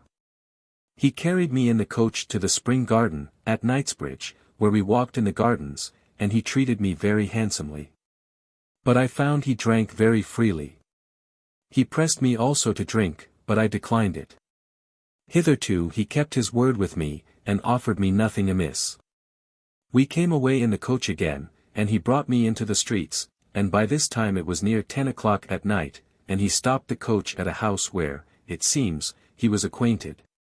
and where they made no scruple to show us upstairs into a room with a bed in it. At first I seemed to be unwilling to go up, but after a few words I yielded to that too, being willing to see the end of it, and in hope to make something of it at last. As for the bed, etc., I was not much concerned about that part. Here he began to be a little freer with me than he had promised, and I by little and little yielded to everything, so that, in a word, he did what he pleased with me, I need say no more. All this while he drank freely too, and about 1 in the morning we went into the coach again. The air and the shaking of the coach made the drink he had get more up in his head than it was before, and he grew uneasy in the coach, and was for acting over again what he had been doing before. But as I thought my game now secure, I resisted him, and brought him to be a little still, which had not lasted 5 minutes but he fell fast asleep. I took this opportunity to search him to a nicety. I took a gold watch, with a silk purse of gold, his fine full-bottom periwig and silver-fringed gloves, his sword and fine snuff-box, and gently opening the coach door, stood ready to jump out while the coach was going on. But the coach stopped in a narrow street beyond Temple Bar to let another coach pass. I got softly out, fastened the door again, and gave my gentleman and the coach the slip both together, and never heard more of them. This was an adventure indeed unlooked for, and perfectly undesigned by me, though I was not so past the merry part of life, as to forget how to behave, when a fop so blinded by his appetite should not know an old woman from a young. I did not indeed look so old as I was by 10 or 12 years, yet I was not a young wench of 17, and it was easy enough to be distinguished. There is nothing so absurd, so surfeiting, so ridiculous, as a man heated by wine in his head, and wicked gust in his inclination together. He is in the possession of 2 devils at once, and can no more govern himself by his reason than a mill can grind without water. His vice tramples upon all that was in him that had any good in it, if any such thing there was. Nay, his very sense is blinded by its own rage, and he acts absurdities even in his views, such a drinking more, when he is drunk already. Picking up a common woman, without regard to what she is or who she is, whether sound or rotten, clean or unclean, whether ugly or handsome, whether old or young, and so blinded as not really to distinguish. Such a man is worse than a lunatic. Prompted by his vicious, corrupted head, he no more knows what he is doing than this wretch of mine knew when I picked his pocket of his watch and his purse of gold. These are the men of whom Solomon says, they go like an ox to the slaughter, till a dart strikes through their liver. An admirable description, by the way, of the foul disease, which is a poisonous deadly contagion mingling with the blood, whose centre or foundation is in the liver. From whence, by the swift circulation of the whole mass, that dreadful nauseous plague strikes immediately through his liver, and his spirits are infected, his vitals stabbed through as with a dart. It is true this poor unguarded wretch was in no danger from me, though I was greatly apprehensive at first of what danger I might be in from him, but he was really to be pitied in one respect, that he seemed to be a good sort of man in himself. A gentleman that had no harm in his design, a man of sense, and of a fine behavior, a comely handsome person, a sober solid countenance, a charming beautiful face, and everything that could be agreeable. Only had unhappily had some drink the night before, had not been in bed, as he told me when we were together, was hot, and his blood fired with wine, and in that condition his reason, as it were asleep, had given him up. As for me, my business was his money, and what I could make of him. And after that, if I could have found out any way to have done it, I would have sent him safe home to his house and to his family, for 'twas 10 to 1 but he had an honest, virtuous wife and innocent children, that were anxious for his safety. And would have been glad to have gotten him home, and have taken care of him till he was restored to himself. And then with what shame and regret would he look back upon himself? How would he reproach himself with associating himself with a whore? Picked up in the worst of all holes, the cloister, among the dirt and filth of all the town. How would he be trembling for fear he had got the pox, for fear a dart had struck through his liver, and hate himself every time he looked back upon the madness and brutality of his debauch? How would he, if he had any principles of honor, as I verily believe he had, I say, how would he abhor the thought of giving any ill distemper, if he had it, as for aught he knew he might, to his modest and virtuous wife? and thereby sowing the contagion in the lifeblood of his posterity. Would such gentlemen but consider the contemptible thoughts which the very women they are concerned with, in such cases as these, have of them, it would be a surfeit to them. As I said above, they value not the pleasure, they are raised by no inclination to the man, the passive jade thinks of no pleasure but the money. And when he is, as it were, drunk in the ecstasies of his wicked pleasure, her hands are in his pockets searching for what she can find there, and of which he can no more be sensible in the moment of his folly that he can forethink of it when he goes about it. I knew a woman that was so dexterous with a fellow, who indeed deserved no better usage, that while he was busy with her another way, conveyed his purse with 20 guineas in it out of his fob pocket, where he had put it for fear of her, and put another purse with gilded counters in it into the room of it. After he had done, he says to her, "Now ha'n't you picked my pocket?" She jested with him, and told him she supposed he had not much to lose. He put his hand to his fob, and with his fingers felt that his purse was there, which fully satisfied him, and so she brought off his money. And this was a trade with her.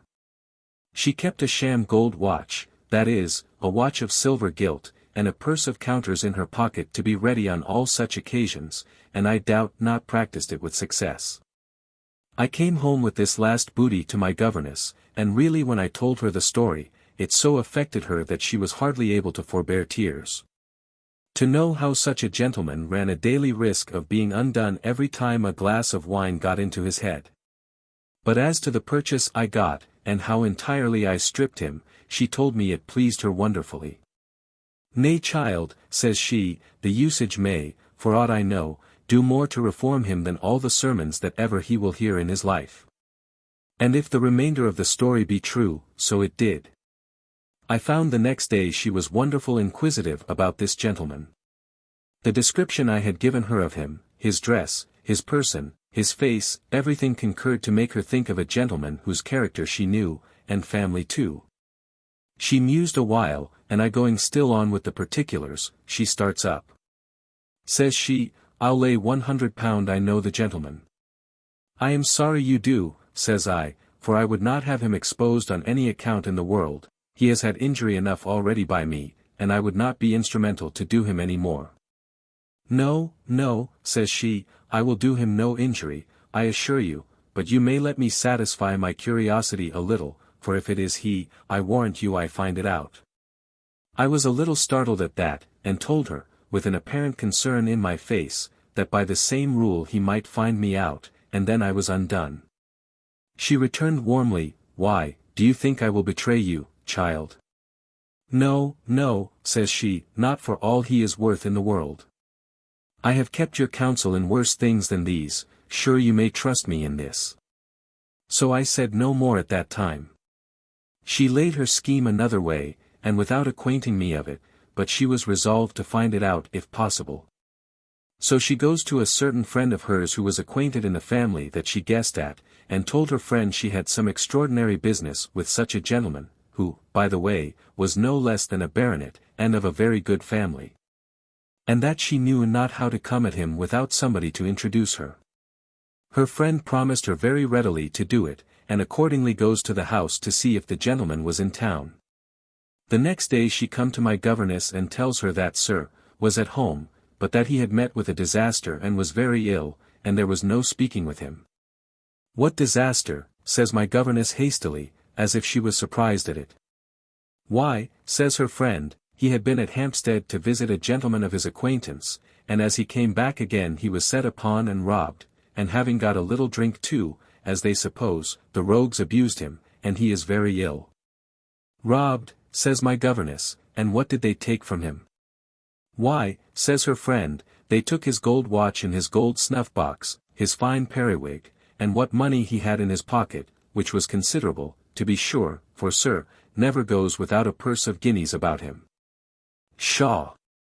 says my old governess, jeering, "I warrant you he has got drunk now and got a whore, and she has picked his pocket, and so he comes home to his wife and tells her he has been robbed.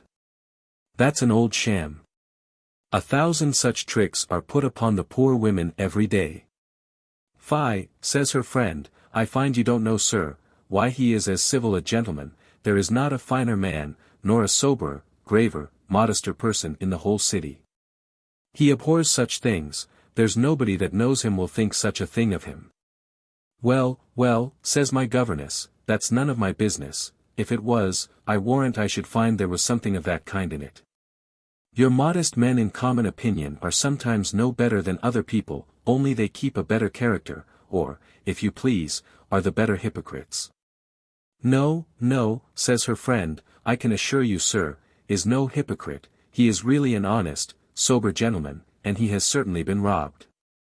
Nay, says my governess, it may be he has, it is no business of mine, I tell you. I only want to speak with him, my business is of another nature. But, says her friend, let your business be of what nature it will, you cannot see him yet, for he is not fit to be seen, for he is very ill, and bruised very much.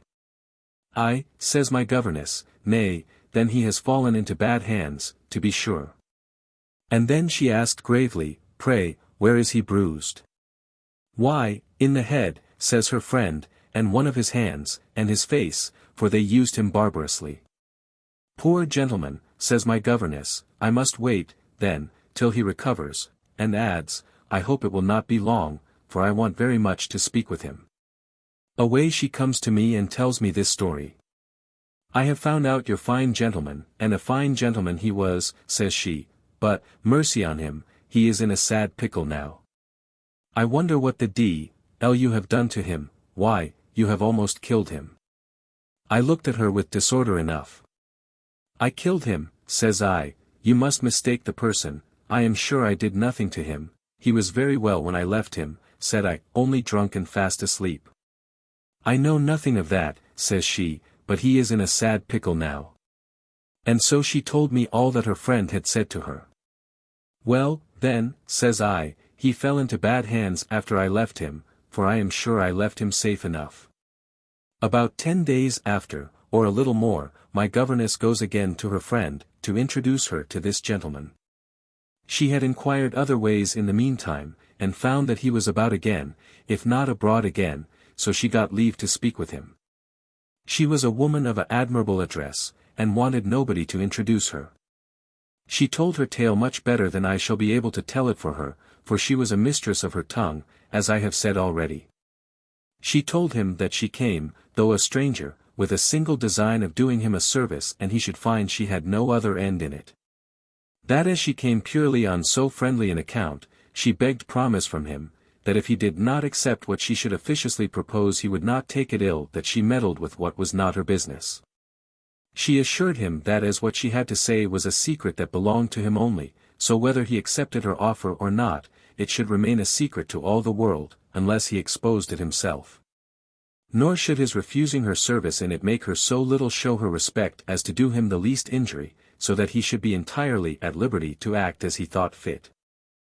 He looked very shy at first, and said he knew nothing that related to him that required much secrecy, that he had never done any man any wrong, and cared not what anybody might say of him.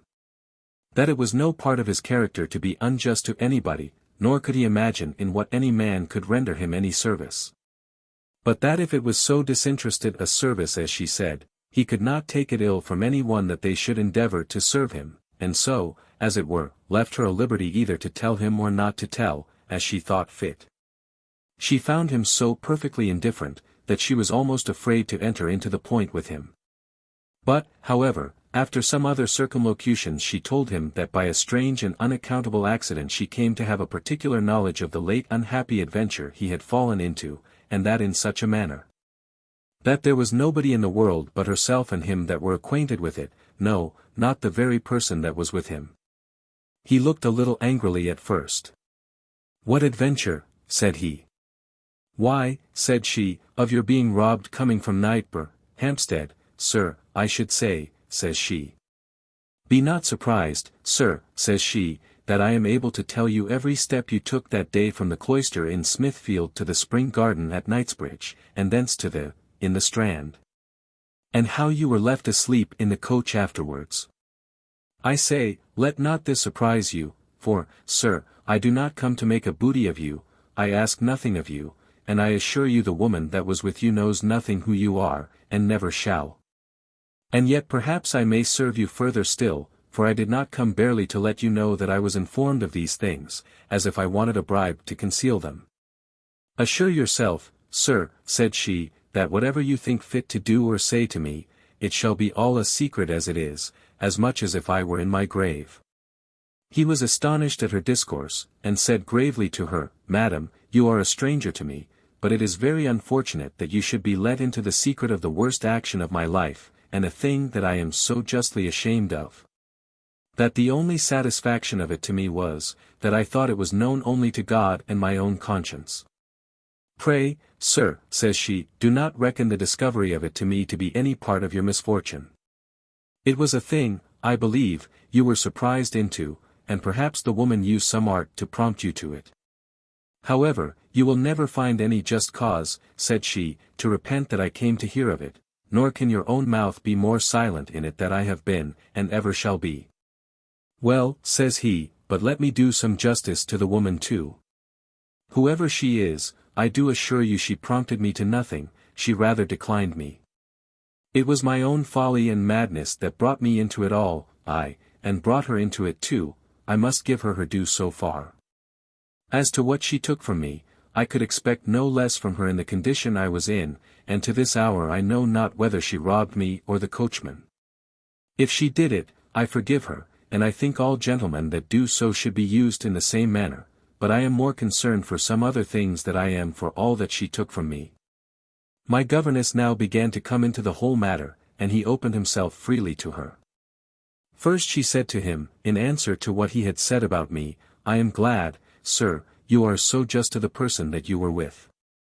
I assure you she is a gentlewoman, and no woman of the town, and however you prevailed with her so far as you did, I am sure 'tis not her practice.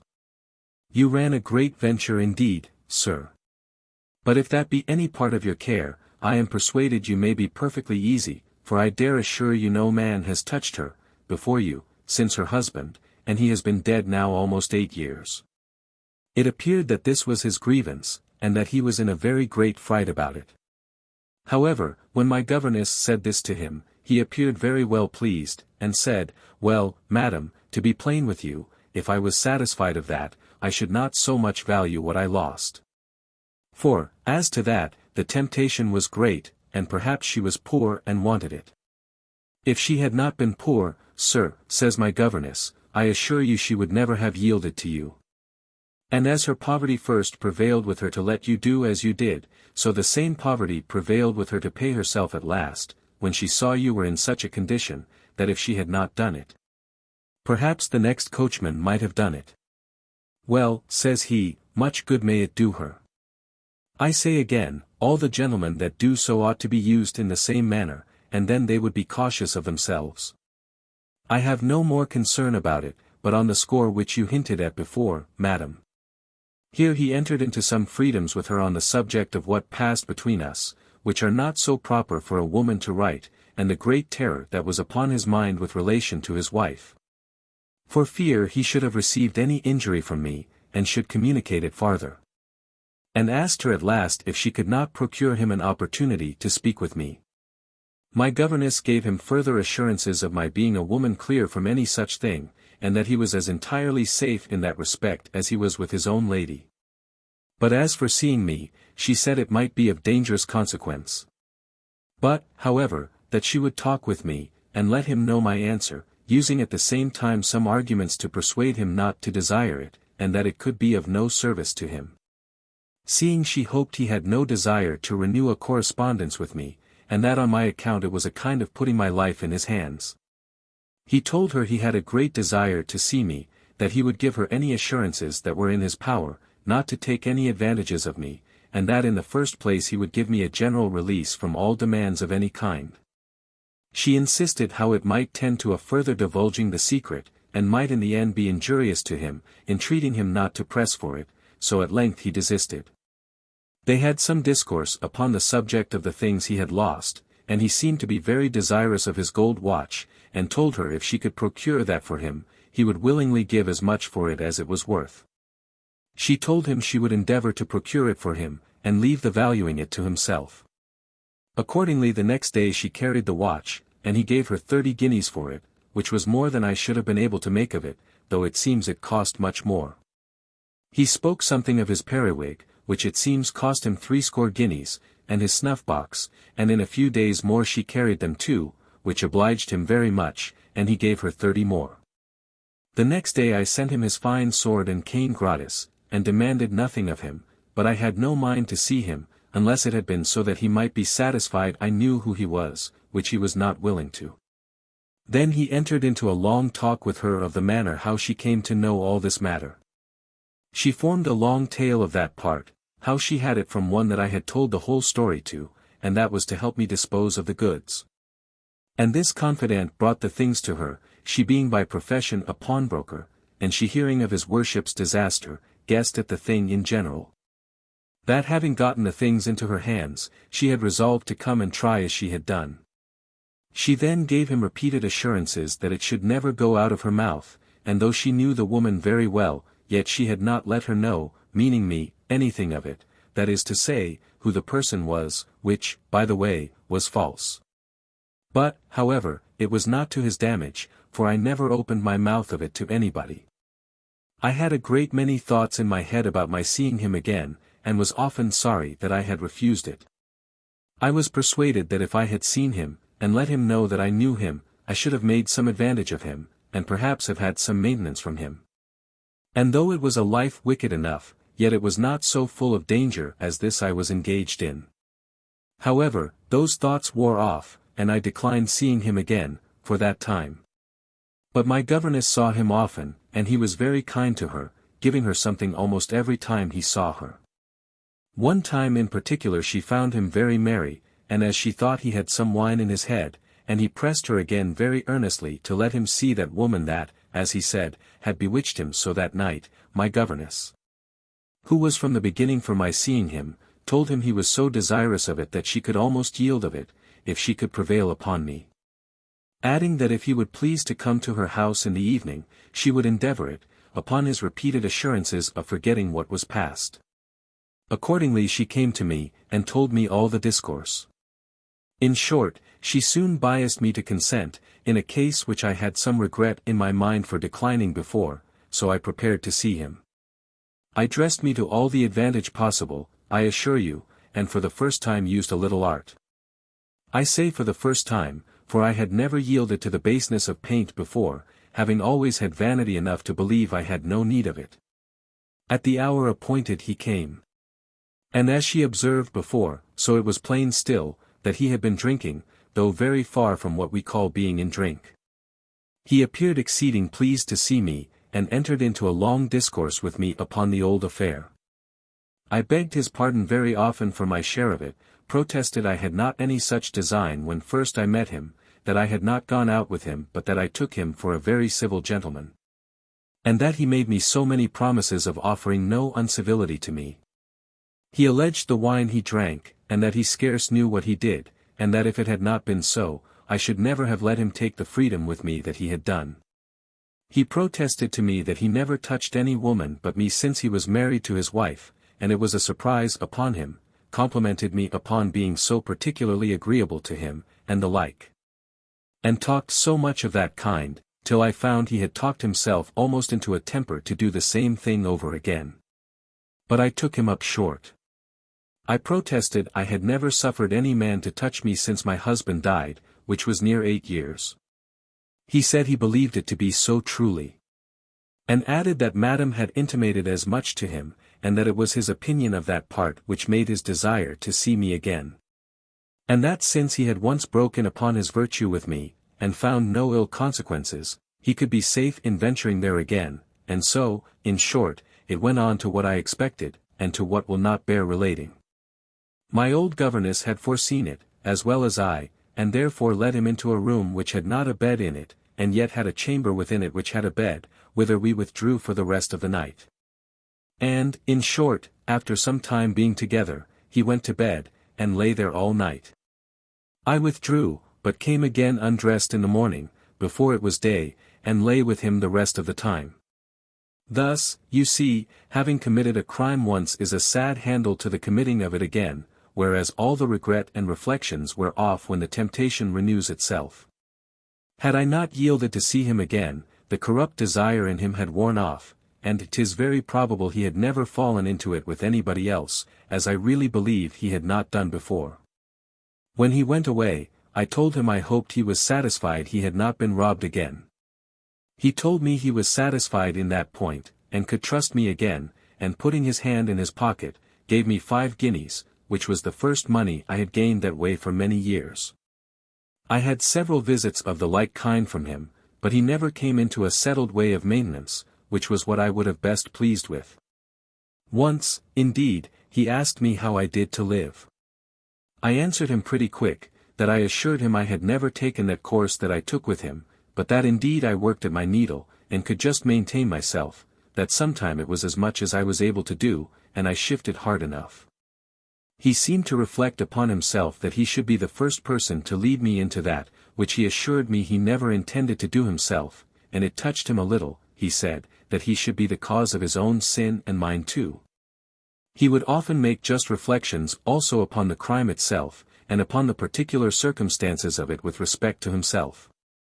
How wine introduced the inclinations, how the devil led him to the place, and found out an object to tempt him, and he made the moral always himself.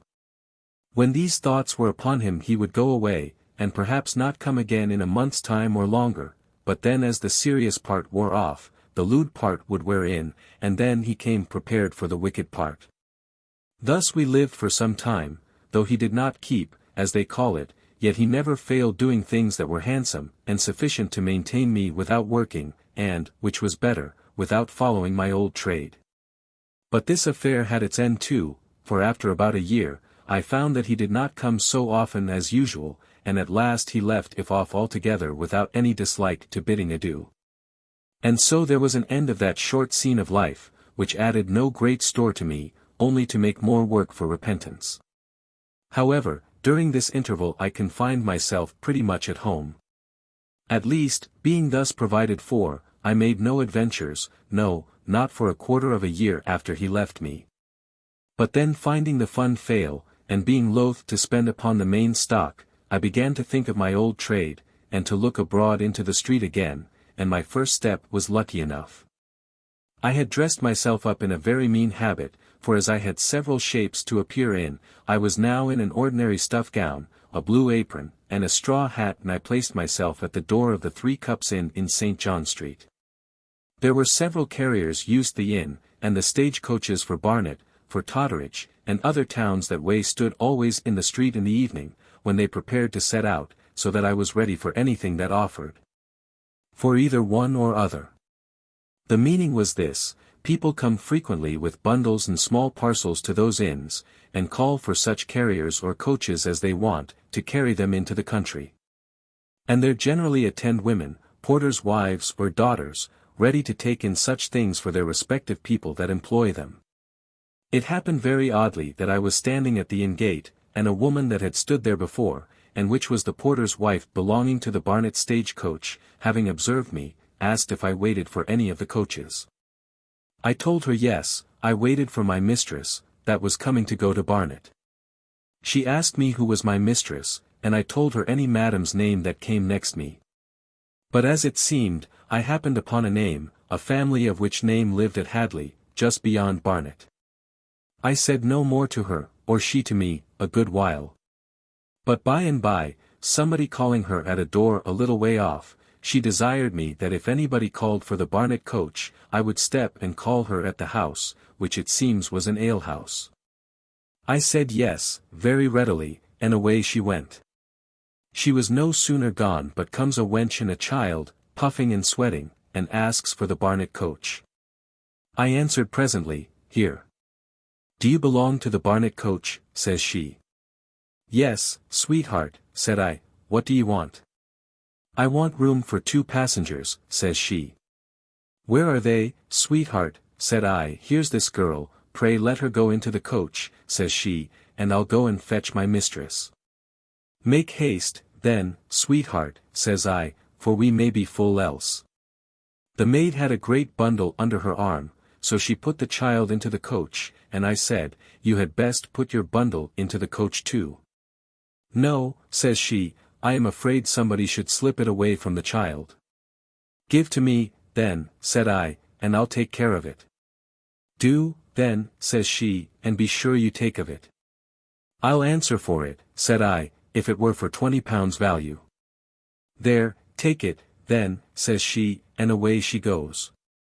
As soon as I had got the bundle, and the maid was out of sight, I goes on towards the alehouse, where the porter's wife was, so that if I had met her, I had then only been going to give her the bundle, and to call her to her business. As if I was going away, and could stay no longer. But as I did not meet her, I walked away, and turning into Charterhouse Lane, then crossed into Bartholomew Close, so into Little Britain, and through the Bluecoat Hospital, into Newgate Street. To prevent my being known, I pulled off my blue apron, and wrapped the bundle in it, which before was made up in a piece of painted calico, and very remarkable. I also wrapped up my straw hat in it, and so put the bundle upon my head. And it was very well that I did thus, for coming through the Bluecoat Hospital, who should I meet but the wench that had given me the bundle to hold. It seemed she was going with her mistress, whom she had been gone to fetch, to the Barnet coaches. I saw she was in haste, and I had no business to stop her, so away she went, and I brought my bundle safe home to my governess. There was no money, nor plate, or jewels in the bundle, but a very good suit of Indian damask, a gown and a petticoat, a laced head and ruffles of very good Flanders lace, and some linen and other things, such as I knew very well the value of. This was not indeed my own invention, but was given me by one that had practiced it with success, and my governess liked it extremely, and indeed I tried it again several times, though never twice near the same place.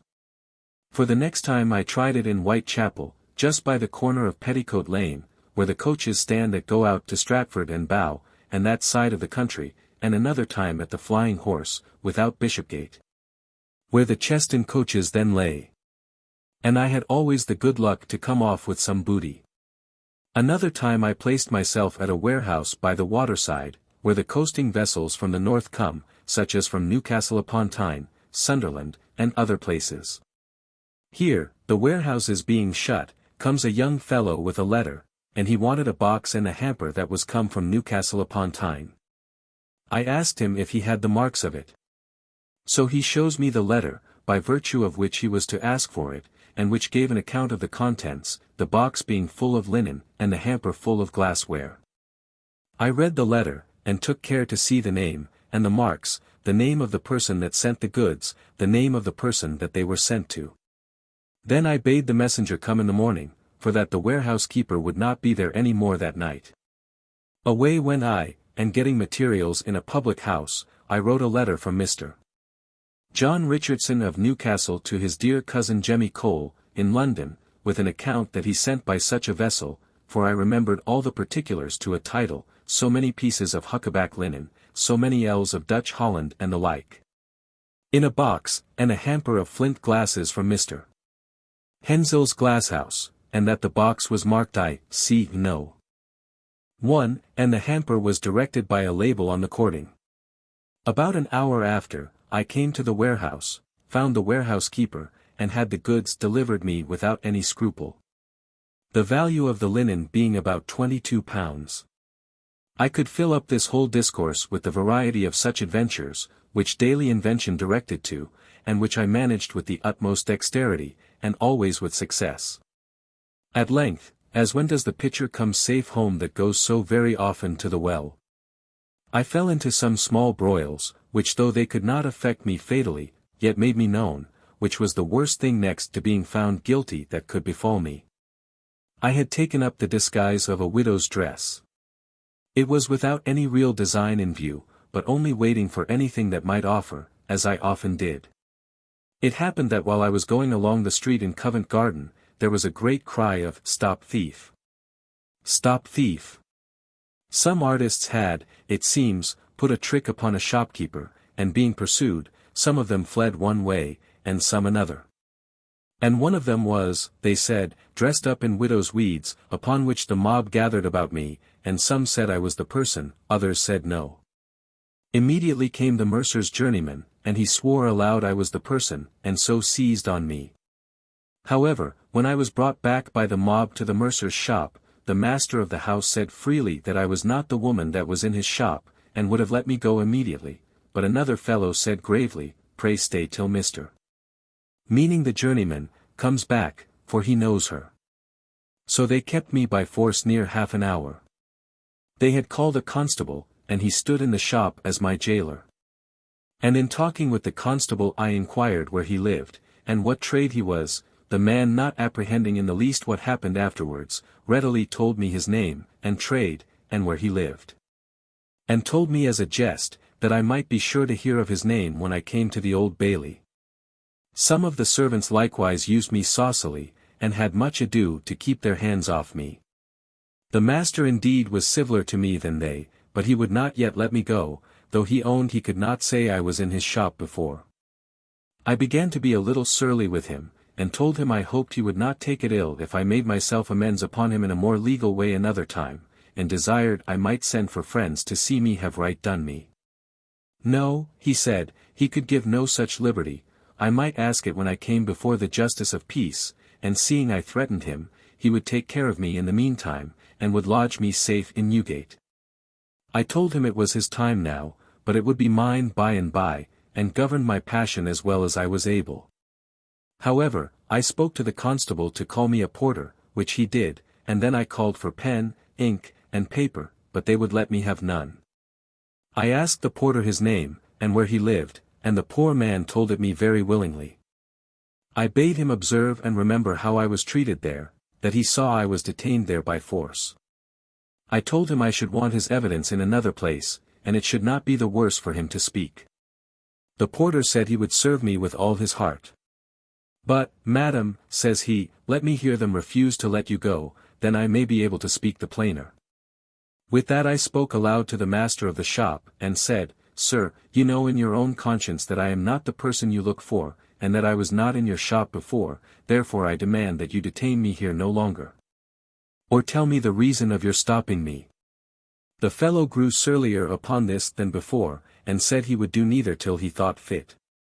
Very well, said I to the constable and to the porter, you will be pleased to remember this, gentlemen, another time. The porter said, Yes, madam. And the constable began not to like it, and would have persuaded the mercer to dismiss him, and let me go, since, as he said, he owned I was not the person. Good, sir, says the mercer to him tauntingly, are you a justice of peace or a constable? I charged you with her, pray do you do your duty? The constable told him, a little moved, but very handsomely, I know my duty, and what I am, sir, I doubt you hardly know what you are doing. They had some other hard words, and in the meantime the journeyman, impudent and unmanly to the last degree, used me barbarously, and one of them, the same that first seized upon me, pretended he would search me, and began to lay hands on me.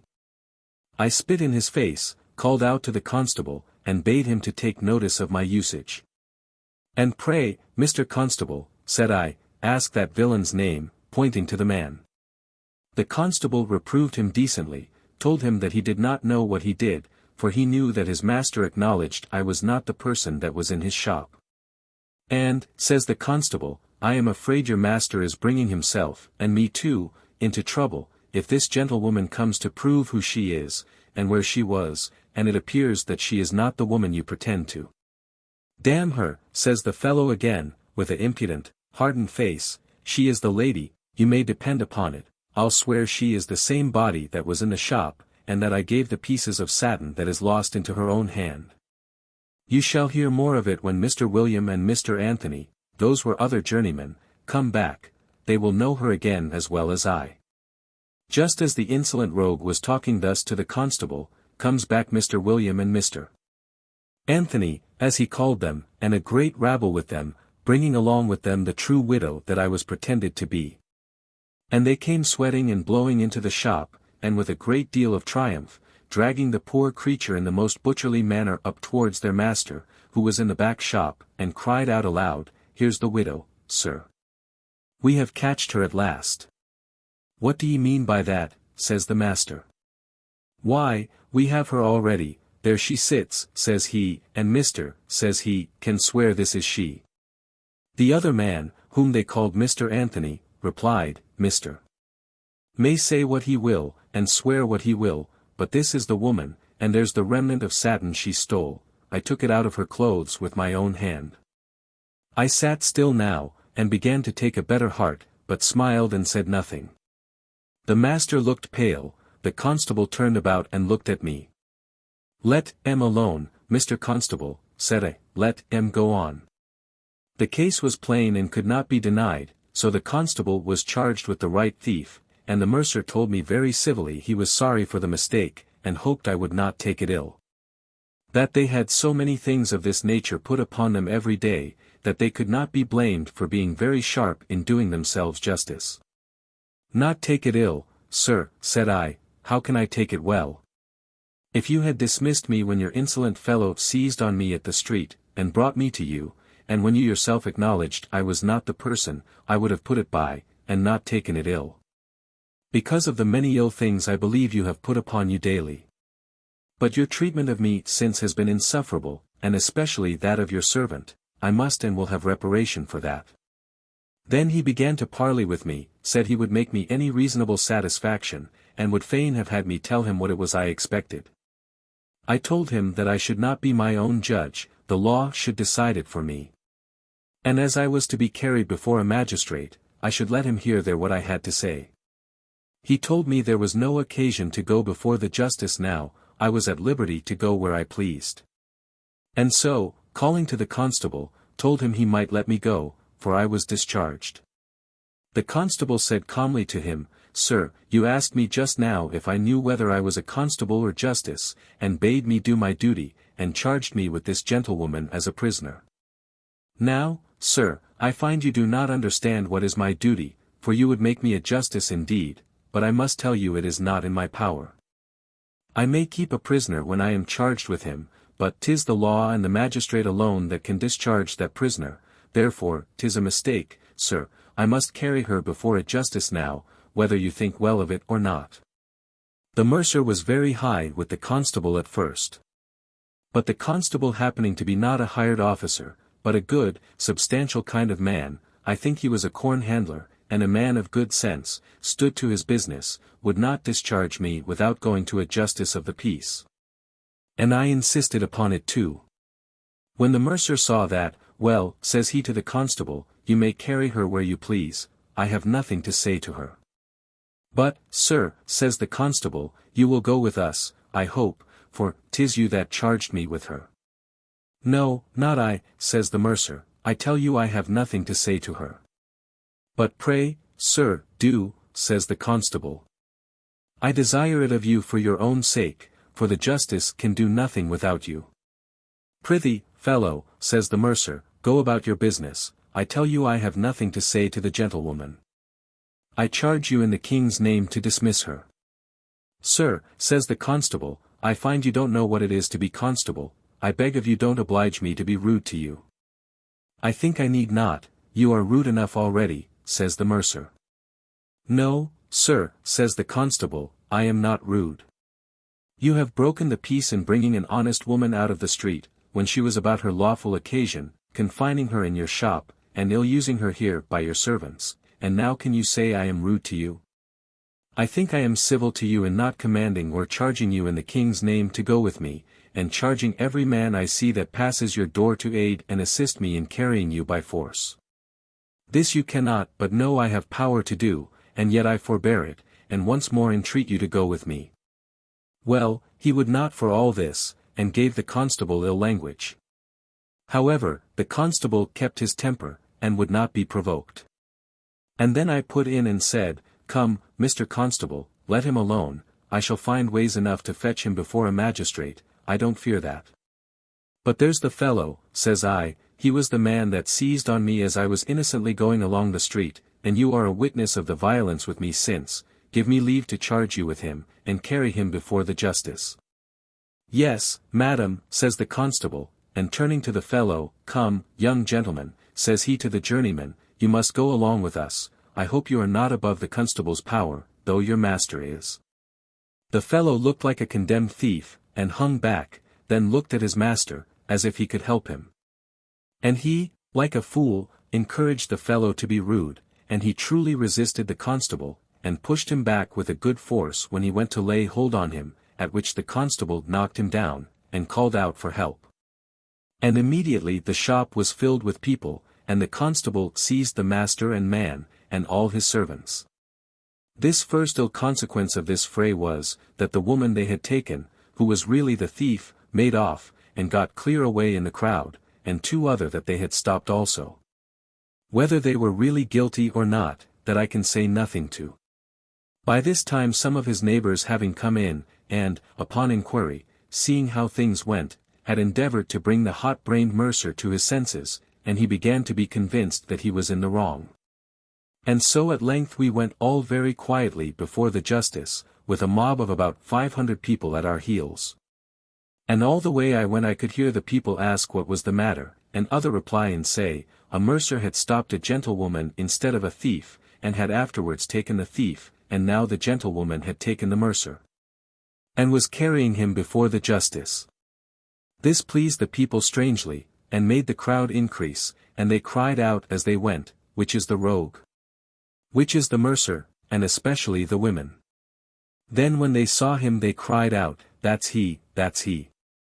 And every now and then came a good dab of dirt at him, and thus we marched a good while, till the mercer thought fit to desire the constable to call a coach to protect himself from the rabble.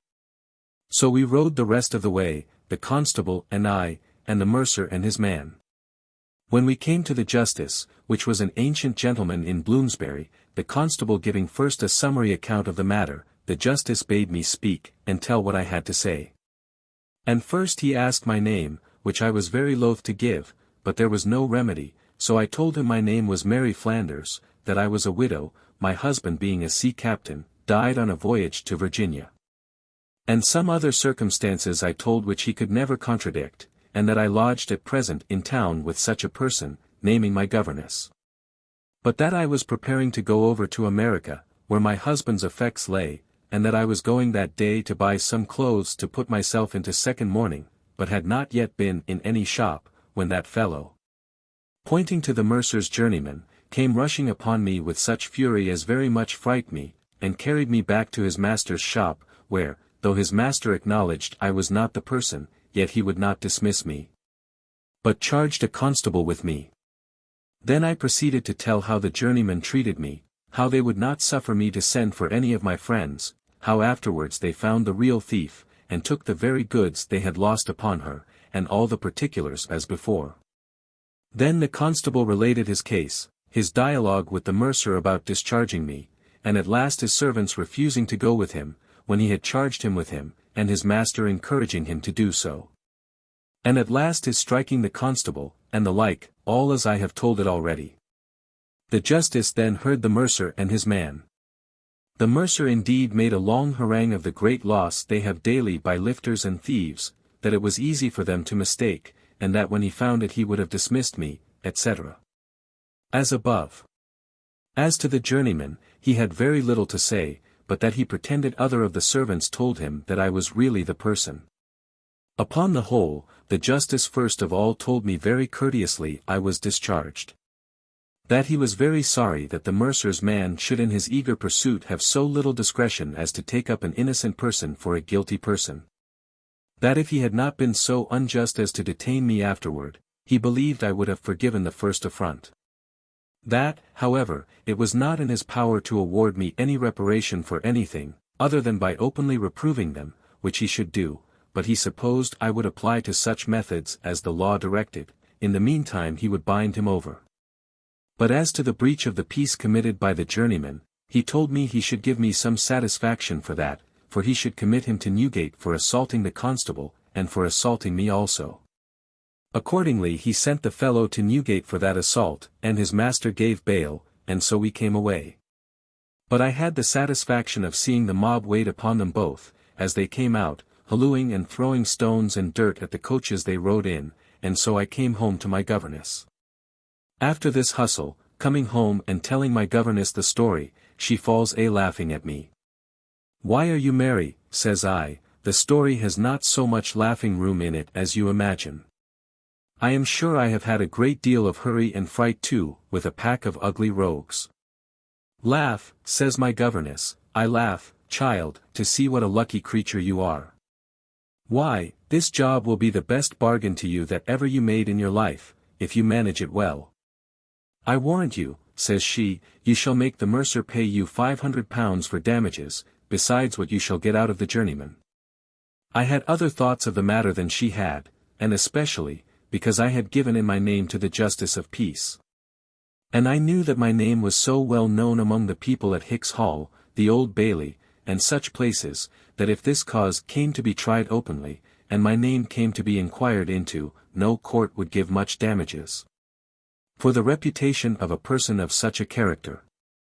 However, I was obliged to begin a prosecution in form, and accordingly my governess found me out a very creditable sort of a man to manage it, being an attorney of very good business, and of a good reputation.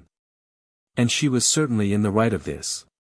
For had she employed a pettifogging hedge solicitor, or a man not known, and not in good reputation, I should have brought it to but little. I met this attorney, and gave him all the particulars at large, as they are recited above. And he assured me it was a case, as he said, that would very well support itself, and that he did not question but that a jury would give very considerable damages on such an occasion. So taking his full instructions he began the prosecution, and the mercer being arrested, gave bail. A few days after his giving bail, he comes with his attorney to my attorney, to let him know that he desired to accommodate the matter. That it was all carried on in the heat of an unhappy passion. That his client, meaning me, had a sharp provoking tongue, that I used them ill, gibing at them, and jeering them, even while they believed me to be the very person, and that I had provoked them, and the like.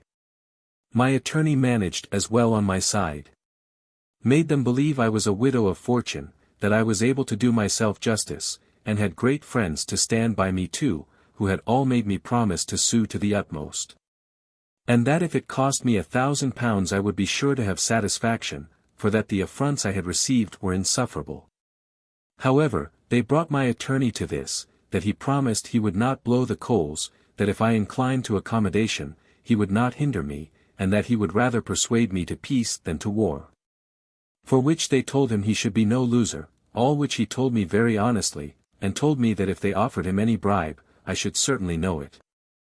But upon the whole he told me very honestly that if I would take his opinion, he would advise me to make it up with them, for that as they were in a great fright, and were desirous above all things to make it up, and knew that, let it be what it would, they would be allotted to bear all the costs of the suit. He believed they would give me freely more than any jury or court of justice would give upon a trial.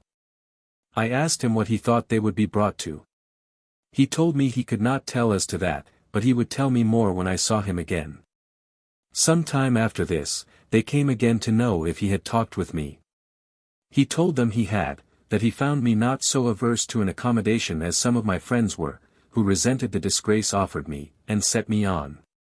That they blowed the coals in secret, prompting me to revenge, or do myself justice, as they called it, so that he could not tell what to say to it. He told them he would do his endeavor to persuade me, but he ought to be able to tell me what proposal they made. They pretended they could not make any proposal, because it might be made use of against them. And he told them, that by the same rule he could not make any offers, for that might be pleaded in abatement of what damages a jury might be inclined to give.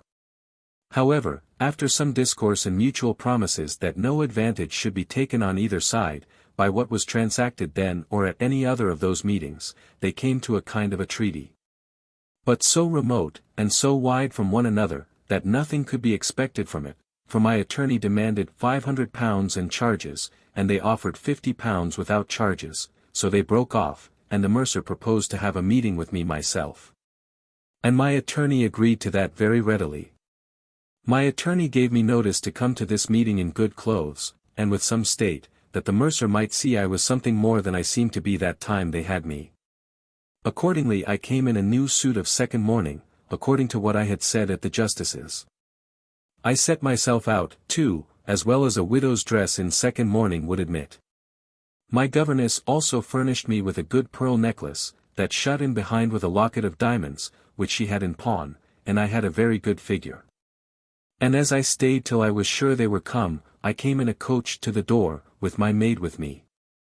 When I came into the room the mercer was surprised. He stood up and made his bow, which I took a little notice of, and but a little, and went and sat down where my own attorney had pointed to me to sit, for it was his house. After a little while the mercer said, he did not know me again, and began to make some compliments his way. I told him, I believed he did not know me at first, and that if he had, I believed he would not have treated me as he did. He told me he was very sorry for what had happened, and that it was to testify the willingness he had to make all possible reparation that he had appointed this meeting. That he hoped I would not carry things to extremity, which might be not only too great a loss to him, but might be the ruin of his business and shop, in which case I might have the satisfaction of repaying an injury with an injury 10 times greater.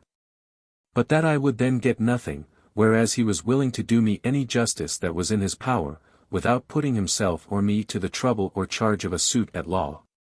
I told him I was glad to hear him talk so much more like a man of sense than he did before, that it was true, acknowledgment in most cases of affronts was counted reparation sufficient, but this had gone too far to be made up so.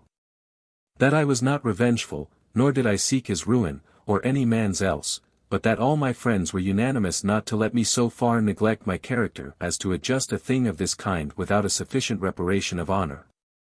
That to be taken up for a thief was such an indignity as could not be put up. That my character was above being treated so by any that knew me, but because in my condition of a widow I had been for some time careless of myself, and negligent of myself, I might be taken for such a creature. But that for the particular usage I had from him afterwards, and then I repeated all as before. It was so provoking I had scarce patience to repeat it. Well, he acknowledged all, and was might humble indeed. He made proposals very handsome. He came up to £100 and to pay all the law charges, and added that he would make me a present of a very good suit of clothes.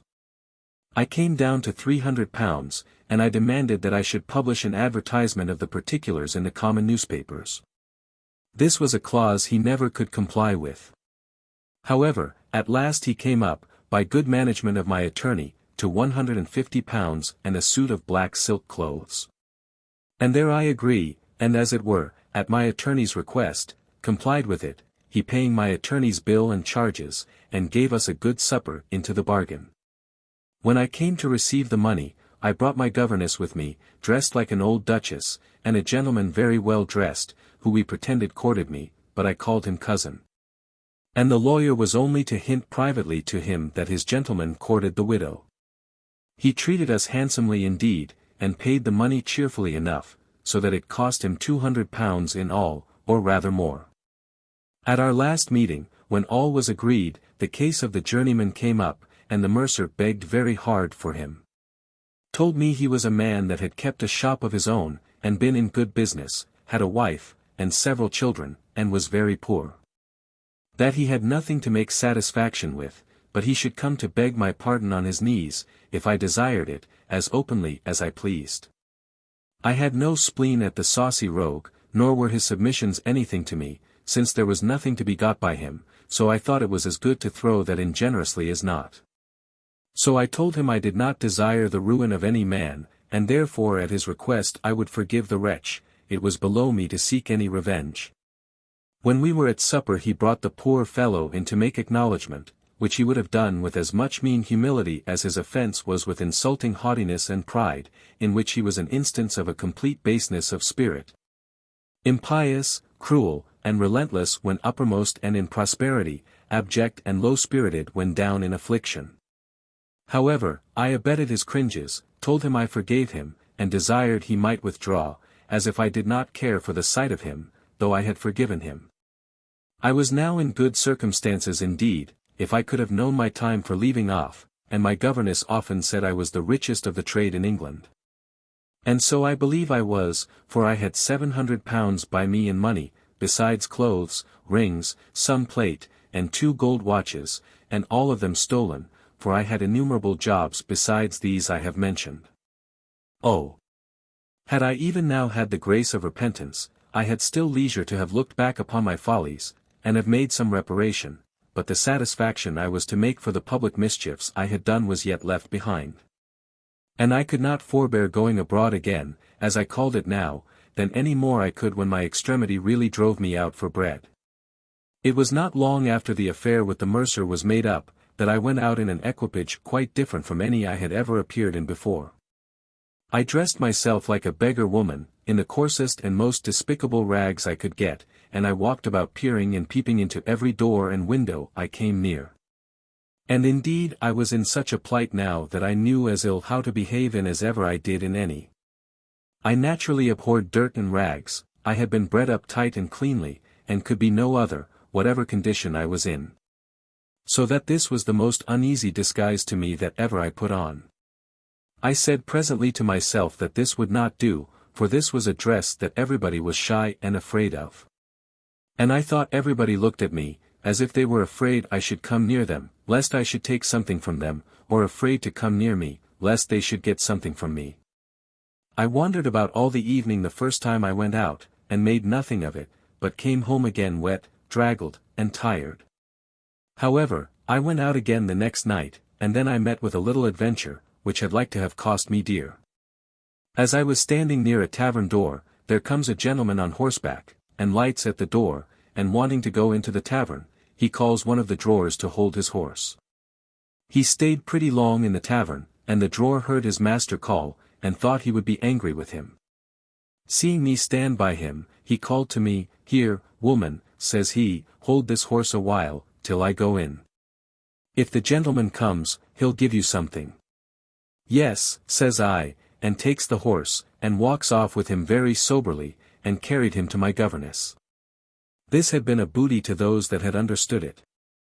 But never was poor thief more at a loss to know what to do with anything that was stolen, for when I came home, my governess was quite confounded, and what to do with the creature, we neither of us knew. To send him to a stable was doing nothing, for it was certain that public notice would be given in the Gazette, and the horse described, so that we durst not go to fetch it again.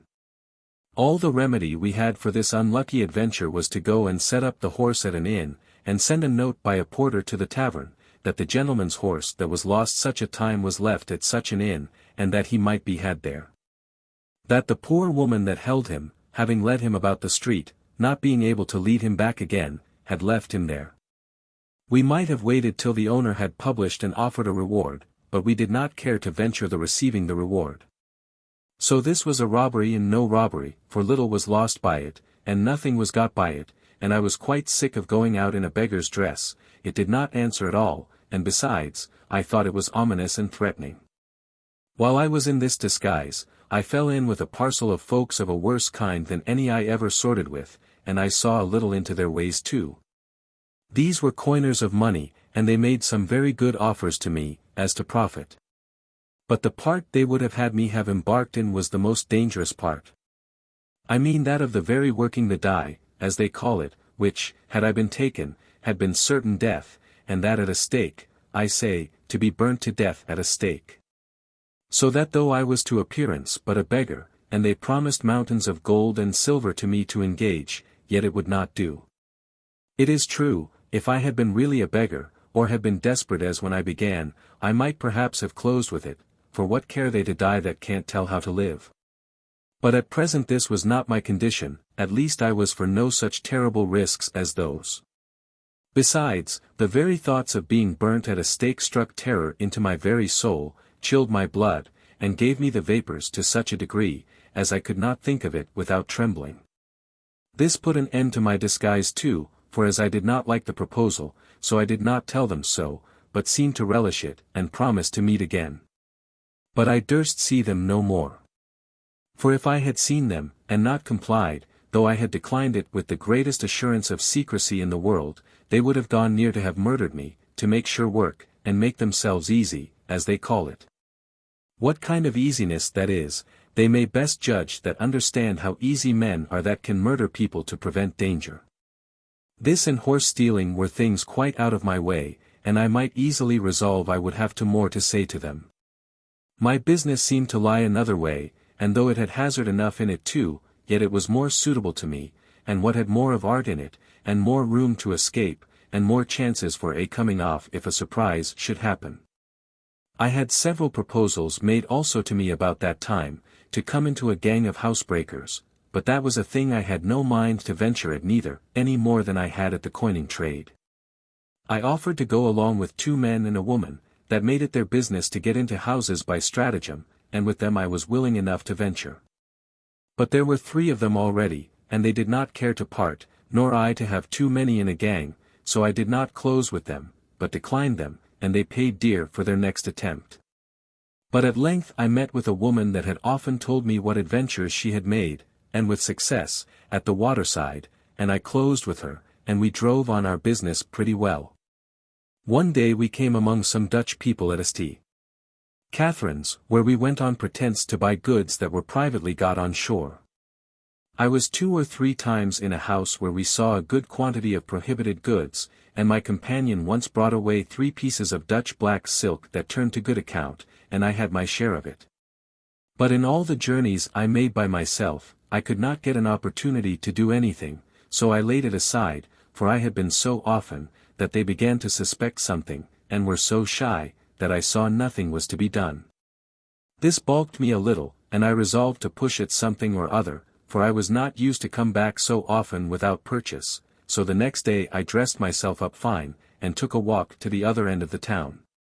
I passed through the Exchange in the Strand, but had no notion of finding anything to do there, when on a sudden I saw a great cluttering in the place, and all the people, shopkeepers as well as others, standing up and staring. And what should it be but some great duchess come into the Exchange, and they said the Queen was coming. I set myself close up to a shop side with my back to the counter, as if to let the crowd pass by, when keeping my eye upon a parcel of lace which the shopkeeper was showing to some ladies that stood by me. The shopkeeper and her maid were so taken up with looking to see who was coming, and what shop they would go to, that I found means to slip a paper of lace into my pocket and come clear off with it. So the lady milliner paid dear enough for her gaping after the Queen. I went off from the shop, as if driven along by the throng, and mingling myself with the crowd, went out at the other door of the Exchange, and so got away before they missed their lace. And because I would not be followed, I called a coach and shut myself up in it. I had scarce shut the coach doors up, but I saw the milliner's maid and 5 or 6 more come running out into the street, and crying out as if they were frightened.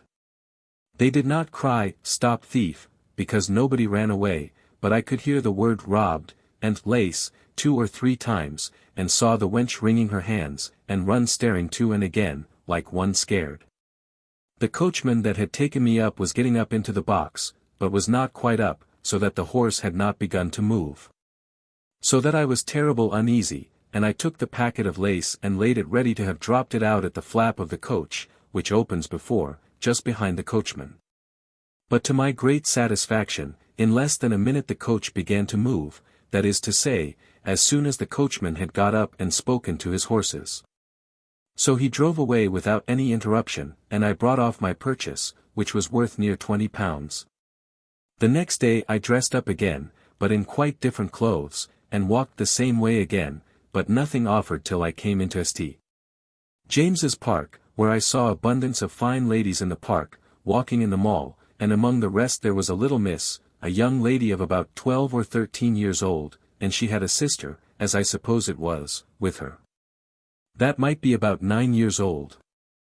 I observed the biggest had a fine gold watch on, and a good necklace of pearl, and they had a footman in livery with them.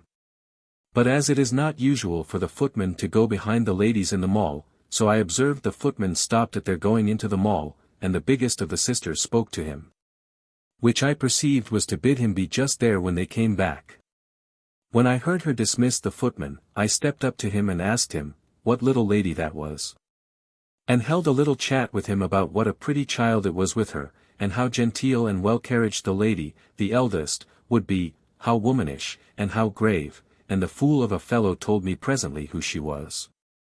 That she was Sir Thomas' eldest daughter, of Essex, and that she was a great fortune, that her mother was not come to town yet, but she was with Sir William's lady, of Suffolk, at her lodging in Suffolk Street, and a great deal more. That they had a maid and a woman to wait on them, besides Sir Thomas's coach, the coachman, and himself, and that young lady was governess to the whole family, as well here as at home too. And, in short, told me abundance of things enough for my business. I was very well dressed, and had my gold watch as well as she. So I left the footman, and I puts myself in a rank with this young lady, having stayed till she had taken one double turn in the mall, and was going forward again. By and by I saluted her by her name, with the title of Lady Betty. I asked her when she heard from her father, when my lady her mother would be in town, and how she did. I talked so familiarly to her of her whole family that she could not suspect but that I knew them all intimately. I asked her why she would come abroad without Mrs. Chime with her, that was the name of her woman, to take of Mrs. Judith, that was her sister. Then I entered into a long chat with her about her sister, what a fine little lady she was, and asked her if she had learned French, and 1,000 such little things to entertain her, when on a sudden we saw the guards come. And the crowd ran to see the king go by to the Parliament House. The ladies ran all to the side of the mall, and I helped my lady to stand upon the edge of the boards on the side of the mall, that she might be high enough to see, and took the little one and lifted her quite up. During which, I took care to convey the gold watch so clean away from the Lady Betty, that she never felt it, nor missed it, till all the crowd was gone, and she was gotten into the middle of the mall among the other ladies. I took my leave of her in the very crowd, and said to her, as if in haste, "Dear Lady Betty, take care of your little sister." And so the crowd did as it were thrust me away from her, and that I was obliged unwillingly to take my leave. The hurry in such cases is immediately over, and the place clear as soon as the king is gone by. But as there is always a great running and clutter just as the king passes, so having dropped the two little ladies, and done my business with them without any miscarriage, I kept hurrying on among the crowd, as if I ran to see the king. And so I got before the crowd and kept so till I came to the end of the mall, when the king going on towards the horse guards, I went forward to the passage, which went then through against the lower end of the Haymarket. And there I bestowed a coach upon myself, and made off, and I confess I have not yet been so good as my word, viz. to go and visit my Lady Betty.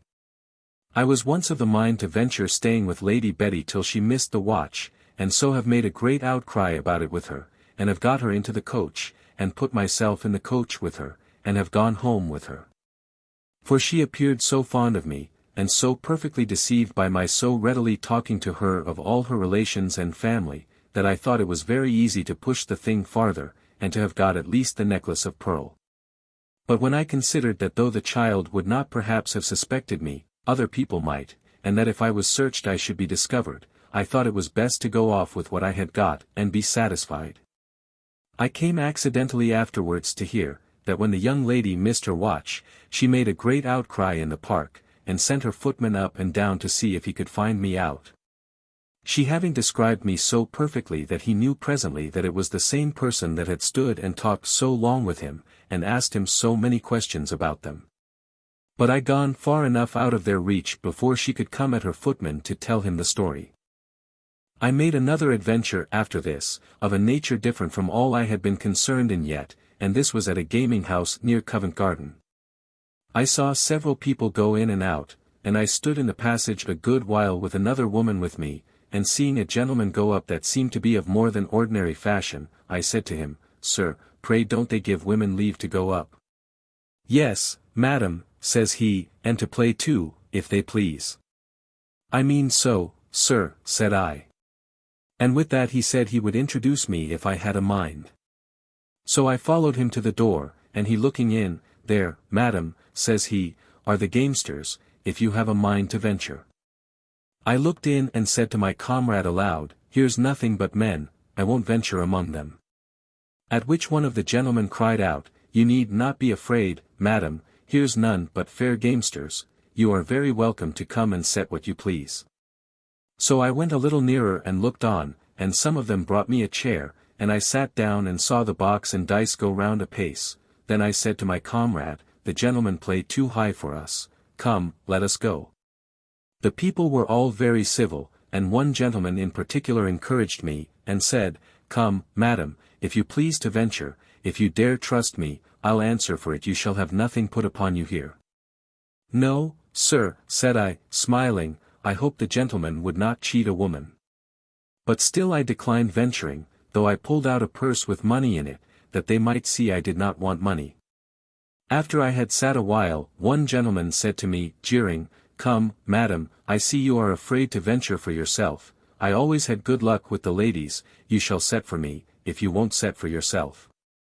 I told him, Sir, I should be very loath to lose your money, though I added, I am pretty lucky too, but the gentleman plays so high, that I dare not indeed venture my own.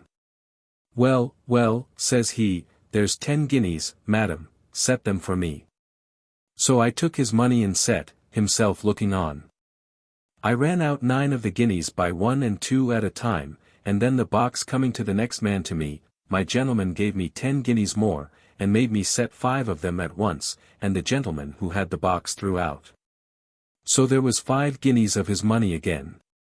He was encouraged at this, and made me take the box, which was a bold venture.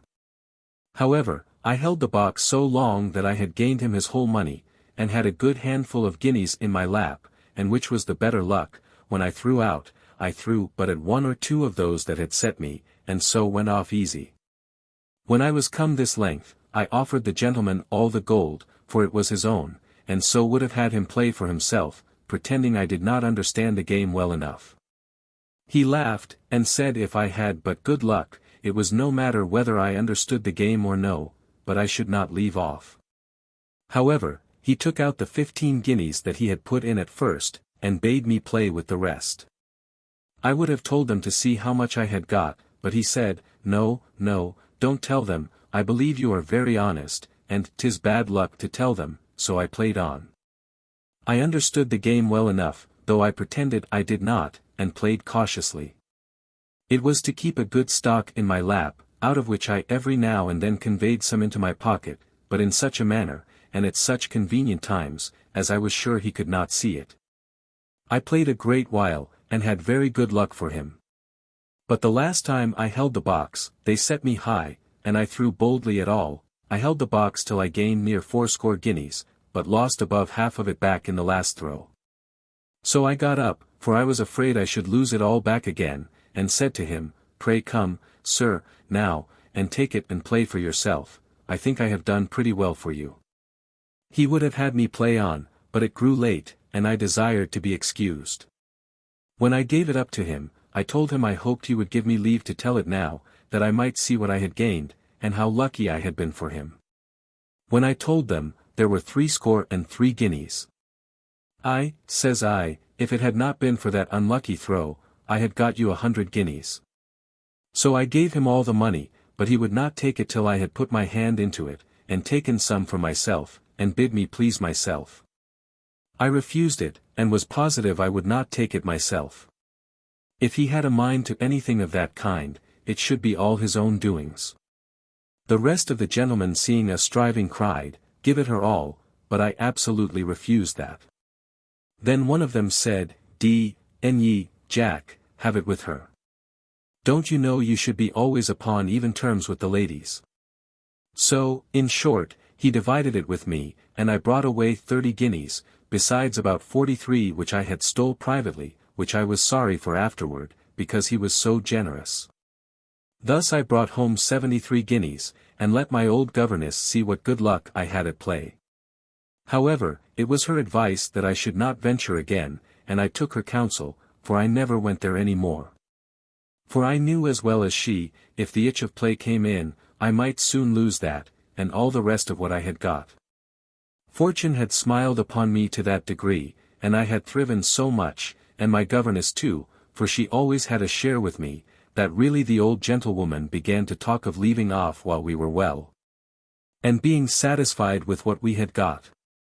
But, I know not what fate guided me, I was as backward to it now as she was when I proposed it to her before, and so in an ill hour we gave over the thoughts of it for the present, and, in a word, I grew more hardened and audacious than ever.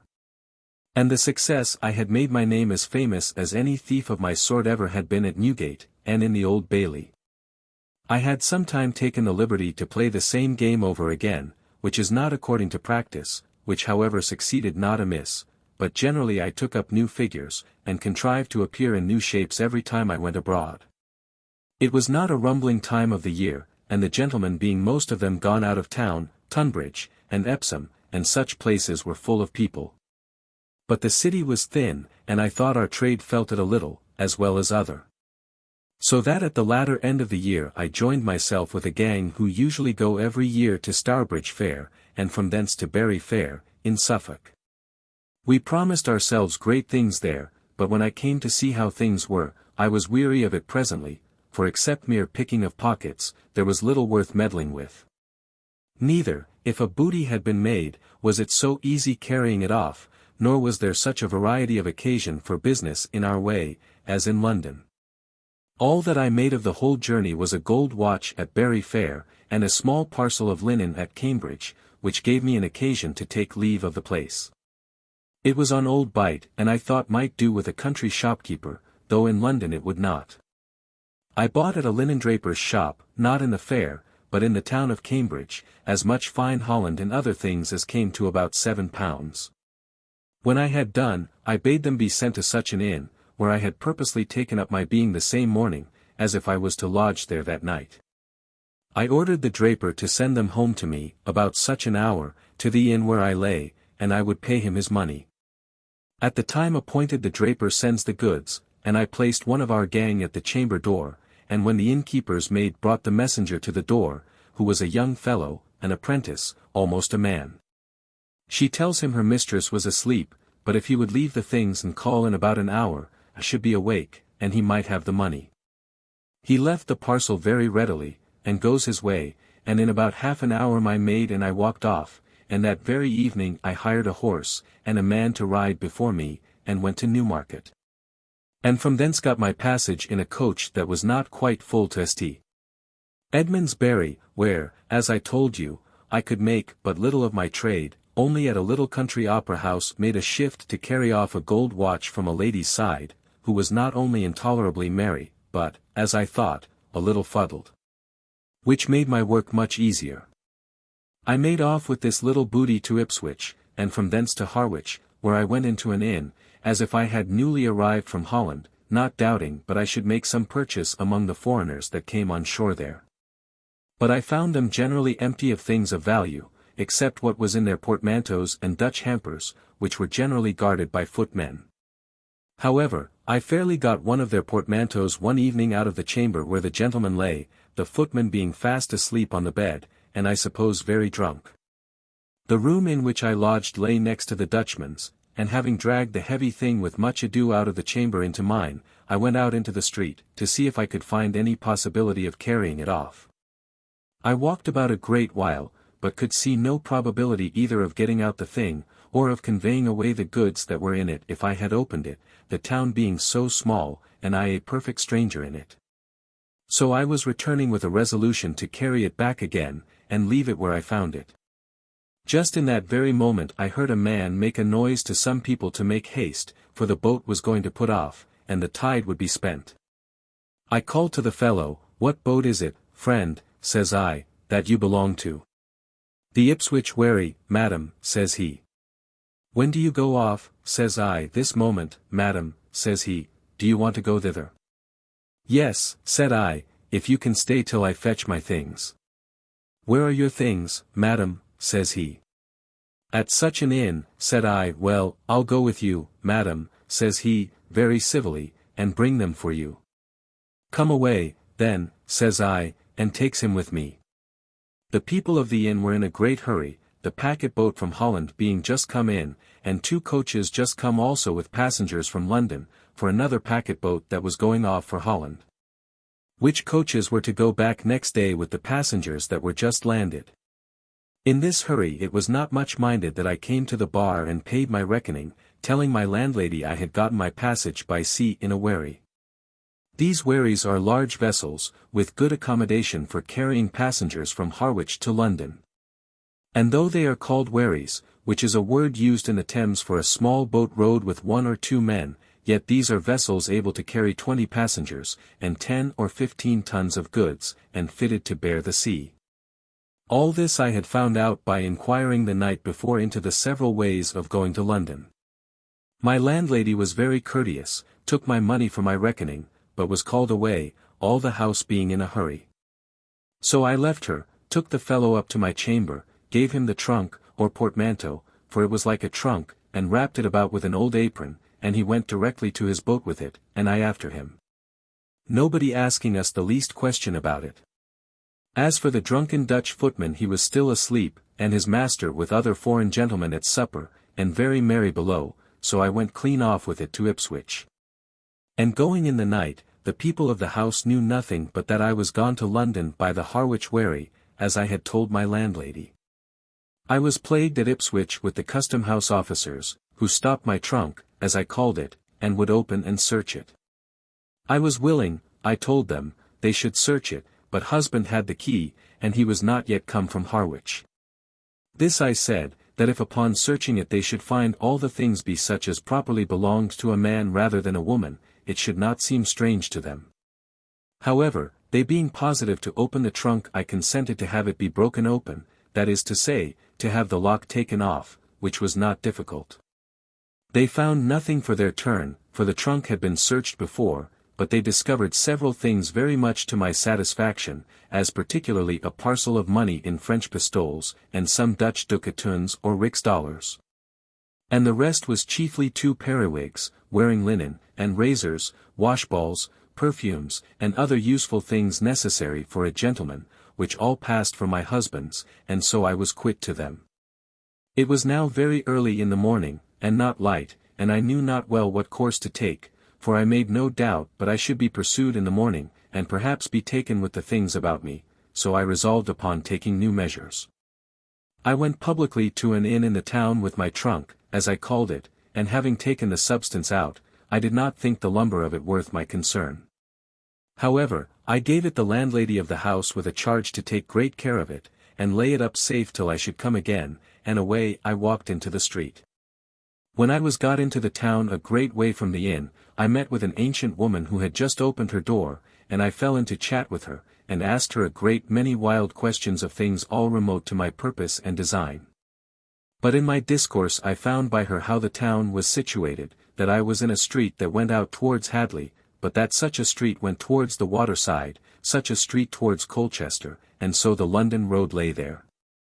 I had soon my ends of this old woman, for I only wanted to know which was the London road, and away I walked as fast as I could, not that I intended to go on foot either to London or to Colchester, but I wanted to get quietly away from Ipswich.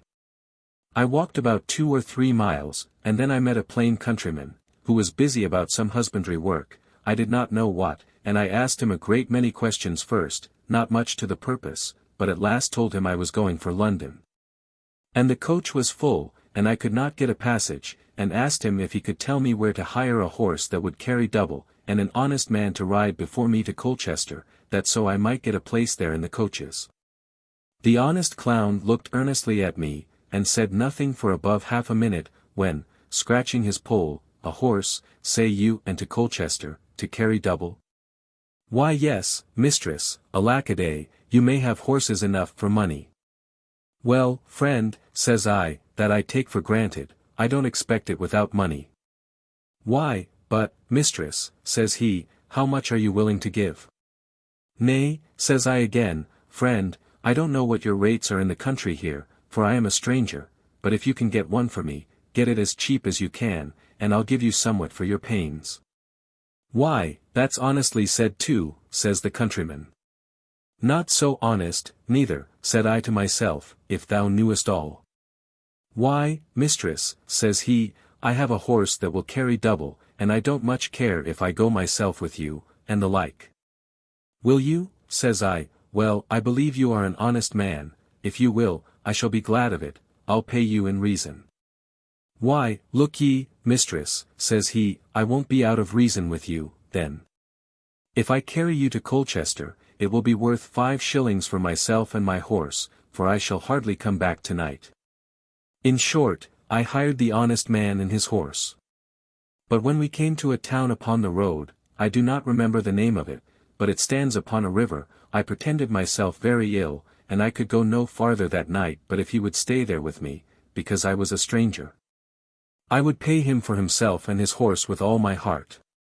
This I did because I knew the Dutch gentlemen and their servants would be upon the road that day, either in the stagecoaches or riding post, and I did not know but the drunken fellow or somebody else that might have seen me at Harwich might see me again, and so I thought that in one day's stop they would be all gone by.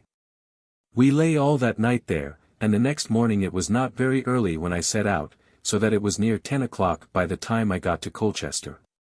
It was no little pleasure that I saw the town where I had so many pleasant days, and I made many inquiries after the good old friends I had once had there, but could make little out. They were all dead or removed.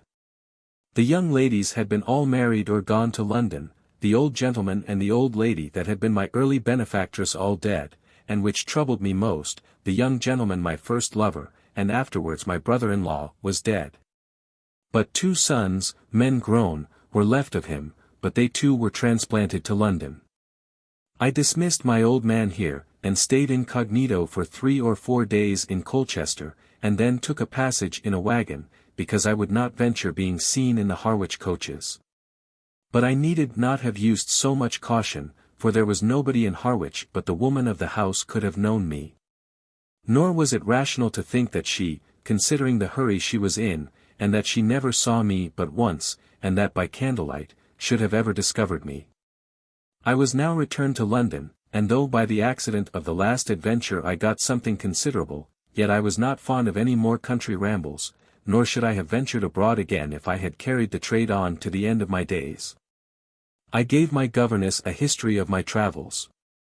She liked the Harwich journey well enough, and in discoursing of these things between ourselves she observed, that a thief being a creature that watches the advantages of other people's mistakes. 'Tis impossible but that to one that is vigilant and industrious many opportunities must happen, and therefore she thought that one so exquisitely keen in the trade as I was, would scarce fail of something extraordinary wherever I went. On the other hand, every branch of my story, if duly considered, may be useful to honest people, and afford a due caution to people of some sort or other to guard against the like surprises. And to have their eyes about them when they have to do with strangers of any kind, for 'tis very seldom that some snare or other is not in their way. The moral, indeed, of all my history is left to be gathered by the senses and judgment of the reader. I am not qualified to preach to them. Let the experience of one creature completely wicked, and completely miserable, be a storehouse of useful warning to those that read. I am drawing now towards a new variety of the scenes of life. Upon my return, being hardened by a long race of crime, and success unparalleled, at least in the reach of my own knowledge, I had, as I have said, no thoughts of laying down a trade which, if I was to judge by the example of other, must, however, end at last in misery and sorrow. It was on the Christmas day following, in the evening, that, to finish a long train of wickedness, I went abroad to see what might offer in my way. When going by a working silversmith's in Foster Lane, I saw a tempting bait indeed, and not be resisted by one of my occupation, for the shop had nobody in it, as I could see, and a great deal of loose plate lay in the window. And at the seat of the man, who usually, as I suppose, worked at one side of the shop. I went boldly in, and was just going to lay my hand upon a piece of plate, and might have done it, and carried it clear off, for any care that the men who belonged to the shop had taken of it. But an officious fellow in a house, not a shop, on the other side of the way, seeing me go in, and observing that there was nobody in the shop, comes running over the street and into the shop, and without asking me what I was, or who, seizes upon me, and cries out for the people of the house. I had not, as I said above, touched anything in the shop, and seeing a glimpse of somebody running over to the shop, I had so much presence of mind as to knock very hard with my foot on the floor of the house, and was just calling out too, when the fellow laid hands on me. However, as I had always most courage when I was in most danger, so when the fellow laid hands on me, I stood very high upon it, that I came in to buy half a dozen of silver spoons. And to my good fortune, it was a silversmith's that sold plate, as well as worked plate for other shops.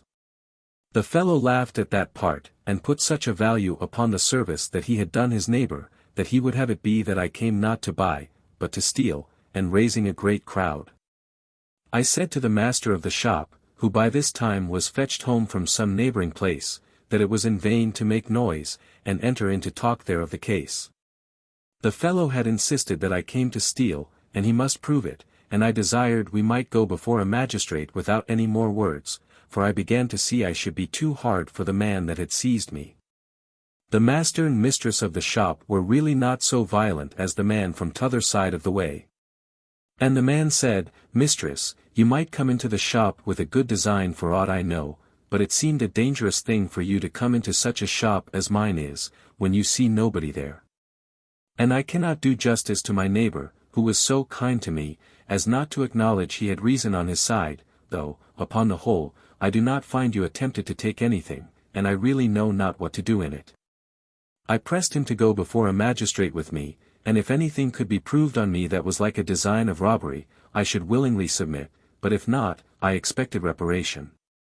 Just while we were in this debate, and a crowd of people gathered about the door, came by Sir T.B. an alderman of the city, and justice of the peace, and the goldsmith hearing of it, goes out, and entreated his worship to come in and decide the case.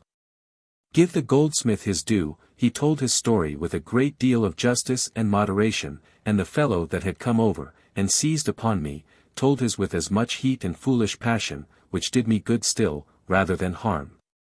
It came then to my turn to speak, and I told his worship that I was a stranger in London, being newly come out of the north.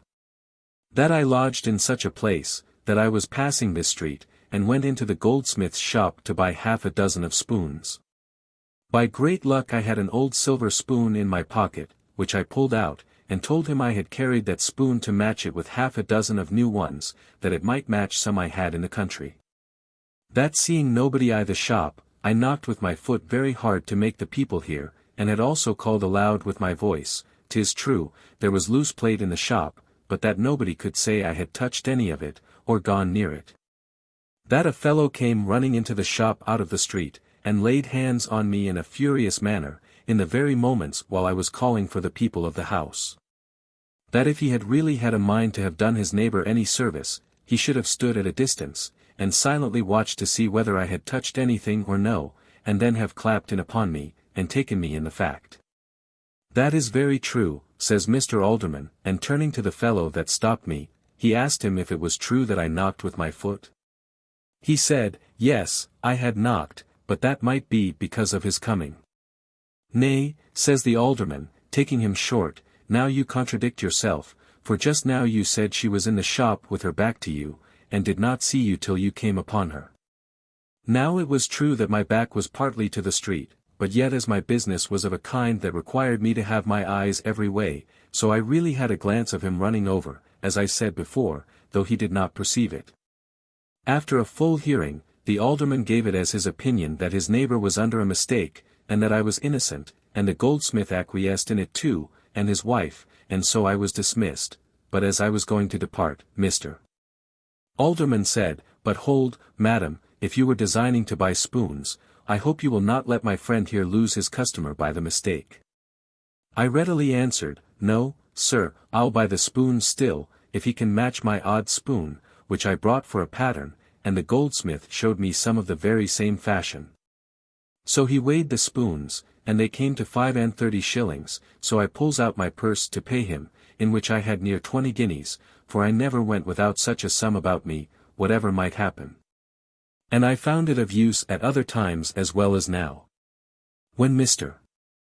Alderman saw my money, he said, well, madam, now I am satisfied you were wronged, and it was for this reason that I moved you should buy the spoons, and stayed till you had bought them, for if you had not had money to pay for them, I should have suspected that you did not come into the shop with an intent to buy, for indeed the sort of people who come upon these designs that you have been charged with, are seldom troubled with much gold in their pockets, as I see you are.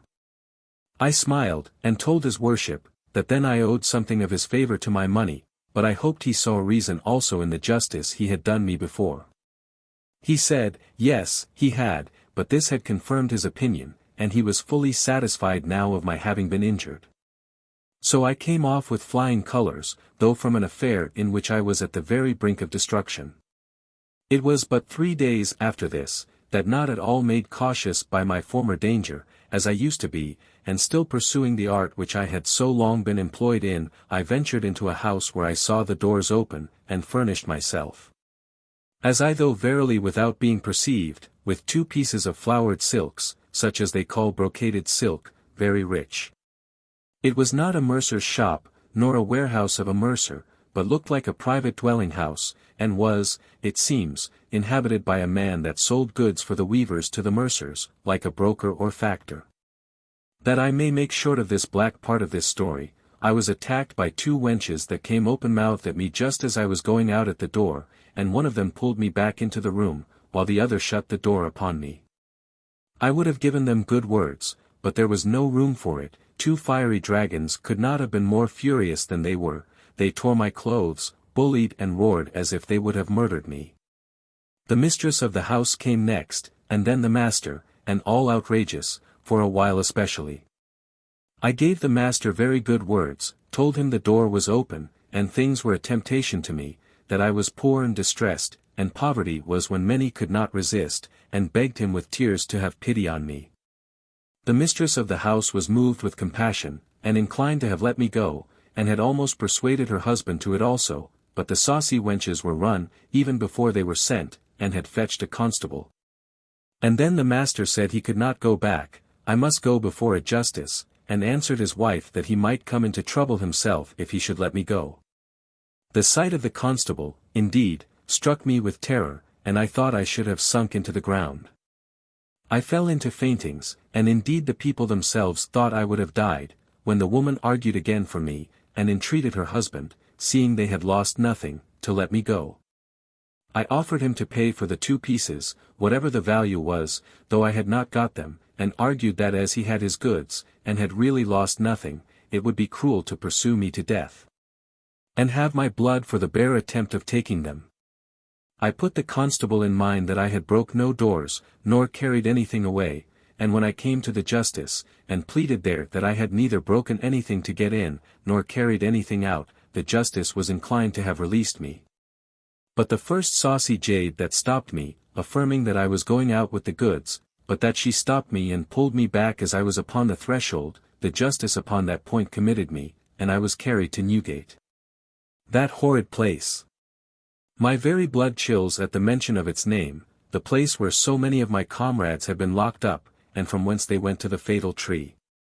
The place where my mother suffered so deeply, where I was brought into the world, and from whence I expected no redemption but by an infamous death, to conclude, the place that had so long expected me, and which with so much art and success I had so long avoided. I was not fixed indeed, 'tis impossible to describe the terror of my mind, when I was first brought in, and when I looked around upon all the horrors of that dismal place. I looked on myself as lost, and that I had nothing to think of but of going out of the world, and that with the utmost infamy, the hellish noise, the roaring, swearing, and clamour, the stench and nastiness, and all the dreadful crowd of afflicting things that I saw there, joined together to make the place seem an emblem of hell itself, and a kind of an entrance into it. Now I reproached myself with the many hints I had had, as I have mentioned above, from my own reason, from the sense of my good circumstances, and of the many dangers I had escaped, to leave off while I was well, and how I had withstood them all, and hardened my thoughts against all fear. It seemed to me that I was hurried on by an inevitable and unseen fate to this day of misery, and that now I was to expiate all my offences at the gallows. That I was now to give satisfaction to justice with my blood, and that I was come to the last hour of my life and of my wickedness together. These things poured themselves in upon my thoughts in a confused manner, and left me overwhelmed with melancholy and despair. Then I repented heartily of all my life past, but that repentance yielded me no satisfaction, no peace, no, not in the least, because, as I said to myself, it was repenting after the power of further sinning was taken away. I seemed not to mourn that I had committed such crimes, and for the fact as it was an offense against God and my neighbor, but I mourned that I was to be punished for it. I was a penitent, as I thought, not that I had sinned, but that I was to suffer, and this took away all the comfort, and even the hope of my repentance in my own thoughts. I got no sleep for several nights or days after I came into that wretched place, and glad I would have been for some time to have died there, though I did not consider dying as it ought to be considered neither. Indeed, nothing could be filled with more horror to my imagination than the very place, nothing was more odious to me than the company that was there. Oh! If I had but been sent to any place in the world, and not to Newgate, I should have thought myself happy. In the next place, how did the hardened wretches that were there before me triumph over me? What? Mrs. Flanders come to Newgate at last. What? Mrs. Mary, Mrs. Molly, and after that plain Moll Flanders. They thought the devil had helped me, they said, that I had reigned so long, they expected me there many years ago, and was I come at last? Then they flouted me with my dejections, welcomed me to the place, wished me joy, bid me have a good heart, not to be cast down, things might not be so bad as I feared, and the like. Then called for brandy, and drank to me, but put it all up to my score, for they told me I was but just come to the college, as they called it, and sure I had money in my pocket, though they had none. I asked one of this crew how long she had been there. She said 4 months. I asked her how the place looked to her when she first came into it. Just as it did now to you, says she, dreadful and frightful, that she thought she was in hell.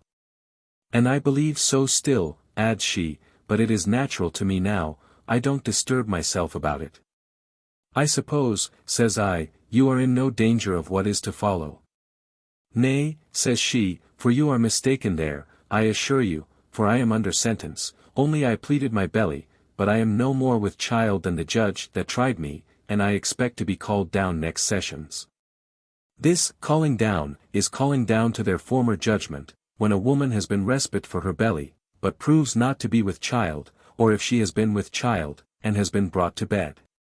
Well, says I, are you thus easy? I, says she, I can't help myself, what signifies being sad? If I am hanged, there's an end of me, says she. And away she turns dancing, and sings as she goes the following piece of Newgate wit. If I swing by the string, I shall hear the bell ring. And then there's an end of poor Jenny. I mention this because it would be worth the observation of any prisoner, who shall hereafter fall into the same misfortune, and come to that dreadful place of Newgate, how time, necessity, and conversing with the wretches that are there familiarizes the place to them. How at last they become reconciled to that which at first was the greatest dread upon their spirits in the world, and are as impudently cheerful and merry in their misery as they were when out of it. I cannot say, as some do, this devil is not so black as he is painted, for indeed no colors can represent the place to the life, not any soul conceive aright of it but those who have been sufferers there. But how hell should become by degree so natural, and not only tolerable, but even agreeable, is a thing unintelligible but by those who have experienced it, as I have. The same night that I was sent to Newgate, I sent the news of it to my old governess, who was surprised at it, you may be sure, and spent the night almost as ill out of Newgate, as I did in it. The next morning she came to see me. She did what she could to comfort me, but she saw that was to no purpose, however, as she said, to sink under the weight was but to increase the weight. She immediately applied herself to all the proper methods to prevent the effects of it, which we feared, and first she found out the 2 fiery jades that had surprised me. She tampered with them, offered them money, and, in a word, tried all imaginable ways to prevent a prosecution. She offered one of the wenches £100 to go away from her mistress, and not to appear against me, but she was so resolute, that though she was but a servant maid at £3 a year wages or thereabouts, she refused it, and would have refused it. As my governess said she believed, if she had offered her £500. Then she attacked the other maid, she was not so hard-hearted in appearance as the other, and sometimes seemed inclined to be merciful. But the first wench kept her up, and changed her mind, and would not so much as let my governess talk with her, but threatened to have her up for tampering with the evidence. Then she applied to the master, that is to say, the man whose goods had been stolen, and particularly to his wife, who, as I told you, was inclined at first to have some compassion for me. She found the woman the same still, but the man alleged he was bound by the justice that committed me, to prosecute, and that he should forfeit his recognizance. My governess offered to find friends that should get his recognizances off of the file, as they call it, and that he should not suffer. But it was not possible to convince him that could be done, or that he could be safe any way in the world but by appearing against me, so I was to have 3 witnesses of fact against me, the master and his 2 maids. That is to say, I was as certain to be cast from my life as I was certain that I was alive, and I had nothing to do but to think of dying, and prepare for it. I had but a sad foundation to build upon, as I said before, for all my repentance appeared to me to be only the effect of my fear of death, not a sincere regret for the wicked life that I had lived, and which had brought this misery upon me. For the offending my Creator, who was now suddenly to be my judge. I lived many days here under the utmost horror of soul. I had death, as it were, in view, and thought of nothing night and day, but of gibbets and halters, evil spirits and devils. It is not to be expressed by words how I was harassed, between the dreadful apprehensions of death and the terror of my conscience reproaching me with my past horrible life. The ordinary of Newgate came to me, and talked a little in his way, but all his divinity ran upon confessing my crime, as he called it, though he knew not what I was in for, making a full discovery, and the like. Without which he told me God would never forgive me. And he said so little to the purpose, that I had no manner of consolation from him. And then to observe the poor creature preaching confession and repentance to me in the morning, and find him drunk with brandy and spirits by noon, this had something in it so shocking, that I began to nauseate the man more than his work. And his work too by degrees, for the sake of the man. So that I desired him to trouble me no more. I know not how it was, but by the indefatigable application of my diligent governess I had no bill preferred against me the first sessions, I mean to the grand jury, at Guildhall. So I had another month or 5 weeks before me, and without doubt this ought to have been accepted by me, as so much time given me for reflection upon what was past, and preparation for what was to come. Or, in a word, I ought to have esteemed it as a space given me for repentance, and have employed it as such, but it was not in me. I was sorry, as before, for being in Newgate, but had very few signs of repentance about me. On the contrary, like the waters in the cavities and hollows of mountains, which petrify and turn into stone whatever they are suffered to drop on, so the continual conversing with such a crew of hellhounds as I was, had the same common operation upon me as upon other people. I degenerated into stone, I turned first stupid and senseless, then brutish and thoughtless, and at last raving mad as any of them were, and, in short, I became as naturally pleased and easy with the place, as if indeed I had been born there. It is scarce possible to imagine that our natures should be capable of so much degeneracy, as to make that pleasant and agreeable that in itself is the most complete misery. Here was a circumstance that I think it is scarce possible to mention a worse. I was as exquisitely miserable as, speaking of common cases, it was possible for any one to be that had life and health, and money to help them, as I had. I had weight of guilt upon me enough to sink any creature who had the least power of reflection left, and had any sense upon them of the happiness of this life, of the misery of another. Then I had at first remorse indeed, but no repentance. I had now neither remorse nor repentance. I had a crime charged on me, the punishment of which was death by our law, the proof so evident, that there was no room for me so much as to plead not guilty.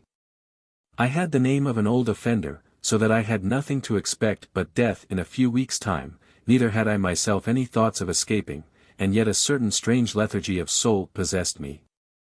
I had no trouble, no apprehensions, no sorrow about me. The first surprise was gone. I was, I may well say, I know not how, my senses, my reason, nay, my conscience, were all asleep.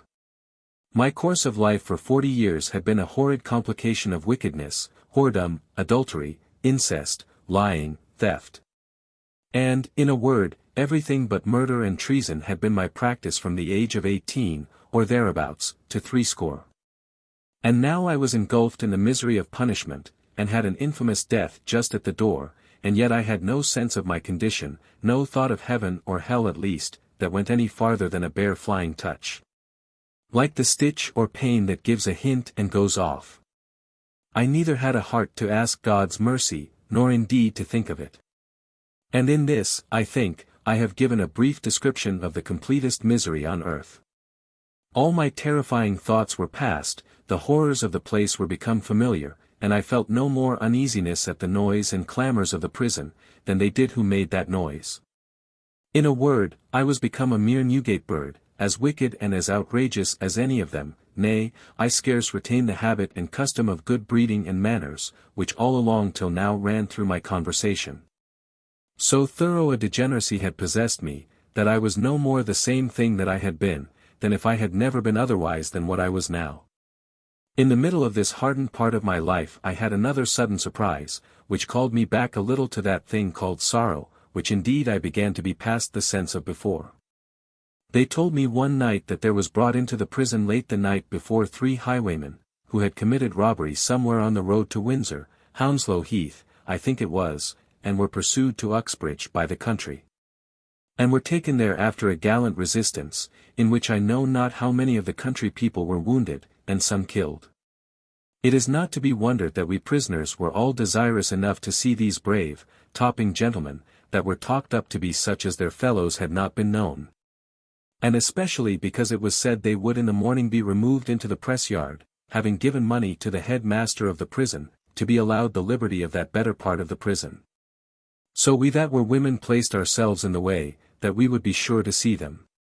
But nothing could express the amazement and surprise I was in, when the very first man that came out I knew to be my Lancashire husband, the same who lived so well at Dunstable, and the same who I afterwards saw at Brickhill. When I was married to my last husband, as has been related. I was struck dumb at the sight, and knew neither what to say nor what to do. He did not know me, and that was all the present relief I had. I quitted my company, and retired as much as that dreadful place suffers anybody to retire, and I cried vehemently for a great while. Dreadful creature that I am, said I, how many poor people have I made miserable? How many desperate wretches have I sent to the devil? He had told me at Chester he was ruined by that match, and that his fortunes were made desperate on my account. For that thinking I had been a fortune, he was run into debt more than he was able to pay, and that he knew not what course to take, that he would go into the army and carry a musket, or buy a horse and take a tour, as he called it. And though I never told him that I was a fortune, and so did not actually deceive him myself, yet I did encourage the having it thought that I was so, and by that means I was the occasion originally of his mischief. The surprise of the thing only struck deeper into my thoughts, and gave me stronger reflections than all that had befallen me before. I grieved day and night for him, and the more for that they told me he was the captain of the gang, and that he had committed so many robberies, that Hind, or Whitney, or the Golden Farmer were fools to him. That he would surely be hanged if there were no more men left in the country he was born in, and that there would abundance of people come in against him. I was overwhelmed with grief for him. My own case gave me no disturbance compared to this, and I loaded myself with reproaches on his account. I bewailed his misfortunes, and the ruin he was now come to, at such a rate, that I relished nothing now as I did before, and the first reflections I made upon the horrid, detestable life I had lived began to return upon me. And as these things returned, my abhorrence of the place I was in, and of the way of living in it, returned also. In a word, I was perfectly changed, and become another body. While I was under these influences of sorrow for him, came notice to me that the next sessions approaching there would be a bill preferred to the grand jury against me, and that I should be certainly tried for my life at the Old Bailey. My temper was touched before, the hardened, wretched boldness of spirit which I had acquired abated, and conscious in the prison, guilt began to flow in upon my mind. In short, I began to think, and to think is one real advance from hell to heaven. All that hellish, hardened state and temper of soul, which I have said so much of before, is but a deprivation of thought. He that is restored to his power of thinking, is restored to himself. As soon as I began, I say, to think, the first think that occurred to me broke out thus: Lord, what will become of me? I shall certainly die. I shall be cast, to be sure, and there is nothing beyond that but death. I have no friends. What shall I do? I shall be certainly cast. Lord, have mercy upon me. What will become of me? This was a sad thought, you will say, to be the first, after so long a time, that had started into my soul of that kind, and yet even this was nothing but fright at what was to come. There was not a word of sincere repentance in it all. However, I was indeed dreadfully dejected, and disconsolate to the last degree, and as I had no friend in the world to communicate my distressed thoughts to, it lay so heavy upon me, that it threw me into fits and swoonings several times a day. I sent for my old governess, and she, give her her due, acted the part of a true friend. She left no stone unturned to prevent the grand jury finding the bill. She sought out one or two of the jurymen, talked with them, and endeavored to possess them with favorable dispositions, on account that nothing was taken away, and no house broken, etc., but all would not do, they were overruled by the rest. The two wenches swore home to the fact, and the jury found the bill against me for robbery and housebreaking, that is, for felony and burglary. I sunk down when they brought me news of it, and after I came to myself again, I thought I should have died with the weight of it. My governess acted a true mother to me, she pitied me, she cried with me, and for me, but she could not help me. And to add to the terror of it, 'twas the discourse all over the house that I should die for it. I could hear them talk it among themselves very often, and see them shake their heads and say they were sorry for it, and the like, as is usual in the place. But still nobody came to tell me their thoughts, till at last one of the keepers came to me privately, and said with a sigh, "Well, Mrs. Flanders, you will be tried on Friday, this was but a Wednesday, what do you intend to do?" I turned as white as a cloud, and said, "God knows what I shall do, for my part, I know not what to do." "Why," says he, "I won't flatter you, I would have you prepare for death, for I doubt you will be cast. And as they say you are an old offender, I doubt you will find but little mercy. They say," added he, "your case is very plain, and that the witnesses swear so home against you, there will be no standing it." This was a stab into the very vitals of one under such a burthen as I was oppressed with before, and I could not speak to him a word, good or bad, for a great while, but at last I burst out into tears, and said to him, "Lord, Mr. what must I do?" "Do," says he, "send for the ordinary, send for a minister and talk with him, for, indeed, Mrs. Flanders, unless you have very good friends, you are no woman for this world." This was plain dealing indeed, but it was very harsh to me, at least I thought it so. He left me in the greatest confusion imaginable, and all that night I lay awake. And now I began to say my prayers, which I had scarce done before since my last husband's death, or from a little while after. And truly I may well call it saying my prayers, for I was in such a confusion, and had such horror upon my mind, that though I cried, and repeated several times the ordinary expression of, "Lord, have mercy upon me," I never brought myself to any sense of my being a miserable sinner, as indeed I was, and of confessing my sins to God, and begging pardon for the sake of Jesus Christ. I was overwhelmed with the sense of my condition, being tried for my life, and being sure to be condemned, and then I was as sure to be executed, and on this account I cried out all night, "Lord, what will become of me? Lord, what shall I do? Lord, I shall be hanged. Lord, have mercy upon me," and the like. My poor afflicted governess was now as much concerned as I, and a great deal more truly penitent, though she had no prospect of being brought to trial and sentence. Not but that she deserved it as much as I, and so she said herself, but she had not done anything herself for many years, other than receiving what I and others stole, and encouraging us to steal it. But she cried, and took on like a distracted body, wringing her hands, and crying out that she was undone, that she believed there was a curse from heaven upon her, that she should be damned, that she had been the destruction of all her friends. That she had brought such a one, and such a one, and such a one to the gallows. And there she reckoned up 10 or 11 people, some of which I have given account of, that came to untimely ends, and that now she was the occasion of my ruin, for she had persuaded me to go on, when I would have left off. I interrupted her there. "No, mother, no," said I, "don't speak of that, for you would have had me left off when I got the mercer's money again, and when I came home from Harwich, and I would not hearken to you, therefore you have not been to blame. It is I only have ruined myself, I have brought myself to this misery," and thus we spent many hours together. Well, there was no remedy. The prosecution went on, and on the Thursday I was carried down to the Sessions House, where I was arraigned, as they called it, and the next day I was appointed to be tried. At the arraignment I pleaded, not guilty, and well I might, for I was indicted for felony and burglary, that is, for feloniously stealing 2 pieces of brocaded silk, value £46, the goods of Anthony Johnson, and for breaking open his doors. Whereas I knew very well they could not pretend to prove I had broken up the doors, or so much as lifted up a latch.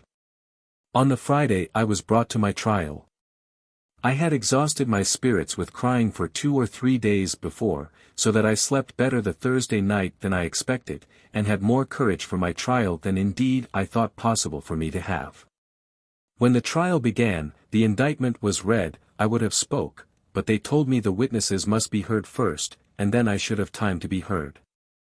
The witnesses were the 2 wenches, a couple of hard-mouthed jades indeed, for though the thing was truth in the main, yet they aggravated it to the utmost extremity, and swore I had the goods wholly in my possession. That I had hid them among my clothes, that I was going off with them, that I had 1 foot over the threshold when they discovered themselves, and then I put other over. So that I was quite out of the house in the street with the goods before they took hold of me, and then they seized me, and brought me back again, and they took the goods upon me. The fact in general was all true, but I believe, and insisted upon it, that they stopped me before I had set my foot clear of the threshold of the house. But that did not argue much, for certain it was that I had taken the goods, and I was bringing them away, if I had not been taken. But I pleaded that I had stole nothing, they had lost nothing, that the door was open, and I went in, seeing the goods lie there, and with design to buy. If, seeing nobody in the house, I had taken any of them up in my hand, it could not be concluded that I intended to steal them, for that I never carried them farther than the door to look on them with the better light. The court would not allow that by any means, and made a kind of a jest of my intending to buy the goods, that being no shop for the selling of anything, and as to carrying them to the door to look at them. The maids made their impudent mocks upon that, and spent their wit upon it very much. Told the court I had looked at them sufficiently, and approved them very well, for I had packed them up under my clothes, and was going with them. In short, I was found guilty of felony, but acquitted of the burglary, which was but small comfort to me, the first bringing me to a sentence of death, and the last would have done no more. The next day I was carried down to receive the dreadful sentence, and when they came to ask me what I had to say why sentence should not pass, I stood mute a while, but somebody that stood behind me prompted me aloud to speak to the judges. For that they could represent things favorably for me. This encouraged me to speak, and I told them I had nothing to say to stop the sentence, but that I had much to say to bespeak the mercy of the court, that I hoped they would allow something in such a case for the circumstances of it. That I had broken no doors, had carried nothing off, that nobody had lost anything, that the person whose goods they were was pleased to say he desired mercy might be shown, which indeed he very honestly did. That, at the worst, it was the first offence, and that I had never been before any court of justice before. And, in a word, I spoke with more courage than I thought I could have done, and in such a moving tone, and though with tears, yet not so many tears as to obstruct my speech, that I could see it moved others to tears that heard me. The judges sat grave and mute, gave me an easy hearing, and time to say all that I would, but, saying neither yes nor no to it, pronounced the sentence of death upon me, a sentence that was to me like death itself, which, after it was read, confounded me. I had no more spirit left in me, I had no tongue to speak, or eyes to look up either to God or man. My poor governess was utterly disconsolate, and she that was my comforter before, wanted comfort now herself. And sometimes mourning, sometimes raging, was as much out of herself, as to all outward appearance, as any mad woman in Bedlam. Nor was she only disconsolate as to me, but she was struck with horror at the sense of her own wicked life, and began to look back upon it with a taste quite different from mine, for she was penitent to the highest degree for her sins, as well as sorrowful for the misfortune.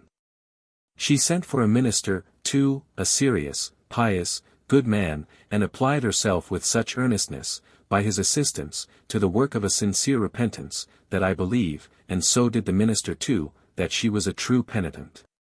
And, which is still more, she was not only so for the occasion, and at that juncture, but she continued so, as I was informed, to the day of her death. It is rather to be thought of than expressed what was now my condition. I had nothing before me but present death, and as I had no friends to assist me, or to stir for me, I expected nothing but to find my name in the dead warrant, which was to come down for the execution, the Friday afterwards, of 5 more and myself. In the meantime my poor distressed governess sent me a minister, who at her request first, and at my own afterwards, came to visit me. He exhorted me seriously to repent of all my sins, and to dally no longer with my soul. Not flattering myself with hopes of life, which, he said, he was informed there was no room to expect, but unfeignedly to look up to God with my whole soul, and to cry for pardon in the name of Jesus Christ. He backed his discourses with proper quotations of Scripture, encouraging the greatest sinner to repent, and turn from their evil way, and when he had done, he kneeled down and prayed with me. It was now that, for the first time, I felt any real signs of repentance. I now began to look back upon my past life with abhorrence, and having a kind of view into the other side of time, and things of life, as I believe they do with everybody at such a time, began to look with a different aspect. And quite another shape, than they did before. The greatest and best things, the views of felicity, the joy, the griefs of life, were quite other things. And I had nothing in my thoughts but what was so infinitely superior to what I had known in life, that it appeared to me to be the greatest stupidity in nature to lay any weight upon anything, though the most valuable in this world. The word eternity represented itself with all its incomprehensible additions, and I had such extended notions of it, that I know not how to express them. Among the rest, how vile, how gross, how absurd did every pleasant thing look. I mean, that we had counted pleasant before, especially when I reflected that these sordid trifles were the things for which we forfeited eternal felicity. With these reflections came, of mere course, severe reproaches of my own mind for my wretched behavior in my past life. That I had forfeited all hope of any happiness in the eternity that I was just going to enter into, and on the contrary was entitled to all that was miserable, or had been conceived of misery. And all this with the frightful addition of its being also eternal. I am not capable of reading lectures of instruction to anybody, but I relate this in the very manner in which things then appeared to me, as far as I am able, but infinitely short of the lively impressions which they made on my soul at that time. Indeed, those impressions are not to be explained by words, or if they are, I am not mistress of words enough to express them. It must be the work of every sober reader to make just reflections on them, as their own circumstances may direct. And, without question, this is what every one at some time or other may feel something of, I mean, a clearer sight into things to come than they had here, and a dark view of their own concern in them. But I go back to my own case. The minister pressed me to tell him, as far as I thought convenient, in what state I found myself as to the sight I had of things beyond life.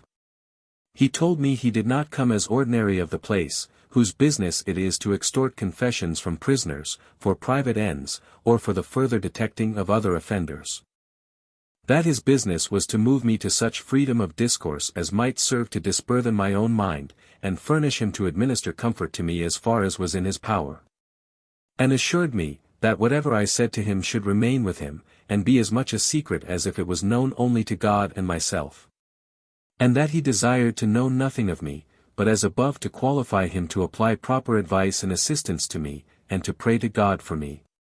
This honest, friendly way of treating me unlocked all the sluices of my passions. He broke into my very soul by it, and I unravelled all the wickedness of my life to him. In a word, I gave him an abridgment of this whole history, I gave him a picture of my conduct for 50 years in miniature. I hid nothing from him, and he in return exhorted me to sincere repentance, explained to me what he meant by repentance, and then drew out such a scheme of infinite mercy, proclaimed from heaven to sinners of the greatest magnitude, that he left me nothing to say, that looked like despair, or doubting of being accepted. And in this condition he left me the first night. He visited me again the next morning, and went on with his method of explaining the terms of divine mercy, which according to him consisted of nothing more, or more difficult, than that of being sincerely desirous of it, and willing to accept it. Only a sincere regret for, and hatred of, those things I had done, which rendered me so just an object of divine vengeance. I am not able to repeat the excellent discourses of this extraordinary man. 'Tis all that I am able to do, to say that he revived my heart, and brought me into such a condition that I never knew anything of in my life before. I was covered with shame and tears for things past, and yet had at the same time a secret surprising joy at the prospect of being a true penitent, and obtaining the comfort of a penitent, I mean, the hope of being forgiven. And so swift did thoughts circulate, and so high did the impressions they had made upon me run, that I thought I could freely have gone out that minute to execution, without any uneasiness at all, casting my soul entirely into the arms of infinite mercy as a penitent. The good gentleman was so moved also in my behalf with a view of the influence which he saw these things had on me, that he blessed God he had come to visit me, and resolved not to leave me till the last moment, that is, not to leave visiting me. It was no less than 12 days after our receiving sentence before any were ordered for execution, and then upon a Wednesday the dead warrant, as they call it, came down, and I found my name was among them. A terrible blow this was to my new resolutions. Indeed my heart sank within me, and I swooned away twice, one after another, but spoke not a word. The good minister was sorely afflicted for me, and did what he could to comfort me with the same arguments, and the same moving eloquence that he did before. And left me not that evening so long as the prison keepers would suffer him to stay in the prison, unless he would be locked up with me all night, which he was not willing to be. I wondered much that I did not see him all the next day, it being the day before the time appointed for execution. And I was greatly discouraged, and dejected in my mind, and indeed almost sank for want of the comfort which he had so often, and with such success, yielded me on his former visits. I waited with great impatience, and under the greatest oppressions of spirits imaginable, till about 4 o'clock he came to my apartment. For I had obtained the favor, by the help of money, nothing being to be done in that place without it, not to be kept in a condemned hole, as they call it, among the rest of the prisoners who were to die, but to have a little dirty chamber to myself. My heart leaped within me for joy when I heard his voice at the door, even before I saw him. But let any one judge what kind of motion I found in my soul, when after having made a short excuse for his not coming, he showed me that his time had been employed on my account. That he had obtained a favorable report from the recorder to the Secretary of State in my particular case, and, in short, that he had brought me a reprieve. He used all the caution that he was able in letting me know a thing which it would have been a double cruelty to have concealed, and yet it was too much for me. For as grief had overset me before, so did joy overset me now, and I fell into a much more dangerous swooning than I did at first, and it was not without a great difficulty that I was recovered at all. The good man having made a very Christian exhortation to me, not to let the joy of my reprieve put the remembrance of my past sorrow out of my mind, and having told me that he must leave me, to go and enter the reprieve in the books, and show it to the sheriffs, stood up just before his going away, and in a very earnest manner prayed to God for me, that my repentance might be made unfeigned and sincere, and that my coming back, as it were, into life again, might not be a returning to the follies of life which I had made such solemn resolutions to forsake, and to repent of them. I joined heartily in the petition, and must needs say I had deeper impressions upon my mind all that night, of the mercy of God in sparing my life, and a greater detestation of my past sins, from a sense of the goodness which I had tasted in this case, than I had in all my sorrow before. This may be thought inconsistent in itself, and wide from the business of this book. Particularly, I reflect that many of those who may be pleased and diverted with the relation of the wild and wicked part of my story may not relish this, which is really the best part of my life, the most advantageous to myself, and the most instructive to others. Such, however, will, I hope, allow me the liberty to make my story complete. It would be a severe satire on such to say they do not relish the repentance as much as they do the crime, and that they had rather the history were a complete tragedy, as it was very likely to have been. But I go on with my relation. The next morning there was a sad scene indeed in the prison. The first thing I was saluted with in the morning was the tolling of the great bell at St. Sepulchre's, as they call it, which ushered in the day. As soon as it began to toll, a dismal groaning and crying was heard from the condemned hole, where there lay 6 poor souls who were to be executed that day, some from one crime, some for another, and 2 of them for murder. This was followed by a confused clamor in the house, among the several sorts of prisoners, expressing their awkward sorrows for the poor creatures that were to die, but in a manner extremely differing one from another. Some cried for them. Some huzzaed, and wished them a good journey, some damned and cursed those that had brought them to it, that is, meaning the evidence, or prosecutors, many pitying them, and some few, but very few, praying for them. There was hardly room for so much composure of mind as was required for me to bless the merciful providence that had, as it were, snatched me out of the jaws of this destruction. I remained, as it were, dumb and silent, overcome with the sense of it, and not able to express what I had in my heart, for the passions on such occasions as these are certainly so agitated as not to be able presently to regulate their own motions. All the while the poor condemned creatures were preparing to their death, and the ordinary, as they call him, was busy with them, disposing them to submit to their sentence, I say, all this while I was seized with a fit of trembling. As much as I could have been if I had been in the same condition, as to be sure the day before I expected to be. I was so violently agitated by this surprising fit, that I shook as if it had been in the cold fit of an ague, so that I could not speak or look but like one distracted. As soon as they were all put into carts and gone, which, however, I had not courage enough to see, I say, as soon as they were gone, I fell into a fit of crying involuntarily, and without design, but as a mere distemper, and yet so violent. And it held me so long, that I knew not what course to take, nor could I stop, or put a check to it, no, not with all the strength and courage I had. This fit of crying held me near 2 hours, and, as I believe, held me till they were all out of the world, and then a most humble, penitent, serious kind of joy succeeded.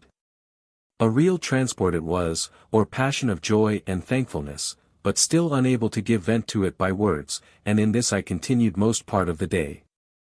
In the evening the good minister visited me again, and then fell to his usual good discourses.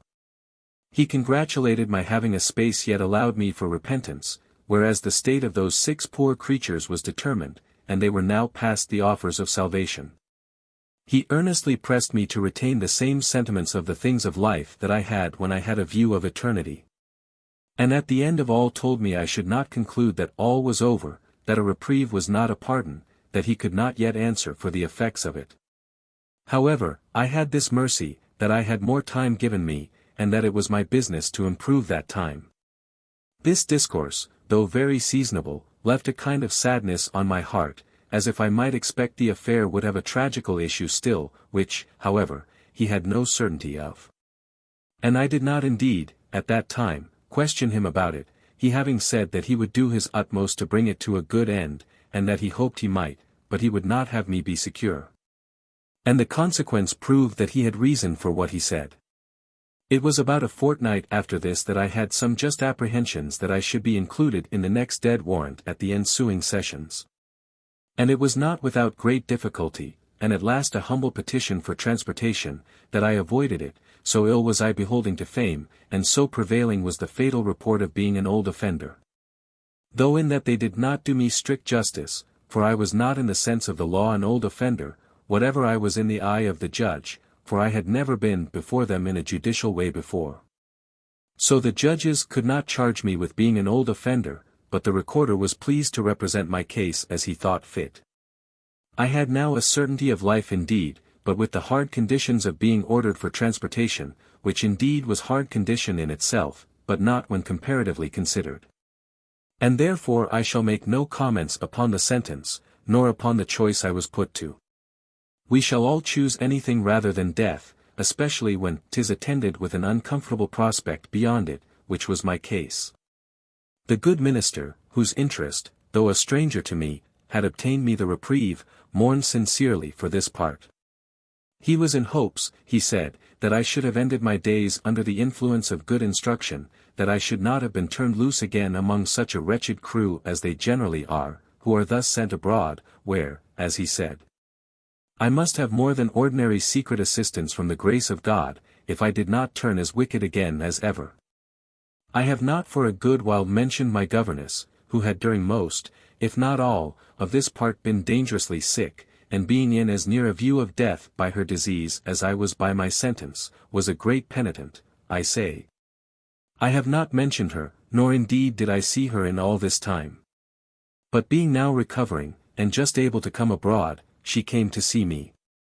I told her my condition, and what a different flux and reflux of tears and hopes I had been agitated with. I told her what I had escaped, and upon what terms. And she was present when the minister expressed his fears of my relapsing into wickedness upon my falling into the wretched companies that are generally transported. Indeed, I had a melancholy reflection upon it in my own mind, for I knew what a dreadful gang was always sent away together, and I said to my governess that the good minister's fears were not without cause. Well, well, says she, but I hope you will not be tempted with such a horrid example as that. And as soon as the minister was gone, she told me she would not have me discouraged, for perhaps ways and means might be found out to dispose of me in a particular way, by myself, of which she would talk further to me afterward. I looked earnestly at her, and I thought she looked more cheerful than she usually had done, and I entertained immediately 1,000 notions of being delivered, but could not for my life image the methods, or think of one that was in the least feasible. But I was too much concerned in it to let her go from me without explaining herself, which, though she was very loath to do, yet my importunity prevailed, and, while I was still pressing, she answered me in a few words, thus: "Why, you have money. Have you not? Did you ever know one in your life that was transported and had £100 in his pocket? I'll warrant you, child," says she. I understood her presently, but told her I would leave all that to her, but I saw no room to hope for anything but a strict execution of the order, and as it was a severity that was esteemed a mercy, there was no doubt but it would be strictly observed. She said no more but this: "We will try what can be done," and so we parted for that night. I lay in the prison near 15 weeks after this order for transportation was signed. What the reason of it was, I know not, but at the end of this time I was put on board of a ship in the Thames, and with me a gang of 13 as hardened vile creatures as ever Newgate produced in my time. And it would really well take up a history longer than mine to describe the degrees of impudence and audacious villainy that those 13 were arrived to, and the manner of their behavior in the voyage, of which I have a very diverting account by me, which the captain of the ship who carried them over gave me the minutes of, and which he caused his mate to write down at large. It may perhaps be thought trifling to enter here into a relation of all the little incidents which attended me in this interval of my circumstances, I mean, between the final order of my transportation and the time of my going on board the ship. And I am too near the end of my story to allow room for it, but something relating to me and my Lancashire husband I must not omit.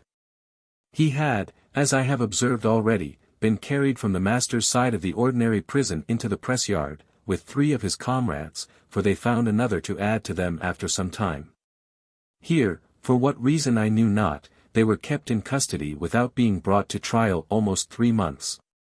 It seems they found means to bribe or buy off some of those who were expected to come in against them, and they wanted evidence for some time to convict them. After some puzzle on this account, at first they made a shift to get proof enough against 2 of them to carry them off, but the other 2, of which my Lancashire husband was one, lay still in suspense. They had, I think, 1 positive evidence against each of them, but the law strictly obliging them to have 2 witnesses, they could make nothing of it. Yet it seems they were resolved not to part with the men neither, not doubting but a further evidence would at last come in.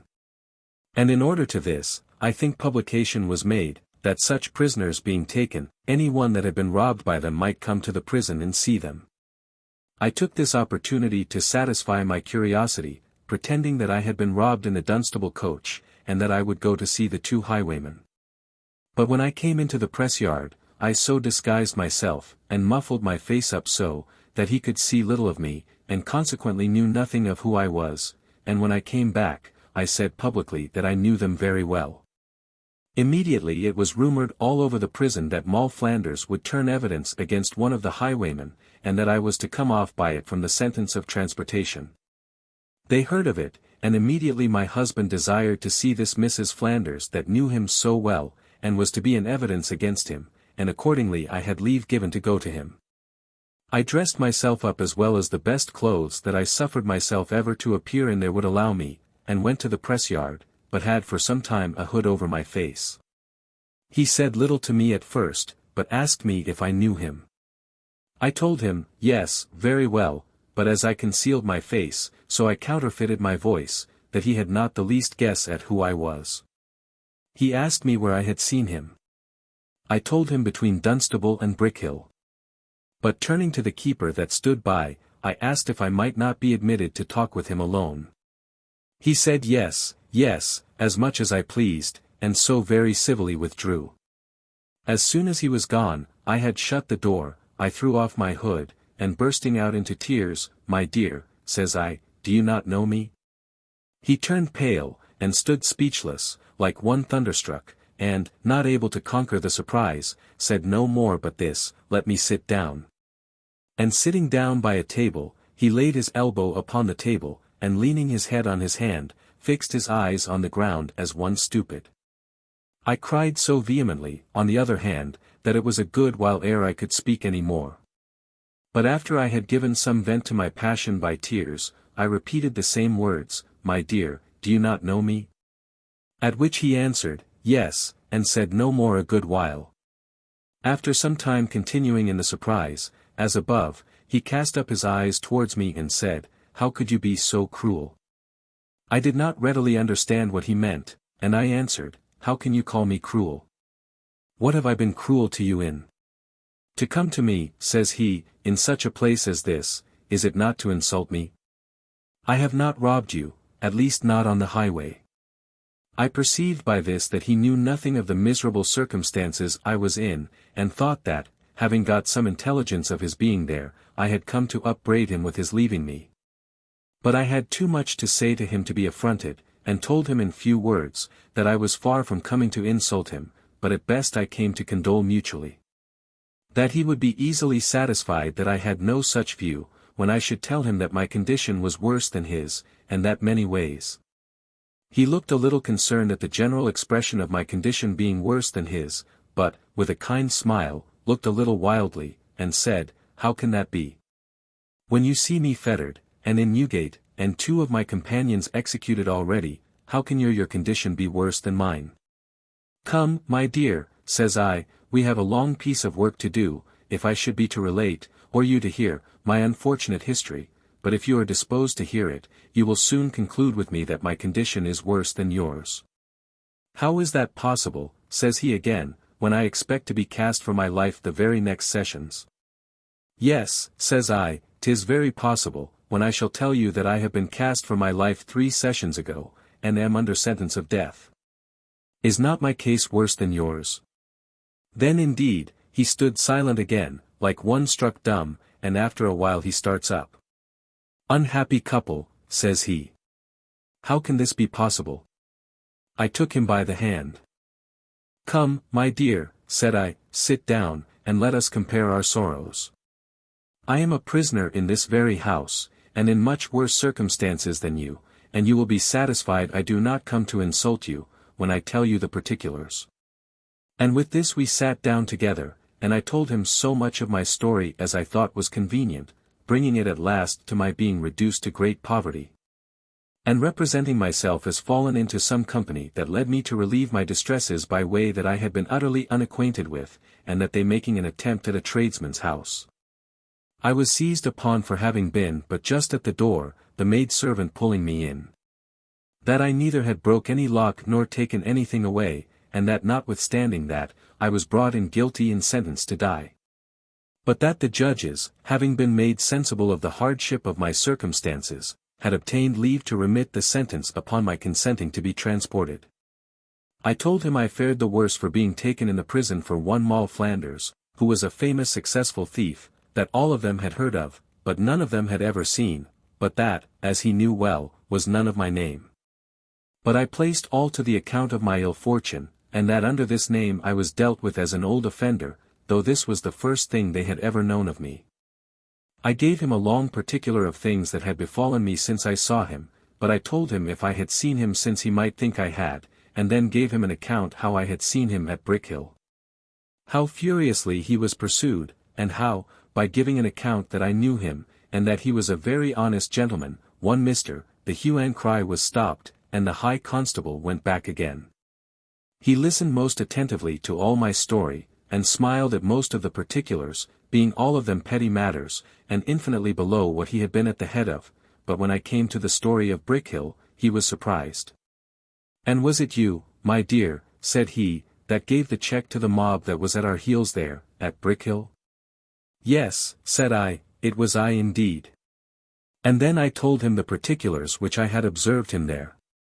"Why, then," said he, "it was you that saved my life at that time, and I am glad I owe my life to you, for I will pay the debt to you now, and I'll deliver you from the present condition you are in, or I will die in the attempt." I told him, by no means, it was a risk too great, not worth his running the hazard of, and for a life not worth his saving. "'Twas no matter for that," he said, "it was a life worth all the world to him, a life that had given him a new life. For," says he, "I was never in real danger of being taken, but that time, till the last minute when I was taken." Indeed, he told me his danger then lay in his believing he had not been pursued that way. For they had gone off from Hockey quite another way, and had come over the enclosed country into Brickhill, not by the road, and were sure they had not been seen by anybody. Here he gave me a long history of his life, which indeed would make a very strange history, and be infinitely diverting. He told me he took to the road about 12 years before he married me. That the woman which called him brother was not really his sister, or any kin to him, but one that belonged to their gang, and who, keeping correspondence with him, lived always in town, having good store of acquaintance. That she gave them a perfect intelligence of persons going out of town, and that they had made several good booties by her correspondence.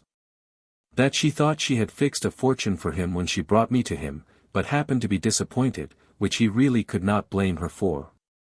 That if it had been his good luck that I had had the estate, which she was informed I had, he had resolved to leave off the road and live a retired, sober life, but never to appear in public till some general pardon had been passed, or till he could, for money, have got his name into some particular pardon, that so he might have been perfectly easy. But that, as it had proved otherwise, he was obliged to put off his equipage and take up the old trade again. He gave me a long account of some of his adventures, and particularly one when he robbed the Westchester coaches near Lichfield, when he got a very great booty. And after that, how he robbed 5 graziers, in the West, going to Burford Fair in Wiltshire to buy sheep. He told me he got so much money on those 2 occasions, that if he had known where to have found me, he would certainly have embraced my proposal of going with me to Virginia, or to have settled in a plantation on some other parts of the English colonies in America. He told me he wrote 2 or 3 letters to me, directed according to my order, but heard nothing from me. This I indeed knew to be true, but the letters coming to my hand in the time of my latter husband, I could do nothing in it, and therefore chose to give no answer, that so he might rather believe they had miscarried. Being thus disappointed, he said, he carried on the old trade ever since, though when he had gotten so much money, he said, he did not run such desperate risks as he did before. Then he gave me some account of several hard and desperate encounters which he had with gentlemen on the road, who parted too hardly with their money, and showed me some wounds he had received. And he had 1 or 2 very terrible wounds indeed, as particularly one by a pistol bullet, which broke his arm, and another with a sword, which ran him quite through the body, but that missing his vitals, he was cured again. One of his comrades having kept with him so faithfully, and so friendly, as that he assisted him in riding near 80 miles before his arm was set, and then got a surgeon in a considerable city, remote from that place where it was done, pretending they were gentlemen travelling towards Carlisle and that they had been attacked on the road by highwaymen, and that one of them had shot him into the arm and broke the bone. This, he said, his friend managed so well, that they were not suspected at all, but lay still till he was perfectly cured. He gave me so many distinct accounts of his adventures, that it is with great reluctance that I decline the relating them. But I consider that this is my own story, not his.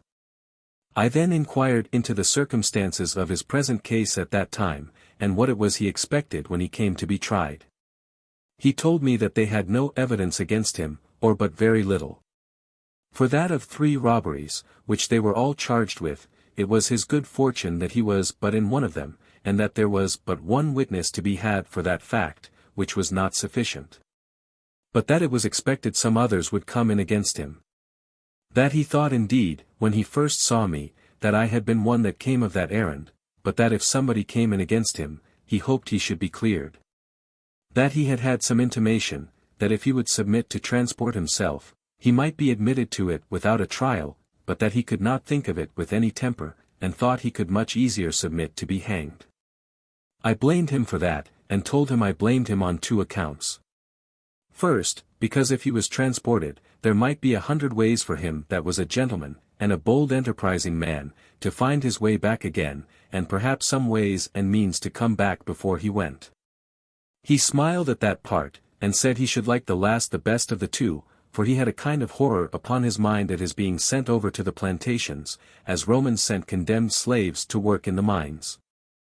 That he thought the passage into another state, let it be what it would, much more tolerable at the gallows, and that this was the general notion of all the gentlemen who were driven by the exigence of their fortunes to take the road.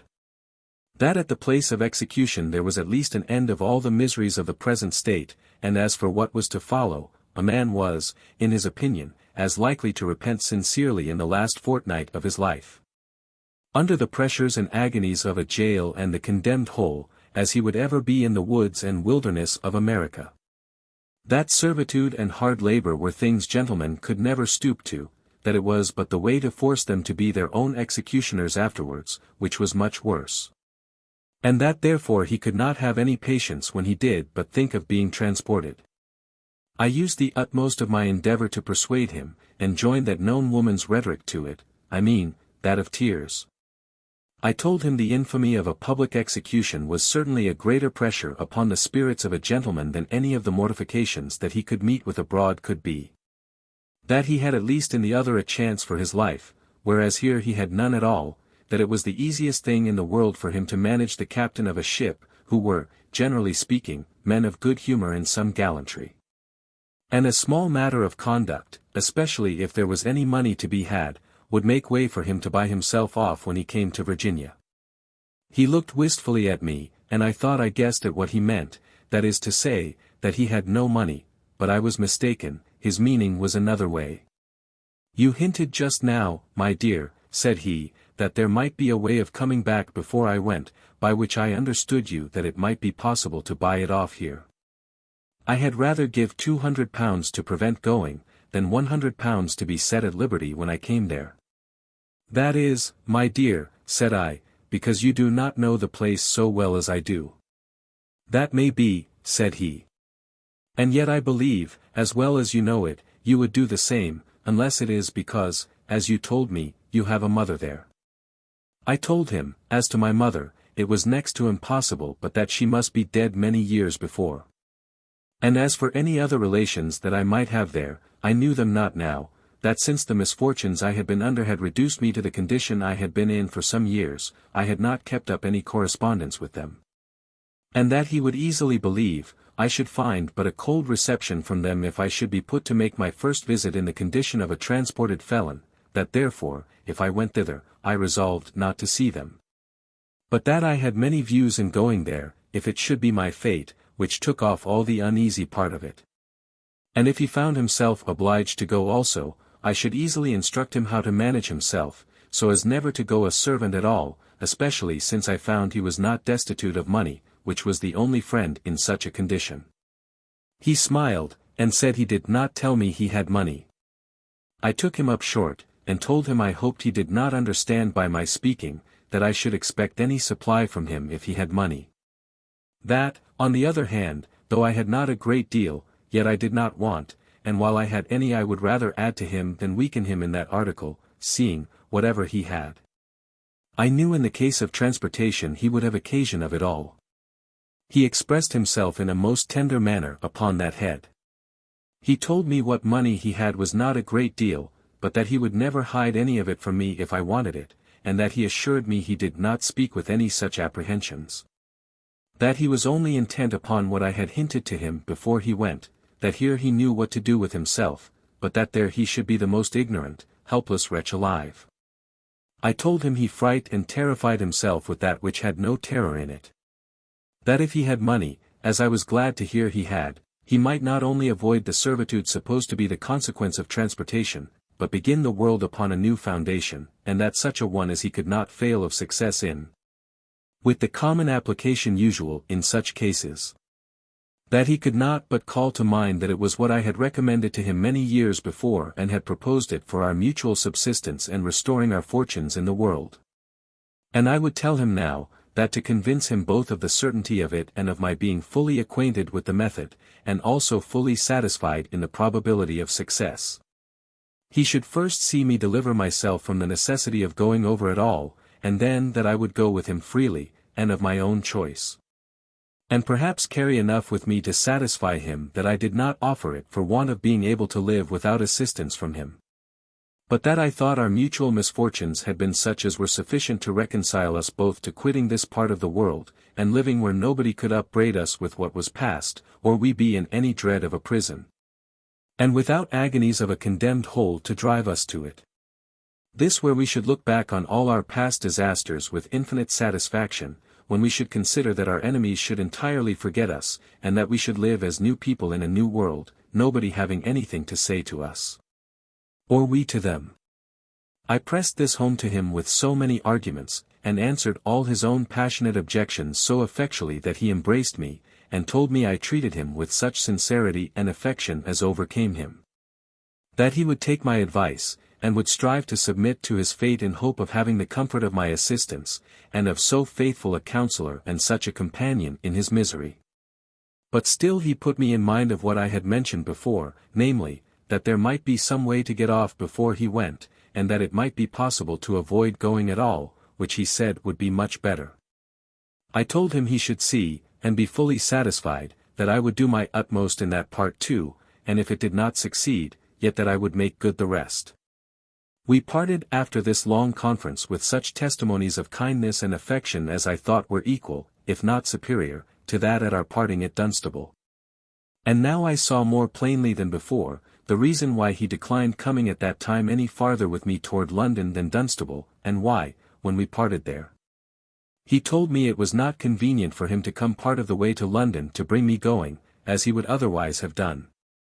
I have observed that the account of his life would have made a much more pleasing history than this of mine, and, indeed, nothing in it was more strange than this part, viz. That he carried on that desperate trade full 25 years and had never been taken. The success he had met with had been so very uncommon, and such that sometimes he had lived handsomely, and retired in place for a year or two at a time, keeping himself and a manservant to wait on him, and had often sat in the coffee-houses and heard the very people whom he had robbed give accounts of their being robbed, and of the place and circumstances, so that he could easily remember that it was the same. In this manner, it seems, he lived near Liverpool at the time he unluckily married me for a fortune. Had I been the fortune he expected, I verily believe, as he said, that he would have taken up and lived honestly all his days. He had with the rest of his misfortunes the good luck not to be actually upon the spot when the robbery was done which he was committed for, and so none of the persons robbed could swear to him, or had anything to charge upon him. But it seems as he was taken with the gang, one hard-mouthed countryman swore home to him, and they were like to have others come in according to the publication they had made. So that they expected more evidence against him, and for that reason he was kept in hold. However, the offer which was made to him of admitting him to transportation was made, as I understood, upon the intercession of some great person who pressed him hard to accept of it before a trial. And indeed, as he knew there were several that might come in against him, I thought his friend was in the right, and I lay at him night and day to delay it no longer. At last, with much difficulty, he gave his consent. And as he was not therefore admitted to transportation in court, and on his petition, as I was, so he found himself under a difficulty to avoid embarking himself as I had said he might have done. His great friend, who was his intercessor for the favor of that grant, having given security for him that he should transport himself, and not return within the term.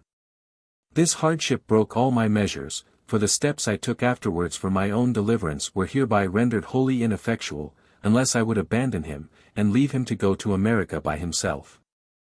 than which he protested he would much rather venture, although he were certain to go directly to the gallows. I must now return to my case.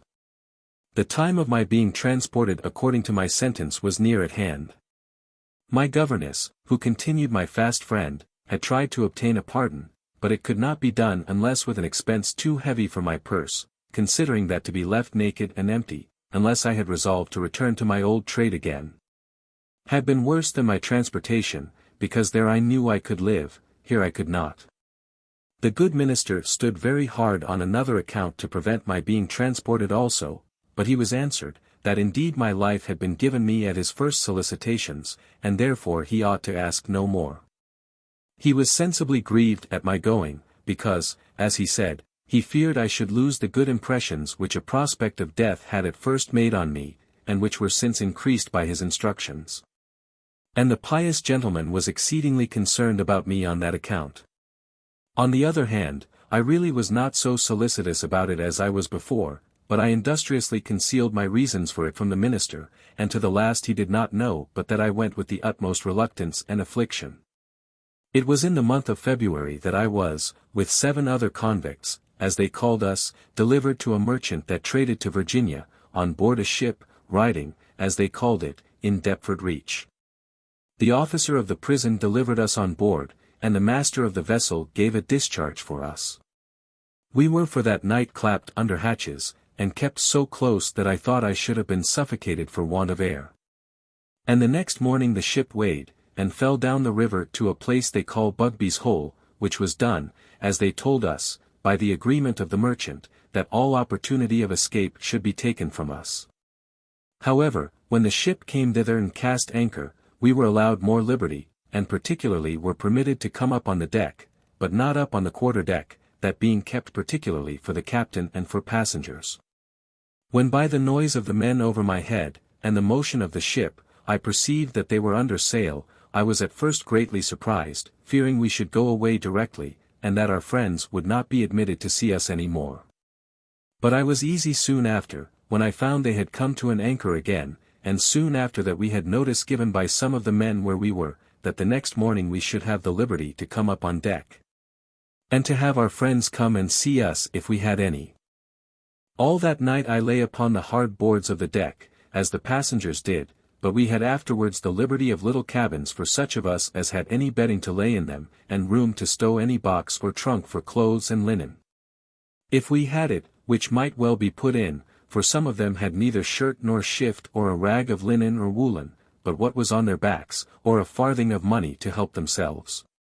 And yet I did not find but they fared well enough in the ship, especially the women, who got money from the seamen for washing their clothes, sufficient to purchase any common things that they wanted.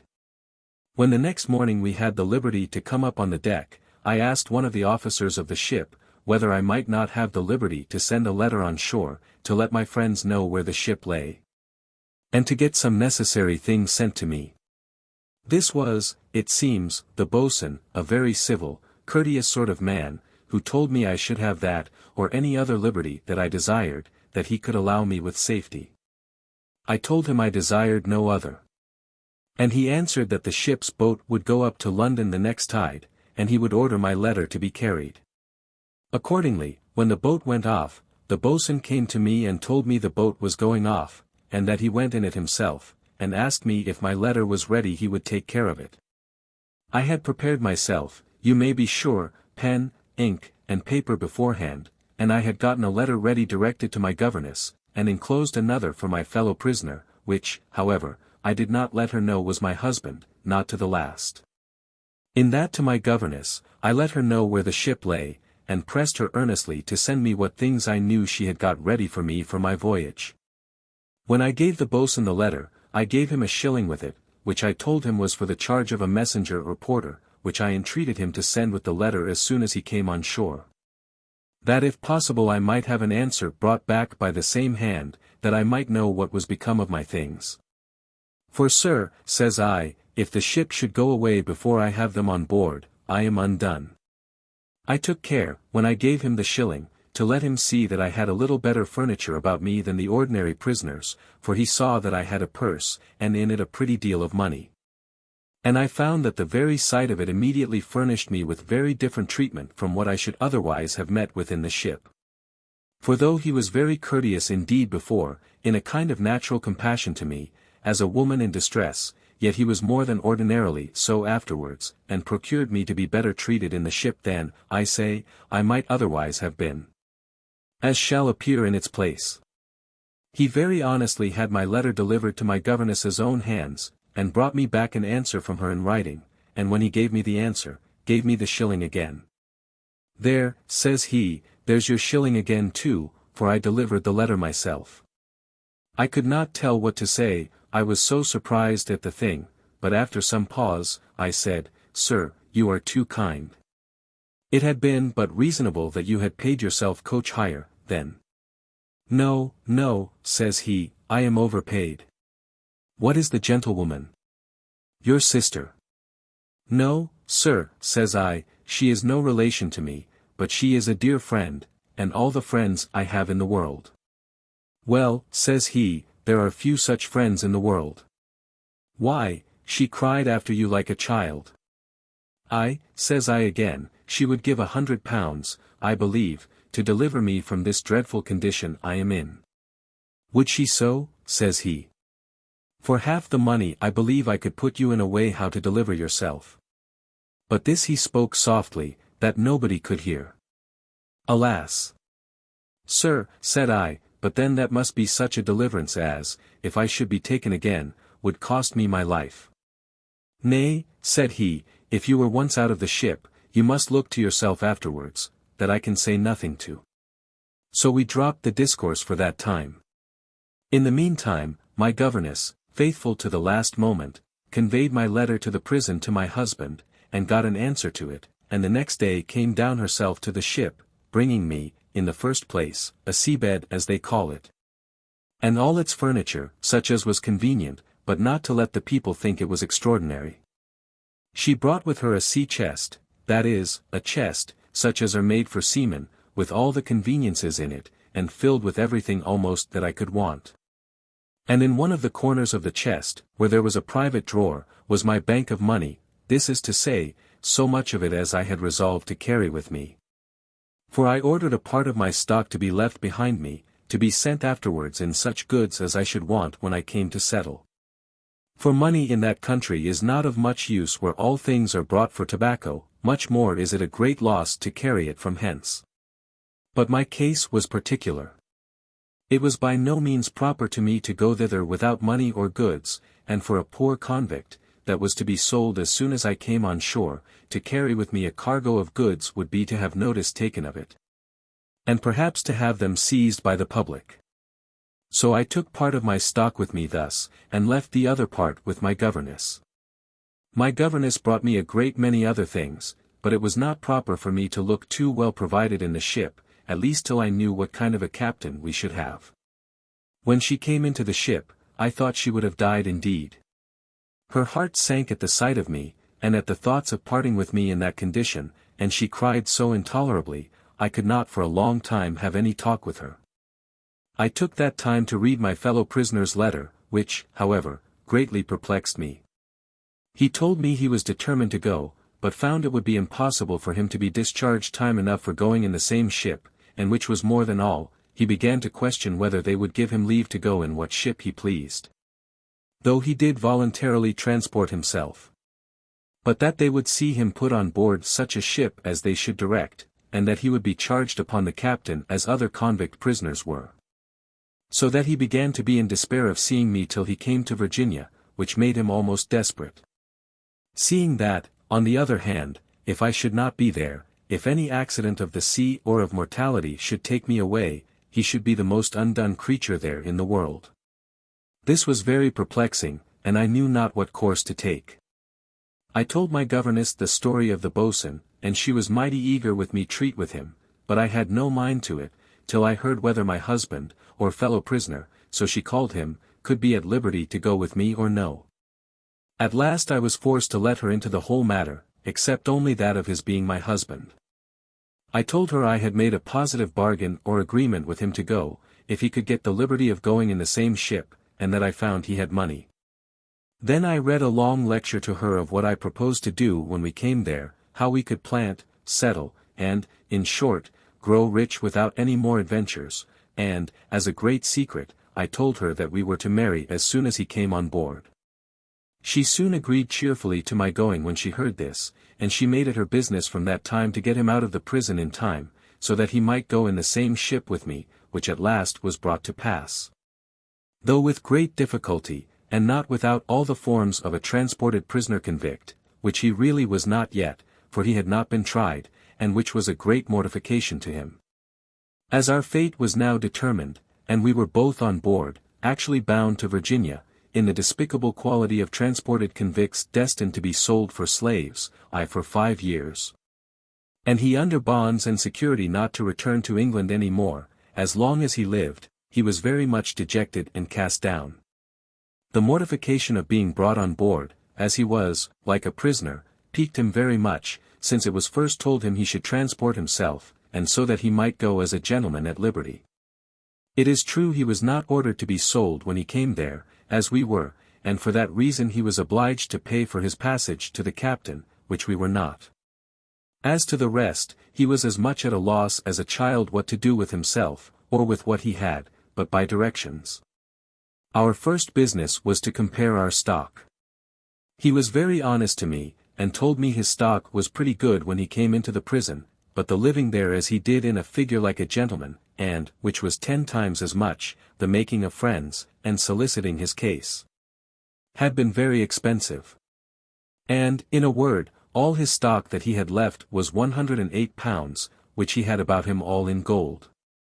I gave him an account of my stock as faithfully, that is to say, of what I had taken to carry with me, for I was resolved, whatever should happen, to keep what I had left with my governess in reserve. That in case I should die, what I had with me was enough to give him, and that which was left in my governess's hands would be her own, which she had well deserved of me indeed. My stock which I had with me was £246 some odd shillings. So that we had £354 between us, but a worse gotten estate was scarce ever put together to begin the world with. Our greatest misfortune as to our stock was that it was all in money, which every one knows is an unprofitable cargo to be carried to the plantations. I believe his was really all he had left in the world, as he told me it was. But I, who had between £700 and £800 in bank when this disaster befell me, and who had one of the faithfulest friends in the world to manage it for me, considering she was a woman of manner of religious principles, had still £300 left in her hand, which I reserved as above. Besides, some very valuable things, as particularly 2 gold watches, some small pieces of plate, and some rings, all stolen goods.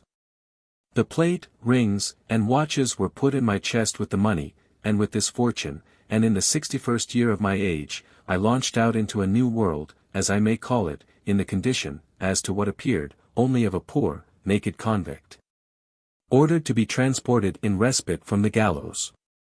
My clothes were poor and mean, but not ragged or dirty, and none knew in the whole ship that I had anything of value about me.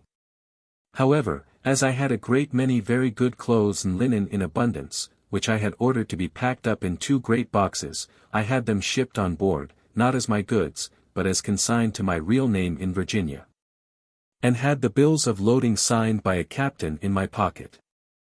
And in these boxes was my plate and watches, and everything of value except my money, which I kept by itself in a private drawer in my chest, which could not be found, or opened, if found, without splitting the chest to pieces.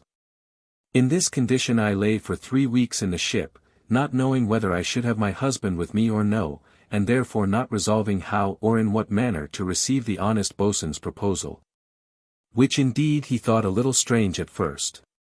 At the end of this time, behold, my husband came on board. He looked with a dejected, angry countenance, his great heart was swelled with rage and disdain. To be dragged along with 3 keepers of Newgate, and put on board like a convict, when he had not so much as been brought to a trial. He made loud complaints of it by his friends, for it seems he had some interest. But his friends got some check in their application, and were told he had had favour enough, and that they had received such an account of him, since the last grant of his transportation, That he ought to think himself very well treated that he was not prosecuted anew. This answer quieted him at once, for he knew too much what might have happened, and what he had room to expect, and now he saw the goodness of the advice to him, which prevailed with him to accept of the offer of a voluntary transportation. And after this his chagrin at these hellhounds, as he called them, was a little over, he looked a little composed, began to be cheerful, and as I was telling him how glad I was to have him once more out of their hands, he took me in his arms, and acknowledged with great tenderness that I had given him the best advice possible. "My dear," says he, "thou hast twice saved my life, from henceforward it shall be all employed for you, and I'll always take your advice." The ship began now to fill. Several passengers came on board, who were embarked on no criminal account, and these had accommodations assigned them in the great cabin, and other parts of the ship, whereas we, as convicts, were thrust down below, I know not where. But when my husband came on board, I spoke to the boatswain, who had so early given me hints of his friendship in carrying my letter. I told him he had befriended me in many things, and I had not made any suitable return to him, and with that I put a guinea into his hand. I told him that my husband was now come on board. That though we were both under the present misfortune, yet we had been persons of a different character from the wretched crew that we came with, and desired to know of him. Whether the captain might not be moved to admit us to some conveniences in the ship, for which we would make him what satisfaction he pleased, and that we would gratify him for his pains in procuring this for us. He took the guinea, as I could see, with great satisfaction, and assured me of his assistance. Then he told us he did not doubt but that the captain, who was one of the best-humoured gentlemen in the world, would be easily brought to accommodate us as well as we could desire, and, to make me easy, told me he would go up the next tide on purpose to speak to the captain about it. The next morning, happening to sleep a little longer than ordinary, when I got up, and began to look abroad, I saw the boatswain among the men in his ordinary business. I was a little melancholy at seeing him there, and going forward to speak to him, he saw me, and came towards me, but not giving him time to speak first, I said, smiling, "I doubt, sir, you have forgot us, for I see you are very busy." He returned presently, "Come along with me, and you shall see." So he took me into the great cabin, and there sat a good sort of a gentlemanly man for a seaman, writing, and with a great many papers before him. "Here," says the boatswain to him that was writing, "is the gentlewoman that the captain spoke to you of." And turning to me, he said, "I have been so far from forgetting your business, that I have been up at the captain's house, and have represented faithfully to the captain what you said, relating to you being furnished with better conveniences for yourself and your husband. And the captain has sent this gentleman, who is mate of the ship, down with me, on purpose to show you everything, and to accommodate you fully to your content. And bid me assure you that you shall not be treated like what you were at first expected to be, but with the same respect as other passengers are treated." The mate then spoke to me, and, not giving me time to thank the boatswain for his kindness, confirmed what the boatswain had said, and added that it was the captain's delight to show himself kind and charitable, especially to those that were under any misfortunes, and with that he showed me several cabins built up, some in the great cabin, and some partitioned off, out of the steerage, but opening into the great cabin on purpose for the accommodation of passengers, and gave me leave to choose where I would. However, I chose a cabin which opened into the steerage, in which was very good conveniences to set our chest and boxes, and a table to eat on. The mate then told me that the boatswain had given so good a character of me and my husband, as to our civil behaviour, that he had orders to tell me we should eat with him, if we thought fit, during the whole voyage, on the common terms of passengers. That we might lay in some fresh provisions, if we pleased, or if not, he should lay in his usual store, and we should have share with him. This was very reviving news to me, after so many hardships and afflictions as I had gone through of late. I thanked him, and told him the captain should make his own terms with us, and asked him leave to go and tell my husband of it, who was not very well, and was not yet out of his cabin. Accordingly I went, and my husband, whose spirits were still so much sunk with the indignity, as he understood it, offered him, that he was scared yet himself, was so revived with the account that I gave him of the reception we were like to have in the ship, that he was quite another man, and new vigor and courage appeared in his very countenance. So true is it, that the greatest of spirits, when overwhelmed by their afflictions, are subject to the greatest dejections, and are the most apt to despair and give themselves up. After some little pause to recover himself, my husband came up with me, and gave the mate thanks for the kindness, which he had expressed to us, and sent suitable acknowledgment by him to the captain, offering to pay him by advance whatever he demanded for our passage, and for the conveniences he had helped us to. The mate told him that the captain would be on board in the afternoon, and that he would leave all that till he came. Accordingly, in the afternoon the captain came, and we found him the same courteous, obliging man that the boatswain had represented him to be. And he was so well pleased with my husband's conversation, that, in short, he would not let us keep the cabin we had chosen, but gave us one that, as I said before, opened into the great cabin. Nor were his conditions exorbitant, or the man craving and eager to make a prey of us, but for 15 guineas we had our whole passage and provisions and cabin, ate at the captain's table, and were very handsomely entertained. The captain lay himself in the other part of the great cabin, having let his round house, as they call it, to a rich planter who went over with his wife and 3 children, who ate by themselves. He had some other ordinary passengers, who quartered in the steerage, and as for our old fraternity, they were kept under the hatches while the ship lay there, and came very little on the deck. I could not refrain acquainting my governess with what had happened. It was but just that she, who was so really concerned for me, should have part in my good fortune.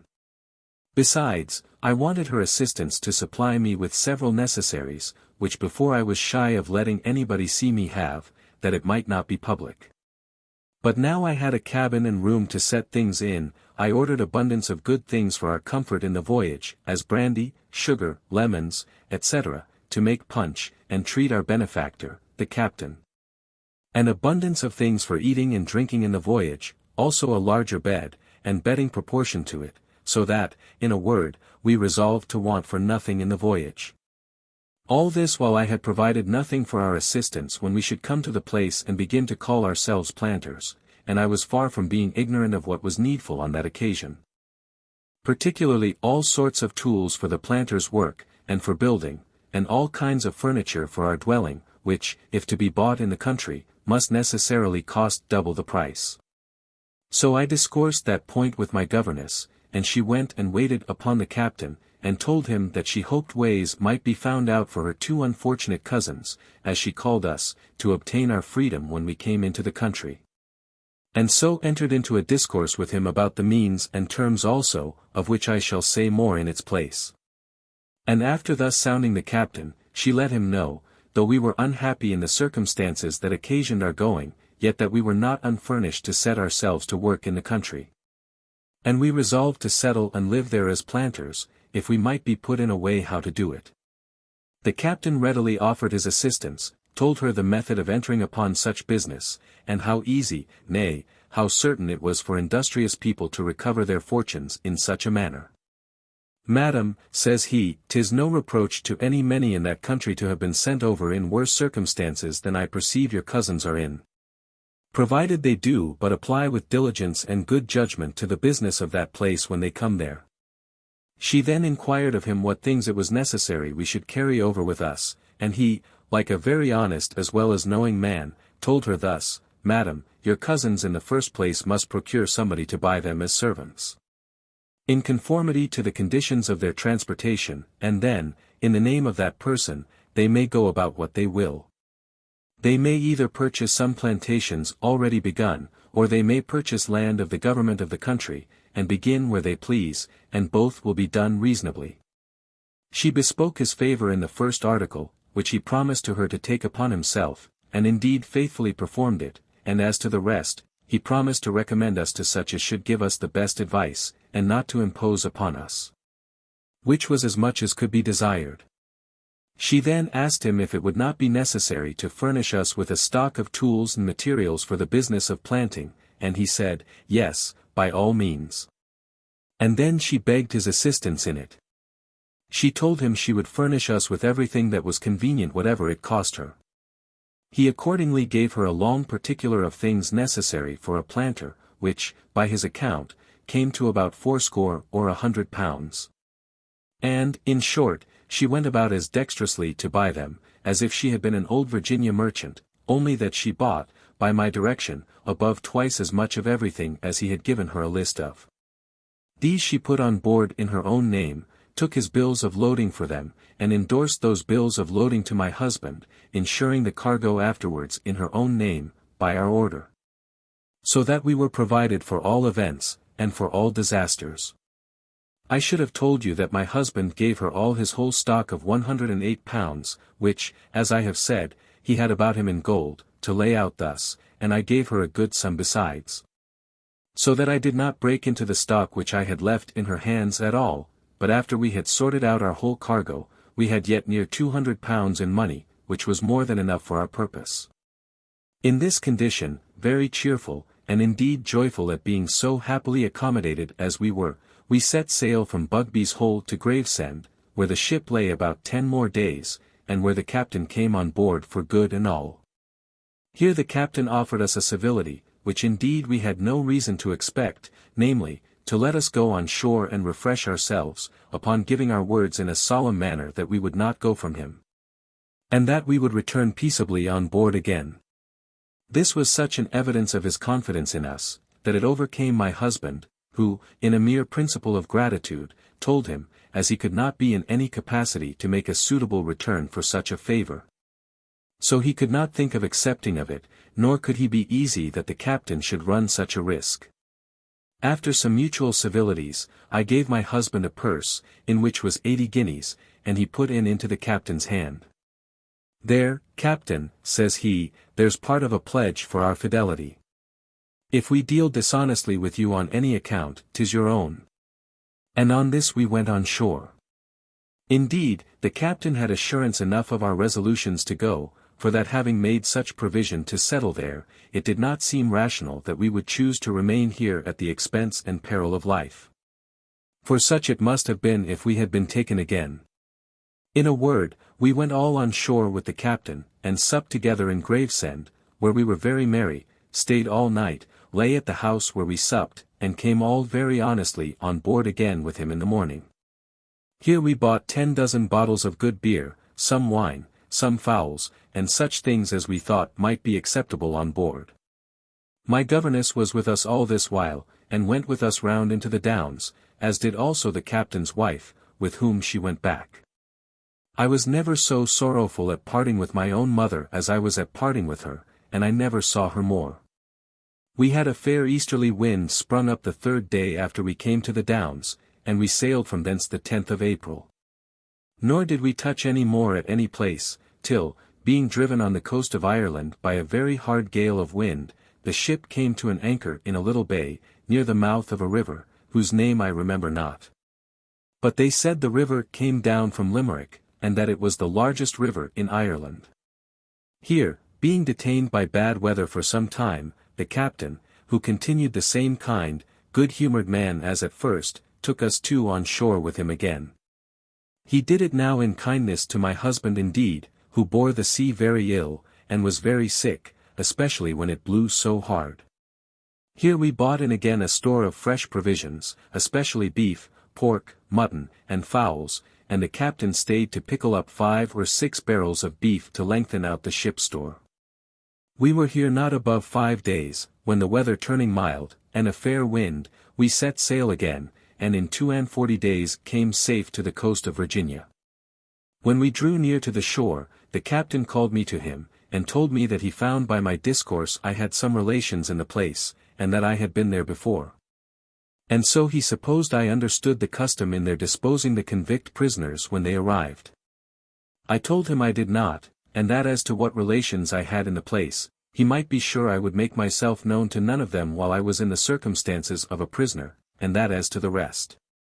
We left ourselves entirely to him to assist us, as he was pleased to promise us he would do.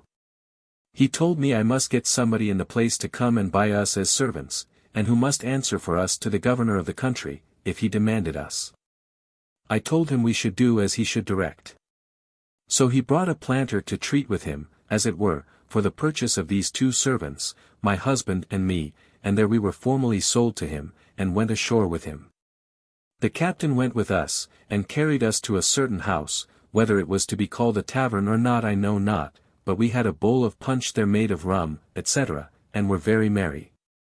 After some time the planter gave us a certificate of discharge, and an acknowledgment of having served him faithfully, and we were free from him the next morning, to go whither we would. For this piece of service the captain demanded of us 6,000 weight of tobacco, which he said he was accountable for to his freighter, and which we immediately bought for him, and made him a present of 20 guineas besides. With which he was abundantly satisfied. It is not proper to enter here into the particulars of what part of the colony of Virginia we settled in, for divers reasons. It may suffice to mention that we went into the great river Potomac, the ship being bound thither. And there we intended to have settled first, though afterwards we altered our minds. The first thing I did of moment after having gotten all our goods on shore, and placed them in a storehouse, or warehouse, which, with a lodging, we hired at the small place or village where we landed, I say. The first thing was to inquire after my mother, and after my brother, that fatal person whom I married as a husband, as I have related at large. A little inquiry furnished me with information that Mrs., that is, my mother, was dead, that my brother, or husband, was alive, which I confess I was not very glad to hear. But which was worse, I found he was removed from the plantation where he lived formerly, and where I lived with him, and lived with one of his sons in a plantation just by the place where we landed, and where we had hired a warehouse. I was a little surprised at first, but as I ventured to satisfy myself that he could not know me, I was not only perfectly easy, but had a great mind to see him, if it was possible to so do without his seeing me. In order to that I found out by inquiry the plantation where he lived, and with a woman of that place whom I got to help me, like what we call a chairwoman. I rambled about towards the place as if I had only a mind to see the country and look about me. At last I came so near that I saw the dwelling house. I asked the woman whose plantation that was. She said it belonged to such a man, and looking out a little to our right hands, there, says she, is the gentleman that owns the plantation, and his father with him. What are their Christian names, said I. I know not, says she, what the old gentleman's name is, but the son's name is Humphrey, and I believe, says she, the father's is so too. You may guess, if you can, what a confused mixture of joy and fright possessed my thoughts upon this occasion, for I immediately knew that this was nobody else but my own son, by that father she showed me, who was my own brother. I had no mask, but I ruffled my hood so about my face, that I depended upon it that after above 20 years' absence, and withal not expecting anything of me in that part of the world, he would not be able to know anything of me. But I need not have used all that caution, for the old gentleman was grown dim-sighted by some distemper which had fallen upon his eyes, and could but just see well enough to walk about, and not run against a tree or into a ditch. The woman that was with me had told me that by a mere accident, knowing nothing of what importance it was to me. As they drew near to us, I said, "Does he know you, Mrs. Owen?" So they called the woman. "Yes," said she, "if he hears me speak, he will know me, but he can't see well enough to know me or anybody else," and so she told me the story of his sight, as I have related. This made me secure, and so I threw open my hoods again, and let them pass by me. It was a wretched thing for a mother thus to see her own son, a handsome, comely young gentleman in flourishing circumstances, and durst not make herself known to him, and durst not take any notice of him. Let any mother of children that reads this consider it, and but think with what anguish of mind I restrained myself, what yearnings of soul I had in me to embrace him, and weep over him. And how I thought all my entrails turned within me, that my very bowels moved, and I knew not what to do, as I now know not how to express those agonies. When he went from me I stood gazing and trembling, and looking after him as long as I could see him, then sitting down to rest me, but turned from her, and lying on my face, wept, and kissed the ground that he had set his foot on. I could not conceal my disorder so much from the woman but that she perceived it, and thought I was not well, which I was obliged to pretend was true. Upon which she pressed me to rise, the ground being damp and dangerous, which I did accordingly, and walked away. As I was going back again, and still talking of this gentleman and his son, a new occasion of melancholy offered itself thus. The woman began, as if she would tell me a story to divert me. "There goes," says she, "a very odd tale among the neighbors where this gentleman formerly lived." "What was that?" said I. "Why," says she, "that old gentleman going to England, when he was a young man, fell in love with a young lady there, one of the finest women that ever was seen, and married her, and brought her over hither to his mother who was then living. He lived here several years with her," continued she, "and had several children by her, of which the young gentleman that was with him now was one. But after some time, the old gentlewoman, his mother, talking to her of something relating to herself when she was in England, and of her circumstances in England, which were bad enough, the daughter-in-law began to be very much surprised and uneasy. And, in short, examining further into things, it appeared past all contradiction that the old gentlewoman was her own mother, and that consequently that son was his wife's own brother, which struck the whole family with horror, and put them into such confusion that it had almost ruined them all. The young woman would not live with him, the son, her brother and husband, for a time went distracted, and at last the young woman went away for England, and has never been heard of since. It is easy to believe that I was strangely affected with this story, but 'tis impossible to describe the nature of my disturbance. I seemed astonished at the story, and asked her 1,000 questions about the particulars, which I found she was thoroughly acquainted with. At last I began to inquire into the circumstances of the family, how the old gentlewoman, I mean my mother, died, and how she left what she had. For my mother had promised me very solemnly, that when she died she would do something for me, and leave it so, as that, if I was living, I should one way or other come at it, without its being in the power of her son, my brother and husband, to prevent it. She told me she did not know exactly how it was ordered, but she had been told that my mother had left a sum of money, and had tied her plantation for the payment of it, to be made good to the daughter, if ever she could be heard of, either in England or elsewhere. And that the trust was left with this son, who was the person that we saw with his father. This was news too good for me to make light of, and, you may be sure, filled my heart with 1,000 thoughts, what course I should take, how, and when, and in what manner I should make myself known, or whether I should ever make myself know or no. Here was a perplexity that I had not indeed skill to manage myself in, neither knew I what course to take. It lay heavy upon my mind night and day. I could neither sleep nor converse, so that my husband perceived it, and wondered what ailed me, strove to divert me, but it was all to no purpose.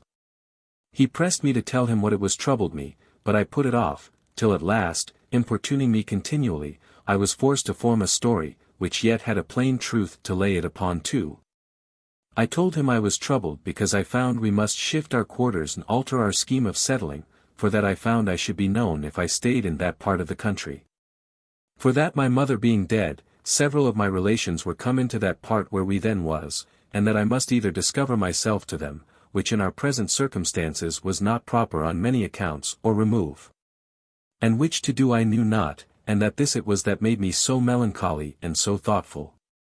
He joined with me in this, that it was by no means proper for me to make myself known to anybody in the circumstances in which we then were. And therefore he told me he would be willing to remove to any other part of the country, or even to any other country if I thought fit. But now I had another difficulty, which was, that if I removed to any other colony, I put myself out of the way of ever making a due search after those effects which my mother had left. Again, I could never so much as think of breaking the secret of my former marriage to my new husband. It was not a story, as I thought, that would bear telling, nor could I tell what might be the consequences of it. And it was impossible to search into the bottom of the thing without making it public all over the country, as well who I was, as what I now was also. In this perplexity I continued a great while, and this made my spouse very uneasy.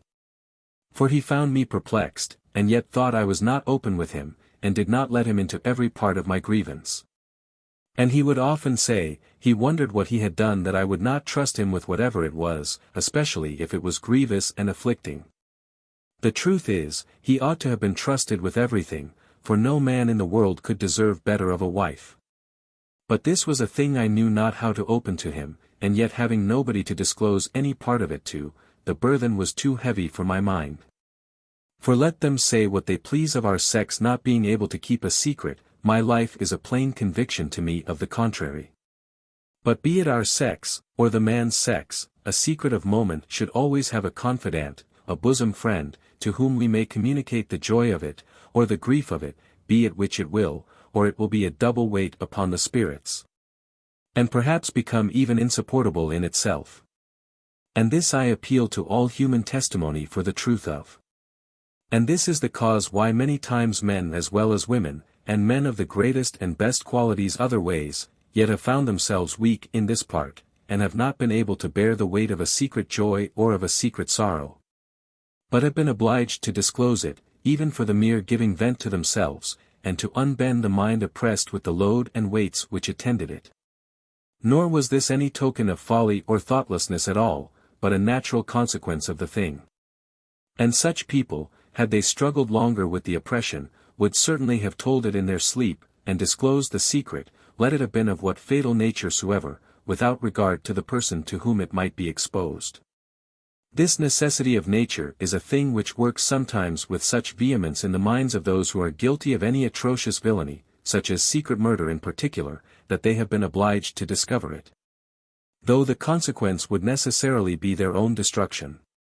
Now, though it may be true that the divine justice ought to have the glory of all those discoveries and confessions, yet 'tis as certain that Providence, which ordinarily works by the hands of nature, makes use here of the same natural causes to produce those extraordinary effects. I could give several remarkable instances of this in my long conversation with crime and with criminals. I knew one fellow that, while I was in prison in Newgate, was one of those they called then night flyers. I know not what other word they may have understood it by since, but he was one who by connivance was admitted to go abroad every evening, when he played his pranks, and furnished those honest people they call thief-catchers with business to find out the next day, and restore for a reward what they had stolen the evening before.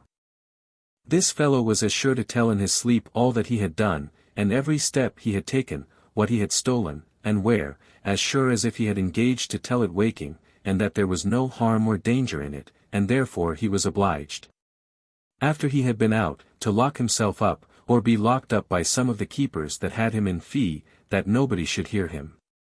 But, on the other hand, if he had told all the particulars, and given a full account of his rambles and success, to any comrade, any brother thief, or to his employers, as I may justly call them, then all was well with him, and he slept as quietly as other people. As the publishing this account of my life is for the sake of the just moral of very part of it, and for instruction, caution, warning, and improvement to every reader, so this will not pass, I hope, for an unnecessary digression concerning some people being obliged to disclose the greatest secrets either of their own or other people's affairs.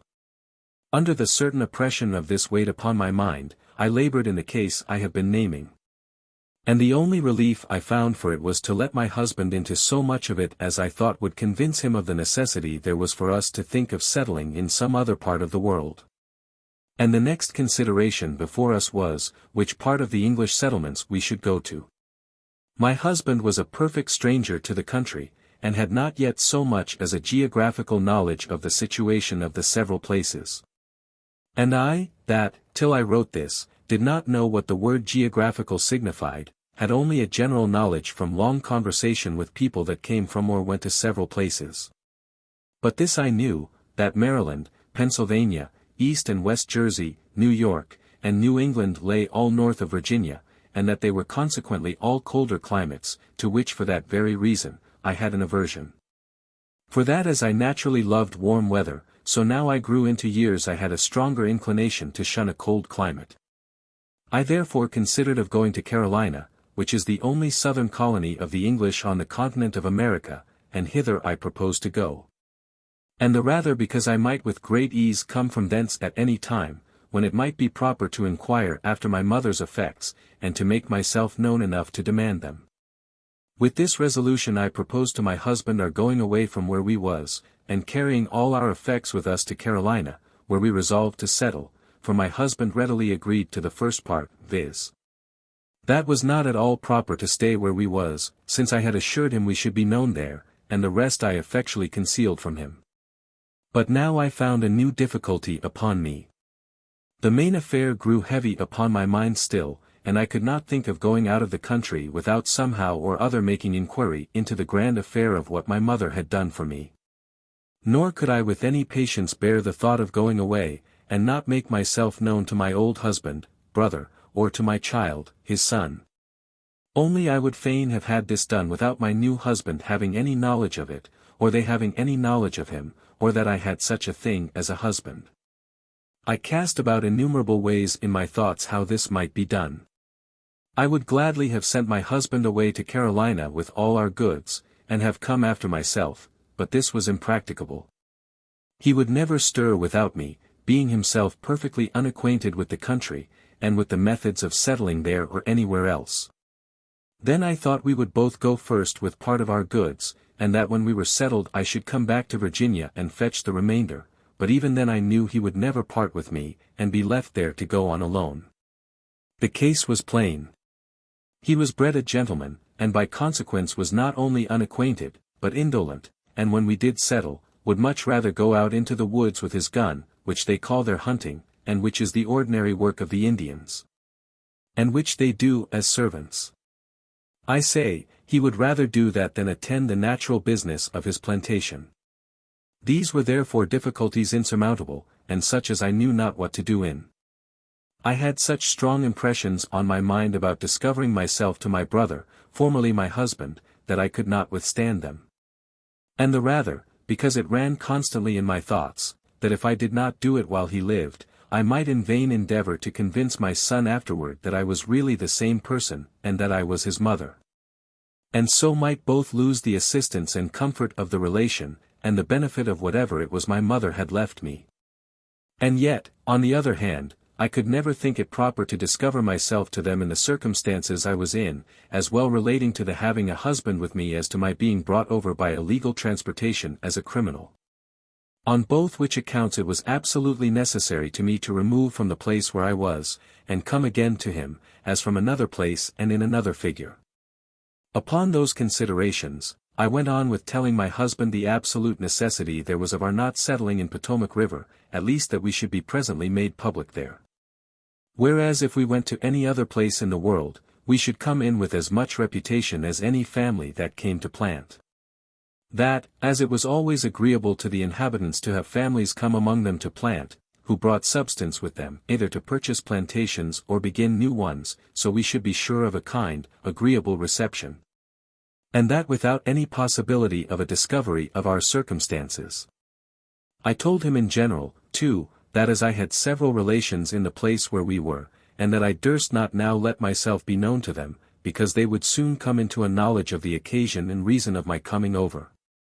Which would be to expose myself to the last degree, so I had reason to believe that my mother, who died here, had left me something, and perhaps considerable, which it might be very well worth my while to inquire after. But that this too could not be done without exposing us publicly, unless we went from hence. And then, wherever we settled, I might come, as it were, to visit and to see my brother and nephews, make myself known to them, claim and inquire after what was my due, be received with respect. And at the same time have justice done me with cheerfulness and goodwill. Whereas, if I did it now, I could expect nothing but with trouble, such as exacting it by force, receiving it with curses and reluctance, and with all kinds of affronts, which he would not perhaps bear to see. That in case of being obliged to legal proofs of being really her daughter, I might be at loss, be obliged to have recourse to England, and it may be to fail at last, and so lose it, whatever it might be. With these arguments, and having thus acquainted my husband with the whole secret so far as was needful of him, we resolved to go and seek a settlement in some other colony, and at first thoughts, Carolina was the place we pitched upon. In order to this we began to make inquiry for vessels going to Carolina, and in a very little while got information, that on the other side the bay, as they call it, namely, in Maryland, there was a ship which came from Carolina, laden with rice and other goods, and was going back again thither, and from thence to Jamaica, with provisions. On this news we hired a sloop to take in our goods, and taking, as it were, a final farewell of Potomac River, we went with all our cargo over to Maryland. This was a long and unpleasant voyage, and my spouse said it was worse to him than all the voyage from England, because the weather was but indifferent, the water rough, and the vessel small and inconvenient. In the next place, we were full 100 miles up Potomac River, in a part which they call Westmoreland County, and as that river is by far the greatest in Virginia. And I have heard say it is the greatest river in the world that falls into another river, and not directly into the sea, so we had base weather in it, and were frequently in great danger. For though we were in the middle, we could not see land on either side for many leagues together. Then we had the great river or Bay of Chesapeake to cross, which is where the river Potomac falls into it, near 30 miles broad, and we entered more great vast waters whose names I know not, so that our voyage was full 200 miles. In a poor, sorry sloop, with all our treasure, and if any accident had happened to us, we might at last have been very miserable. Supposing we had lost our goods and saved our lives only, and had then been left naked and destitute, and in a wild, strange place not having one friend or acquaintance in all that part of the world. The very thought of it gives me some horror, even since the danger is past. Well, we came to the place in 5 days' sailing, I think they call it Philip's Point. And behold, when we came thither, the ship bound to Carolina was loaded and gone away but 3 days before. This was a disappointment. But, however, I, that was to be discouraged with nothing, told my husband that since we could not get passage to Carolina, and that the country we was in was very fertile and good, we would, if he liked of it, see if we could find out anything for our tune where we was, and that if he liked things we would settle here. We immediately went on shore, but found no conveniences just at that place, either for our being on shore or preserving our goods on shore, but was directed by a very honest Quaker, whom we found there, to go to a place about 60 miles east. That is to say, nearer the mouth of the bay, where he said he lived, and where we should be accommodated, either to plant, or to wait for any other place to plant and that might be more convenient. And he invited us with so much kindness and simple honesty, that we agreed to go, and the Quaker himself went with us. Here we bought us 2 servants, viz. An English woman servant just come on shore from a ship of Liverpool, and a Negro man-servant, things absolutely necessary for all people that pretended to settle in that country. This honest Quaker was very helpful to us, and when we came to the place that he proposed to us, found us out a convenient storehouse for our goods, and lodging for ourselves and our servants. And about 2 months or thereabouts afterwards, by his direction, we took up a large piece of land from the governor of that country, in order to form our plantation, and so we laid the thoughts of going to Carolina wholly aside. Having been very well received here, and accommodated with a convenient lodging till we could prepare things, and have land enough cleared, and timber and materials provided for building us a house. All which we managed by the direction of the Quaker. So that in 1 year's time we had nearly 50 acres of land cleared, part of it enclosed, and some of it planted with tobacco, though not much. Besides, we had garden ground and corn sufficient to help supply our servants with roots and herbs and bread. And now I persuaded my husband to let me go over the bay again, and inquire after my friends. He was the willinger to consent to it now, because he had business upon his hands sufficient to employ him, besides his gun to divert him, which they call hunting there, and which he greatly delighted in. And indeed we used to look at one another, sometimes with a great deal of pleasure, reflecting how much better that was, not than Newgate only, but than the most prosperous of our circumstances in the wicked trade that we had been both carrying on. Our affair was in a very good posture. We purchased of the proprietors of the colony as much land for £35, paid in ready money, as would make a sufficient plantation to employ between 50 and 60 servants, and which, being well improved, would be sufficient to us as long as we could either of us live. And as for children, I was past the prospect of anything of that kind. But our good fortune did not end here. I went, as I have said, over the bay, to the place where my brother, once a husband, lived. But I did not go to the same village where I was before, but went up another great river, on the east side of the river Potomac, called Rappahannock River, and by this means came on the back of his plantation, which was large. And by the help of a navigable creek, or little river, that ran into the Rappahannock, I came very near it. I was now fully resolved to go up point blank to my brother, husband, and to tell him who I was. But not knowing what temper I might find him in, or how much out of temper rather, I might make him by such a rash visit, I resolved to write a letter to him first, to let him know who I was.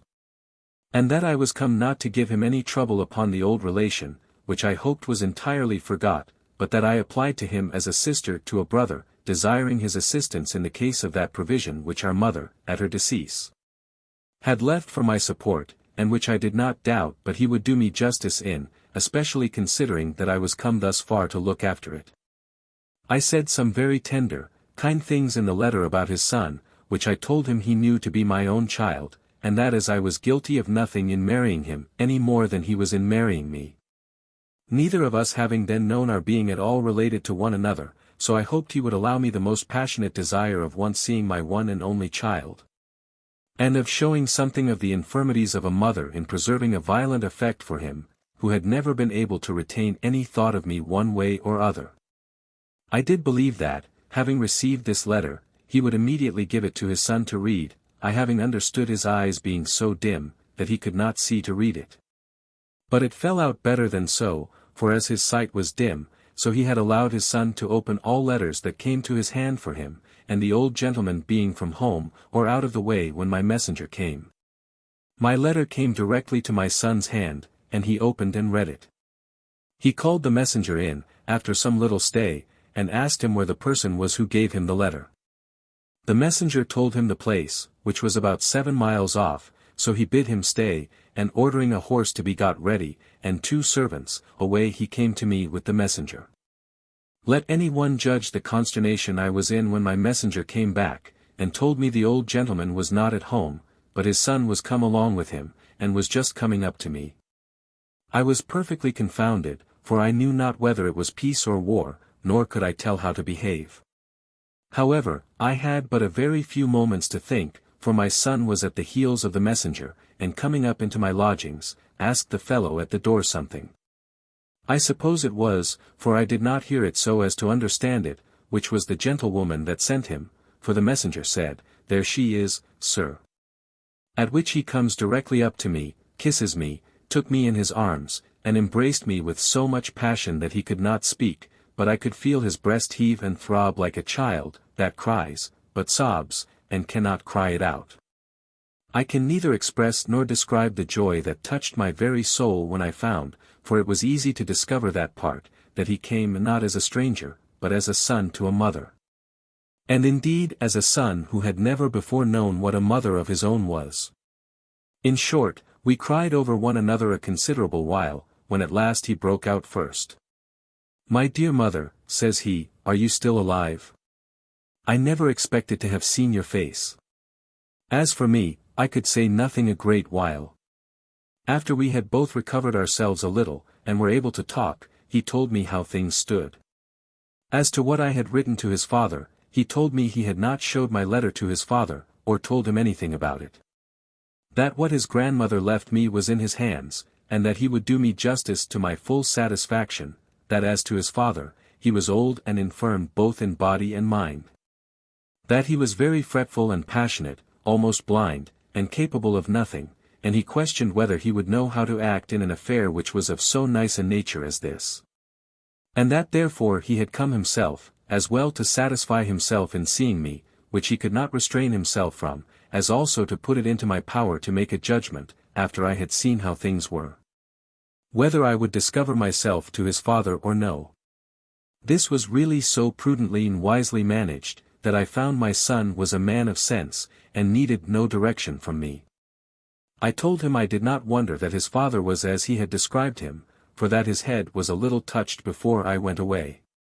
And principally his disturbance was because I could not be persuaded to conceal our relation and to live with him as my husband, after I knew that he was my brother.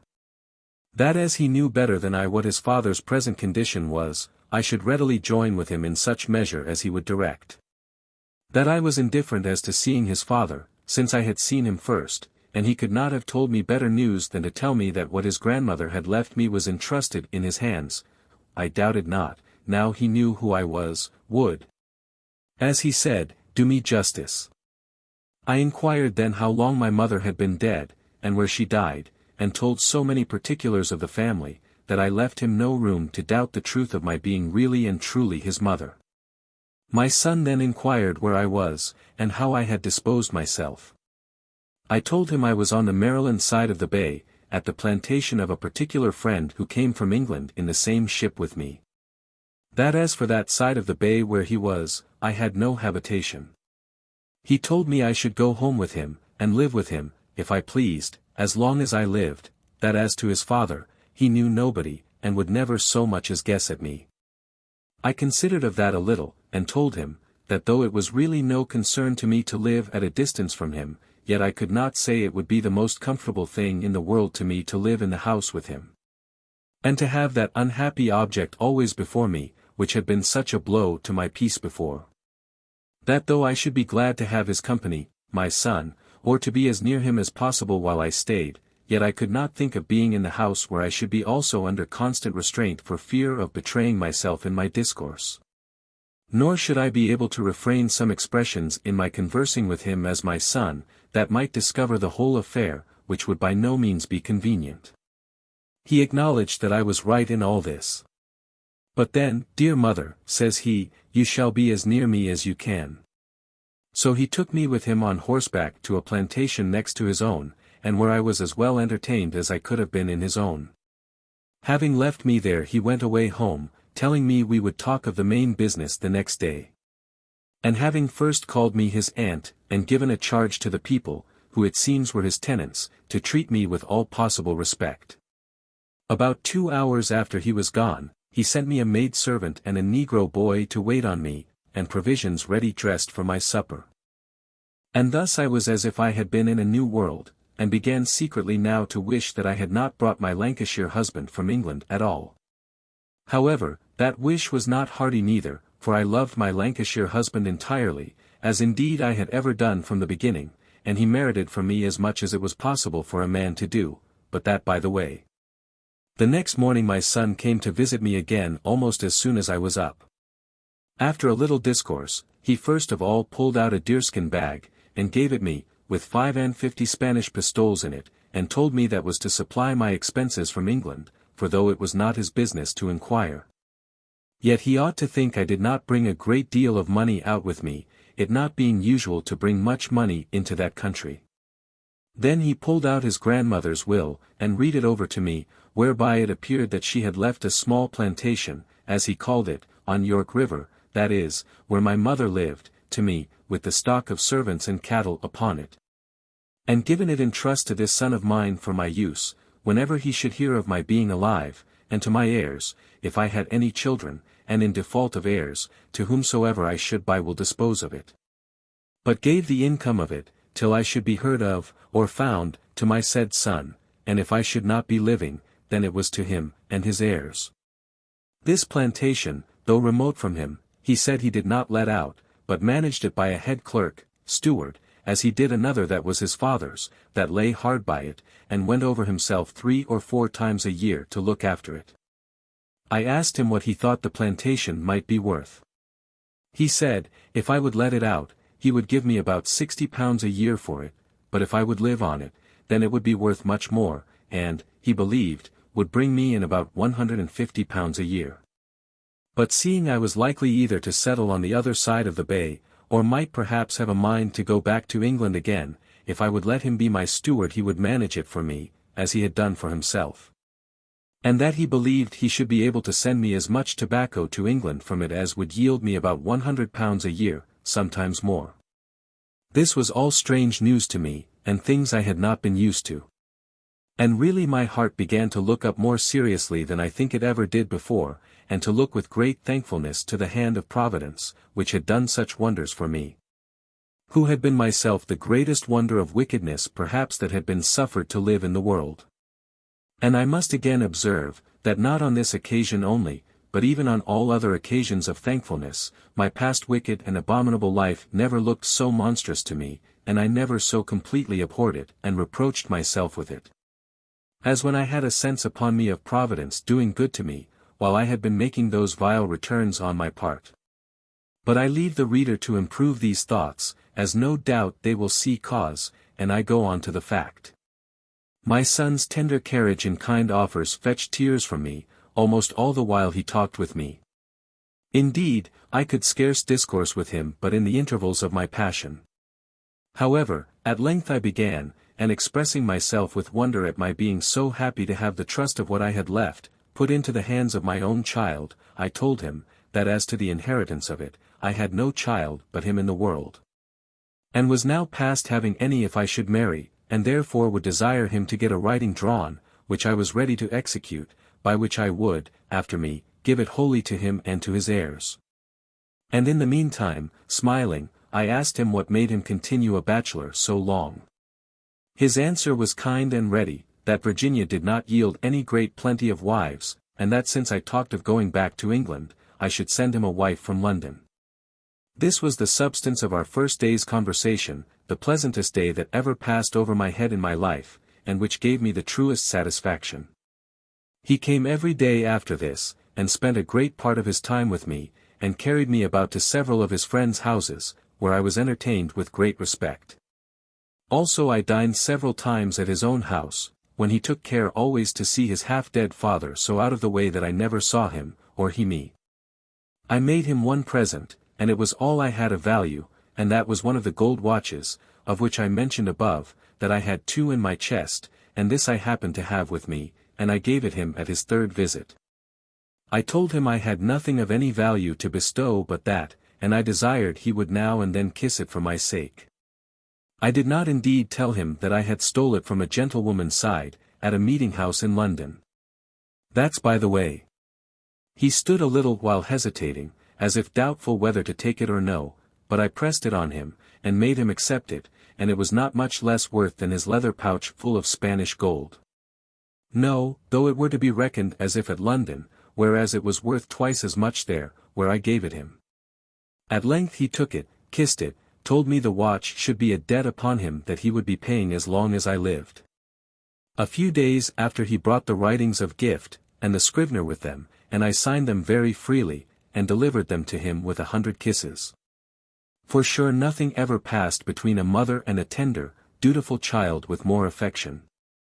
The next day he brings me an obligation under his hand and seal, whereby he engaged himself to manage and improve the plantation for my account, and with his utmost skill, and to remit the produce to my order wherever I should be. And withal, to be obliged himself to make up the produce £100 a year to me. When he had done so, he told me that as I came to demand it before the crop was off, I had a right to produce of the current year, and so he paid me £100 in Spanish pieces of 8. And desired me to give him a receipt for it as in full for that year, ending at Christmas following. This being about the latter end of August. I stayed here about 5 weeks, and indeed had much ado to get away then. Nay, he would have come over the bay with me, but I would by no means allow him to it. However, he would send me over in a sloop of his own, which was built like a yacht, and served him as well for pleasure as business. This I accepted of, and so, after the utmost expressions both of duty and affection, he let me come away, and I arrived safe in 2 days at my friends the Quakers. I brought over with me for the use of our plantation, 3 horses, with harness and saddles, some hogs, 2 cows, and 1,000 other things, the gift of the kindest and tenderest child that ever woman had. I related to my husband all the particulars of this voyage, except that I called my son my cousin, and first I told him that I had lost my watch, which he seemed to take as a misfortune. But then I told him how kind my cousin had been, that my mother had left me such a plantation, and that he had preserved it for me, in hope some time or other he should hear from me. Then I told him that I had left it to his management, that he would render me a faithful account of its produce, and then I pulled him out the £100 in silver, as the first year's produce. And then pulling out the deerskin purse with the pistoles, and here, my dear, says I, is the gold watch. My husband, so is heaven's goodness sure to work the same effects in all sensible minds where mercies touch the heart, lifted up both hands, and with an ecstasy of joy, what is God doing, says he, for such an ungrateful dog as I am. Then I let him know what I had brought over in the sloop, besides all this, I mean the horses, hogs, and cows, and other stores for our plantation, all which added to his surprise, and filled his heart with thankfulness. And from this time forward I believe he was as sincere a penitent, and as thoroughly a reformed man, as ever God's goodness brought back from a profligate, a highwayman, and a robber. I could fill a larger history than this with the evidence of this truth, and but that I doubt that part of the story will not be equally diverting as the wicked part, I have had thoughts of making a volume of it by itself. As for myself, as this is to be my own story, not my husband's, I return to that part which related to myself. We went on with our plantation, and managed it with the help and diversion of such friends as we got there by our obliging behavior, and especially the honest Quaker, who proved a faithful, generous, and steady friend to us. And we had very good success, for having a flourishing stock to begin with, as I have said, and this being now increased by the addition of £150 sterling in money, we enlarged our number of servants, built us a very good house, and cured every year a great deal of land. The second year I wrote to my old governess, giving her part with us of the joy of our success, and ordered her how to lay out the money I had left with her, which was £250 as above, and to send it to us in goods. Which she performed with her usual kindness and fidelity, and this arrived safe to us. Here we had a supply of all sorts of clothes, as well for my husband as for myself, and I took especial care to buy for him all those things that I knew he delighted to have. As 2 good long wigs, 2 silver-hilted swords, 3 or 4 fine fowling pieces, a fine saddle with holsters and pistols very handsome, with a scarlet cloak. And, in a word, everything I could think of to oblige him, and to make him appear, as he really was, a very fine gentleman. I ordered a good quantity of such household stuff as we yet wanted, with linen of all sorts for us both. As for myself, I wanted very little of clothes or linen, being very well furnished before. The rest of my cargo consisted in ironwork of all sorts, harness for horses, tools, clothes for servants, and woolen cloth, stuffs, serges, stockings, shoes, hats, and the like, such as servants wear. And whole pieces also to make up for servants, all by direction of the Quaker. And all this cargo arrived safe, and in good condition, with 3 woman servants, lusty wenches, which my old governess had picked for me, suitable enough to the place, and to the work we had for them to do.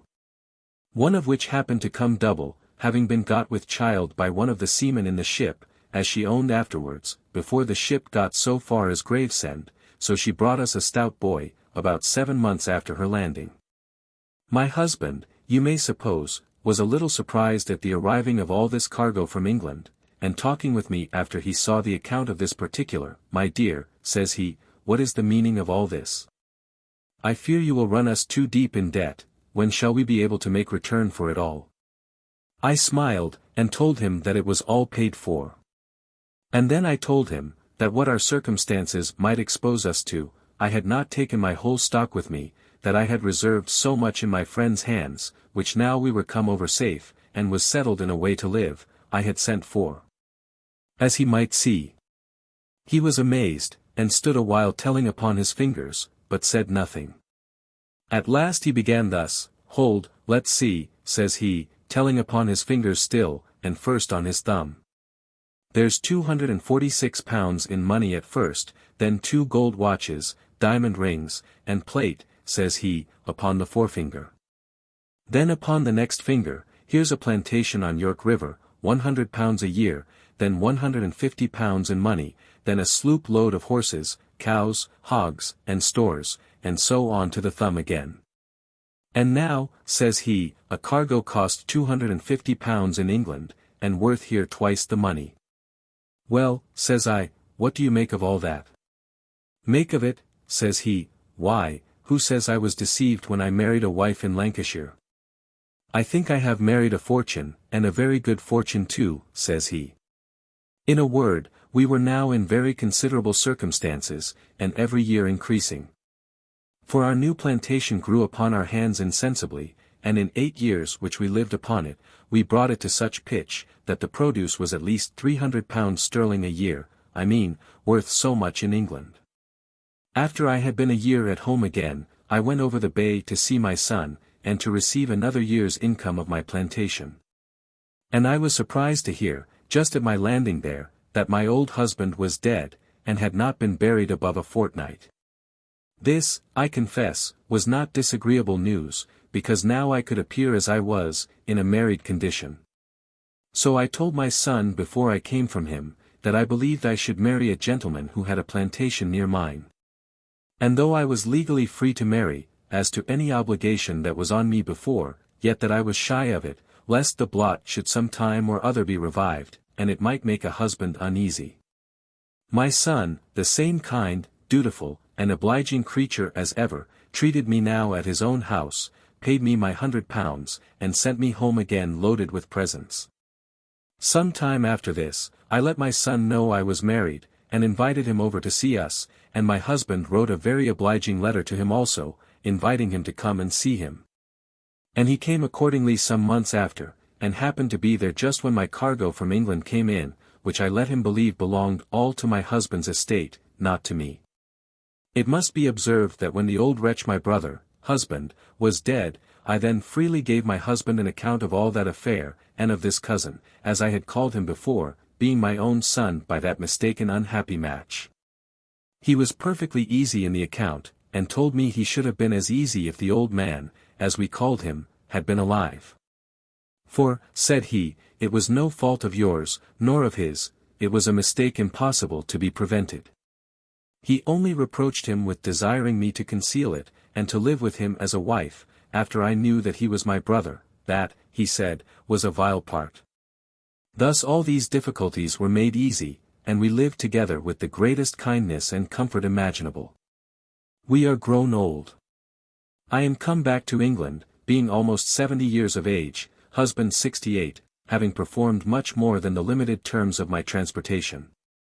And now, notwithstanding all the fatigues and all the miseries we have both gone through, we are both of us in good heart and health.